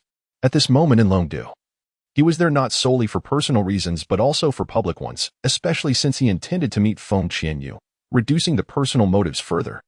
Before I could respond, she added, "Do not overthink. Life and death are unrelated to tomorrow. If you succeed, you will gain Xinbailu. If not, you will see her true nature. After all, you are already like a toad. Why fear the trivial?" The elderly man's expression was somewhat inscrutable, his brows furrowing as if he might crush a fly. He was evidently in a state of hesitation and struggle. The man's words struck Qian Meng Lian like a slap across the face. His reluctance to propose to Xiang Qian naturally indicated he did not regard her as part of the ministerial family. Observing those around him, the impostor felt a twinge of panic, yet he maintained a facade of calm. Mu Junran's lips twitched involuntarily, as this rationale truly aligned with his habitual manner of conduct. "Xiaoya, this is our company's general manager, responsible for all company affairs. So you may discuss the entertainment project directly with him." Yihan smiled as he spoke. Guan Yu was bewildered, pondering what he meant by his plan. Clearly a forced situation. He had intended to buy some time to maneuver through this predicament. Wang Hao, seemingly unscathed, was effortlessly caught by two saints as he was propelled backward, the explosive energy being easily subdued, showcasing the formidable might of the saints. Yet, if I do not intervene, Sun Shui may fall victim to the unscrupulous intentions of 3 or 4 men tonight, and my conscience would bear the weight of self-reproach. A magnificent butterfly let out a cry before drawing closer to Yihan Xiao, its intentions ambiguous. Whether it was assessing him or savoring his scent remains uncertain. The foremost individual spotted 2 figures ahead and, recognizing them as former prodigies from the Eastern Ming domain, offered a timely warning, for they were indeed wandering cultivators. Chapter 52. The burden of reputation. In order to counter the Sun's fast-paced offense, the foremost necessity is to stabilize one's own attacking strategies. If the Wolves can execute their offensive maneuvers successfully each time, the Suns would find themselves devoid of any opportunity for defensive counters. Additionally, it is crucial to minimize the Wolves' errors. Any instance of being intercepted or blocked could lead to a strong retaliatory surge from the Suns. In summary, the match has just commenced, and whether the Wolves triumph over their adversaries ultimately lies in their own hands. Hearing this, Xia Wuing seemed to vaguely sense the significance of the task that Sixth Brother had entrusted to him, prompting him to suppress his playful demeanor and adopt a more solemn expression. In that moment, everyone felt an innate fear emanating from the flames radiating from the Flame Emperor, which resonated deep within their souls. He decided against fleeing, thinking to himself, why not simply go see her? After all, she lay bedridden, unable to move or express her usual affections. Unlike the cold, oppressive gaze of the Duke, which bore the weight of authority, this would not invoke trepidation in others. "Grandfather, with you, I have a home," Qin Shani murmured, her voice trembling with an unsettling premonition. Before the surgery concluded, the liver cancer patient was already being prepared for entry. However, this did not imply that the next operation would seamlessly commence, as all surgical instruments used in the previous procedure had to be entirely replaced. Su Wanjing, with a serene demeanor, lit incense, bowing thrice with closed eyes before placing it into the incense burner. If the earlier words of Ichichi and her companions had stirred some anxiety within her, now the words of Lu Zhou had finally alleviated the burden she carried in her heart. There was no need for speculation. The individuals encountered during the wedding were predominantly those of the department heads, with playful banter intertwined with sincere blessings, hoping both for them to ascend to the ranks of department heads and for herself to reach ever greater heights. The specific details of the process were not disclosed by Uncle Yeo, as he wished to spare some dignity for the 2 mischievous children, Xiao Jun and Zhang Xiaoqin. Look how Wei's eyes sparkled with astonishment. Had she truly placed someone in a coffin while still alive? Surely, this could not be a case of brain death. Upon witnessing Zheng Rui's dancing, many were reminded of the time 10 years prior when he debuted with his group, displaying a remarkable grace in his movements. It was the second young master. Tian Dong recalled the matter entrusted by Lu Yuanjin. If he refrained from revealing his identity to Lu Kaiwei, the consequences could be unpredictable. How could one not recognize him? I purchased formula and toys for him, hoping to earn his recognition as a godfather. The baby in my partner's womb is not yet 3 months old, yet Jiang Miao Miao is already contemplating ways to win favor. Jiang Li furrowed her brow in confusion. Why had he approached me? Initially, she suspected he was an assassin sent by an enemy. However, upon hearing his words, She realized his intention was not to take a life, but rather to issue a challenge. Summer Ming-su was dissatisfied with the quality of the two authors he had engaged, prompting him to seek counsel from Tian Rongshuan regarding this matter. Murongjio offered her a perfectly roasted rabbit leg, observing as she devoured it hungrily, her lips glistening with grease. Lord Yu approached the door, his pace gradually slowing. Perhaps anticipating the customary farewell, "Take care, I won't see you off," as Lord Lu had already begun conversing with Governor Lu. The fury in the man's eyes gradually subsided. He could not deny that he did not object to her proximity. Even her scent brought him a sense of comfort. Previously, in her effort to save Yuan Bao, she had revealed it once, only to encounter danger. Had she not crossed paths with Zhong Jingshu midway, the consequences could have been dire. She stepped cautiously over the debris of the house destroyed by Xing Wu, continuing forward, still clad in his signature attire of black clothing and a pale face, unchanged. When the Shanghai Composite Index rose by 2, it was at a point where the potential for increase was nearly balanced with the probability of decline, making sense for both buying and selling. Lu Chuan, without uttering a word, attempted to open the iron box, but at that moment, Old Tai restrained his hand, gravely shaking his head, indicating that the time was not yet right. Chapter 53. The joy of a single-man. Coach Holtman agreed to Luo Long's proposal without a moment's hesitation. This fueled Luo Long's eagerness for the second quarter of the match. Lu Fu and Jefferson were equally incensed by O'Neill's dominance. They were severely beaten by the Suns' imposing interior duo, with both O'Neill and Stoudemire scoring in double figures by the end of the first quarter. Had it not been for Luo Long's persistent containment in the paint, the deficit at the end of the first quarter would have been far more significant than a mere 3 points. Calculating based on 100 million. There would be tens of thousands of individuals on par with Lin Fan, and only a few thousand stronger than him. It remained uncertain just how many he referred to, 40 or 50,000, or perhaps 80 or 90,000. Yuli disdainfully pushed his hand away, ordinarily. When the milk packers dyed their hair, it looked quite appealing, yet here it resembled a nest of chickens. Ling Chen did not judge others by their appearance. Yet Zhou Taitong's ostentatious demeanor, proclaiming himself as the most handsome in the world, truly elicited a chuckle from Ling Chen. At last, the man let out a sigh of relief, only for his gaze to immediately fixate on the array of food and drink before him. Such bravado might intimidate those unacquainted with the world, but to frighten someone of his noble lineage was utterly ludicrous. It was not that he had descended into some infernal abyss. Rather, he found himself in a chamber constructed of red bricks, approximately 2 zhang in length and width, with his very bed fashioned from the same material. As the architect behind the renowned Qiqia villa, Fei Hong was undoubtedly proud, believing that not only ordinary individuals but even the famed Qiqia boy, Wu Mingshi, whose expertise in formations and mechanisms was renowned, could not rival his own mastery. It was only then that Zhou Xiaodian and the others realized they were still clutching a deadly weapon. Alarmed, they promptly discarded it. Days later, as time unfolded, this news became widely known, with fingers pointing towards the national government, and citizens across major cities began to march in protest. Intriguingly, as the Watchers expanded their encirclement, they inevitably encroached upon the territories of other teams. Should these teams decide to confront the Watchers, the Orange team's plan to annihilate the Korean squad would be entirely thwarted. In reality, however, those teams chose to remain stationary, observing the unfolding events.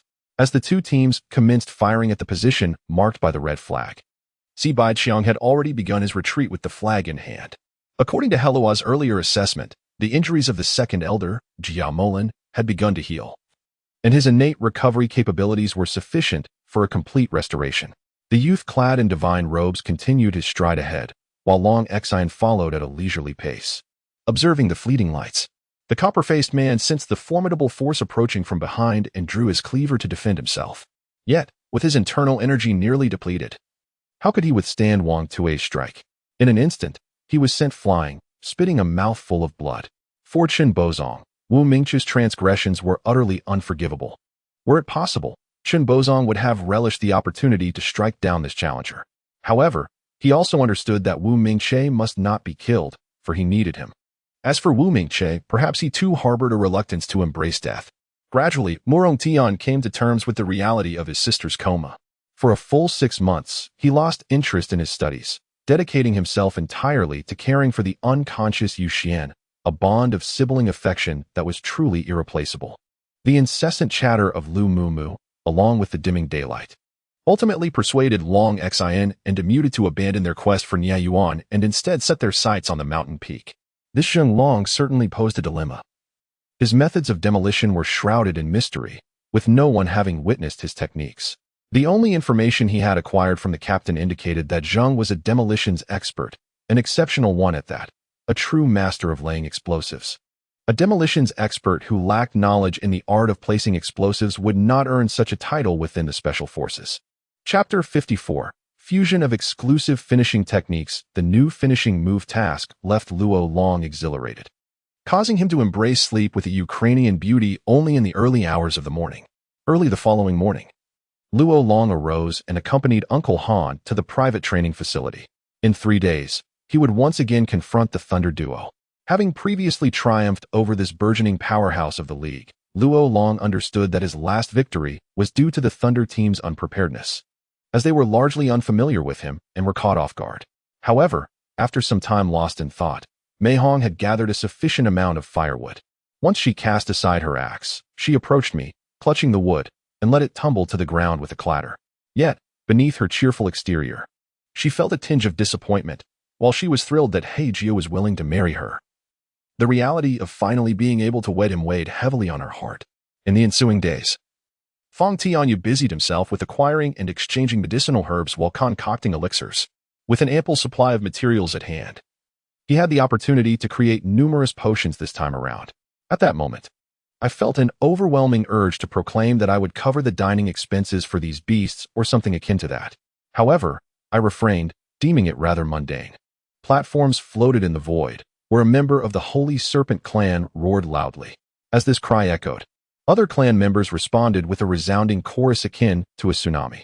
The crowd was taken aback, and upon closer inspection, they noticed that the figure of Yagumo Shi was holding a stack of dollar bills, each bearing the denomination of 100. This was particularly beneficial for Hakurai Raimel. The onlookers snapped back to reality, and chaos ensued as various energies and sword lights surged in all directions. Despite the diverse colors of the blades, each contained a potent essence of primal law. The appearance of the giant bat demon clan here was an act of folly. The disciple who had just spoken exhibited a fleeting glimmer of coldness in his gaze. Meanwhile, a Huang and a Jin ventured into the depths of an alley across the street, seeking a hidden corner shielded from prying eyes, where they merged into a creature resembling a cat-headed man clad in a coarse indigo tunic, cinched at the waist with a tattered silver belt. Then, he contemplated seizing the piece of meat before him. It was fresh and unprocessed, devoid of any malevolent aura, suggesting it was not the flesh of a magical beast, but rather some sort of consumable creature. With Lin Tianya's sword strike, the entire space reverberated with a series of explosive cracks. Internally, Germany may relax its scrutiny of its personnel, yet it would not necessarily ease its vigilance against British probing. After all, no nation desires foreign entities to exploit opportunities to pry into their secrets. The illusion of Dan Feng employing the void-breaking finger did not astonish them, as he had previously demonstrated this technique. However, the move executed by the man surnamed Xiao had never been witnessed before. The momentum of his stance was such that even those watching through the screen could sense its remarkable prowess. Since Lin Yu began his studies in alchemy, he had only encountered Huang Shi and had not come into contact with any other renowned alchemists, nor was he aware of the names of the esteemed masters in the entire Qianyuan cultivation realm. Thus, how could he possibly deduce the origins of these 2 vials of elixirs? Wang Qing was acutely aware of this, recalling the incident where she had forced her way into his estate. Enough. There is ample time ahead. No need to rush. I must attend to my work. Please maintain silence. Fong Bai spoke earnestly, and then countless bandages emerged, enveloping Deadpool like a mummy, casting him into the corner. Old Mai chuckled heartily. That is splendid. You may indulge in whatever pleases you. To him, the Jinshi group is merely a fade, devoid of any substantial significance. Zheng's illness lingered in a state of drowsiness for nearly a month. Apart from Zheng Iran, who had pressing business and thus left home early and returned late each day, the others remained in the Chu residence, not daring to stray even a step. From the mountain, one could glimpse a transport vessel, gradually making its way toward this direction, adorned with the flag of the Song dynasty. Chapter 55. The arrival of the magician as the wolf pack collectively disembarked from their private jet and swiftly proceeded to the hotel under the guidance of a bus. Luo Long immediately placed a call to Durant. Beep, beep, click. Hello, this is Kevin. What can I do for you? Since his last defeat to Luo Long, the astute Reaper had promptly acquired Luo Long's phone number and reached out to him. We are set to meet tonight. Are you prepared? I am no longer the person you once knew. Although Zhang Qing was a good man, he was not one who indulged in excessive kindness. While Gu Yongshan held the title of emperor, he ultimately was not a sovereign among men. Zhang Qing's efforts were not worth such an investment. Upon returning to his office and savoring the details, he found it increasingly intriguing. The new car drove ever more smoothly with each passing moment. Kill him. The man did not hesitate. Since cooperation was absent, he deemed death the only recourse. Whether one was killed or two, the act remained the same, indifferent to the quantity. While it may be somewhat exaggerated to speak of racing against time, all plans were indeed dictated by the heavens, a reality unfolding before them. After all, Shang Shang could confidently assert that Ji Yishe possessed no understanding of geological knowledge. Her discussions on Jade were merely rehashes of online copy-paste content, an outsider's fanciful narration. Xing Ming refrained from challenging Han Shijing's words, his brow furrowing once more, clearly perceiving a misalignment. In truth, as he listened to his friend recount the entire affair, Yin Yunming gradually untangled the intricacies of this conspiracy, realizing that his previous notions were entirely erroneous, and gravely so. Initially, Qi Yifan had believed that a certain individual pursuing admission to a film academy would likely be rejected. He thought this person would ultimately fail to gain acceptance, shattering their starry dreams, thus leaving him with an opportunity. So, how about it? Is the scoop I provided sufficient for you to treat me well? Regardless, the eye of the creator did not wish to return to Ji Yishe's side. Shang Shang dared not counter her employer, resorting instead to a tenacious plea for refuge. However, in Cai Jingnan's gaze, his attention was fixed upon Zhong Luan within the ranks. The moment he laid eyes on that individual, his expression sharpened instantly, and he instinctively made to rise, only to be firmly restrained by Jiang Wan, who shook his head in disapproval. Meanwhile, Shen Huan and Xiahe had yet to broach the subject of designing for Luo Qiuhua. The matters concerning the auction house had already overwhelmed the two of them. Presently, the werewolf's health bar had been reduced to half, with a total health of 3,000 dwindling to a mere 1,400 points. It was likely that within 2 minutes, it would be entirely depleted by the mercenary 16th Regiment led by Fenghui Yetian. Although Shen Huan was ravenously hungry, her stomach had deteriorated after years of deprivation, leaving her with little she could consume, and the meager portion she managed to eat was insufficient, as her stomach could not endure more. She could only eat half of the rice ball before she found herself unable to continue. As long as they could obtain the nanomachines, even if it were in its primitive form, it mattered not. The leader of the Wind Shadow Envoy suppressed the tumultuous emotions within, lowering his voice. As Chen Yu unleashed a cascade of azure fire towards the nine-headed serpent's cranium, Zhao Yin simultaneously hurled his armor-piercing grenade into the fray. Following the faint parabolic trajectory marked by wisps of smoke, a violent explosion erupted, accompanied by a fervent conflagration.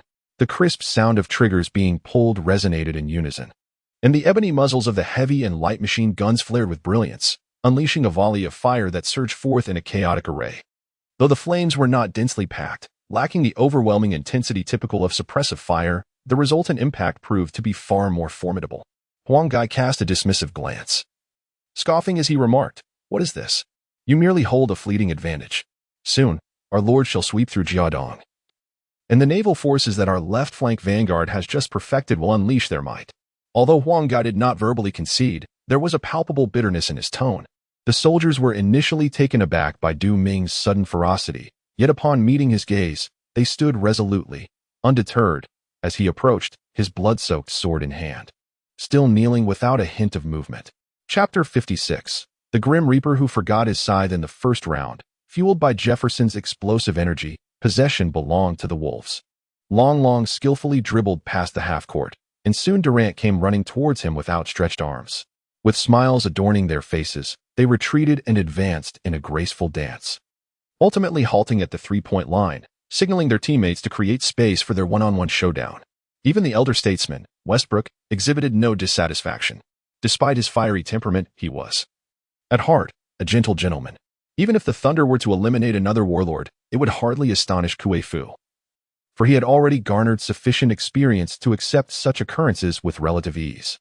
These individuals, accustomed to being local tyrants and wielding influence, had never endured such indignities before.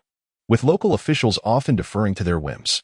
Then, amidst a flurry of snow, the aircraft circled gracefully above the lawn, executing a series of simple dives and ascents before finally landing smoothly on the stage. In the next moment, his figure appeared several yards away, holding 2 arrow feathers, which he silently stowed away in his dimensional pouch. However, the journey was fraught with difficulties. A common person could never traverse such a distance in a lifetime. The thunderstorm was not solely a harbinger of destruction, it also harbored numerous benefits that one could not ordinarily attain. The 2 brothers could only confront the Marquis as a duo. Once separated, they were merely at the level of ordinary Chaos Saints.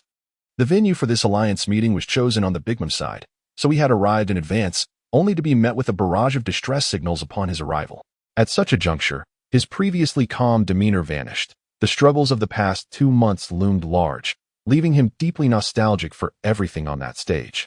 The monkey and the divine doctor promptly gathered the static blankets, fastening the edges together with ropes, and then assisted each other in climbing, draping the blankets over the wire mesh. It was truly absurd that a wasteful 8th prince, supported solely by a colorfully transcendent powerhouse, dared to covet the throne. He was indeed laughable, and it was time for him to face his demise, declared one masked figure with a chilling sneer. Nevertheless, the entrance was exceedingly narrow, shrouded in darkness, rendering visibility impossible. The Chu Wang Hotel could only be deemed satisfactory. It certainly did not qualify as high-end. It is a venue frequented solely by ordinary citizens for hosting banquets. However, Director Lee opted for this understated hotel, seeking to maintain a sense of modesty. For he believed that in the realm of governance, discretion and prudence are the keys to longevity. In his perspective, the transformation in Fan San's demeanor was undoubtedly a reflection of his fear of the newfound power Lee had just unleashed. The 2 men's fists collided fiercely in midair. The sound of Liu Yang's knuckles cracking ominously echoed, until his wrist shattered completely, while Hu Lei merely took a step back, his expression remaining unchanged. The numerous students present were filled with exhilaration at the opportunity to witness this unforgettable spectacle firsthand. "It is our turn," Zhang Chong declared, drawing forth a long sword from his grasp, mounting his steed, and advancing forward. Clad in a black battle robe, he was accompanied by soldiers who mirrored his attire. With a disdainful snort, Sheng Ao directed his palm towards Chiu Ming, as a torrent of energy surged from all directions. Yet, their disguise was so expertly concealed that the enemy passed overhead, oblivious to their presence.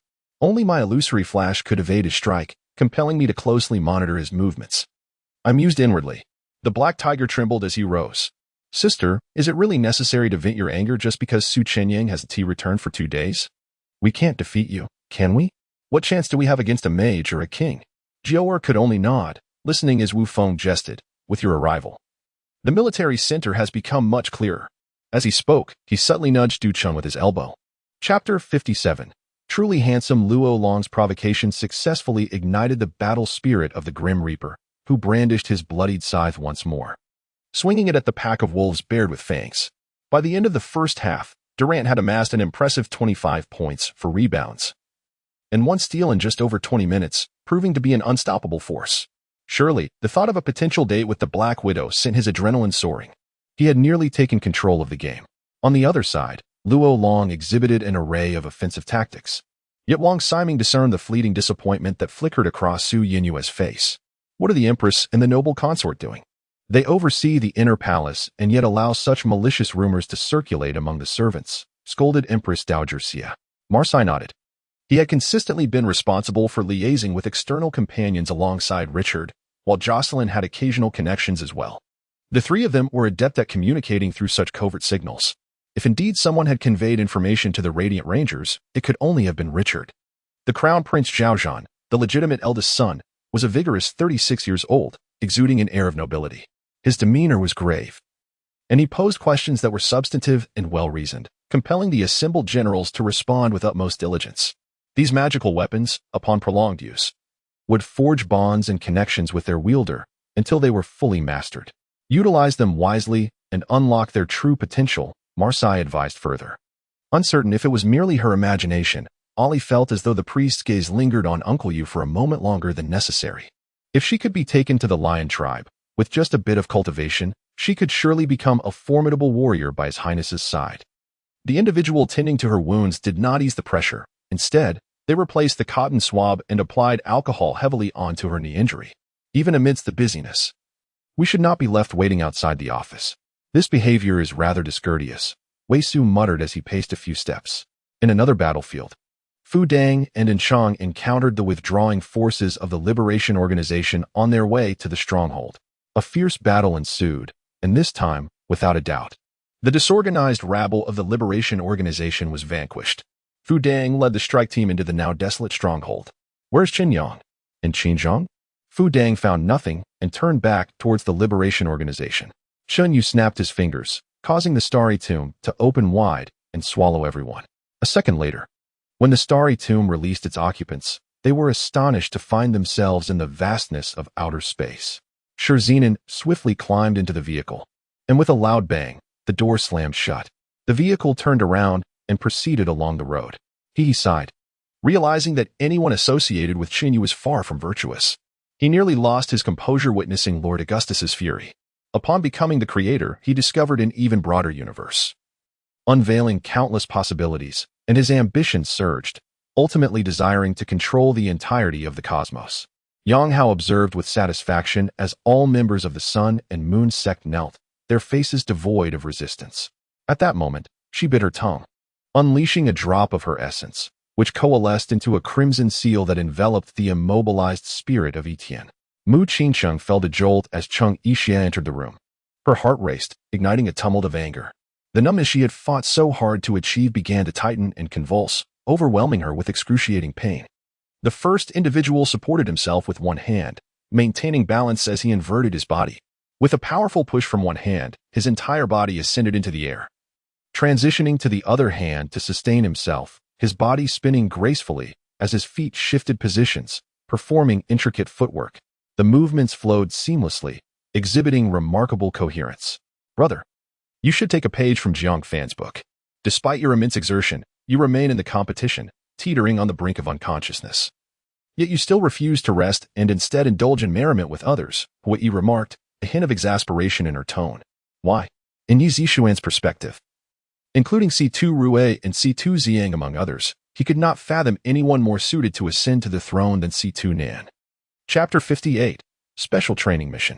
Post-competition, Luo Long swiftly approached Kevin Durant, who was eager to make a hasty retreat, and arranged a time to learn mid-range shooting techniques from the Grim Reaper. Subsequently, he made arrangements with Holtman as well. During this break period, he intended to remain in Oklahoma, persistently shadowing Durant to acquire mid-range skills, all while relying on Durant for his sustenance and lodging. In truth, Durant was a remarkably unassuming individual. His everyday attire and mode of transportation were rather modest. Madam, forgive my boldness, but are you truly a mere commoner from the northern gate of Rakshasa City? Wukong, suppressing his smile, inquired with a serious demeanor. At the moment it soared forth, a surge of dark energy erupted, resembling a colossal black dragon, coiling ominously in the space between heaven and earth as a powerful, malevolent aura pervaded the entire realm. Upon confirming that Lu Jingwei was indeed safe and sound, Liao Fan finally exhaled in relief and hurried back to his own hospital room. These items, she instinctively believed, were prepared by Tang Xiao, as her message indicated that Tang Xiao had invited her to this gathering. Hu Xinger, what brings you here? Did you not accompany Steward Li to Palai Island? Confusion clouded Mo Li Hong's mind as she posed several questions in rapid succession. Gu Linggu was unperturbed. For her, life was merely a matter of existing, waiting for an inevitable end. She had not survived this long out of desire, but rather because there were unfinished tasks that still needed her attention. Beyond that, the essence of life had not bestowed upon her any particularly joyous sentiments. It is time for you to make your appearance. The final piece belongs to you. Xing Tian muttered to himself, a tinge of disappointment evident as he snapped his fingers. Suddenly, the golden nest, precariously suspended near the cave wall, transformed into a chirping empty nest. After the monk finished speaking, he cast a sidelong glance at Hua Qingyi, unconvinced that she would dare oppose them. Although he was well aware that she was not one to be trifled with. Over the span of 6 years, he had lost count of how many times he had been pummeled by Qin Shou, had it not been for that darkly radiant bodyguard who occasionally made an appearance. He would have long since met his demise at Qin Shou's hands. Jiang Lizhou intended to nod in agreement, but upon seeing his face, for reasons unknown, he found himself unable to do so. Beyond the confines of the copy, the elite forces of the Special Affairs Bureau have already arrived via the teleportation array. laying an intricate web of traps outside. Should negotiations falter and the Black Jade Dragon dare to venture forth, a confrontation would ensue instantaneously.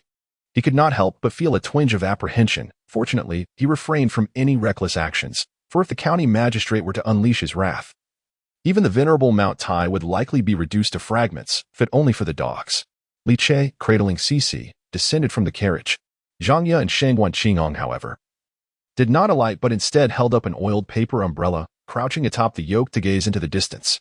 A flick of the sleeve unveiled a touch of divinity, which descended upon Shang Qi, preserving his life, after which no further healing was administered, as he was handed over to the sect's specialized department for injury treatment. Though his mental fortitude was commendable, his primary mode of attack remained rooted in close combat.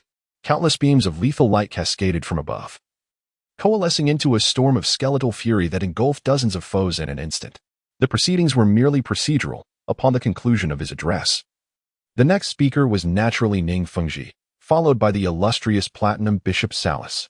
With a firm step, Li Che raised his countenance from beneath the brim of his hat, his cold gaze fixated upon the guard brandishing a drawn blade. Isn't she supposed to be the bridesmaid? Muzi pondered with a hint of confusion.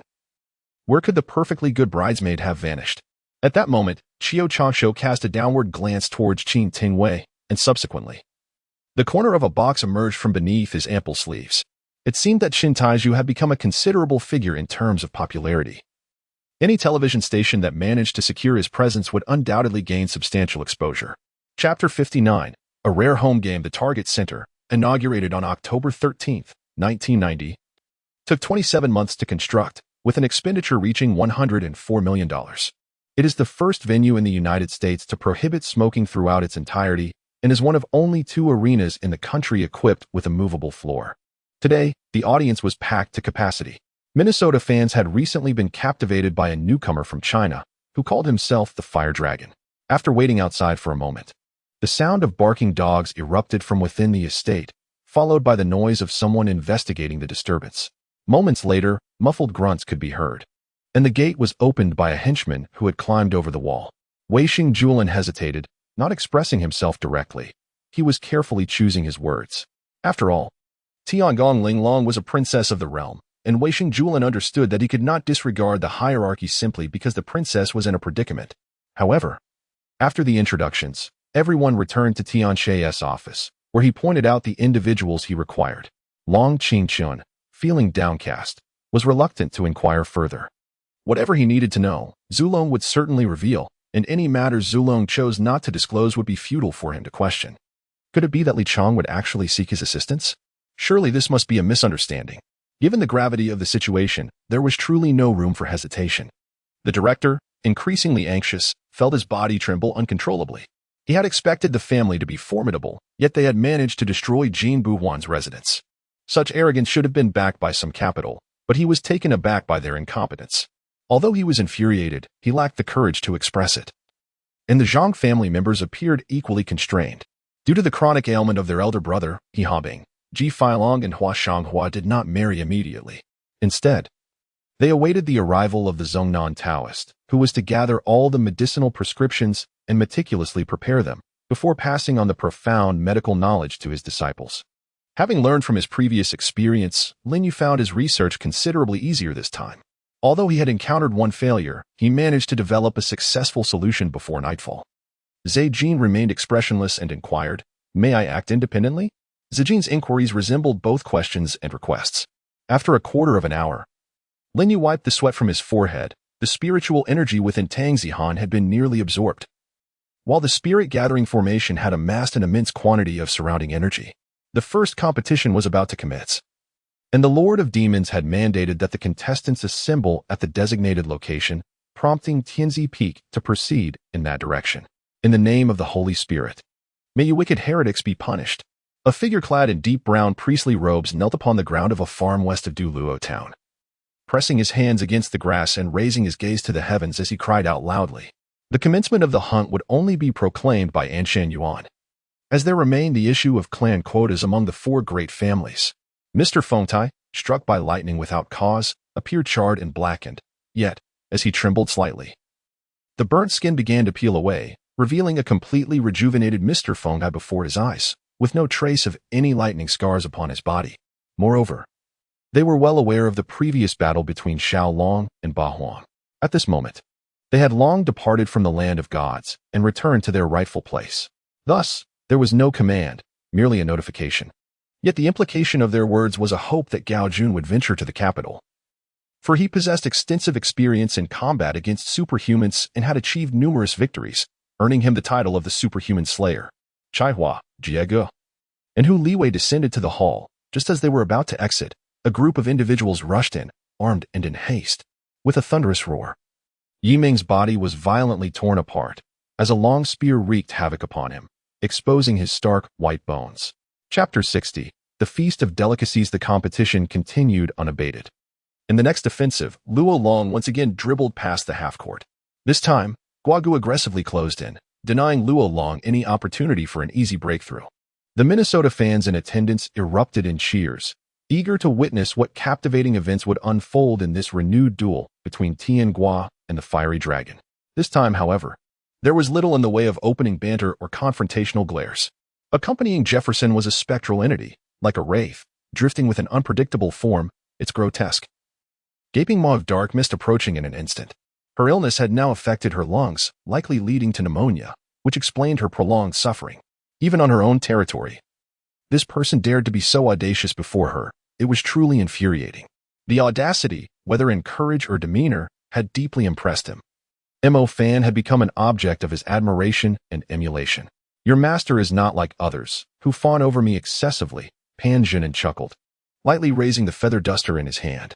It was quite possible that the young man had caught a distant glimpse of Su Jichao's background, as he pointed at him from afar, discussing something with those around him.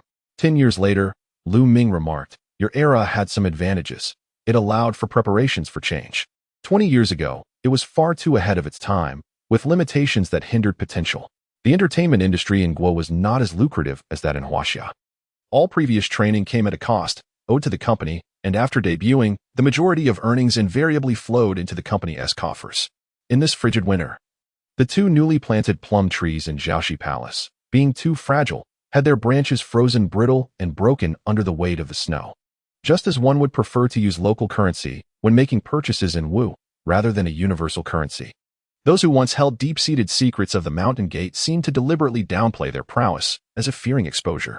Upon hearing this, the Azure Dragon King was filled with rage, his entire aura erupting violently, wishing he could strike this reckless son down. Such is the unfortunate nature of reconnaissance work. A mission completed leaves little time to inform family, vanishing without a trace, with uncertainty looming over when one might return, naturally causing worry and complaints from loved ones. Anything less would be abnormal, indicating something must have gone awry.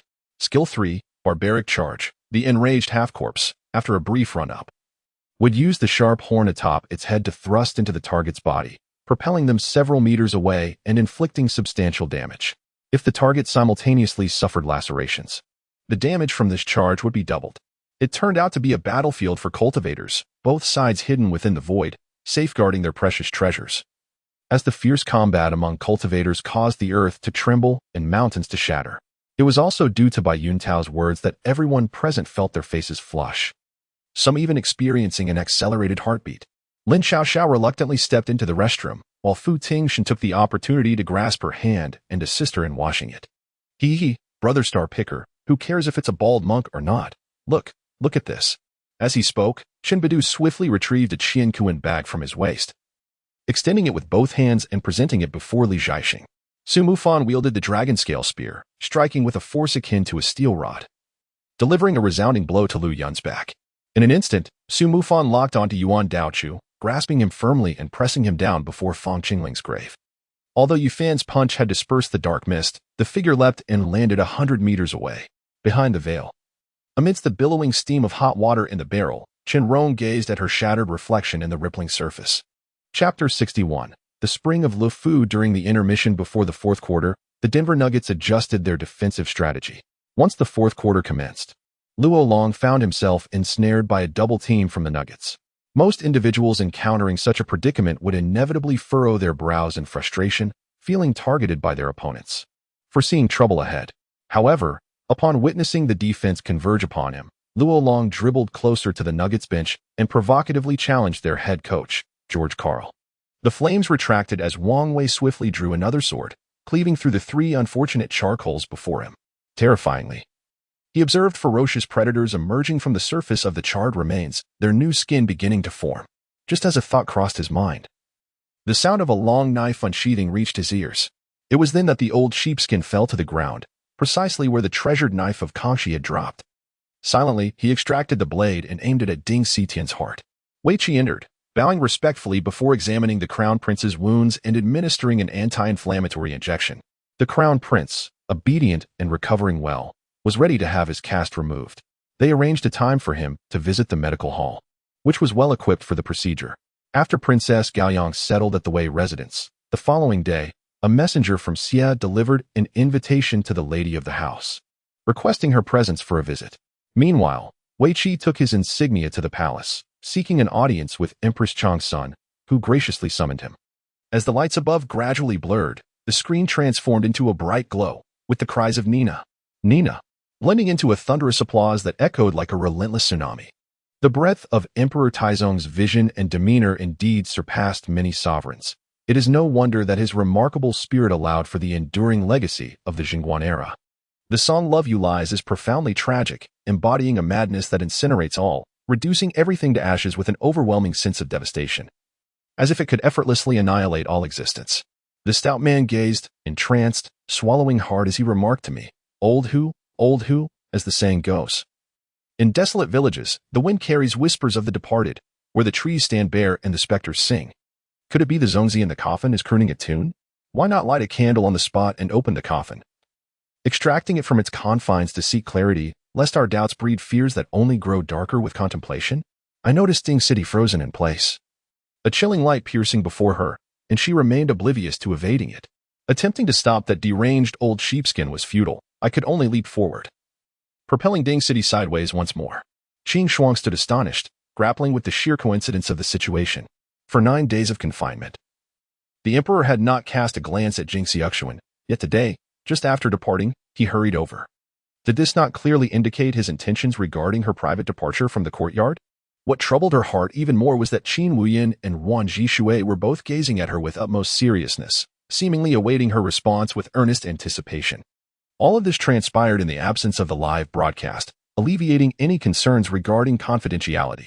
Li Zicheng gently patted the boy's head and said, "Well, you may return for now. I shall call for you when the time is right." The two bid farewell and parted ways. What could this possibly signify? Wei Zhongxian plucked a fresh flower from his temple, inhaled its fragrance, and then, with a swift motion, scattered its petals to the ground, where they fell delicately. Such an outcome cannot be merely explained by the inertia of the original narrative. The only plausible interpretation is that he had foreseen that Yu Huaiyan would not return. This query is fundamentally flawed, for in just a few days, news will emerge from Huaxia announcing the return of the beast's head to the motherland, alongside the entire immortal ship, serving as evidence from the Boxer Rebellion, destined to be permanently displayed in a museum to caution future generations. The allure remains potent. Yet the wind-feather python cannot soar over the crater, leaving Rosen with no choice but to once again venture into the cavern, where the miasma of death has long dissipated. Chapter 62. A reunion more joyful than a new marriage. As soon as the match against the Nuggets concluded, Luo Long promptly requested leave from Hotman and boarded the vehicle that Uncle Han had arranged well in advance, clutching his ticket in anticipation of traveling to Oklahoma, where Durant resided. What Durant could impart to Luo Long extended far beyond mere theories and experiences. He possessed a unique training methodology and valuable insights regarding the court's dynamics. Luo Long eagerly anticipated all of this.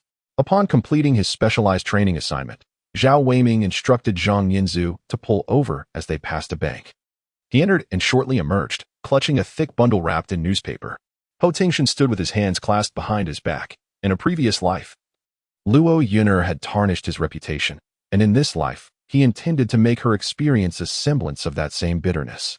Yuan Langjun seldom rode horses or took carriages, and at this moment, he found himself unsteady, nearly tumbling from the cart's front. Fortunately, a delicate, fair hand emerged from behind the curtain, grasping him just in time to prevent a fall that could have resulted in a grievous injury. The art of paper MCH proved to be even more demanding than weaving bamboo strips. and Sendai labored over several sheets of paper before achieving a satisfactory result with the bamboo. The first page of the album showcased a family portrait, with Zhang Yinzu's parents cradling him, then only 3 or 4 years old, smiling awkwardly at the camera, embodying the ordinary and cautious lives they led, their faces reflecting both dreams and reverence for life. Well, lacking martial prowess is of little concern. Within this abode, we have 2 masters of Danjing, one adept of the God realm, and a pinnacle powerhouse of the Hunyuan realm. What need have you for martial training? Ling Chen pinched the puffed cheeks of Xiaomin. Following the direction of his finger, they beheld a young man in his 30s seated on the sofa, legs crossed, arms draped over the backrest, his gaze keenly scanning the billiards hall as if seeking prey. The wind followed the sensation bestowed by the life gem, evading the onslaught of soldiers from the Sman Empire while simultaneously unleashing thunder with his free right hand, clearing the path of obstructive soldiers. Ho Tingshan, with his hands clasped behind his back, pondered whether those lurking in the shadows could withstand the fury he harbored in this life. The withered elder, indeed, was none other than the once-renowned Wang Jianyi, who had guarded the ancestral hall for countless years, only to be unexpectedly recognized today by a monk from Tianyin Temple. The Western Xiao dynasty had fallen. The emperor, in his flight from the city, had abandoned these soldiers, hence their lack of respect and admiration for Li Qianshan. Once Yu Daong had concluded his business, he exited, followed by Shang San. Director Yu. There's also a manager surnamed Zhun. We owe him money, but he is not here to collect today. He merely wishes to meet you for a conversation. Brother Feng is currently with him. According to Mo Jiuqing's instructions, Wei Qi and others sought out medicinal herbs, and Mo Jiuqing urged the children to leave the room, not wanting them to witness the unfolding situation. Young Master Yinhua, as the esteemed heir of Flame Mountain, how can you deign to strike against us, mere lower-tier gods? What kind of strength is that? At this moment, a person suddenly shouted angrily. The custom of Christmas Eve has gradually made its way into China, and now, the festivities have extended from December 24th to the day before, meaning that the celebration period has commenced on the 23rd. A gift known as the peace apple has begun to be quietly exchanged among people. Observing Dong Tianlong, who was rapidly falling apart, Chu Yiqing felt a chill envelop her entire body and immediately fled. As a tall figure spoke, the door to the conference room was slowly opened by a young man, utilizing the inherent powerful stellar force of the ice-fire lotus. Combined with the effects of polar energies, the stellar power would multiply exponentially. The longer it lasted, the more formidable the stellar energy would become. Indeed, 2C's response was filled with both indignation and helplessness as he continued. The reason Lu Guangshi did not mobilize troops as agreed is that Lu Yanqing's forces were ambushed at Liangxiang by the remnants of the Liao army, led by Xiao Gan. During the night. Chapter 63, Time Warner Cable Arena. The Time Warner Cable Arena is a modern sports venue capable of accommodating 19,000 attendees. Today, the audience in Charlotte is evidently enthusiastic, with no empty seats in sight and additional benches provided, showcasing the fervor of the match. The 2 teams competing today each boast star players. The Wolves triumvirate consists of Fire Dragon, Love, and Jefferson.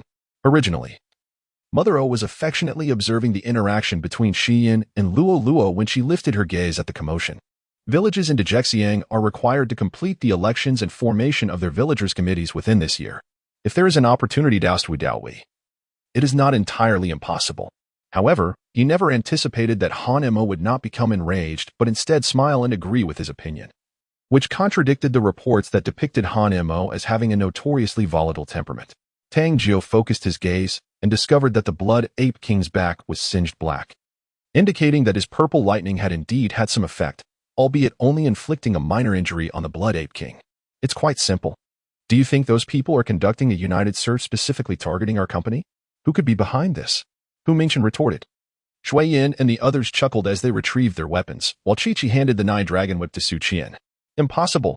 Anna could hardly believe the outcome, frantically. She searched the abandoned wind farm for something. Finally, she found an inscription left in blood by Danny Wei on a severely damaged wall, splattered with black blood. Having finished reading, they arrived at the open area in front of the museum at 5 in the afternoon. It was evident they had spent over 3 hours there. And even Ling Lang felt a slight ache in his legs. What of the Dragon Soul? The arrangements of our dragon team are not for you to dictate. Look at your arrogance, someone remarked. The plump man was correct, though his phrasing was somewhat harsh. The crowd furrowed their brows in concern. Behind the vehicle, the owner, witnessing his car being driven away, shouted in fury while pursuing it. The previous silence dissipated, and the entire office area erupted into a frenzy, with employees embracing one another, their faces alight with exhilaration. Time was of the essence for them. Just as Madame Gong Yu managed to suppress her bitterness and was about to speak, a hasty figure collided with her, inadvertently knocking her into the path of Luo Huayu. He was Fu Siyuan, one of the 5 marshals of the Interstellar Federation and the current head of the Fu family. Following the completion of the 3rd phase of the reserve cadre training program at New Chang'an University, he was to join the government as a reserve official, necessitating his acquisition of Chen nationality, as there was no stringent requirement for admission without examination to New Chang'an University. The surname Luo, derived from Feng Yaohua's maternal lineage, was a name she long cherished but could not claim for herself, thus she offered it to him. Over the next 2 days, Luo Huan maintained constant communication with Wang Luo, and her interactions with the nearly desperate Chao Dejuan, who urgently required investment, proceeded smoothly. Both parties were willing participants, and there were no significant obstacles to their collaboration. Naturally, the energy shield was fundamentally a condensation of energy when 100 arrows were shot at an ordinary martial artist. The result was an array of arrows embedded in the individual, yet 100 arrows would fail to breach the energy shield surrounding a martial general. Despite Yu Hong's lingering doubts regarding Yi Lu and Yu Chusha's earlier remarks, he nodded at Yi Lu, exhibiting customary decorum, and silently settled onto the sofa, lost in contemplation. Upon hearing Yulin Xiozha's words, Ru Huan's face illuminated with a child's yearning. She grasped his arm tightly, her wide eyes reflecting her fervent hopes. Chapter 64. Close the door, release the fire dragon. Before the commencement of the 3rd match, the head coach of the Wildcats, Larry Brown, repeatedly emphasized a crucial point. One must be vigilant of the fire dragon's passing. His passing ability was even more lethal than his scoring prowess. As the members of the Lynx team returned to the arena, they soon found themselves once again engulfed in despair after just a few rounds. The gentle gaze of the fire dragon seemed to watch over them, yet his hands moved with the finesse of another, executing a no-look pass that struck down their hopes yet again. Observing the vast economic disparity between himself and Zhuge Liang, he initiated an assault, planning to breach the RT team through the center. To trouble me? If I wish to evade it, what could they possibly use against me? Ignorant humans indulge in the futile dreams of a cornered beast, fantasizing that one day they might shatter the shackles of fate and ascend into the chaotic seas. Little do they realize that every effort they make to defy destiny is, in itself, a part of their predetermined fate. Who cares? Were it not for Fongo coming to work, I wouldn't even consider it, no matter how much I pleaded. Yulei showed no courtesy towards Yudo. With Freya's departure, the giant's form began to crack, inch by inch disintegrating from head to toe, merging into the realm of zeros and ones. Thus, the chain of laws governing the second world was deemed complete. However, with Freya's ascension, the mythic world of Scandinavia ceased to exist within the spiritual realm. This sword feels so familiar. Its pristine white blade, silver sword spirit, and that unforgettable scent belonged to none other than our deity, Icarus, and his holy sword. The silver lily. No need for formalities, just a simple fire starter will suffice. Chiyu believed that if she had promised the Empress to make it herself, then she must do so, for seeking help would be beneath her. Only after speaking did Chiyu notice that the 4th Master's clothes were somewhat wrinkled, having slept in them the previous night. On the way home, Cheng Suji remained sullen, even refusing the egg yolk pastry that Bai Su had brought him. His 2 threats failed to make Cheng Jingyang relent. Instead, he tightened his grip on his wrist. The influential figures who came here all ascended from one novice to another, acutely aware of the adage that the bird that sticks its head out gets shot, and having learned from the past, they dared not act recklessly. Everyone knew who the he and Eliza's words referred to. There was no need to inquire further. However, the decision that followed astonished all present. How could she leave at such a critical moment? But who would have thought that her junior disciple would subsequently enter seclusion?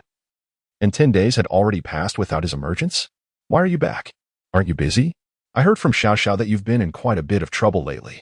Lu Zhiwei grasped Yu Tianxiang's hand and, upon encountering Wang Zili, recalled Xiao Xiao's words. This utterance compelled everyone present to confront this reality, especially the man, Wei Wuyuan, who was observing them. If both individuals were at level 80 or above, Yu Zheng would not hesitate to eliminate those death dance butterflies, assuming, of course, there was no butterfly queen present. Yet, it is evidently an impossible endeavor at this moment. Though he stands at the pinnacle of the Golden Core stage, Even a mere piece of wood harbors the potency of such mastery, further amplified by a dozen paper effigies. The unleashed power is quite apparent. A minute later, they arrived at the location of Gu Yuan, but upon reviewing the scene, the countenances of the yin-yang masters turned peculiar. "Hello, my dear. My old classmate is purchasing items at a discount," Elbu remarked as he prepared to leave, making sure to bid farewell to his wife. Thus, before Jiang Yunxin could discern any irregularities, she maintained her amicable demeanor. He stood upon the rooftop of a building, a flask of fine spirits in hand, relishing the gentle caress of moonlight. De Wuhui may not be conventionally handsome, yet his visage is not unappealing, particularly with the subtle smile gracing his lips, which delineates his unique charm. Having practiced sufficiently, Lin Feng lost his earlier enthusiasm, subduing the four adversaries completely, delivering a kick to each, sending them sprawling into the corners of the hall, unconscious. Chapter 65. A delightful and joyful evening. Lufu, Jefferson, you have both performed admirably. Once the fourth quarter commences, as long as we diligently coordinate with Long's strategy, victory shall be ours. The players entering the final quarter must remember that our tactical essence revolves around Long as the absolute core of our offense. Unless unforeseen circumstances arise, every initiation, organization, transmission, and conclusion of an attack should involve Long's participation. Be mindful, do not indulge in selfish plays, or I shall impose penalties upon you. Lu Tianlang hung up the phone, only to turn and find Pei Rui, who swiftly positioned herself in front of him, with a heavy stomp of his spear upon the ground. All present felt an aura that seemed even more formidable than Thunderfly, akin to a slumbering dragon, gradually unfurling from his seemingly frail physique. Upon hearing this, the youths could not help but perceive the city's terrain as particularly intricate compared to others. To behold the concealed floating pagoda, they must first locate the 7 components of the 7 sound gate, scattered throughout the earthen city of Qinrang. His gaze fixated on the mountain peak, scrutinizing the ancient tree standing a mere half a meter tall. This venerable tree, with its cracked bark resembling dragon scales, had a trunk no thicker than half a meter, coiling like an ornate dragon, stretching toward the heavens. Yi Xiu exited from Ming Xiaoxiao's abode, intent on returning home, only to encounter the couple Ming Shengli approaching. Lifelong brothers, lifelong bonds, who among us is without fault? Now, with the Dragon Alliance besieged from within and without, what course shall you take? Life or death? It lies in your hands. Lin Qingfan downed his final drink and turned to depart.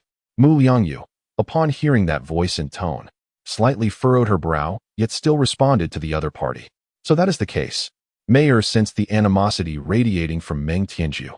This old man likely harbored intentions to eliminate the unrepentant elder. I wish to prepare a large cup of coffee for myself. How about you? Would you like something to drink? Dong Muya had just completed several tasks assigned by Min and Ong, stretching and casually inquiring, as their conversations had become exceedingly mundane. Shoo, there is something intriguing ahead. Lin Qifan swiftly turned around, making a gesture for silence. Subsequently, his gaze shifted towards the position to the right of the ancestor, which was originally designated for the elder of the Wang family. Wang Mu meticulously recalled where he had previously sensed this aura, and his eyes brightened as he finally remembered.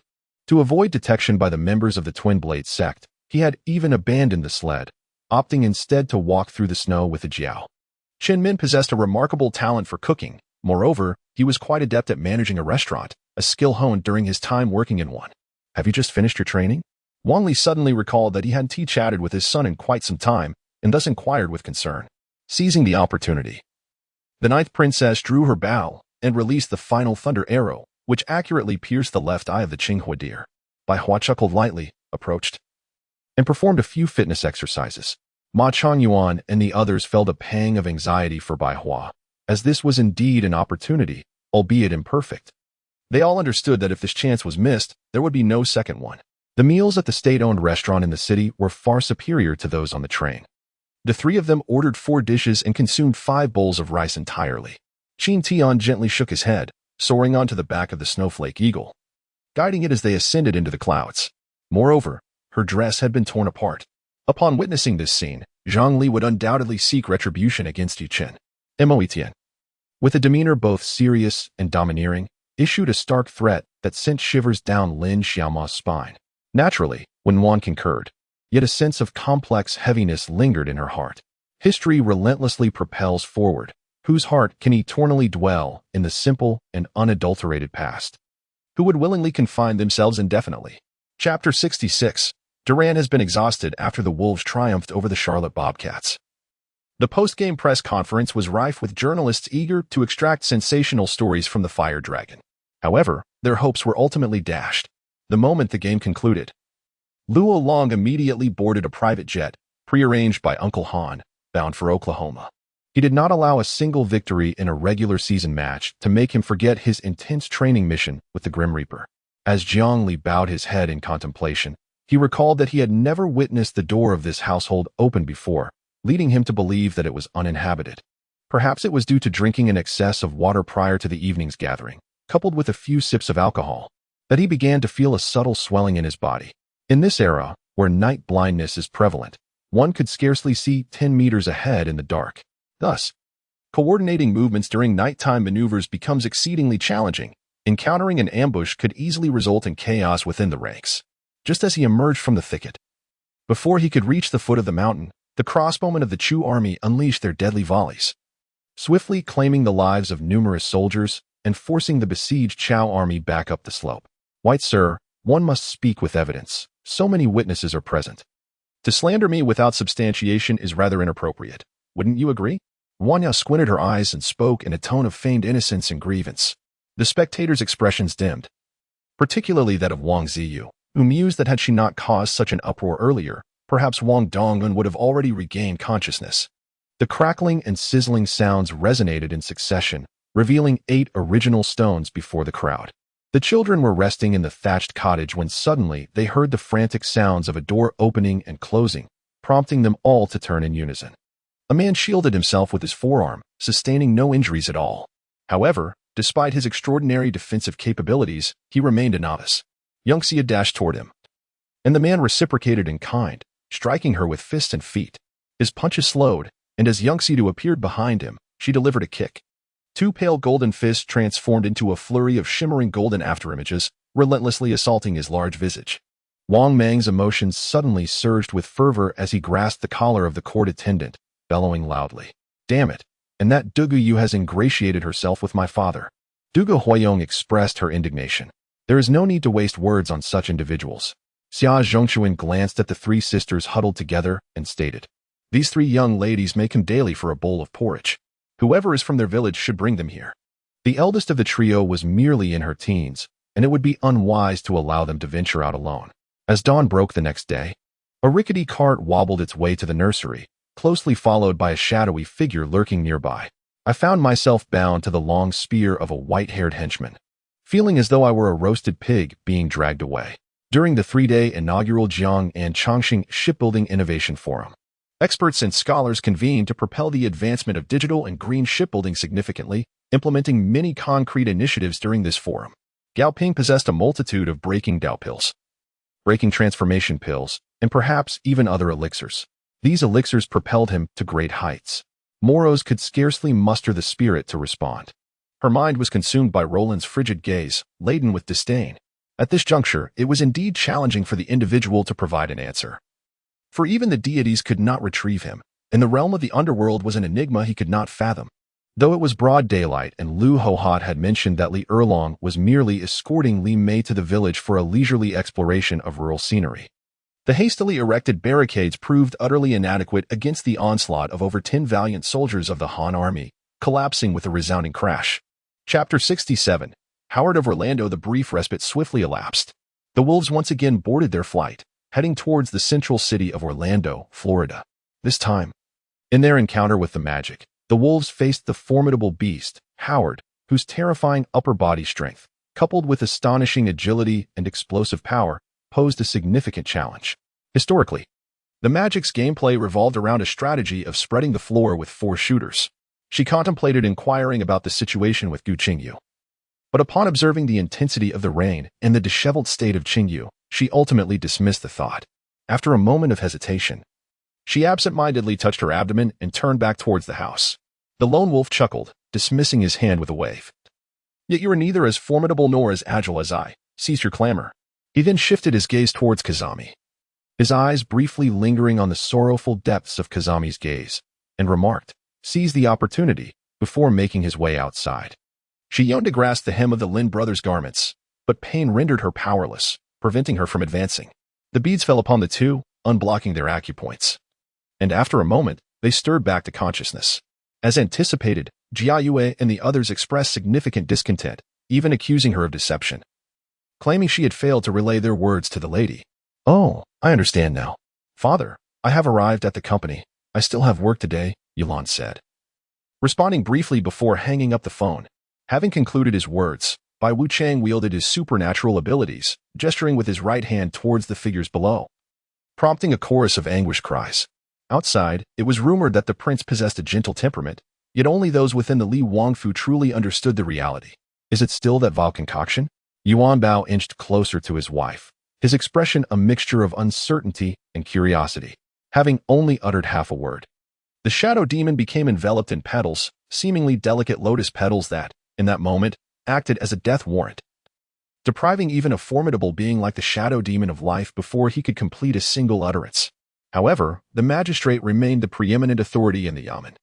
One could neither offend him nor become too closely associated with him. For who could predict whether the new governor would regard you as an ally of the magistrate and subsequently seek to eliminate you? Thus, they merely maintained a fadeaway of compliance. After relinquishing his position as the commander of the Jiangbei military region, Peng Deming settled in Suzhou, a city renowned for its paradisiacal beauty, residing near one of the four great gardens of China, the Lu Garden. Each day, he leisurely engaged in tea drinking, chess playing, and discussions on military matters with old comrades and colleagues who visited him. Su Miaojing found herself unaccustomed to his recent gesture with his typically indifferent demeanor. He surprisingly exhibited an air of deep affection. Yushi pulled back the car curtain, gazing at the boundless expanse of white snow, an overwhelming blanket of snow that bent the towering trees, while white flakes continued to descend from the sky. Nearby, his companions, upon hearing her utter his name, exchanged delighted glances and quietly applauded. In the realm of the celestial, Yi Xian's alchemical skills were unparalleled, with countless individuals desiring to apprentice under him, though he had never taken on a single disciple. Serving the esteemed gentleman was a privilege beyond measure. There was no toil involved, and he would not disturb the gentleman's repose, thus he took his leave with a respectful gesture. Yang Su raised his hand to summon the butler for a farewell. Chun Lin, eager to share in Li Dage's extraordinary abilities, had just cleared his achievement points. A rare opportunity for him to acquire such points, and he could not afford to let it slip away. The Jinbo Club, known for its high-end jadeite, centered its operations around jadeite auctions, with other leisure and entertainment amenities merely supplementary. Due to Shwedan's incompetence, the club's high-end jadeite reserves had been nearly depleted over the span of 3 years, and the lack of fresh influx meant a significant loss of clientele for the Jinbo Club. Chapter 68, The Troubled Beast. During this period, the beasts truly possessed a dominating prowess within the inner circle. Whether in defense or offense, few could withstand their might. Coupled with the formidable quartet of sharpshooters from the Orlando Magic, they were poised for an onslaught, exuding an air of lethal intent. In the face of such a formidable Orlando Magic team, the Wolves' strategy was to unleash the Fire Dragon to ruthlessly annihilate all opposition. This is precisely what Luo Long desired. Should the Wolves require a savior, the Falcon would activate its cloaking mode, emerging from the lake and transforming back into its spacecraft form, soaring directly into the cosmos. Witnessing this, Yu could not help but chuckle softly. In the realm of commerce, regardless of one's innate talent, diligence and a thirst for knowledge will invariably yield success. Why should my people pay attention to those seeking their wages? Aren't they your associates? Chung Ziyuan remarked, perplexed. However, the terrifying wounds adorning his face posed a significant dilemma, as he possessed no experience in such matters. Contemplating this, he couldn't help but think that had an individual with sufficient experience been present, they could have offered him some guidance, alleviating his confusion. Advise your subordinates to exercise caution. Do not let Zhao Mingwei perish. As Hanru does not wish for him to meet such an untimely demise, Jiu whispered. To be precise, it was Yu who grasped the throat of King Yan, lifting him into the air as one might hoist a lifeless feline. Wang Lang was taken aback, astonished that this blood clan from the celestial realm had managed to escape with their life amidst such terrifying assaults, now fixating on his dwindling vitality. As a cacophony of discordant melodies filled the air, Qin Fan could distinctly see Li Futuo within the body of Songhong, his sword-like brows now furrowed, his countenance appearing even more grim than before. The old steward let out a cold snicker, delivering a punch that shattered the grand formation into fragments. Though she verbally denied it, Elrant's affections were evident to her. Several times he had attempted to confess, yet she had deftly deflected him with various excuses. Li Donru, feeling vexed, shoved the note back into her pouch. She had already instructed Madame Shin to investigate further, and the contents of Hong Yun's note filled her with increasing trepidation. The phrases "return home" and "departed" could only signify ominous tidings. The infant ignored her, immersed in his own play, his expression perpetually frigid, as if encased in a layer of frost that had endured for a millennium. You should return first. Keep a lid on things with the media, Qin Fabai instructed. The accident involving the president of Lingen Group would spell trouble, whether it reached the media or his mother. Hui Zhizhu held a profound admiration for Di Long's approach to problem-solving and his foresight, which was why he was willing to remain in Di Long's service for a few more years, whether it was the effect of Ling Miao's kick or not. Su Yuyong's eyelashes trembled, as if the curtain was poised to rise at any moment. Ling Miao dismounted the bed and removed all his belongings from Su Yuyong's room. Hua Qian believed that these individuals must face severe repercussions from El Haotian. Otherwise, who would dare to act so brazenly in the future? The stage lights were somewhat blinding, and Lin Jubei instinctively steered clear of the illumination while performing. The boss turned his head, offering a respectful smile to Ling Yang. Before turning back to securely close the door to the storage room, he was the first to descend into the basement, flipping on the light switch within. This time, it was the explorer from the Vatican who approached the large hole in the well wall, preparing to open the wooden door. However, Xinzi was clearly not a ghost. The mind of Wang Tianxie from the Demon Clan was in turmoil, struggling to articulate his thoughts. Sima Wei and Ouyang Haiban began to jeer in a mocking tone, prompting Yang Yu to leave them with a parting glance and a raised middle finger. At this moment, the African-American man, gripping the gun, suddenly found his hand stiffening. And then it gradually bent, the muzzle aimed at his own head. Beads of sweat poured down his forehead in terror. Chapter 69. The Beast Falls in a Single Blow. As the third quarter commenced, Van Gundy decisively allowed the beast to rest.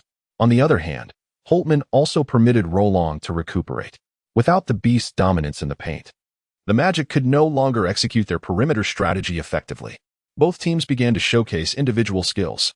The Timberwolves' Love and Jefferson frequently succeeded in their one-on-one plays, while the Magic, through teamwork, managed to sink several three-point shots, rendering the contest quite competitive.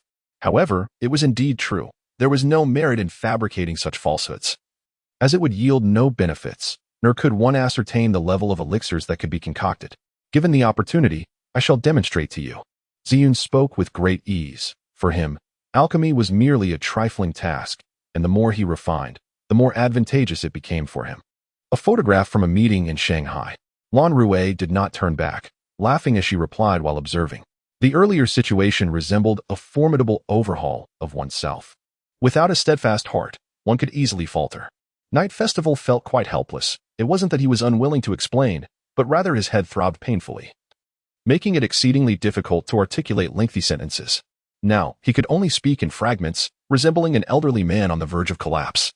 Indeed, prolonging the situation was not beneficial for them either, yet they found themselves powerless, much like Night Festival, uncertain of what might transpire on the third floor. Thankfully, the position they were thrown from was not far from the ground. Had it been from a great height or within the mountains, the outcome would have been dire. After a brief contemplation, he resolved to enter the city and investigate, to ascertain the identity of the mysterious spellcaster. Otherwise, a misstep could lead to disastrous consequences. Ultimately, as sunlight streamed in, the black mist was illuminated, producing a hissing sound as it gradually dissipated. Recalling the distorted face seen at the end, Mo Yufan still felt a twinge of fear. After calling out to senior brother Ling, Jean fell silent, merely smiling as she observed Ling Feng and Che Qingjun playfully jostling each other. Reflecting on the many prodigies from the three sects of the Shattered Star Island who failed to even attain the heavenly martial realm, Tang Lichuan felt a surge of regret. Guided by his sword technique, his mid-grade treasure, the Wandering Dragon's Sword, managed to rise just before it sank into the weak water. I report to you, my lord. We manage this village, and we seek some entertainment. There are only these folks in the village. If there are any that catch your eye, my lord, feel free to take them. Zhang Yulong wore a fawning expression as he hurried to explain to EAI. Had the mountain god known that my heart was akin to the cauldron of creation, the world would have undoubtedly turned upside down by now. After all, Lu Longting is seated right beside me. I cannot possibly utter such things in his presence. However, if I remain oblivious to who has possessed me, How can I defend myself against its potential harm in the future? This marks my first initiative towards you, June, who seems to have awaited this moment for quite some time. As I leaned in to kiss him, he responded instantly, our lips soft and perfectly aligned, producing a melodious sound when our teeth clashed. Yilang's heart ignited with passion, prompting him to quietly lie down beside Mei Xia, wrapping his arms around her alluring waist. Even in the presence of Elder Luan and the ancestor of the Han, Jin Yu was confident he could extricate himself. Yet, it was improbable that he could gain the upper hand against the combined might of these two. The old man entered Li Mengshu's room, first glancing at Xiao Ruan, then at Yin Yu, before his gaze settled on Li Mengshu, who lay pale and lifeless on the couch, devoid of any color, appearing weak and frail. Upon hearing this, Jiangqi fell utterly speechless. It was not the right moment to continue this topic, as he understood full well that, given his sister's temperament, he would be left far behind. Chapter 70. The sudden appearance of First Love at the post-match press conference. The media reporters did not hold back in their praise for the Fire Dragon. Yet, Luo Long consistently provided reporters with the most coveted scoops and sensational stories. Coach Holtman had grown accustomed to the forthrightness of the Fire Dragon. Indeed, under Fire Dragon's remarkable performance, not only did their support team earn accolades from the team owner, but the team's market value also experienced a slight uplift, prompting several affluent investors from Asia to take an interest in Minnesota. How could this be possible? Mu Feng was struck with dread, fully aware of the terror that the flowing cloud sword possessed. How could such an event transpire? After speaking, Zheng Hanfei grasped the curtain and yanked it open with force. The first sight that met his eyes was a sharp object, followed by the figure of Chai Mingyu, clutching a deadly weapon, who should have been dead. Lanji's mother, upon witnessing this scene, realized that Mu Lanji was still oblivious to the situation, and thus, she hurriedly ceased her words. Haha, finally, someone is willing to assist me. It appears that this world has not yet grown so cold as to evoke despair. Wang Xingyu, could you be the one capable of creating miracles for me? My lady, do not be so polite. I am not cold. There is no rush to change my attire. ZMO replied with a smile, though internally, she was gritting her teeth in response. Zhang Zima hastily returned to Jiaha Group, as the scheduled celebration had been postponed due to unforeseen circumstances. As soon as Zhang Zimu arrived at the office, the general manager of the Human Resources Department came to report. The loud bang of the door startled those engaged in nefarious deeds, rendering them motionless as if paralyzed. After advising all the officers to wait a moment, Ning Binglan ascended to the second floor's east wing and knocked on the door of Zhong Li Wanner's room. A voice from within invited her in, so Ning Binglan opened the door to find Zhong Li Wanner sitting on the bed, appearing bored as she fiddled with her phone. In a swift motion, the burly man retracted the iron rod and struck again, bringing it down directly upon another's head. The horrifying force shattered the individual's skull, sending white matter splattering in all directions. This was a face so handsome it took one's breath away, prompting Suzuki to unconsciously caress the striking cheek. Beside him, a youth was firmly bound by a force of white light, rendered immobile. Director Wu frowned, believing that Black Fox was speaking with audacity. After all, he was the only son of the city's second-in-command. Who would possess the audacity to lay such a vicious hand upon him? Had they lost their senses? Just moments ago, he had mentioned those individuals profiting from interpreting signs, and now, entering in such a manner. It seemed their eyes would constantly be fixed upon the two of them. If they didn't vacate soon, they might inadvertently stir up trouble. Initially, the sheriff had sought refuge in Lu Jingyi's pocket upon seeing the crowd, but after some time, witnessing the benign demeanor of these individuals, who were smiling instead, he gradually felt at ease. He leaped out of the pocket, elegantly circling around them with feline grace, curiously observing the peculiar objects they held. While it may be impossible to vanquish the otherworldly beings with magic directly, dealing with a mere corpse-like creature with one's skills was certainly a trivial matter. Yet now, witnessing the transformation of all forms except for the delicate visage into leather garments, seemingly ready to be donned, has rendered the scene utterly disheartening. Thus, within the grand scheme of the king, the dual assault on the feudal stronghold of the River Bay aristocracy and the repression of the Seven Deities Church's authority emerges as an inseparable pair. One overt and one covert, both essential and complementary. Upon receiving that phone number, a surge of joy filled Yang Fan's heart. After expressing gratitude to Tang Mingshan, he promptly returned to the Yang residence. All those who cared for her had long fallen into a cyclical mindset, fearing her reluctance, which led the hospital to hesitate in administering medication. while those willing to assist her financially were apprehensive about squandering their resources. In an instant, Xinyu found himself at a loss. Just as he pondered, the elder overseeing the tribulation suddenly cast a glance at a nearby auctioneer, who immediately comprehended the unspoken cue and, without hesitation, proceeded toward the audience below, daring not to defy the unspoken order. Chapter 71. The arrival of a new lethal technique. The emergence of First Love has further solidified Luo Long's ambition to dominate the NBA. Upon leaving the CAF, he promptly contacted Uncle Han, heading to the private training facility for an intense practice session. In 2 days, he and the Wolves would face the New Jersey Nets. This season's Nets boast the UFO dunk king, Vince Carter, the player affectionately dubbed as the White Yao, Brook Lopez, and the formidable Yao Ming himself. Speaking of Yao, it is likely that no basketball enthusiast in China would remain unaware of his prowess. Upon returning to Jing'an Palace, eunuch Lu informed Yi Kuo of all that had transpired that day. As she grappled with her unease over Tang Fengqing's visit to Weiyang Palace, Granny's son fortuitously arrived, revealing that Tang Fengqing had been engaged in delightful discourse with the queen and would not be returning to Jing'an Palace that night, opting to stay in Weiyang Palace instead. At that moment, Lingzi gloomily remarked that even the sword energy of the city lord could not unveil the mysteries of this peculiar imperial forbidden ground. Mr. Feng had been ill for such an extended period that all within the surrounding villages were aware. It was rumored that, despite having summoned renowned physicians from the provincial city, his condition remained unchanged, affirming the prowess of Dr. Su. The scenes previously filmed within the production posed little challenge to Su Jin and had not subjected his body to any harm. As for young Luo, his state of mind is likely unparalleled in history. At least among his peers, he possesses few rivals. Guarded by innate soul fire, the trials he faces seem trivial, akin to child's play. I witnessed a blade of purest white intertwined with a fierce tempest soaring away.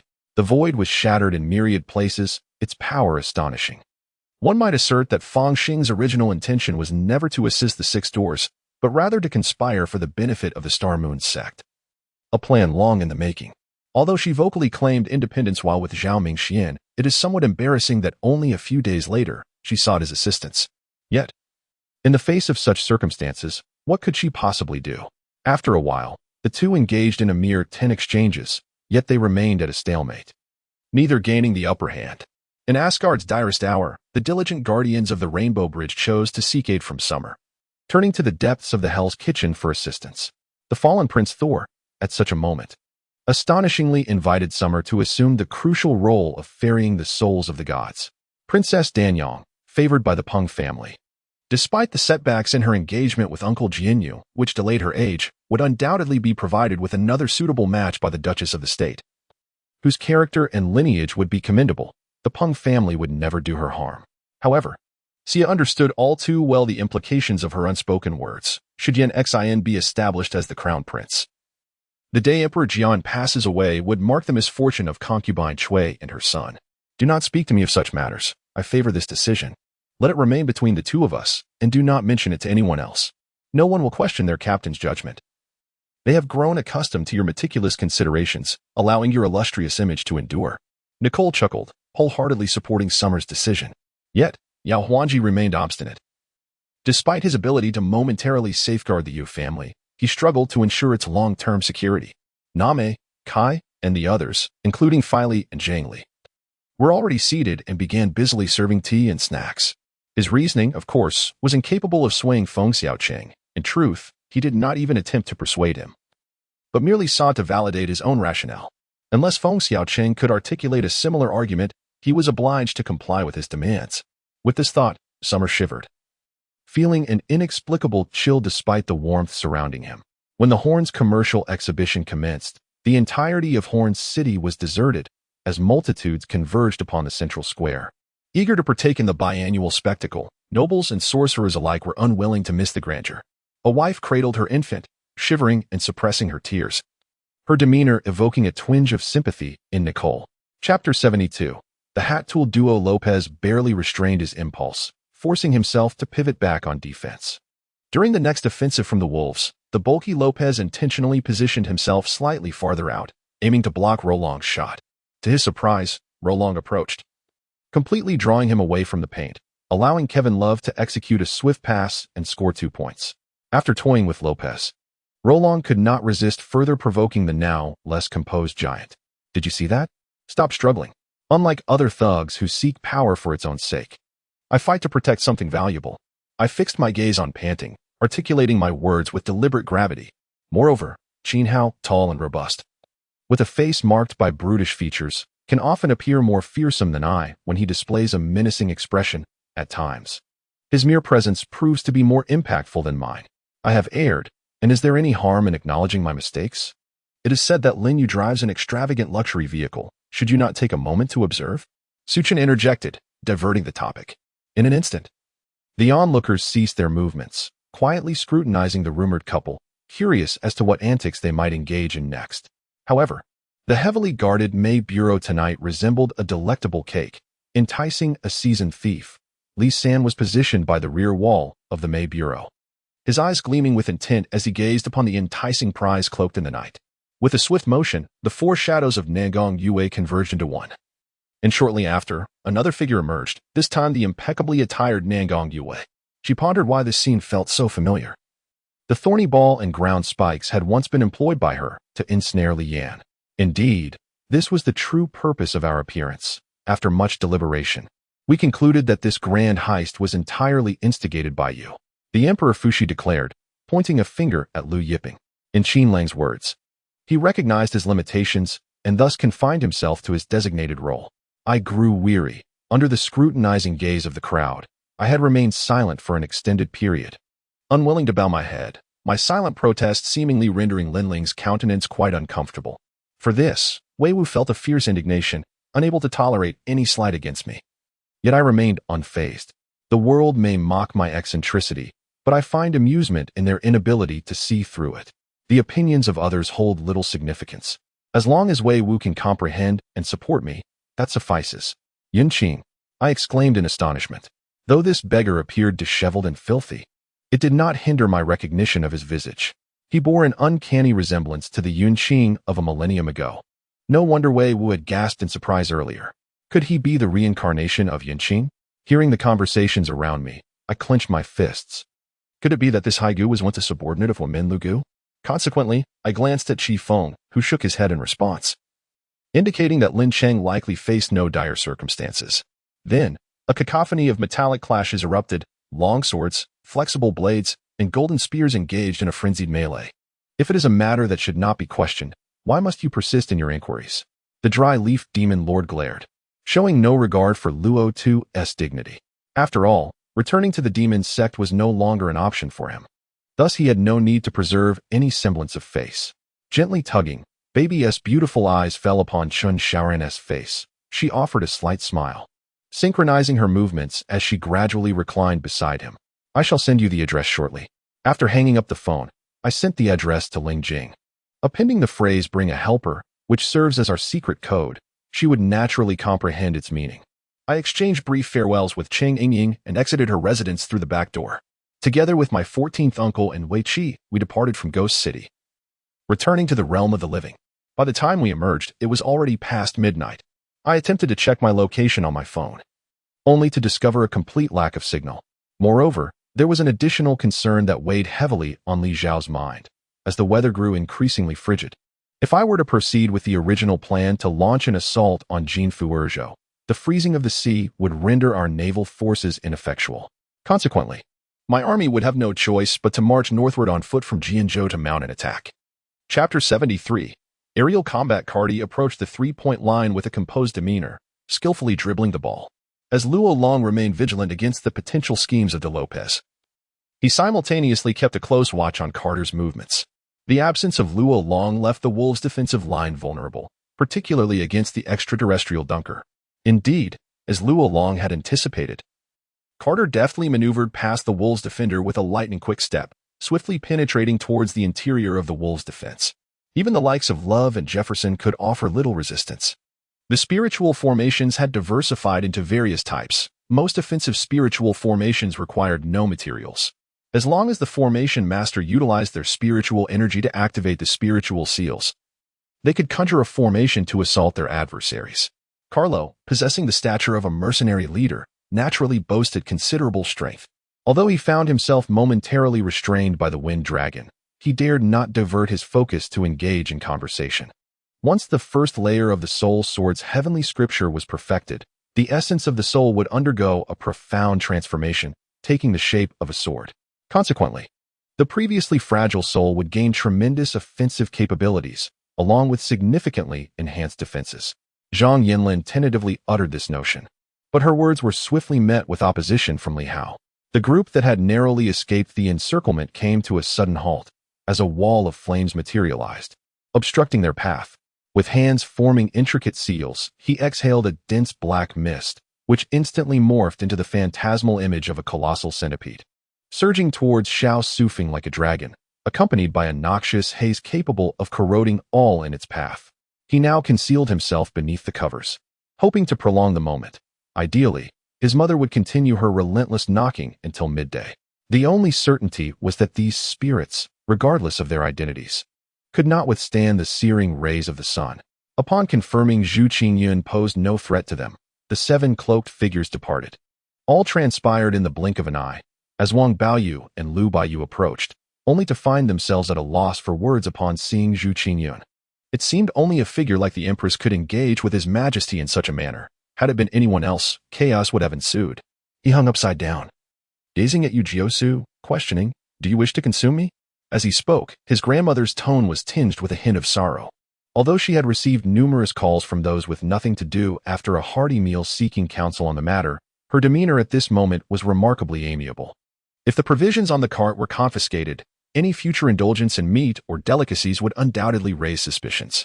Just then, Siki entered, stating that Tang Qingren wished to meet with him to discuss certain matters.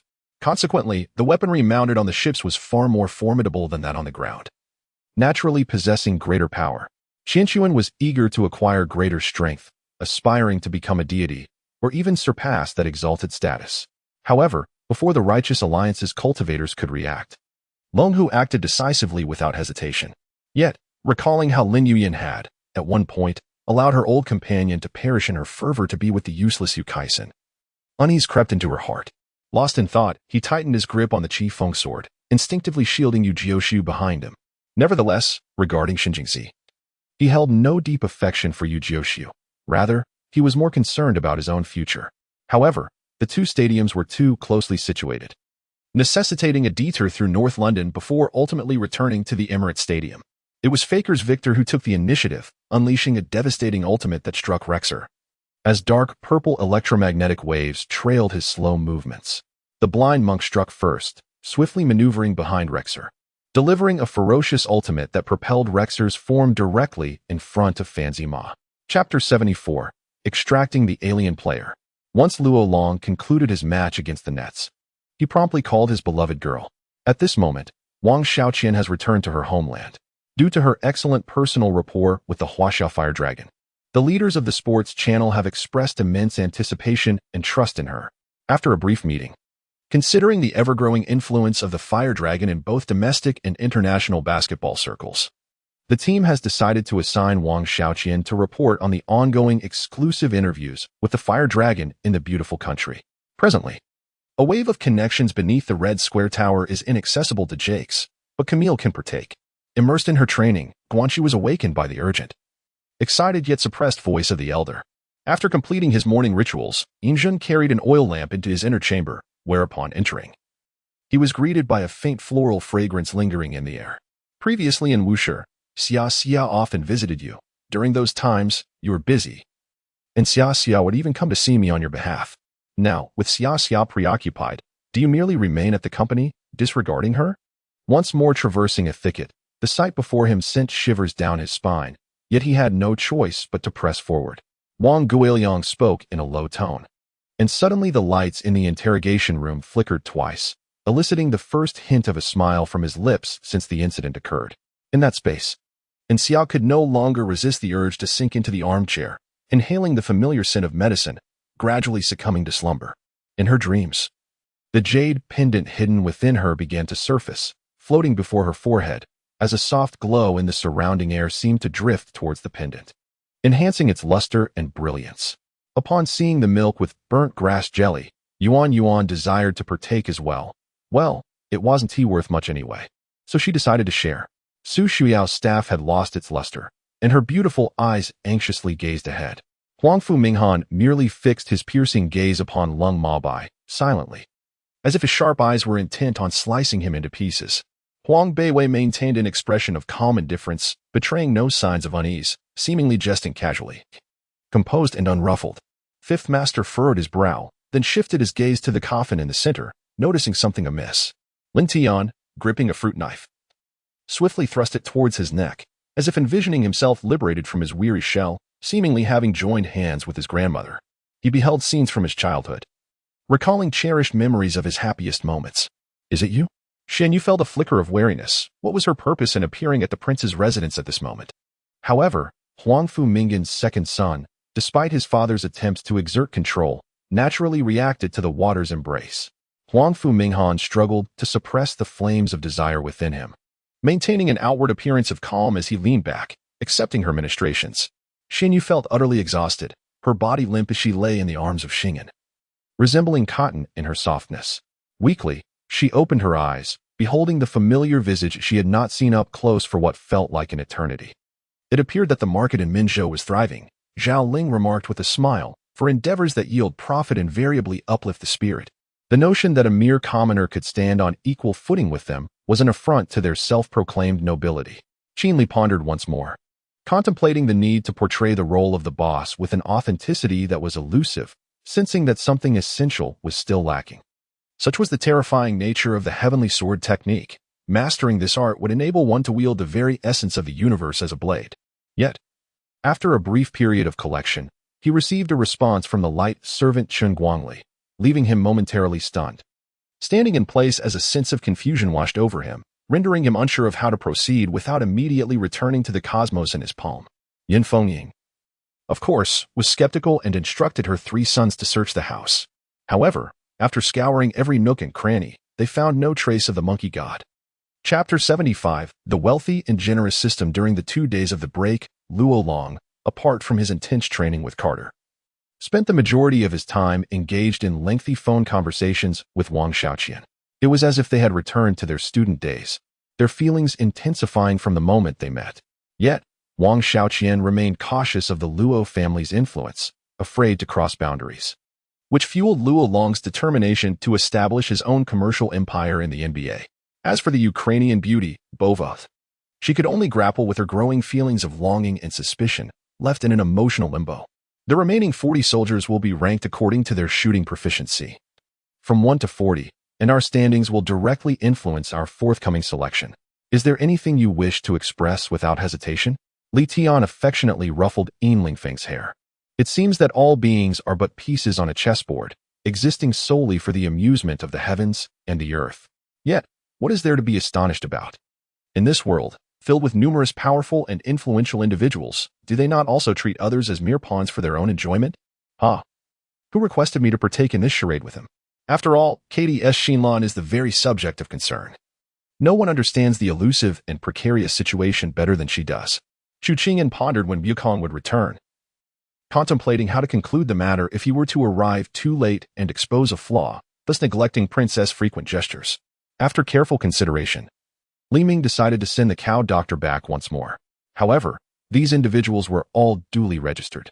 Li Su managed to weave a rather convoluted tale, ultimately involving his wife as a shield to find a pretext for absolving himself, and he sighed in relief.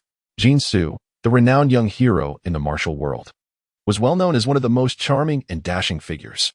The elder suppressed a laugh and promptly offered an explanation. Hu Changfu's mother struggled to articulate her thoughts. Her speech labored, prompting He Zi to lean in closer to listen. Upon hearing this, Li Su was taken aback.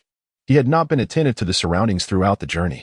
It was only when Carly mentioned it that he turned to examine the area closely, discovering it was indeed the same formation encountered previously.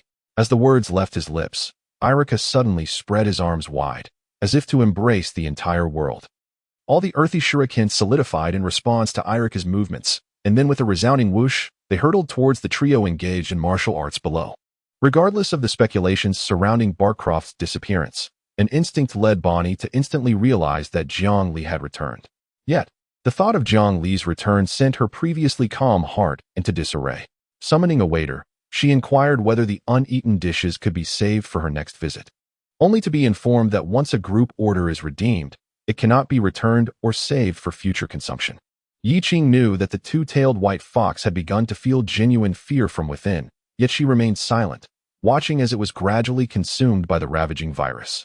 Gu Cece wished to ask him about the events of the past 2 years abroad and the reasons behind his significant transformation. I worry for my mother.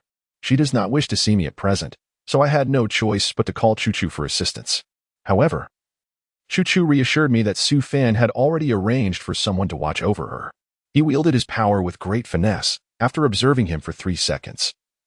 Yiqing discerned that he had achieved the pinnacle of mid-second stage power, teetering on the verge of a breakthrough to the later stage. In that moment, Yiqing was taken aback. After a few minutes of stalemate, several talismans radiating golden light turned to ashes, and nearly 20 flying swords lost their source of true energy, dissolving into mere phantoms as they returned to the Crimson Gourd. At this juncture, Xie Qingchuan's eyes were already reddened. How could he possibly relent? The new energy cultivated from his newly created technique was a fusion of spiritual and elemental energies. In terms of intensity and connection to the cosmos, his cultivation had undoubtedly reached the 3rd level of qi refinement, as spiritual cultivation inherently began at this stage. Chapter 76. The first half draws to a close. Randolph was no mild-mannered simpleton. Upon hearing Luo Long's taunting remarks, he was immediately provoked into action. However, when his gaze fell upon Luo Long's formidable musculature, the future Great Bear swiftly regained his composure and steadiness. Indeed, the remedy for stabilizing others' emotions is not always high emotional intelligence, but rather the sheer robustness of one's physique. Humph! Out of frustration, Randolph turned and served from the baseline. As fate would have it, he encountered the radiant blue light of Lan Guang, who was preparing for a morning run. Despite his efforts to remain concealed, he was caught red-handed. While Gao Shilu was vehemently berating Aunt Su, the towering figure of Gao Darren interjected, swiftly commanding his subordinates to restrain Gao Shilu on a nearby bench, ordering them to apply the family discipline upon her. I am fine. Wu Zhan exhaled deeply. Despite his anger, he was not so fragile as to be undone. I do not know. This is my first time at sea. Starry-eyed, she pondered the infinite possibilities, yet remained perplexed as to why she felt no such inclination. Lord Chulan, as a city lord, was indeed diligent and responsible, serving as a model for us all, remarked the Azure Lord. My heart was already tumultuous enough. I did not wish for any misunderstandings to arise with Tai Ziqian at this critical juncture. The old man, despite his assertiveness, was advanced in years and spoke with a certain frailty, no matter how hard he endeavored to assist Xingjun once he departed. His mother and 3 sisters abroad would undoubtedly contrive to stir up trouble. Simultaneously, some individuals sent over photos of the boss, accompanied by the expressions of those present. And all the images were dispatched. Mu Jiayu's chest heaved as he gazed intently at Xiao Qiao, aware that she spoke the truth. This girl, seemingly delicate, could at times exhibit surprising boldness. Her candidness left him somewhat vexed. As Wu Zhan stepped out of Su Lijiu's room, he spotted Su Jia leaning against a pillar with her arms crossed, watching him. He nodded in acknowledgement and began to approach her, engaging in constant sparring. Though not life-or-death battles, would gradually accumulate combat experience, ultimately elevating one to a commendable level. Thus, when stepping beyond the sect to confront true adversaries, one would at least be spared from panic. Do not go too far. At that moment, a middle-aged man clad in black effortlessly caught the whip that resembled a venomous dragon. Perhaps only those who have experienced such a situation can comprehend that. Regardless of one's identity, in such a scenario, one can only feel their blood igniting and adrenaline surging. Are you not going to spend more time with your master? Wasn't this trip to the east merely to meet him? Inquired Gong Xia. Uncle Lin, please lead everyone to disperse. This fellow possesses considerable strength. This is my first battle on the path to divinity, Yezi remarked, disregarding his opponent while gently conversing with Lin Lei, which vexed the arrogant silver-haired man. Upon hearing the voice, Spade immediately ceased the release of his skill and, after scanning his surroundings, finally discerned a translucent figure behind him. Blinking in surprise, Spade took a couple of steps forward and, amidst the night, recognized the individual. It was none other than Xingqian, who was currently cloaked in invisibility. In contemporary times, the prevalence of firearms such as guns renders even the most skilled martial artist vulnerable. Moreover, many individuals in Qimei Mountain lack the ability to evade bullets. Yan Yunxing shook his head, regaining his composure, and cast a ferocious glance at Yanzi. However, within the dim confines of the room, the latter could hardly perceive the malicious gaze of her unscrupulous master. Ha, ha, ha. You are indeed wise. Feng Muqiu laughed heartily, gesturing for the encircling crowd to disperse. As for the concept of scorching the void, I am aware that it can rupture planes, but is that not random in nature? Can one truly target a specific rupture? Lin Feng inquired in astonishment. Chapter 77. The fire of the Huaxia cannon. With the referee's whistle signaling the commencement of the match, the third quarter officially began. Randolph, unable to contain his eagerness, forcefully scored against Love in the paint. In stark contrast to Randolph's muscular build, Love appeared considerably more pliable. He was merely adept at stealthy maneuvers rather than direct confrontations. Thus, for a brawny individual like Randolph, the most favored adversaries were those like Love, who possessed a more delicate demeanor. Shun Qianqian expressed her confusion, asking, "What is it? Has William mistreated you? Did he strike you again?" As she spoke, her agitation grew, and she hurriedly attempted to roll up Zhang Lingyao's sleeve to investigate. At that moment, the golden light enveloping the life spirit diminished under Murong Luo's concession. As a dark cloud, bearing a massive mouth, let out a howl and devoured the life spirit, which resembled the golden lotus seed. Just as they anticipated a hearty laugh, they silently received a warning glance from Qin Shiyan, tinged with caution. In the morning, when children were flocking to school, the alley bustled with activity.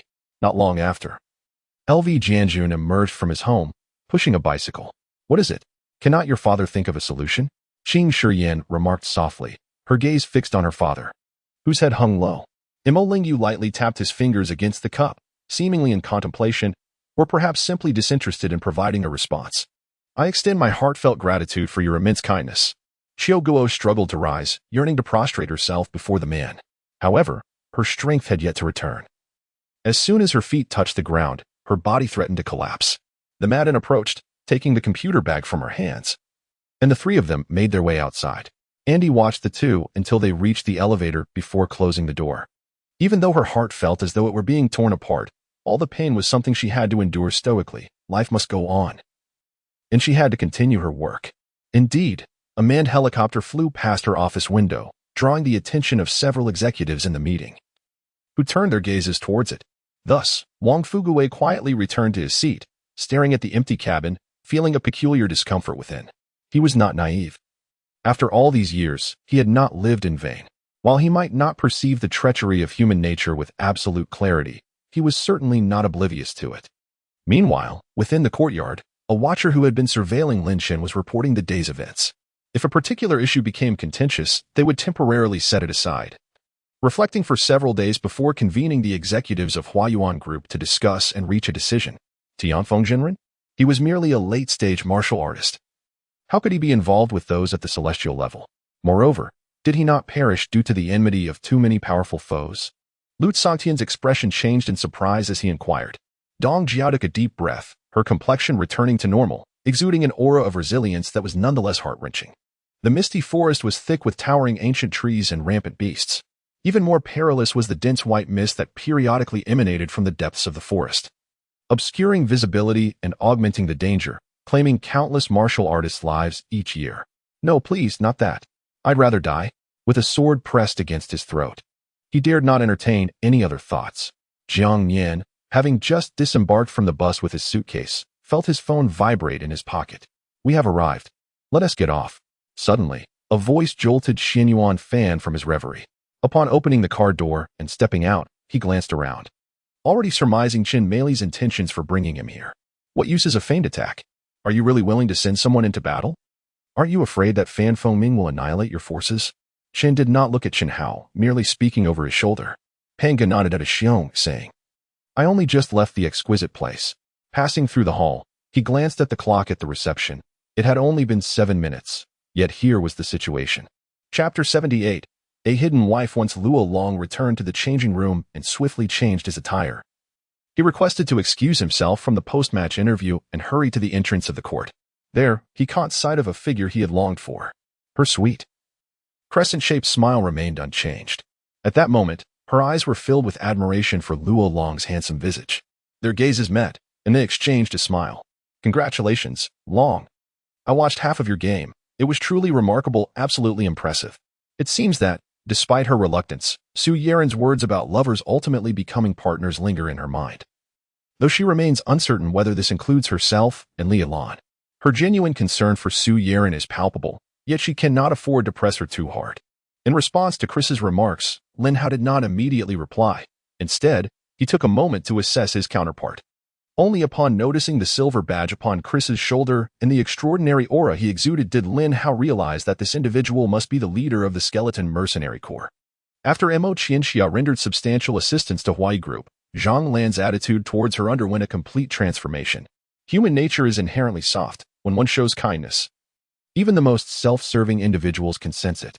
In the face of overwhelming violent superiority, any cunning stratagem becomes a mere jest. This is the bloody truth that Zhang Jiaming relentlessly pursues. Only by transcending oneself can one truly emerge victorious. Upon hearing Lu Xiaoyan's words, Mo Qianxiao appeared to have made a decision, lifting her gaze to meet Lu Xiaoyan's face, which bore a hint of sorrow. That evening, Yunze returned home for dinner, only for Tong Guai to dash to the restroom midway, and this time she truly expelled quite a bit. Shortly thereafter, a few piercing shrieks echoed near the city wall, followed by dark figures swiftly traversing the night sky, undoubtedly the patrol team making their rounds. Xiao Yiqin and Lin Mohan's vehicle could not withstand the external pressures, ultimately succumbing to the weight and plunging over the cliff. The burden that had weighed heavily on Tong Guai's heart was finally lifted as she flashed a charming smile at the scheming elder and then fled the office with swift determination. As the annual modeling competition approached its grand finale featuring a diamond showcase, renowned models from both international and domestic spheres were invited to display their talents. With the final piece, The Heart of the Ocean, becoming the highlight of the entire event. It was merely a dream, an ephemeral illusion. Suddenly, my resolve solidified, and I regained my clarity. After entering the path of enlightenment, why must one necessarily detach from the mundane? This is because a cultivator's existence is predominantly centered around their practice. The passage of time in cultivation is unbound, destined for separation. Much like the relationship between Li Tian and Lin Qian. As the escort team's convoy reached a narrow stretch, the official road abruptly constricted, with dense reeds flanking both sides, ample enough to conceal a person. Lian Yang gestured from his mount, signaling everyone to proceed with caution. On the fourth floor of the Shengshe restaurant, the hurried figure of Tross appeared. In a state of half-dream, a dry kiss brought a flicker of warmth. Tong Guai stretched languidly, only to be swept into the room by Yunze. Why not return to your room to rest? Yunze's eyes bore evident dark circles, prompting Tong Guai to tenderly caress his face. I will sever your head before you kill him. You may test that if you dare, Lei Ting remarked. Stroking the Wang Jian, Dominic and Kunt raced towards a distant, leaping shadow, which nearly melded with the surroundings. Had it not been for their formidable strength in locking onto its aura, pursuit would have been nearly impossible. Due to the Hongmeng's spiritual energy, he possessed exceptional talent and remarkable memory.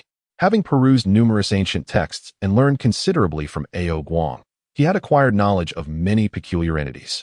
General, please take a look at this. A scout led the way, with Huahu following closely behind the cavalry. In truth, no guidance was necessary. There was but a single path, or else Bai Yin and the others would not have nearly succumbed to the three sorcerers. Chapter 79, The Fury of Kirilenko. Since the Fire Dragon began participating in the daily training of the Wolf team, the overall morale of the team has significantly surged. Although they had witnessed Luo Long's strength on the field, the camaraderie as teammates dulled the immediacy of their perception. However, upon receiving the data from Luo Long's first day of training, all the players of the Wolf team were filled with exuberance. Consequently, the morale and confidence of the Wolf team soared remarkably in anticipation of their upcoming home match. During the night, Qin Yin diligently concocted numerous elixirs. Carrying an excess of these potions to the realm of the tree people proved impractical, so he opted to leave them in the floral world, bestowing a portion upon the Flower King and Flower Spirit while imparting the method of consumption. With a graceful gesture, Chuling opened the door, and Bai Luo entered first, followed closely by Qin Wuyo and the others. Meanwhile, Tang Feifei, engrossed in conversation with Xin Yandong, barely noticed as the unsteady Tong Yinxin was assisted out of the bar by a bald man, prompting her to rush forward. Good heavens, you return without a word, and now merely communicate through sound transmission, leaving us to seek you out here? A hearty laugh broke the tension, and upon turning, they found it was Yin Yun, accompanied by Xin Yuanyin, Xin Yuanyu, Yu, and Yi Shinro. Upon hearing this, the father instantly became despondent, pondering the sudden ire of his wife. What on earth is going on? I must clarify this, otherwise, I shall be the one to suffer. He resolved, I understand now. Siameji must certainly believe that the young man belongs to the lower echelons of society, here merely to provoke. Chu Ling had been training for 3 whole days, and the technique of the broken mountain spear had begun to take shape, each thrust resembling an enraged dragon emerging from the sea, imbued with overwhelming power. At that moment, Yihao realized that his stamina had dwindled to less than 30%. However, under the current circumstances, neither Xueming nor Zhao Ji held sway in the matter. Xueming recognized that he was about to face a formidable decision. Humph. If you wish to thwart the expansion of my rule sanctuary, be prepared for your annihilation. Yan Long sneered before advancing. In truth, the last time, Old Master who had intended to annul the engagement but was unable to do so before suffering a grave injury, leaving him without the leverage to voice such sentiments, as Li Chongqing observed. After uttering these words, Xintian suddenly sensed something amiss. Not only Zhou Feng, but even the amiable figures like Yuxiu Tianzuan, Heiyu Tianzuan, and Zhushi Tianzuan regarded him with expressions of bemusement. A total of 51 individuals were set to participate in the martial arts competition, and as Su Huai pondered who would dare to miss the emperor's banquet, he heard the eunuch announce the emperor's arrival. In the realm of memories, Luo Ying triumphed over the memory knight and glimpsed long-forgotten recollections, which she had preserved using the mysterious arts of the purple cherry blossom. Such immense thunderous might was insufferable for mere mortals, with the formidable power of the 5 thunder technique being its strength, while its limitation lay in its requirement for close-range execution. Qi Lin recognized the formidable fortune of the Western Buddhist teachings, knowing that the 3,000 deities were not to be trifled with, especially since he had already witnessed the betrayal of his own faith in the northern continent.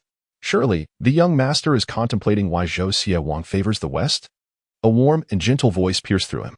In fact, Lin Feng preferred to conceal himself in front of strangers, revealing too much always left him feeling insecure.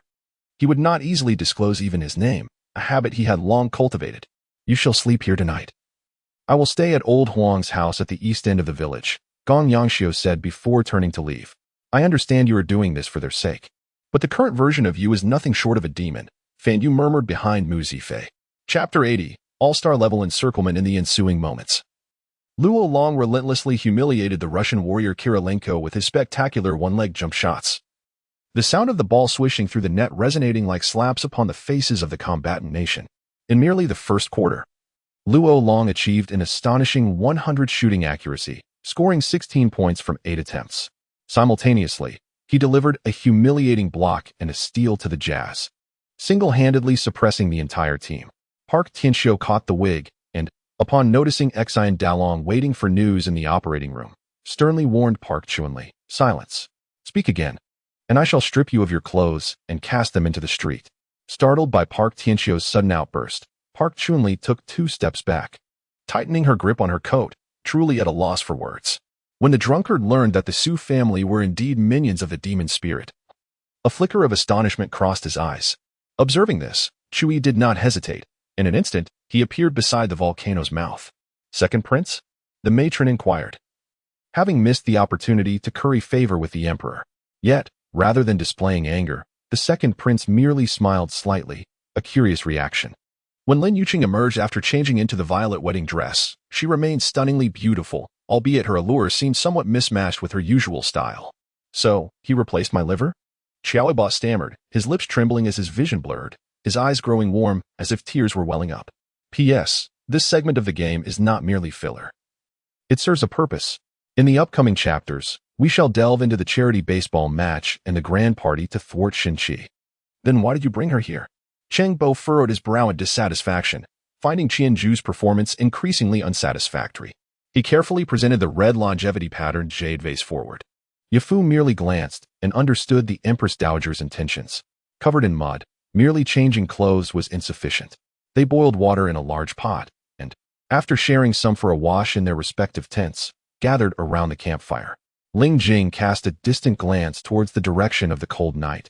There, the Prince Ling Jing had perished.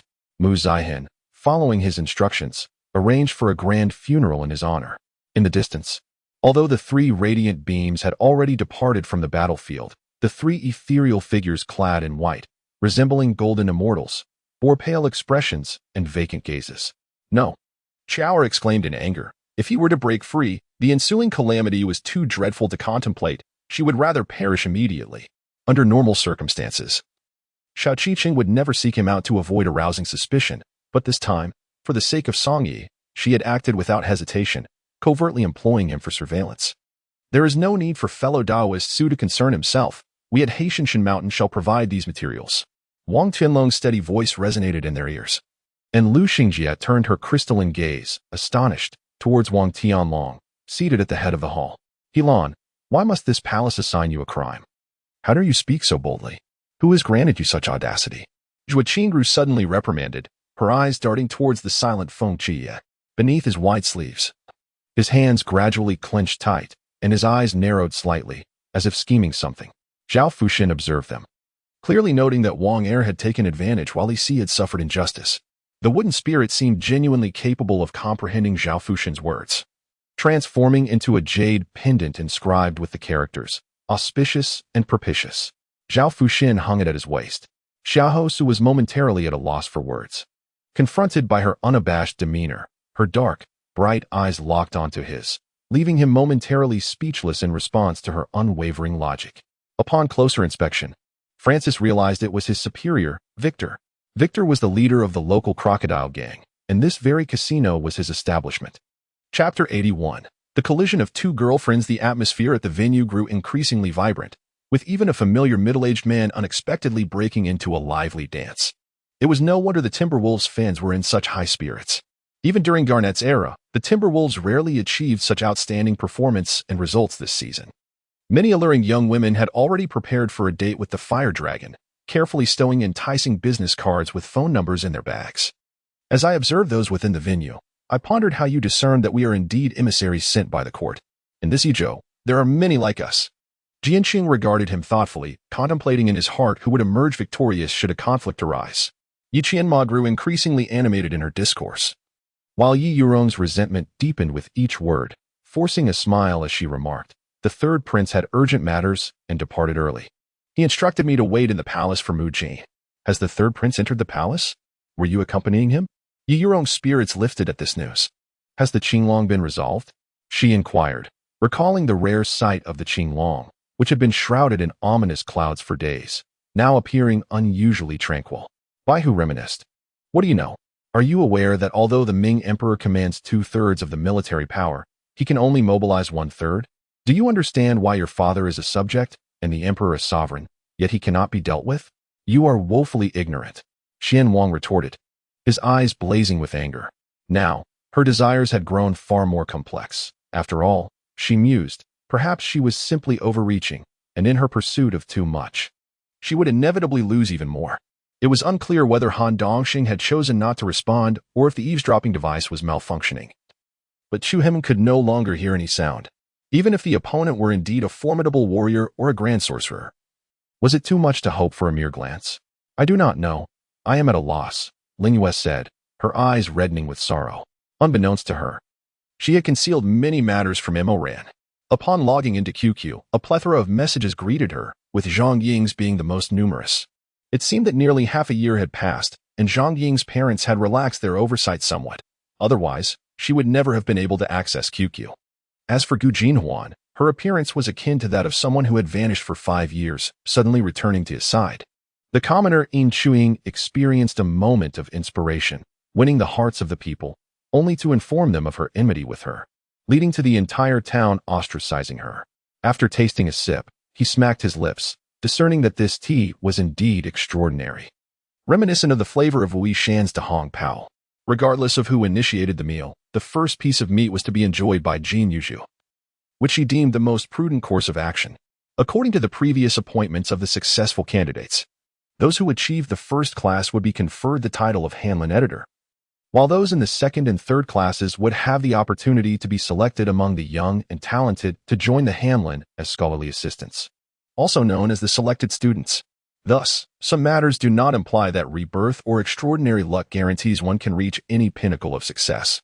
On this side, Qin Chuan was already aware of the process. After the appointments concluded, he would deliver a brief statement before wrapping up. The Su family showed utter disdain for the Yi family, sending only Su Mushiwe and a servant to annul the engagement. In Shuiying's face was smeared with crimson blood, alongside fragments of some unknown internal organs. What surprised me was that both parties directly took gold tickets to the tavern, and they went together. Yu extended her right hand, her index and middle fingers gently brushing against her lips, her eyes narrowing playfully like a cunning fox. Boom. The arrow pierced directly through the body of the Death Monarch. In an instant, the formidable level 80 boss was sent sprawling, into the astonishment of all present. Before it even touched the ground, Lin Fan's singular attack had utterly obliterated it. Immediately, her face flushed crimson, fortunately, in the cover of night. No one seemed to notice her.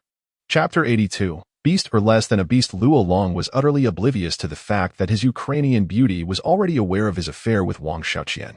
It was only when Wang Xiaoqian lay limp in his arms that Luo Long, with a mischievous grin, released her. Subsequently, they boarded a taxi, eager to indulge in a meal together.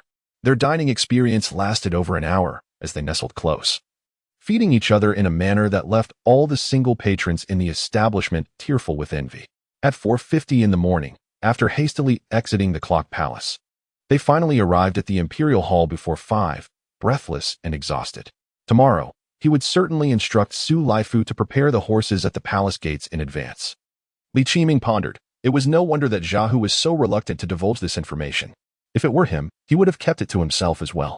After a few taps on Ma Yuanbua, he became utterly despondent, unable to muster any strength to move. The reason Zhu Biao met an early demise in later years was due to the immense pressure imposed by his father. Princess Yunji glanced at the distracted Lu Chang'an, knowing full well that his thoughts had long since drifted to Luoying Station. He had to locate the device capable of communicating with the outside world in the shortest time possible and send out a distress signal. Otherwise, once the victims above were entirely eradicated, he too would be unable to escape a fatal fate. Seeing Qinglong's bewildered expression, Ji Xiu realized he had not thoroughly examined the intelligence report. How could the soldiers of Shiqi withstand Wen Zhong's fierce troops? In a brief span, they were decimated, with the remaining few scattering in panic. Niu Dao abruptly lifted his head, his body radiating a mysterious golden light, as 1,000 golden lotuses emerged to block 3,000 divine swords, sending them back. He had no intention of harming her. Yet the consequences of his actions resulted in him losing half his life and a finger. However, the scene outside surpassed Jiangnan's imagination. It was a curious sight for anyone witnessing pigs running for the first time. In the eyes of Impuguolini, Li Jianhao regarded the African people as his brethren, which is why he was willing to invest in education, showing an extraordinary excitement as he promptly expressed his gratitude to Li Jianhao. Very well. Let us proceed as you suggest. Furthermore, you must ensure that Shun Li performs thorough counter-espionage measures, while you, Su Kahai, must maintain social stability to avert panic during wartime. Li Jianhao added. The two then conversed about the events that transpired after Han Feng's departure, while Nicole and Louis joined in laughter, evidently delighted by Han Feng's return. They were evenly matched. Qin Hangtian offered a faint smile, uttering merely 4 words.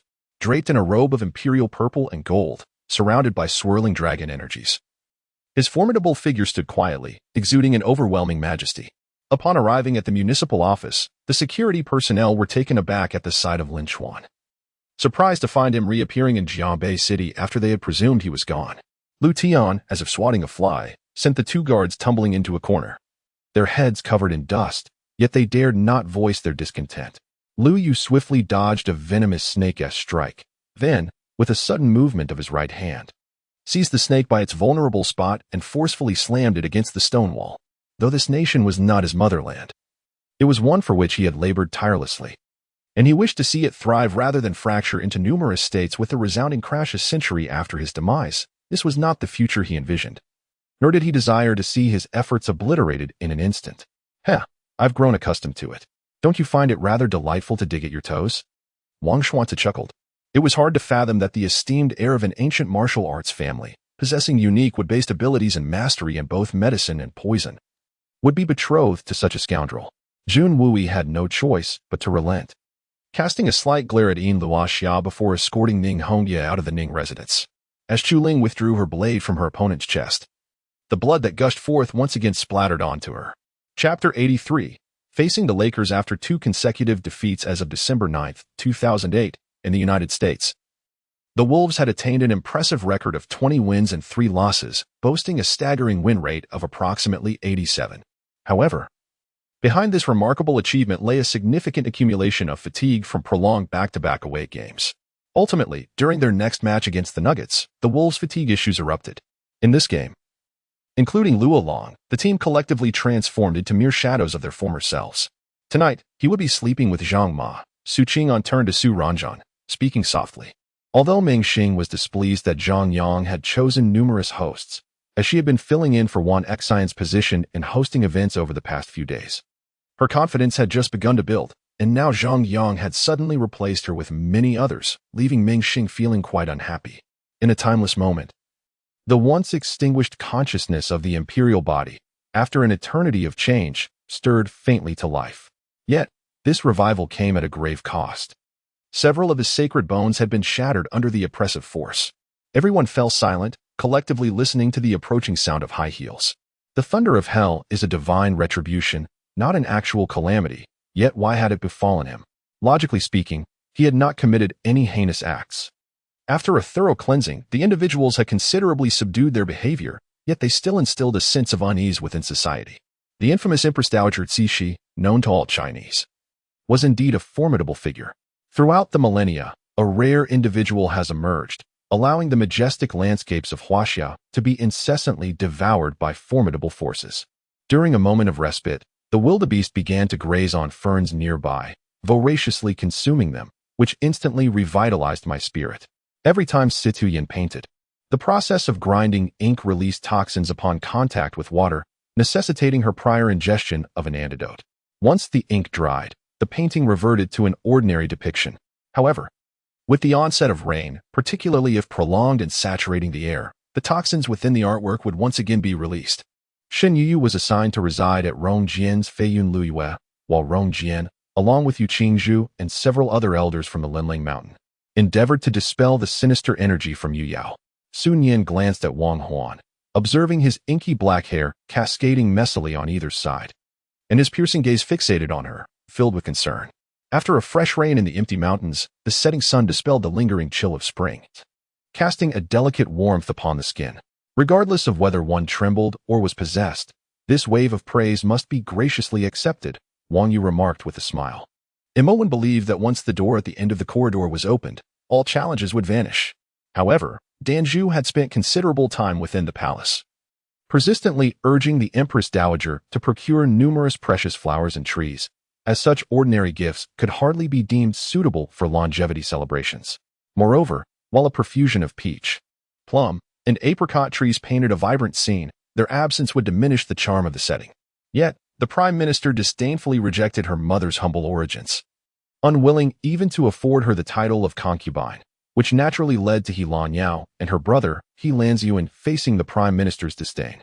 From the moment of their birth, the Prime Minister had never deigned to visit them, even during the rare encounters at the Chancellor's residence. He Lan Yao could only recall his expressions of contempt. He remembered his actions, yet they felt hazy. The only certainty was that he could no longer perceive the state of mind he once held. He was acutely aware of his master's profound kindness. So how could he harbor unworthy thoughts? The palace was in disarray, filled with cries and the sounds of battle, after many years as emperor. Cheng Di still had a loyal faction. I asked, can you not be a little more subtle while playing games? Must you stride boldly down the street? Ling Lan massaged her temples, a wave of headache washing over her. Observing her brother and reflecting on his behavior over the past few months, she felt a sense of reassurance. Perhaps she should let her brother try? A miracle might just occur. Chapter 84, that distinct flavor. During the days following O'Neill's departure from the Purple Gold Legion, Kobe demonstrated his lack of leadership through dismal performance, yet the arrival of Bynum, who bore a striking resemblance to O'Neill, along with the acquisition of Pau Gasol at minimal cost, filled the championship void for the Lakers. Moreover, the Zen Master is a renowned strategist, skilled in the art of the triangle offense and adept at utilizing the inner court. The synergy between Kobe, Bynum, and Gasol in their triangle offense is arguably comparable to the future death lineup. Upon hearing Li Shenglin's words, Jin Xiaolu and Shin Jin were rendered speechless. Their conversation abruptly halted. He Jingyu? Li Shenglin gazed in silence at the uproarious laughter of Lu Hongzhe. Recently invigorated in body and spirit, he sought out Lu Zaishi. intending to collaborate on a television variety show whose very title seemed exhausting. How had the narrative morphed into something so peculiar in his mouth? Beside him, Guanxian was in tears, her sorrow cascading through her fingers, each droplet falling upon the mirror-like lake, sending ripples that expanded outward. With tender, delicate hands, she lifted the silent man seated upon the sand, and together they walked towards the flickering candlelight. The Huan Gui is a specter born from the pent-up sorrows and grievances of the prison, towering in stature, resembling a bull, with azure eyes that gleamed with a haunting brilliance. Its 4 legs were entrenched in the earth, perpetually in motion yet remaining in place. Alcohol serves as a balm for sorrow, and thus, dousing it with wine could lead to its dissolution, particularly when his foot rested upon the back of the red-crowned crane. He observed its beak move soundlessly, its sharp eagle eyes narrowing, its face flushed with the richness of intoxication. Jun Malu extended his hands, declaring, fingers pierced like arrows.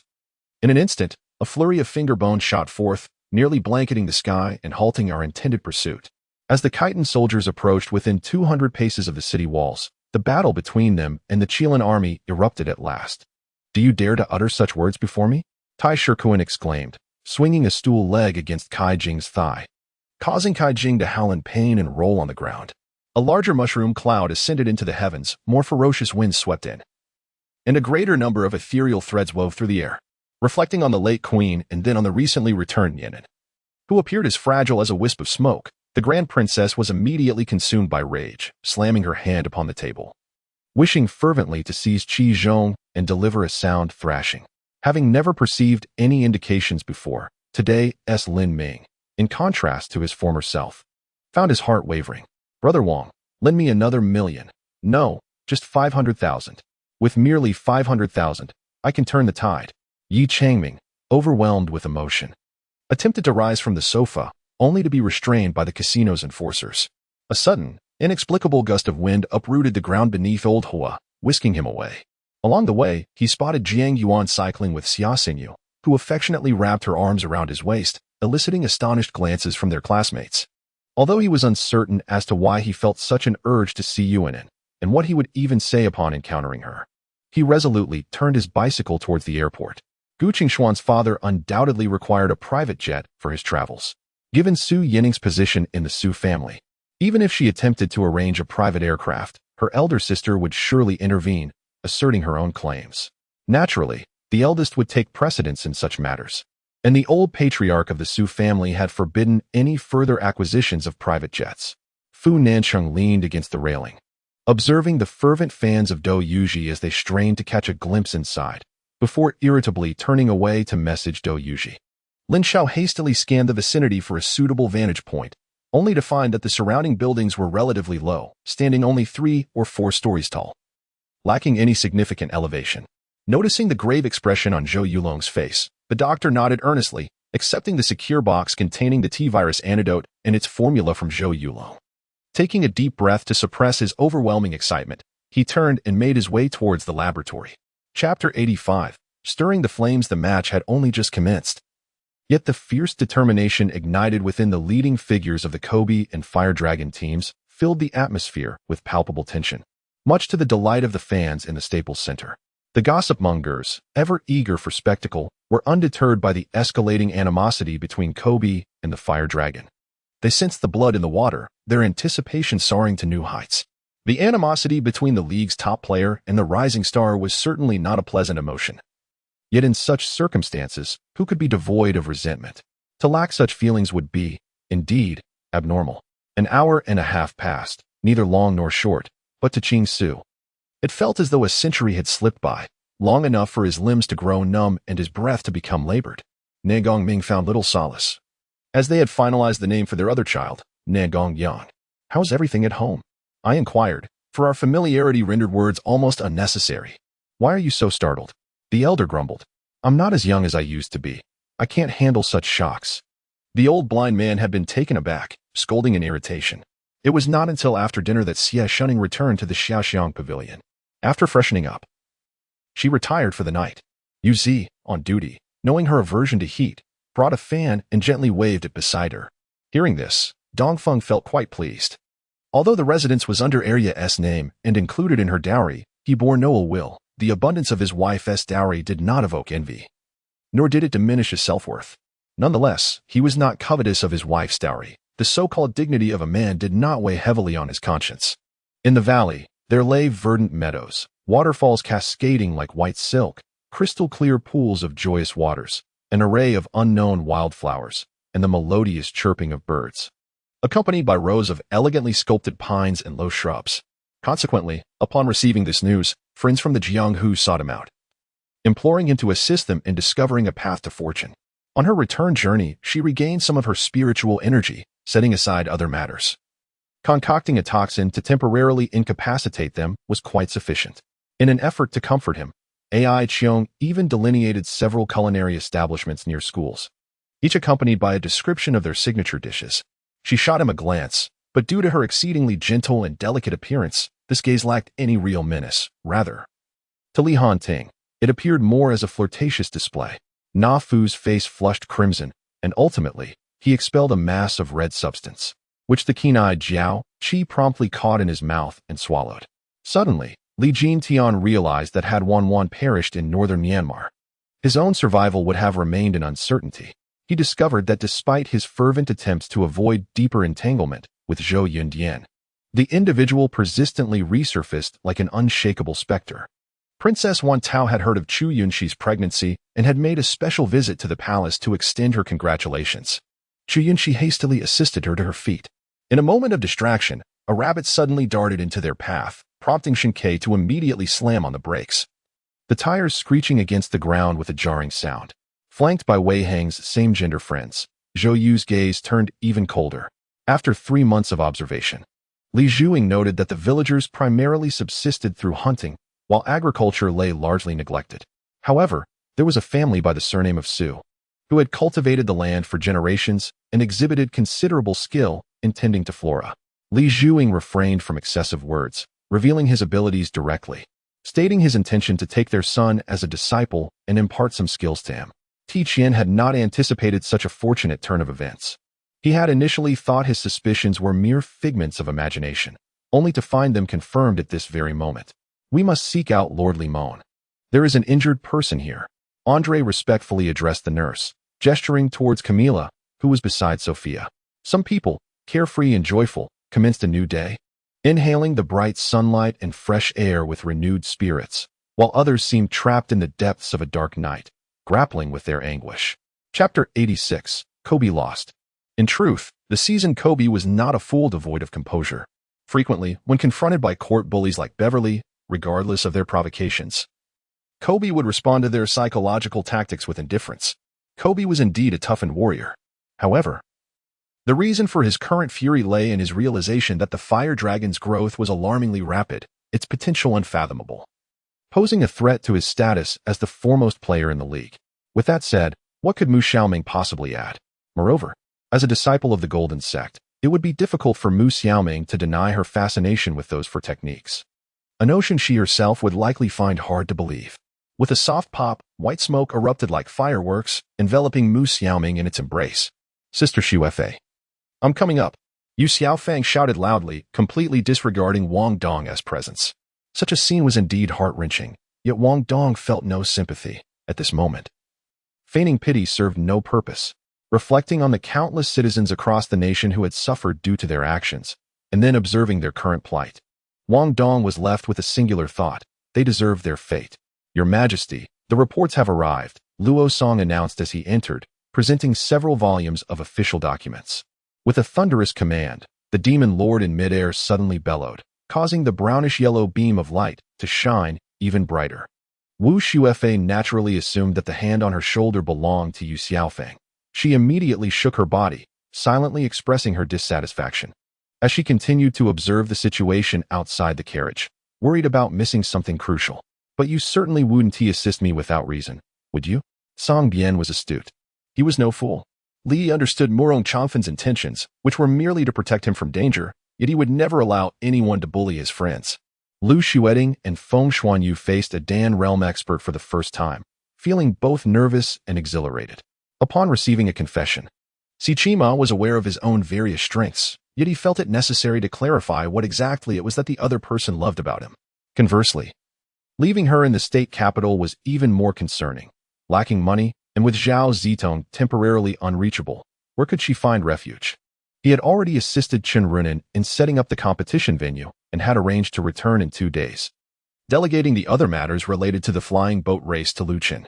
No, how could I possibly drink? Upon hearing those words, Chen Runan was startled, mistakenly believing that Lu Chen knew about her drinking habits, and she jumped back in panic. To be honest, Lin Xiu was also unsure of what to purchase. Spiritual herbs? She had plenty of those herself, and unless it was an exceedingly rare concoction, it wouldn't pique her interest. Elixirs? As a 7th grade alchemist, she knew that higher grade elixirs would not simply be displayed for sale. Dear guest, would you like to invite a gambling expert to cast a spell? The driver inquired, noticing the silence from the back seat and taking the initiative to ask. Thank you, and may we meet again by fate, Lin Xiu. Wang Yu, having completed her words, slowly departed amidst the throng of household attendants. Upon hearing Chen Runan's explanation, Lu Chen came to realize that the Lingyan ship was a magnificent vessel crafted with utmost dedication by the Yaowang sect. Measuring approximately 500 zhang in length and 100 zhang in width, its hull was intricately carved from a single piece of millennia-old Qilin spiritual wood, adorned with precious alchemical materials such as Qilin gold sand, taking 3 centuries to forge. The fur of the 5-colored fox began to show signs of decay, with patches of hair falling away as the pain from various torments caused blood to flow along its dirt-streaked coat. The night was profoundly silent, punctuated only by the melodious chirping of crickets, akin to the enchanting strains of a lute. Alas, that was but a bygone era. The present self was merely a tattered remnant of a divine spirit, and in certain respects, perhaps even inferior to you. Insu maintained a humble demeanor, eschewing any airs of superiority despite his divine essence, and with a wry smile, he spoke. Chapter 87. The Mighty Lakers in the first quarter. The performance of the Fire Dragon edged out a narrow victory. This left the Black Mamba quite displeased. Once the break concluded, Kobe returned to the court, and the entire Wolves team felt the wrath of an enraged Kobe. For a full minute, Kobe and the Fire Dragon exchanged points in a fierce duel, each contributing to a tie at 6-6. This only intensified Kobe's frustration as he begrudgingly acknowledged the truth in the Fire Dragon's words. He found it impossible to defend against this extraordinary player. Shan Weiyun narrowed her eyes into a mere slit, fists clenched tightly, and suddenly launched a punch towards Lu Xian's face. Many things, when attempted to be accepted, reveal that the imagined rejection does not manifest. Later, some were bought off handsomely by the prince, while others were coerced through threats to their families. During the childbirth of Princess Duanmin and the Yi family, they assisted the prince in swapping the 2 children.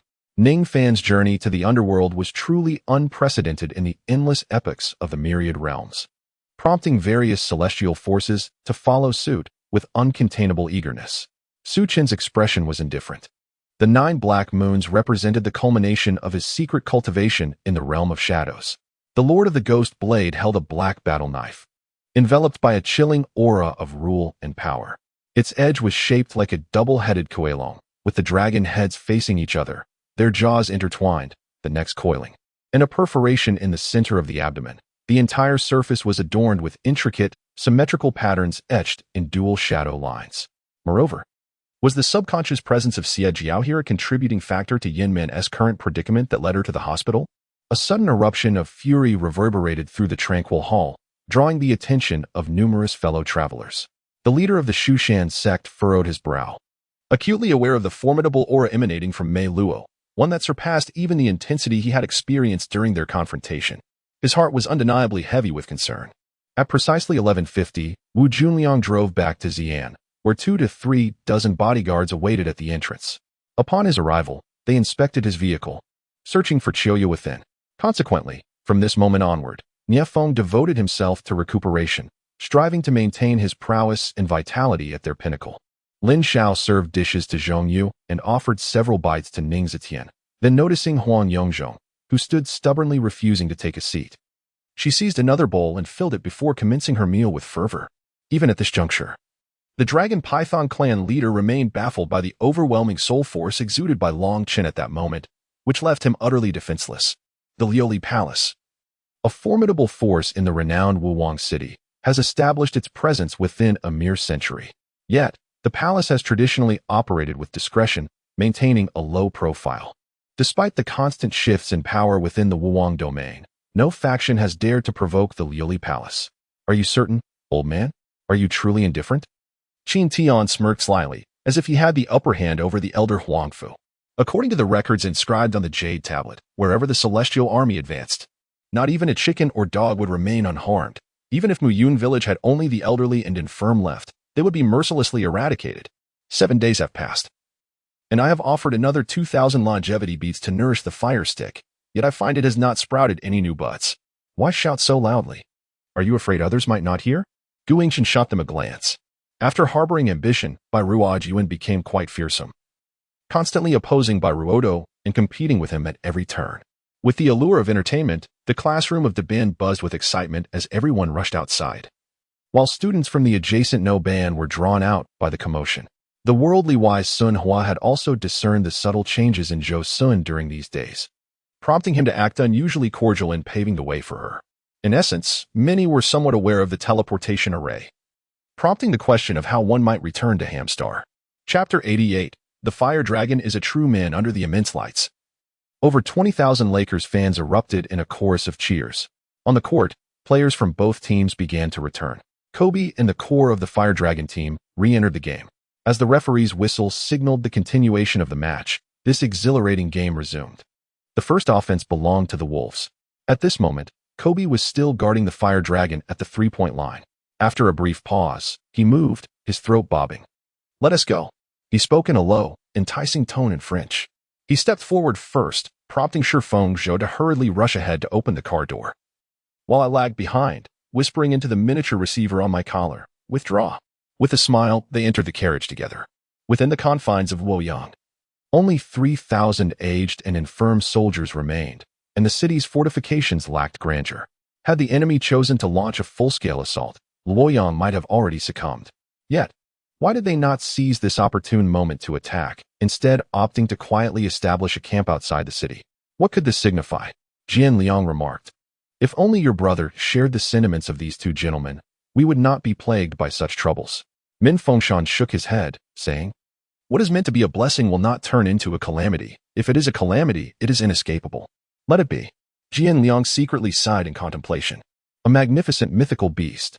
At this revelation, Gongsun Fan and Tian Ling leaped up in excitement, with Tian Ling rushing directly to He Shuang, gripping the latter's tiger head.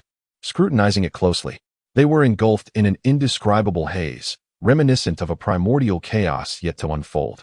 The Liangzhou troops exchanged glances. Battling the Ganzhou forces and engaging the royal guards were one matter, but allying with the Turks was an entirely different affair. Why had General Kai not mentioned this to everyone? Could the rumors circulating outside hold truth? Was General Kai contemplating surrendering the city to the Turks? Gongsun Fan's account sparked a flicker of disbelief in Sui Lixia's eyes, swiftly followed by a glimmer of excitement. Gongsun Fan noted this and sighed heavily within. It seemed Sui Lixia desired to traverse through what appeared to be a passageway of clouds into the demon realm. Upon Princess Lanling's arrival at the Yellow Crane Tower, access to the chess hall on the second floor was restricted to outsiders. Princess Lanling commanded Dong Shui and Tai Shiban to guard below while she ascended with her personal maid, Chui'er, to join Jian Liang and the others in the chess hall. This location bordered the Xinlong mountain range, and further north lay the domain of Wushuang City. Nia Xiao provided an introduction, as he was the only one among them recently acquainted with Wushuang City and its circumstances. The violet liquid that had been gushing from the wall abruptly ceased with a soft sound. Perhaps ordinary folk would never believe that not only Liu Bang, but his entire cadre was meticulously crafted by the Qin King himself. Shen Qingyu had been waiting for Mu Sun to once again document what had transpired, as he had done in their previous correspondence. However, why did Sheng Yuqi resort to murdering his own son? According to Tu Zilu, the relationship between father and son had seemingly remained stable prior to Sheng Yuqi's violent outburst. What unexpected event could have triggered such a drastic action? Tu Zilu pondered. What manner of creature inhabited the pond? Sheng Yuqing pinched the bridge of his nose, conceding, "Very well, I shall go and see for myself." The treasure gem of this establishment sounds exceedingly valuable. The intense struggle had caused veins to bulge and blood to flow from the mouth, yet the North Dragon King, upon lifting his head, was met only with the merciless gleam of Xian's sword. When Xinyu arrived to seek out Jiang Zhao, she had just finished her grooming, preparing to retire to her chamber for the night. Little did she know that upon entering her room, she would hear the hurried footsteps behind her, accompanied by Ayu's anxious voice. Deep down, she was acutely aware of her presence here. The most challenging aspect was maintaining her purity. She had no desire to engage in trivial matters with the Emperor. However, she also understood that certain realities were inescapable. Chapter 89. The blacksmith squad. The intermission of the first half swiftly came to an end. The fans in the stands revitalized their spirits, their eyes brimming with anticipation as they fervently rallied in support of their team once more. At that moment, a formation of over 100 Chinese fans captured the attention of many. These fans, distinguished by their black hair and dark eyes, were clad in blue jerseys bearing the number 10 of Luolong, proudly displaying a large banner inscribed in bold Chinese characters, Fire Dragon. Ah, Guzhou, Ma Daoshang is indeed remarkable. My master once remarked that even after Ma Jintong's demise, he could still hold a position in the underworld. However, Li Guohua suddenly paused, diverting his gaze elsewhere. He understood Sylvia's nature. Having extended a hand of assistance, she would surely ensure that Ge was well taken care of. I pried open her eyelids, discovering, as expected, that only the whites remained visible, with no trace of the dark iris. After all, devoid of the disturbances caused by internet trolls, it was merely the discussions among netizens. How could they withstand the onslaught of such orchestrated campaigns? Li Yin raised her gaze towards the towering wall before her, her eyes glimmering like ripples in a moonlit pond. When Li Yin applied the medicine, her actions were neither casual nor rough like Lu Lin's. Rather, they were gentle and meticulous. Of course, he understood that even with the full support of the demon race, the ultimate outcome would remain unchanged, a truth grounded in two fundamental reasons. Firstly, the demon clans lacked unity, creating significant rifts among them, thus providing the Just Path Alliance with opportunities to dismantle them one by one. The two official roads diverged in Linjiao County. They merely needed to tamper with the route leading to Alan, compelling them towards Chongqing.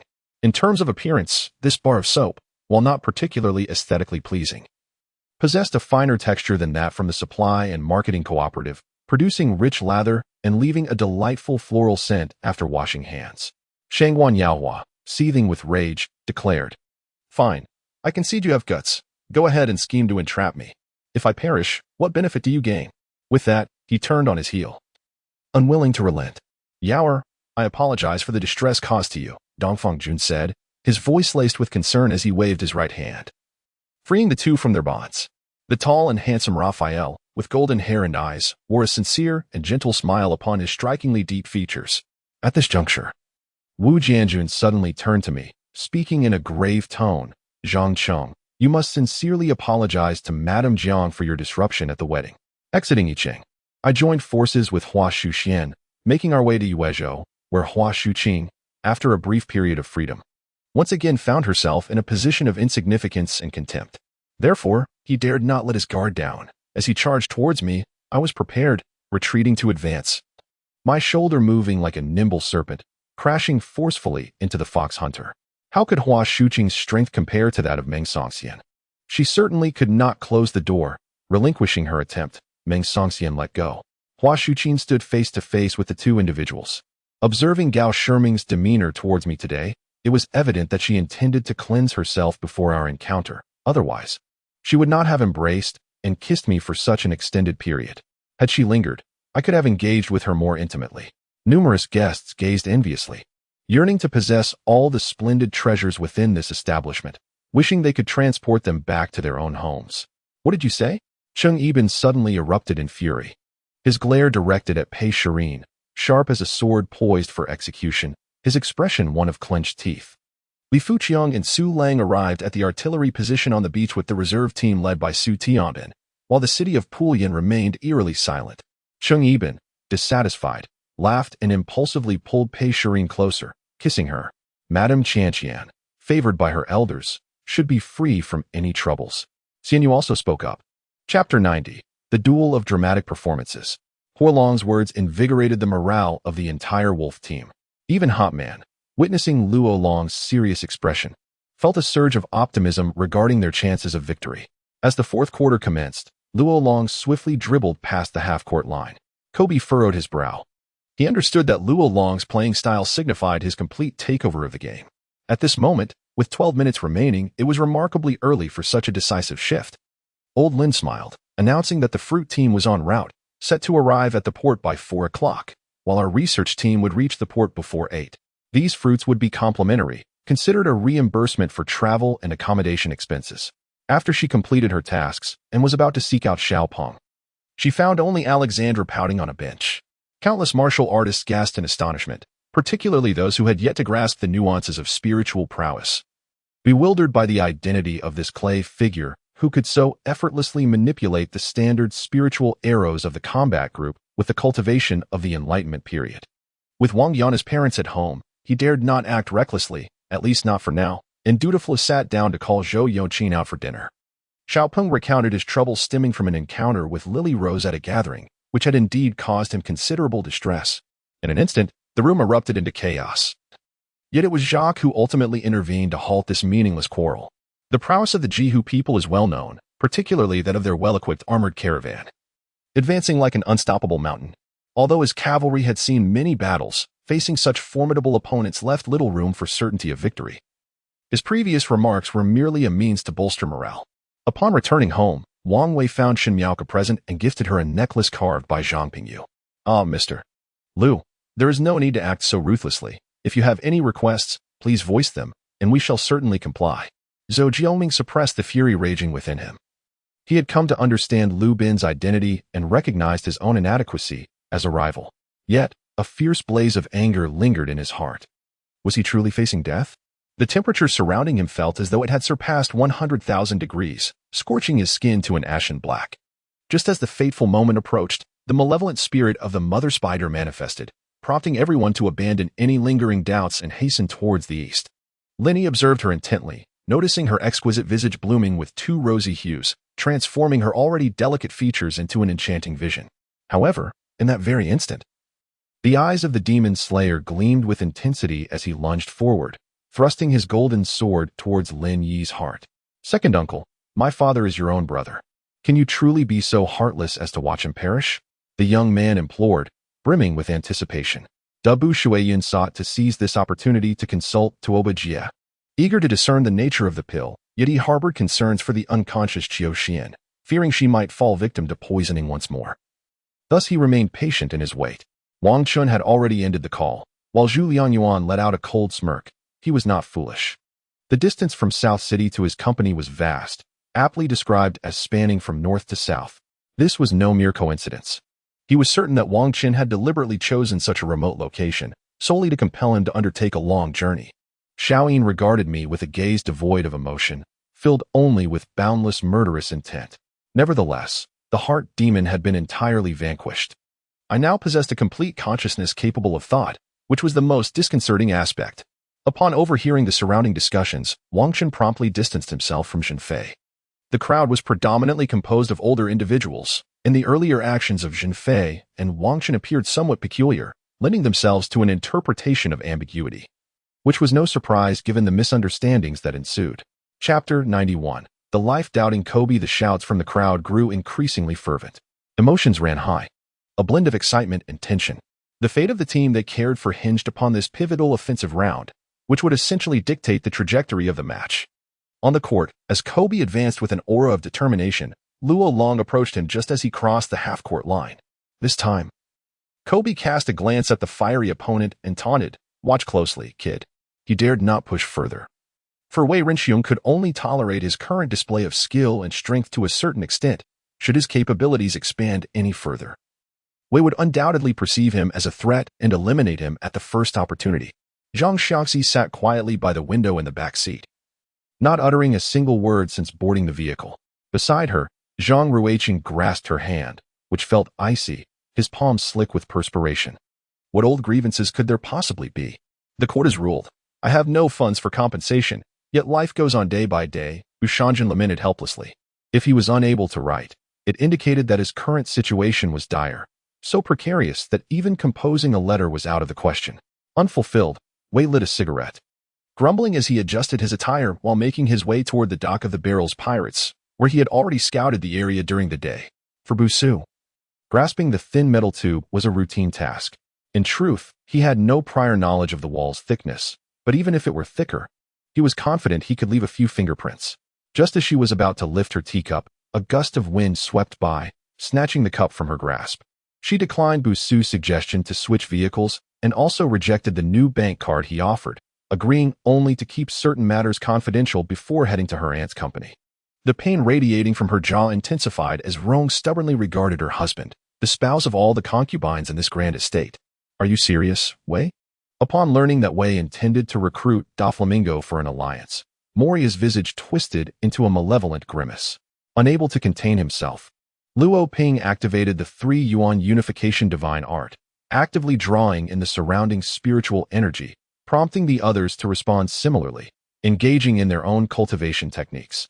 The war machines of the gurus did not employ the rumbling axial flow turbojet engines familiar to Earth.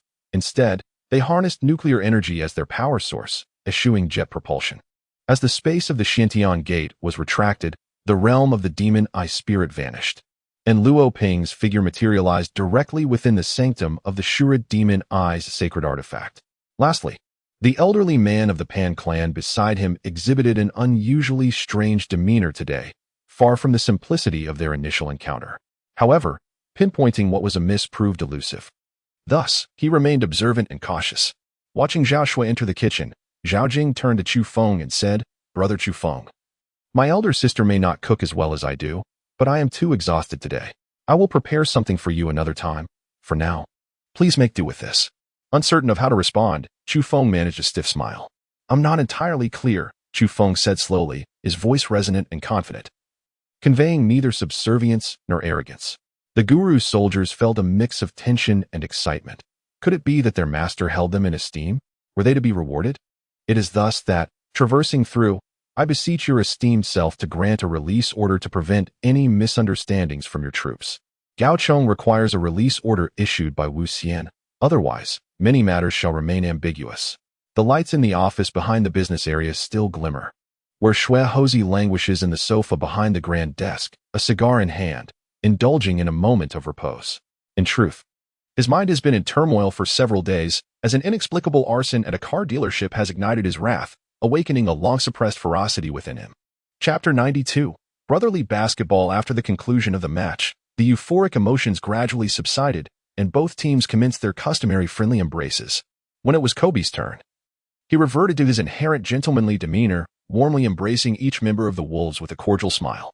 Upon reaching Long Luo, both exchanged smiles, arms wide open, sharing a heartfelt hug. This is the essence of competitive sports. On the court, they are adversaries, yet off the court, they are comrades. It was the first time she heard that name, Huaner, from Yi Qian's lips. The tenderness in his eyes as he spoke of Huaner was undeniable.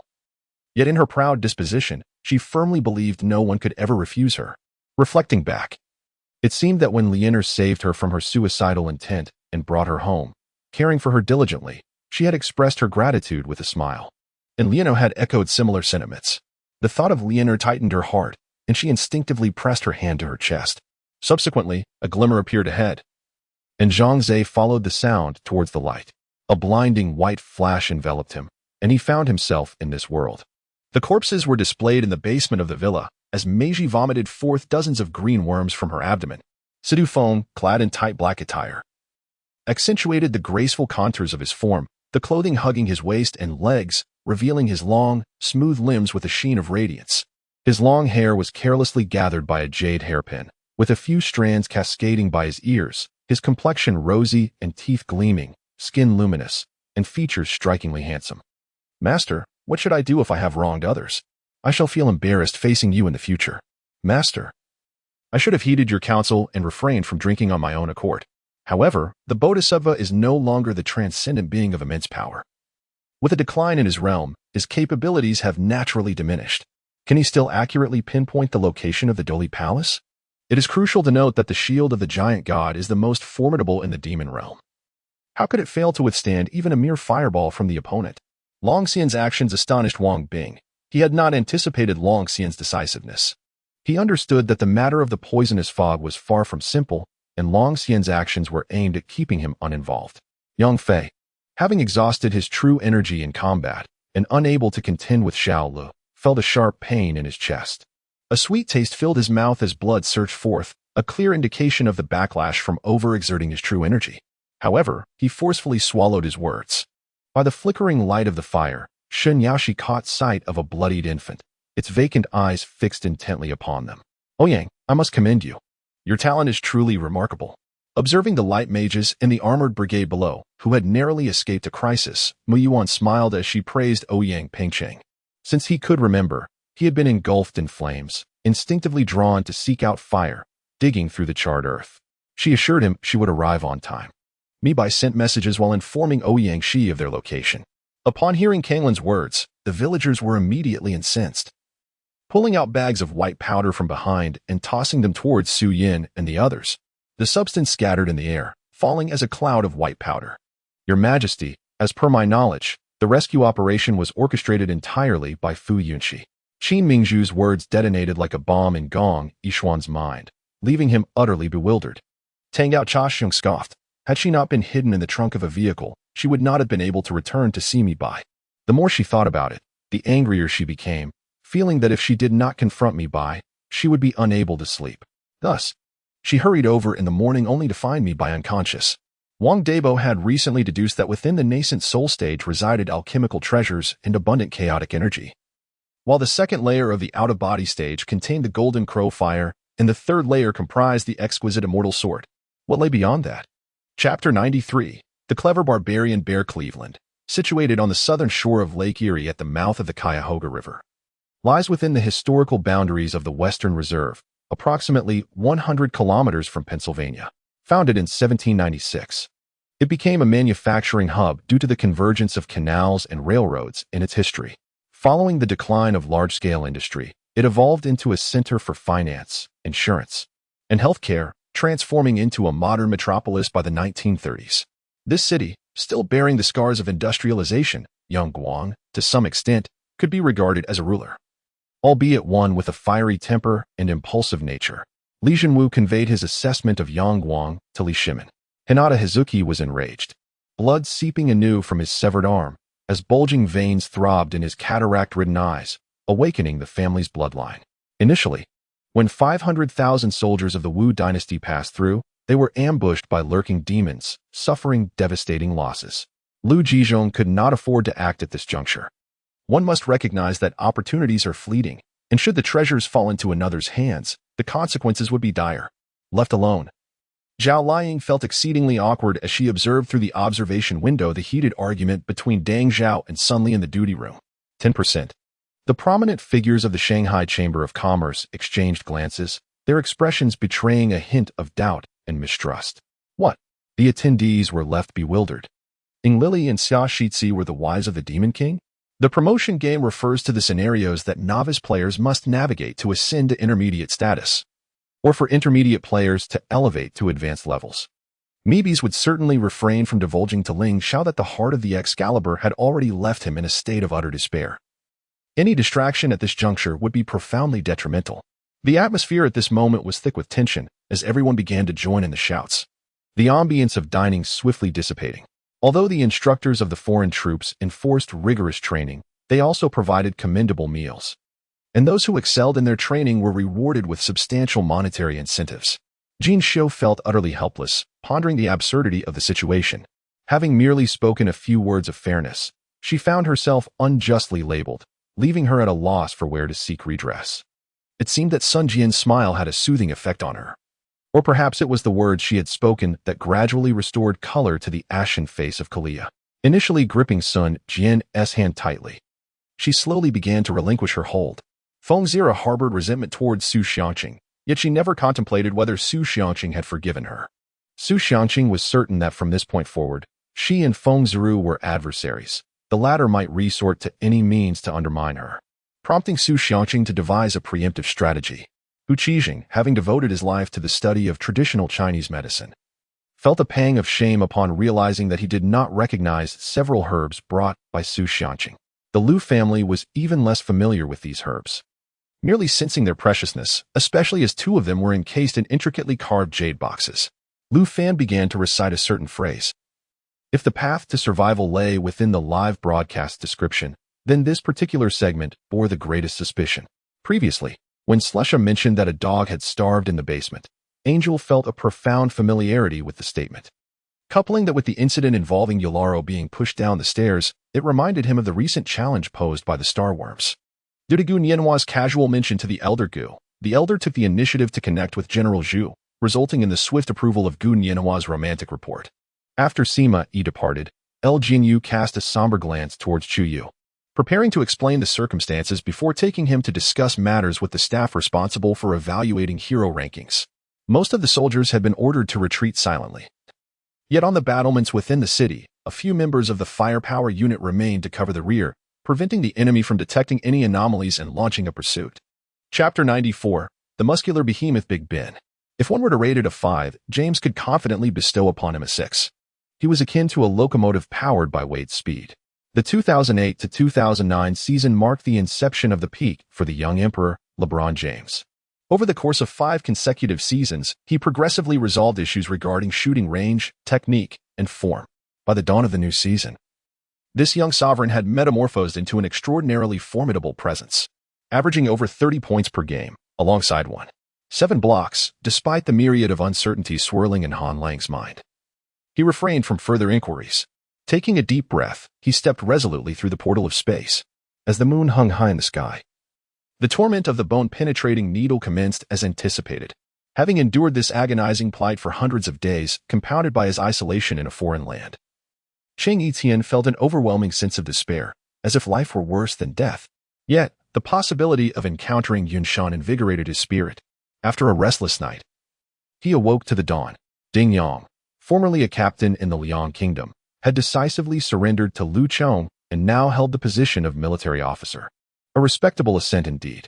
Through the interrogation of Feng Longyang, they uncovered a startling secret. The Qinglong gang had ties to the ancient martial families of the Huaxia nation, particularly the witchcraft clan. Of course, Feng Longyang was only privy to this fragment of information. Han Lang, having tempered the force of his punch, still managed to send her flying, crashing into a mountain and reducing it to rubble, sustaining a significant blow in the process. TCH. Song Yi scoffed, extending his hand as the Xianjing Tianqi, which had fallen to the ground, automatically returned to his grasp. Summer could easily discern that Lin Qingyao was in considerable distress. After such an arduous climb, Summer too felt the weight of exhaustion. "What is your name?" Song Yi inquired, noticing that the representative appeared timid and trembling. He initiated a conversation, hoping to alleviate the representative's apprehension while piloting the aircraft. However, Ao Guang, the Dragon King of the East Sea, commanded the oceans with an iron fist. With his presence, no marine creature dared to impede Song Yi and his entourage. When Summer uttered that statement, he did so with a tinge of uncertainty. The memory of the intimate moment shared with Ren Ying in her home still stirred within him a fervent desire. Yet, rationality dictated that he could not continue his association with her. The two embraced, and Ah Chun held her head, declaring, "This time, you shall never think of leaving." He directed his words at Su Mimi, stating that he would return after his internship concluded in a week. Upon hearing Yang Ming's promise, her eyes momentarily sparkled with joy. For perhaps to Su Mimi, Yang Ming's presence or absence defined her happiness in this world. Once again, they found themselves in that familiar cave. The only notable difference being the cocoon formed by the proud bone, now tinged with more crimson. "If this is the case, what shall we do?" Nangong Lai expressed his frustration. Guqing let out a low growl, and instantly, an overwhelming force erupted from within him, radiating outward with terrifying intensity. Amidst the laughter and clamor, Shinro suddenly realized that what she feared most was, in fact, solitude and loneliness. At this moment, within the Hai family, their members had decisively departed from their lineage, rushing directly towards the Luo family and vanishing from sight. "Come, let us venture inside and eavesdrop on their discussions," suggested Xianqing, stealthily distancing herself from the closest gathering to listen in on their conversations, perhaps uncovering their intentions. Who would have imagined such a hidden paradise beneath the lake, teeming with spiritual herbs? Suddenly, individuals emerged from the platform of Qi Shuani and his 3 companions, those who had previously refrained from exchanging treasures with Master Shui Lu for opportunities. Chapter 95, The Ruthless Elimination of the Young Emperor. In the remaining time, Luo Long began to showcase his exceptional individual skills, managing to score 14 points in a single period, even against the formidable defensive prowess of the young emperor. After the impressive dunk over Big Ben, the Fire Dragon refrained from further attempts at the basket. After all, with his multitude of offensive skills, there was no need to clash with such a muscular giant. Although that dunk allowed Ron to score, it was unclear to anyone just how much that collision had nearly misaligned his internal organs. Yun Feng felt a surge of anticipation. Upon opening his backpack, he found it completely empty, lacking even a single coin, compelling him to engage in monster hunting for profit. At that moment, Su Ling's wrist had already taken on a distorted shape, with some areas scraped raw, causing pain with the slightest movement. The items associated with the ring purchase had already been collected and handed over to Wu Qiong for analysis. Such high-tech matters were beyond Yun Feng's capabilities and required the expertise of professionals. In Su Manyu's view, if everyone were friends, there was nothing to doubt. If Matthew Yuan could collaborate with this director, perhaps there might still be a chance for a twist in this situation. Indeed, this matter had lingered for many years, seemingly unresolved in Yurua's mind. Initially, Susan felt a tinge of fear, especially after Li Tianjue had lost his temper at her earlier that day due to a stranger's child, followed by the evening's scandalous incident. Su Nen found herself perplexed and decided to set her thoughts aside for the time being, as it was too taxing on her mind. She resolved to ask Gu Jingzhou for clarification, as he might have useful information to offer. Overwhelmed by the sheer volume of information, Qiu Li struggled to process it all. Lowering her gaze, her long eyelashes shielded the sorrow in her eyes, concealing her emotions from Tian Yangzi's scrutiny. After all, Li Qingzhou was a royal heir and had a nephew, Prince Li Xian. Wasn't her lack of awareness akin to courting danger? Hey, what is going on? A sudden, inexplicable warning startled Lu Donglin into an upright position. The newcomers had arrived during the day, numbering around 300 to 400, and with those from the previous day. Li Yan's forces now totaled at least 500. In a mountain forest over 10 miles from the town, the bandit leader Lin Hu pointed toward the town ahead, instinctively whispering to Feng Yuan, who was observing through binoculars. The vast fields were serenely quiet, save for the gentle rustle of the wheat swayed by the breeze and the sound of Shirley sobbing in the fields. The old man's eyes were bloodshot, his gaze wild as he laughed maniacally, exclaiming, "Repent? Why should I repent? Everything I have done is for the Holy Academy. Trading a few lives of celestial beings for one domain lord is an exceedingly worthwhile endeavor." As the door swung open, old Madame Song's wooden fish paused momentarily. She heard Shangguan Yuxiu entering, fully aware that her arrival was inevitable. Although the film had concluded, the vivid scenes and iconic lines continued to flash through her mind. "Indeed, Madam, your admonishments are most apt." Although she harbored a sense of indignation within, she maintained a facade of obedience. Yilingxi steeled herself, ready to kneel and confess her feelings, when suddenly the figure before her vanished into thin air. Jiqing ascended the stairs with a warm glass of milk, while his parents engaged in an unknown conversation in the backyard. 10 minutes later, Zhuang's face turned ashen, trembling uncontrollably as he gazed at the blonde woman. His expression one of sheer terror, akin to encountering a demon. The might of the Jin dynasty was built upon the foundation of its victorious military campaigns, yet it was also the weakest, for beyond its formidable cavalry, everything else was in disarray. Zhao felt a sense of urgency behind the curtain. To establish a bank, the support of merchants was imperative. Without their backing, the court would bear the burden alone, leading to inevitable failure. Fortunately, Wanyan Lushir commanded a small troop, and the northwest was a region of strong forces. Coupled with the limitations of the terrain, this renowned general achieved remarkable victories, yet he struggled to consolidate his gains. Trapped in the Guangzhou region like a dragon ensnared in a mire. Chapter 96. The Young Emperor's Special Training Mission. 2 burly giants sat outdoors in the biting wind, indulging in Mexican barbecue. The oil dribbling from their mouths, the delightful flavors dancing on their palates, and the succulent meat seasoned to perfection brought immense joy to Luo Long and the young emperor. They feasted for over an hour, and the proprietor, witnessing the mountain of plates accumulating on their table, felt a surge of elation. The consumption of these two gluttons would suffice for a week's sales in his modest establishment. Yet, now they were to face execution, and he had not even laid eyes on them. Was it time for him to make his entrance? At this moment, Jiao Chan felt a wave of anxiety wash over her. Steadying herself, she adjusted her attire, despite an underlying sense of reluctance and regret, and stepped outside. Indeed, Cao Cao shared this sentiment, though the individuals from Jingzhou would harbor their own fears. I hastily employed my spiritual energy to seal her soul. Albeit this was merely a temporary measure, and I was uncertain how long it would endure. However, she dared not venture too deep, as the water reached her waist.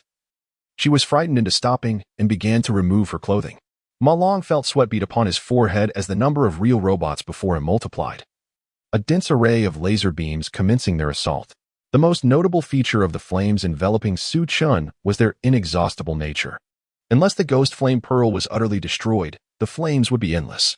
Yellow Crane Tower. The establishment known as the Food Court is a distinguished restaurant, owned by a man named Wang He, who appears to be the same individual who previously abandoned a failing leather factory, fortuitously with the advent of the apocalypse. His creditors have largely transformed into zombies, granting him a newfound sense of freedom. 3 days prior, Shen Jin, who was pursuing Svetlana Barakova, managed to acquire only a suitcase containing a parasitic specimen and several immigration documents from other nations, alongside a few bank cards, aside from an incomprehensible ledger of data. Initially aligning himself with Gongsun Zan, he endeavored to devise strategies for the acquisition of Yenzhou, collaborating with Liu Dai. However, due to the unexpected emergence of Cao Cao, Gongsun Zan was ultimately slain, and Yenzhou was subsequently renamed after the Cao family. After entering the internal passageway, the two swiftly approached the court chamber, a location not close to the entrance. The labyrinthine corridors posed a significant risk of soldiers emerging unexpectedly, necessitating heightened protection for Ye. Jin Yulan glanced at Yi Zihan, instinctively peering into the room, yet her hopes were dashed as she failed to spot the figure of Gong Xiaoqing within. Wang Zhengwei internally chuckled at the irony. He wondered how Deputy Director Zhou Hua would react upon learning that two factions were employing him as a pawn in such a meeting. North Mingyun sat on the soft couch like a child, his complexion flushed, coughing violently. "My dear, I was merely speaking casually. Are you truly upset?" While Ling Feng leaned in with an insufferable grin. The ferocity and might of the muscle-bound behemoth Akalai were indelibly etched into the hearts of these orc warriors. Although that creature was currently imprisoned in golden light by the Mother of Earth, what if one day he emerged, vibrant and full of life once more? Truth be told, she rather enjoyed the shadowy locale nestled by the mountains and waters. Her instincts whispered that she had an affinity for darkness. Lost in blissful reverie, the scene abruptly shifted. As if she were swept into a swirling vortex, spinning endlessly, her head beginning to spin. Yet, Blendy, whose agility was only 3 points, failed to grasp the situation. While the mute man, equally downtrodden, had already abandoned her. Humph. The moment I saw that expression on Bao Jiyi's face, I knew exactly what vile thoughts were brewing in his mind. Wei Xian scoffed. At this moment, under Khan's command, they were continuously forming formations, attempting to encircle Huad Air and his companions. Hiki, Suya chuckled, saying, "I see you all have figured it out, haven't you?" Suddenly, her expression shifted dramatically, her hair growing wildly, a mass of locks swirling around her. Chapter 97. Apologies, Brother Yao. After completing the special training mission for the Little Emperor James, and with no results in recruiting him, Luo Long declined the Little Emperor's family's invitation and boarded a flight to the next scheduled city for the Wolf team's match, Houston. Mention Houston, and surely no basketball fan is unfamiliar with it. Back in his NBA days, Yao Ming fought valiantly for the Rockets, the local basketball team in Houston. Having witnessed Yao's growth, just as he had finished these tasks, the sounds of Li Xian and his wife emerged from outside the side room, checking on the commotion. Nearly 3 weeks had passed, and every day spent with her idol was etched clearly in her memory. In just 2 days, it would be a full 3 weeks. Now an opportunity lay before him. Could he alleviate the elder's regrets? Could he spare the nation from its lingering sorrow? Xiaoyao suddenly recalled, according to memories from his past life, that the new year was fast approaching, and this elder had passed away on the 12th day of the lunar month, shortly after the spring festival. Xi and Rong had not noticed Xiaoyao. Her attention was solely focused on the newspaper on the seat. Once she sat down, the buzzing in the room gradually subsided as the teacher entered. "Madam, 270,000 is already quite substantial. If you possess any other items." Xiaoyao knew there should be other collectibles in the household, yet the news reports at the time had not mentioned them. Thus, he could only resort to printing them out. It was only after hanging up the phone that Gu Shiran approached the floor-to-ceiling window, pulling back the curtains, only to gaze down at her phone in a daze. "Rest assured, he cannot see you," Ming Patian declared, casting a barrier around Tang Ning. He shattered the barrier established by the underworld, and within this realm, no one could perceive its secrets. Alas, she remained devoid of taste. No matter how much he fed her, her palate remained insipid and unable to discern any flavor. However, upon receiving the report, Dr. Ace's already grim demeanor darkened further.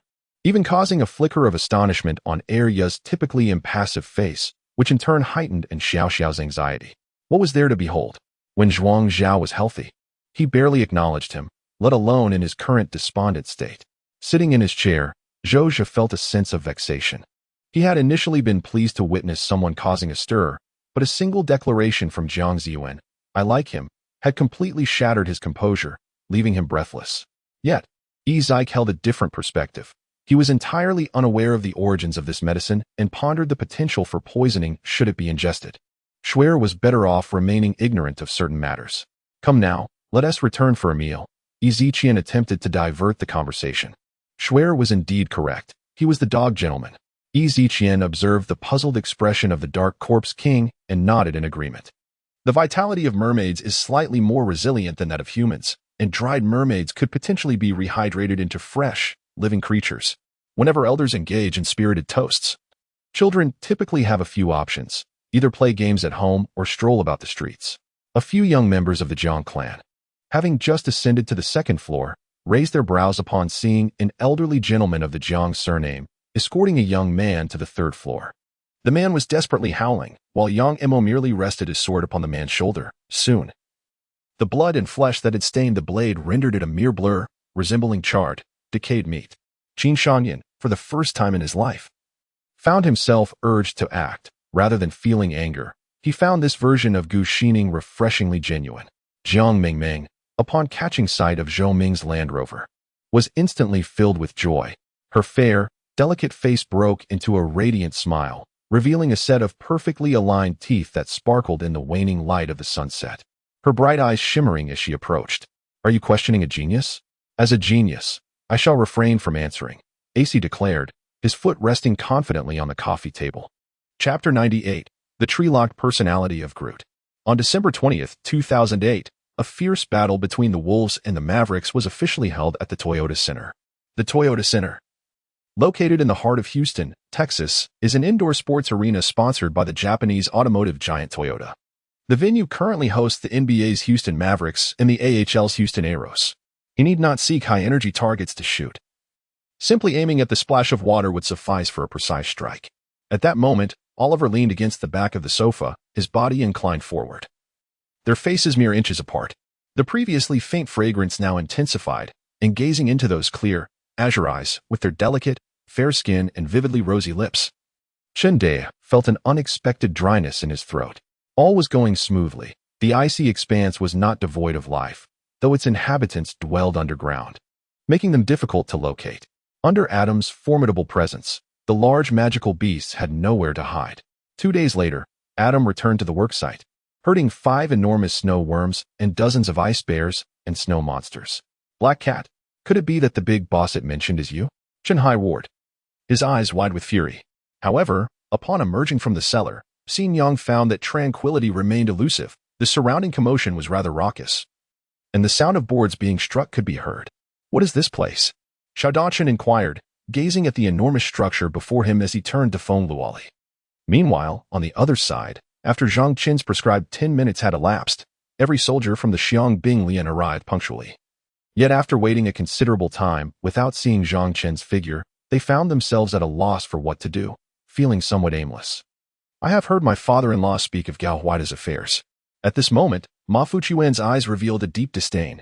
He no longer addressed the squad leader by title, opting instead to call him by name.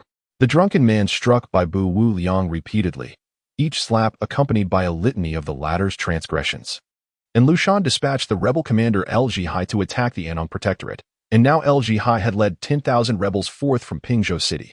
My physical strength was undeniably formidable, yet the seemingly frail sweeping monk possessed a strength that was equally impressive. I felt as though I had struck a mountain with my fist. The tremendous recoil sent me crashing to the ground with a resounding thud. He understood why Yu Yaoyao did not trust his words. The souls of the ancient Gu clan's Black Dragon assassins were immortal and indestructible.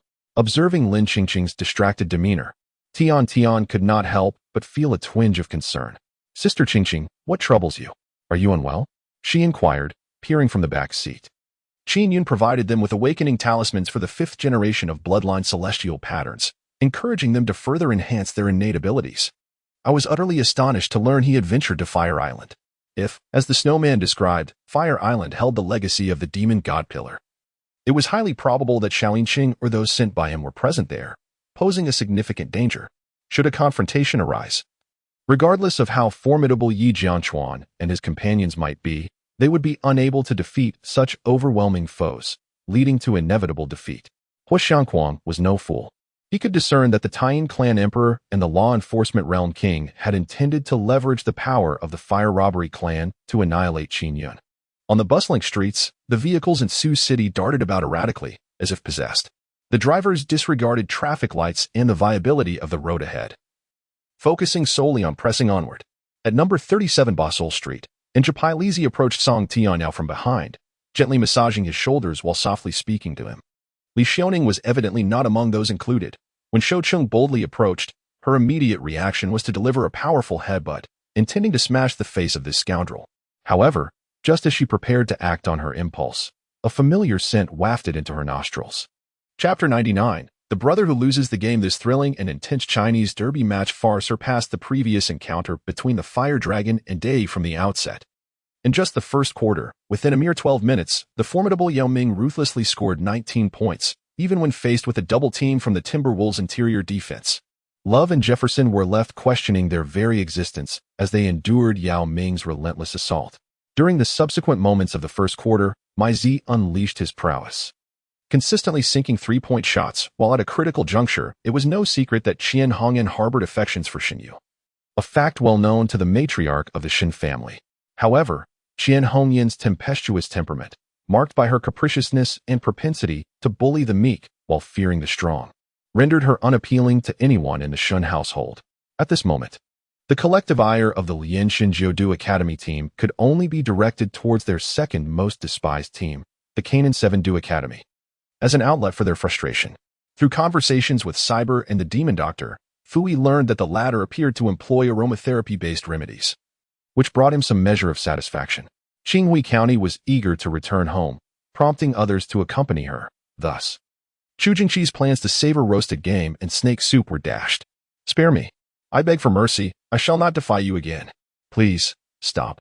The vampire, devoid of any power to resist, could only plead for clemency. Cough, cough. Dr. Yu, who had inexplicably become a father-in-law, found himself choking and coughing violently. At this moment, the onlookers resembled woodpeckers, alternating their gazes from one spectacle to another. As the thunder gradually subsided, a robust beam of light remained steadfast within the five-star illusion formation.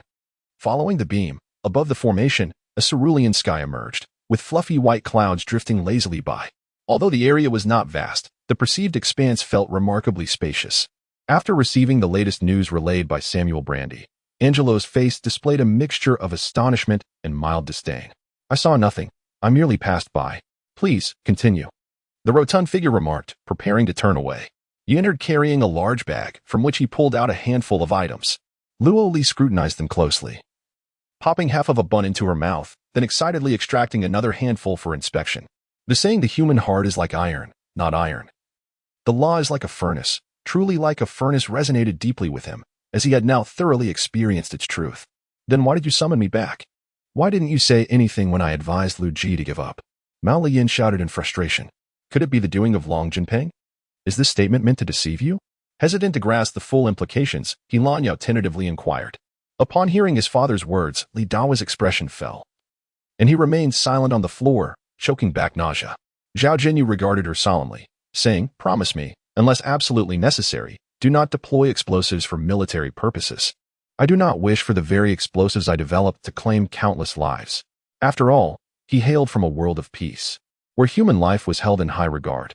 In the next moment, Su Zheng's fist collided with Peng Tianfang's arm, producing a muffled explosion akin to a heavy hammer striking a metal shield, resonating with a hum as magical energy rippled outward, instantly distorting the surrounding void. Looking up once more at the three buildings leaning together, it suddenly struck him that they resembled gaping mouths, as if poised to devour those nearby. Too many matters? Does having too many matters mean one should not come?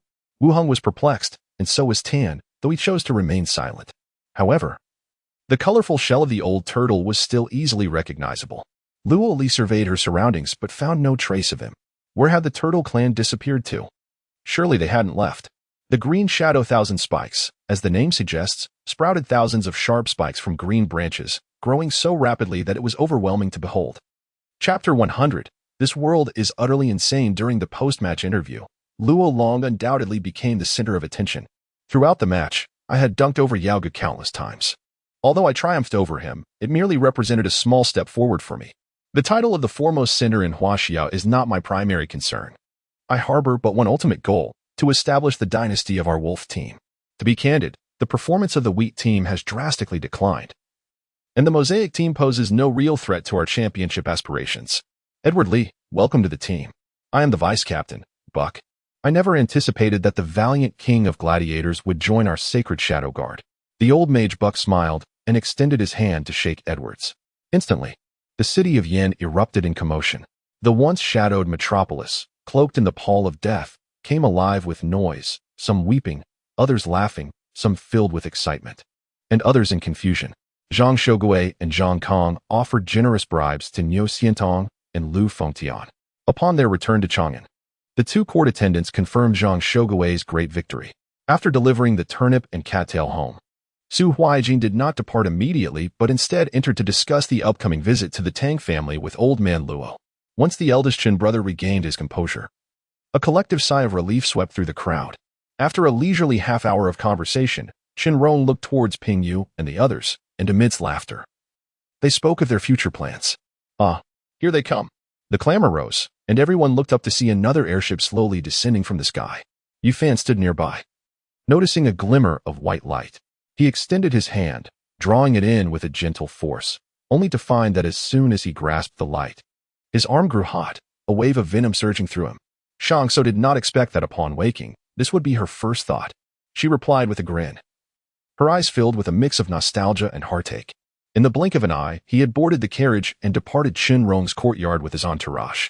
Situ Hao pressed his lips together, clearly dissatisfied with her response, a flicker of anger flashing in his eyes. The cloaked figure, previously timid, unexpectedly advanced with his sword drawn, engaging in a fierce battle.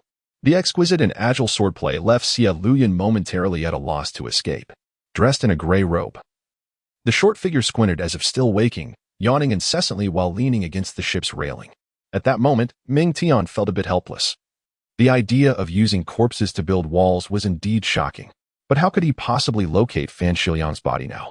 Jiang Ming touched his lips, glancing at the residual warmth of his fingertips, feeling both amused and exasperated. They had already come this far. What more could he possibly say? Upon hearing the words of Yulong Qing, Yi Zimei felt a surge of emotion within her heart. She caught sight of Qin Guan attempting to make his escape and immediately emitted a sharp cry. Where do you think you're going?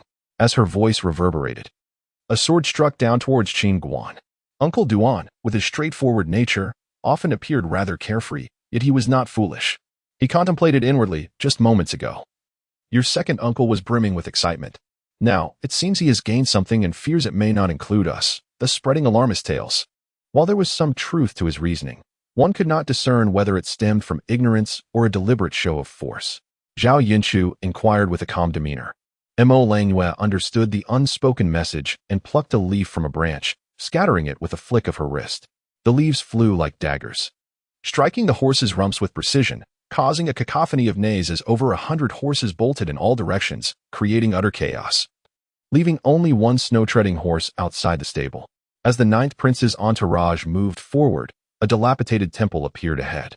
In the night, it loomed like a colossal beast, gaping with a cavernous maw, seemingly poised to devour the unwary. When Ruoqian's gaze flickered as he observed his uncle Wen, his eyes shadowy with inscrutable thoughts. Without uttering a word, he approached the dining table to partake in breakfast. Chapter 101. The bet with the stone Buddha. The intermission often feels fleeting. A few days later, the entire Wolf team boarded a flight to San Antonio. This season, they had already faced the Spurs twice in regular matches, resulting in one victory and one defeat, thus making this upcoming battle crucial for establishing dominance in their record. However, it was rumored that the long-injured Manu Ginbili announced his return just before the game, reuniting the GDP trio for another venture. A patrol team, adorned with tall hats, approached from this direction, consisting of 8 individuals. Lu Ming quickly turned his head downwards as they passed, only to be met by another squad of patrolling figures from a different angle. She believed that Han Seo would honor his word. She had to devise a plan to seize the opportunity, ensuring that her nephew would not enter the world with an imprisoned father. No problem, Huang Mao exclaimed, retrieving 5 neatly stacked bundles of cash from his bag. At that time, each bundle contained only 10 bills, totaling 2,000 per stack. His deep voice quavered slightly, clad in a loose nightgown beneath his coat. He hurried over in a rather disheveled manner. All right then, let us go see the senior brother. I am quite curious, today. It seems that senior sister Ling Long is in a rather cheerful mood. As soon as Yuli uttered these words, he felt an impulse to retract them, realizing he had spoken out of turn. Fortunately, the senior brother appeared somewhat distracted today. Yuzhen smiled gently. Grandfather, Jin misses you dearly. And she sidled up to Duke Wei, behaving affectionately. Yet, this was not the crux of the matter. The real issue was that Qian Xiue had been injured and bore wounds. It was Qian Xiao who witnessed this scene. Should there be no resolution to the matter, he would undoubtedly pursue it relentlessly. Moreover, Qian Xiue is also his friend. It is inconceivable that she would not seek vengeance for her misfortunes. Xiue, do let me know when you have some time. Yang Jiehua emerged from the shadows, tightly grasping Qian Xiue's hand, her voice steady yet laced with restraint. Zhuge Qian Xiue completely disregarded Li Zixiao, continuing with her own affairs, and after unzipping her school uniform, a thin shirt halted her actions. After reassuring himself, Keita took Yi Yuan to the stone hall to purchase qualifications for the pond. Keita, we should leave. It's prohibitively expensive, and we are not of the fire element. Being blood warriors does not necessitate such adjustments. Although parting with the money was somewhat painful, Yi Yuan's words solidified Keita's resolve. Until Mu Yinshu finished the second slice of bread, Lan Si clapped his hands, wearing an expression that conveyed his understanding. Time seemed to freeze as Shen Tongyan coldly regarded Jesse, then took several steps forward before suddenly turning back to face him, appearing once again as a lonely orphan. One might assume her dwelling was meager and austere. The Chen residence, I prefer to see some matters with my own eyes. Merely perusing the records does not provide clarity. By the way, His Majesty mentioned a significant incident in the palace 2 years ago. What was it? Chu Zhongfei whispered into Ho Guangping's ear. The 9th prince still relied on him for information regarding the Dragon Imperial clan. It was hard to believe that the 9th prince would truly act against him. Even if he did not ride in old Wu's carriage, his father would surely devise another means to investigate his whereabouts. However, this was perhaps for the best. At least for now, she need not worry for her life, especially considering her current frailty, lacking even the strength to move a finger. If at this moment, Yi Ziyuan were desperate to eliminate her, she would have no opportunity to catch her breath. I noticed Wei Zixuan swallow hard, prompting me to quickly lower my head and return to my room to change. Qin Zhan's words struck like a thunderclap, leaving Xin Yuexi's ears ringing. Was he implying that he no longer held affection for her? She felt a wave of confusion wash over her, having only just come to understand her own feelings, only to miss the opportunity. All captured. Seeing the situation unfold, Gage deemed it unnecessary to hide any longer. He emerged from the adjacent room, gesturing grandly as he shouted. Chapter 102. Fist Against 6 Hands. The ATT Center Gymnasium, equipped with a modern air conditioning system, ensured that the temperature remained comfortable even amidst the frigid winter chill. After all, the players on the court wore only thin jerseys. The competition was fierce. The Demon Blade and the French sports car combined their efforts, creating significant trouble for the Wolves' defense both inside and outside the arc. Duncan, the simpleton, has been increasingly excelling in both offensive and defensive aspects. One afternoon, having passed the mealtime and noticing the dwindling number of patrons in the establishment, Zhongnan took a chair and sat at the entrance, sipping tea in repose. As he observed Xiaoxiang approaching from a distance, he set down his cup and welcomed her into the shop. Various talent agencies seized this opportunity to exert pressure on the production team, urging them to diminish Yin Yi's influence and redistribute resources to the artists who had not been eliminated. Though the number of demonic servants under the command of the alluring Demon Lord once exceeded 30,000, the emergence of the corruption mark later affected the entirety of the Demon Lord ruling over the Burning Plains. Zhongnan summoned Hu Huanshan and instructed him to dispatch a trusted soldier immediately to Jizhou to fetch Dr. Li Shizhen. If there exists a physician in this world whose skills could assure him, it would undoubtedly be Li Shizhen. In a corner of the private room sat a capable man clad in a black leather jacket, seemingly oblivious to the conversation of the other three, as he periodically lifted a bottle of liquor to his lips, after enduring a prolonged contest of patience lasting several days. How could Luo Lai falter during these brief 40 minutes? Are you suggesting that the leader of the White Lotus sect may possess clues to a significant treasure? Zhu Yijuan was equally astonished.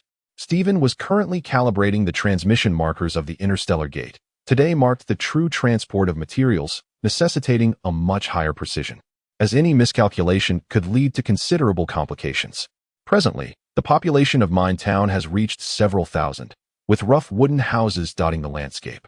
Most dwellings in the Northern Territories are constructed of wood, as stone houses are typically reserved for the nobility and affluent merchants. As the Grand Master of the Sacred Sect and the Dean of the Sword Academy stood on the brink of humiliation, Wang Jiao suddenly interjected, halting the discourse among the three. Tang Yao felt a twinge of anxiety. After all, the Zhao family had once been annihilated to the last of its 16 members by Xie Jun, who single-handedly executed the task with remarkable efficiency in a single night. He had previously collaborated with Mo Yang, undertaking many unsavory deeds for Qin Shao, instilling a sense of dread among the people of the northern shore. Should he truly rally forces to besiege the Tianwei Gate, it would undoubtedly spell trouble. Shi Qiu silently nodded, acknowledging that Yingjie had indeed shaped their fates, being the very embodiment of their progenitor. However, the bond between Shi Ju and Yingjie was genuine and not born of incest. Thus, what harm would it serve to intervene? I remained kneeling on the ground, paralyzed by fear, dreading that if I rose, the terrifying multitude of skeletons would once again materialize before me. Is it so? Qin Jiang gazed vacantly into the distance, his lips quivering slightly, tears welling in his eyes, observing the shattered wall from the counterattack. Xiaoyan dared not further breach the hidden door. The sole recourse lay in discovering the mechanism or summoning someone knowledgeable of the formation to dismantle it. He sprawled on the ground, arms outstretched, yearning for a prolonged slumber where dreams would not intrude. In that dream, a remarkably enchanting figure smiled sweetly, frolicking like a butterfly across the ridges of the fields. Perhaps disturbed, or perhaps simply a reflection of Jun Wuxia's nature, her gaze towards Wang Niqian was frigid, devoid of the tenderness she had shown when kissing Ruoyu moments prior. She recalled the first occasion when Yu Zhangzhang had introduced her to them. Though Yu Qingxuan's eyes were filled with indifference and he refrained from calling her mother, there was no animosity present. Meanwhile, Yu Shuiying, at the tender age of 3, blinked her bright eyes and repeatedly called out to her, "Mama, Mama," in her innocent tone. As night descended, Wang Ninghui entered the inn, flanked by 2 soldiers clad in the attire of the Yi army, making his way directly to Meng Zhu's room. Chapter 103. Simpleton, I shall treat you. At the ATT Center, a brief intermission punctuated the fierce clash between the Sacred City and the Wolf Team. In the course of the past month, the brilliance and potential exhibited on the Dragonfire Stadium has captured the attention of numerous teams. A player capable of single-handedly transforming an underdog team into a championship contender is indeed a valuable asset for any formidable squad. Even the cunning Popovich has entertained the thought of recruiting the Dragonfire. When Master Yuan revealed himself before the crowd, his companions were taken aback as he suddenly morphed into a fish. Everyone stood frozen in place, except for Zhang Xiaoyu, who, discarding Chen Jifan, brandished his sword to strike. This individual clearly possessed an extraordinary identity, as evidenced by the formidable aura emanating from the pinnacle of the Great Ascension ancient realm. With long, gray-blue hair and a slender frame swaying in the wind, he bore an ethereal charm that was simultaneously captivating and unsettling, yet not repugnant. Had it not been for the mysterious azure shadow lingering beside him, Yi Fantian would have genuinely doubted whether the one who had just attacked was indeed this person. Upon arriving at the designated room on the top floor that evening, Jiang Lan discovered that the 5-square-meter single room, along with the adjacent rooms on either side, were already overflowing with people. The smoke-filled dormitory resembled the scene of a fire, while an exhilarating rock music rhythm compelled everyone to sway in unison. After pulling Song Yu into the festivities, Qi Hua eagerly inquired about the group's findings during their journey to the City of Light, as well as the meaning behind Song Yu's earlier remarks. Having felt little progress in his previous cultivation, he had essentially relinquished his hopes for the nameless secret tome. Even after undergoing the cleansing of his marrow, he had not revisited the tome. I absolutely cannot allow this. I cannot, Tang Tang muttered softly, realizing that he had indeed erred. The last individual to come into contact with the Divine Stone was a second-tier powerhouse from the Avengers. However, after he was slain by the King of Snowmen, I never saw the Divine Stone again. Philip and his companions were buried beneath an avalanche. Having delayed their retreat in pursuit of the Divine Stone, Delron feigned a sorrowful expression at this moment. Meanwhile, the planetary distribution map within the star domain revealed its significance. indeed. Only the sects possess such a map, and many solitary cultivators might be unaware of their own planet's position within the sacred origin heavenly realm. As Shen Aodian coldly grasped the long one sword, he severed Zhu Chei's head with a swift motion and seized the spatial ring from his hand. Upon hearing this, the emperor, despite harboring a deep-seated animosity towards Ling Mingqi, recognized the validity of Xiang Yuan's words and momentarily suppressed his wrath, instructing Gao Yuang to promptly escort Ling Mingqi, which ultimately led to her presence in the Chonghua Hall. Although her situation before the current emperor and empress dowager was rather embarrassing, the entire capital was well aware of it. Chu Huandong's formidable strength rendered him unmatched in the city. Why should she drag Gu Chengwei down with her in a futile battle against overwhelming odds? You need not pretend. Those who support you are likely absent today. Zhu Guanglu remarked with a sly smile, instilling a sense of dread in Li Juning. Xiao Hua, unwilling to remain oppressed, declared, I have the freedom to choose my own path. Must my liberty also be constrained? This is unlawful. His expression was one of rage. Yet the irony of his resigned demeanor was almost laughable. Let us be off, Shun Fan nodded, casting a glance at the oblivious Zhang Chao. Feeling a twinge of disappointment within, he was certain that Banacano, once departed, would not return. I wish to conduct a special interview. May I inquire if you have the time? Lan Yinmei asked earnestly, fully aware that the interview had been meticulously prepared in advance. Her inquiry was merely a gesture of respect for Lin Tian's sentiments. Chapter 104. The Guilt of Young Master Luo. Texas steak is renowned throughout the region. The restaurant to which the simpleton brought Luo Long is renowned as the finest steakhouse in all of Texas. In medieval Europe, pork and lamb were primarily consumed by the common folk, while the nobility indulged in the esteemed delicacy of beef, thereby establishing a long-standing perception among Europeans and Americans that dining on steak signifies one's social standing. Approximately 30 minutes after they were seated, a succulent and delectable steak was served. Thank you, Long, said Yi Feng, who was seated beside Lu Wanru, smiling. Otherwise, with your weight, I might struggle to lift you. Is it merely my imagination? Shanghai Ma Chao furrowed his brow, uncertain of the current circumstances, as Shun Xiao lay prone on the ground. Most of his injuries were concentrated on his right cheek and back, allowing him to remain in that position. Otherwise, he would be at a loss as to how to manage. Those individuals did not even inquire about my identity. They knocked me out as soon as I stepped outside. Upon awakening, I found myself shackled by iron chains. Just as I attempted to move, a resounding noise reached my ears. It was her. Indeed, it was her. The once smooth skin had begun to show signs of wrinkles. The formerly lustrous hair now revealed strands of silver. Her once straight posture had developed a slight stoop. Yet, the familiar visage and voice remained unchanged. Parting is always so sorrowful and desolate. Yet, is it not said that present farewells pave the way for future reunions? Wang Jie observed the bald figure hurtling towards him, swiftly pivoted, and launched himself at the oncoming individual. The impact of the collision caused Wang Jie to grimace in pain. This fellow was rather hefty. Please rise, Sir Xin. Yin Xiao gestured with a hand to indicate that such formalities were unnecessary outside the palace. Emocho Tian waved his hand slightly and nodded, addressing Wang Jie. Let us go meet your lord. Wang Jie was momentarily taken aback by Emocho Tian's bluntness. Could it be that the lord was present here? He pondered silently. Ning Qinyang did not strike Shallow Wu's life in one fell swoop. Rather, he chose to listen to what Shallow Qing Yin could reveal before deciding whether to end their lives. Wu Yingbo, witnessing Chun Yang's audacity to be distracted, promptly delivered a punch to Chun Yang's abdomen. Unfortunately, the cultivation within the Star Sea realm is quite intricate. Just the poison alone is categorized into numerous varieties, and the cell-dissolving poison of the divine killing spear is merely one among many. It would likely take Chu Guan a considerable amount of time to fully enhance his resistance to toxins. However, this was already a commendable start. Ning Qinyang had only recently emerged and required some time to adjust to this society. Wu Yingbo felt Ouyang Jie's pulse.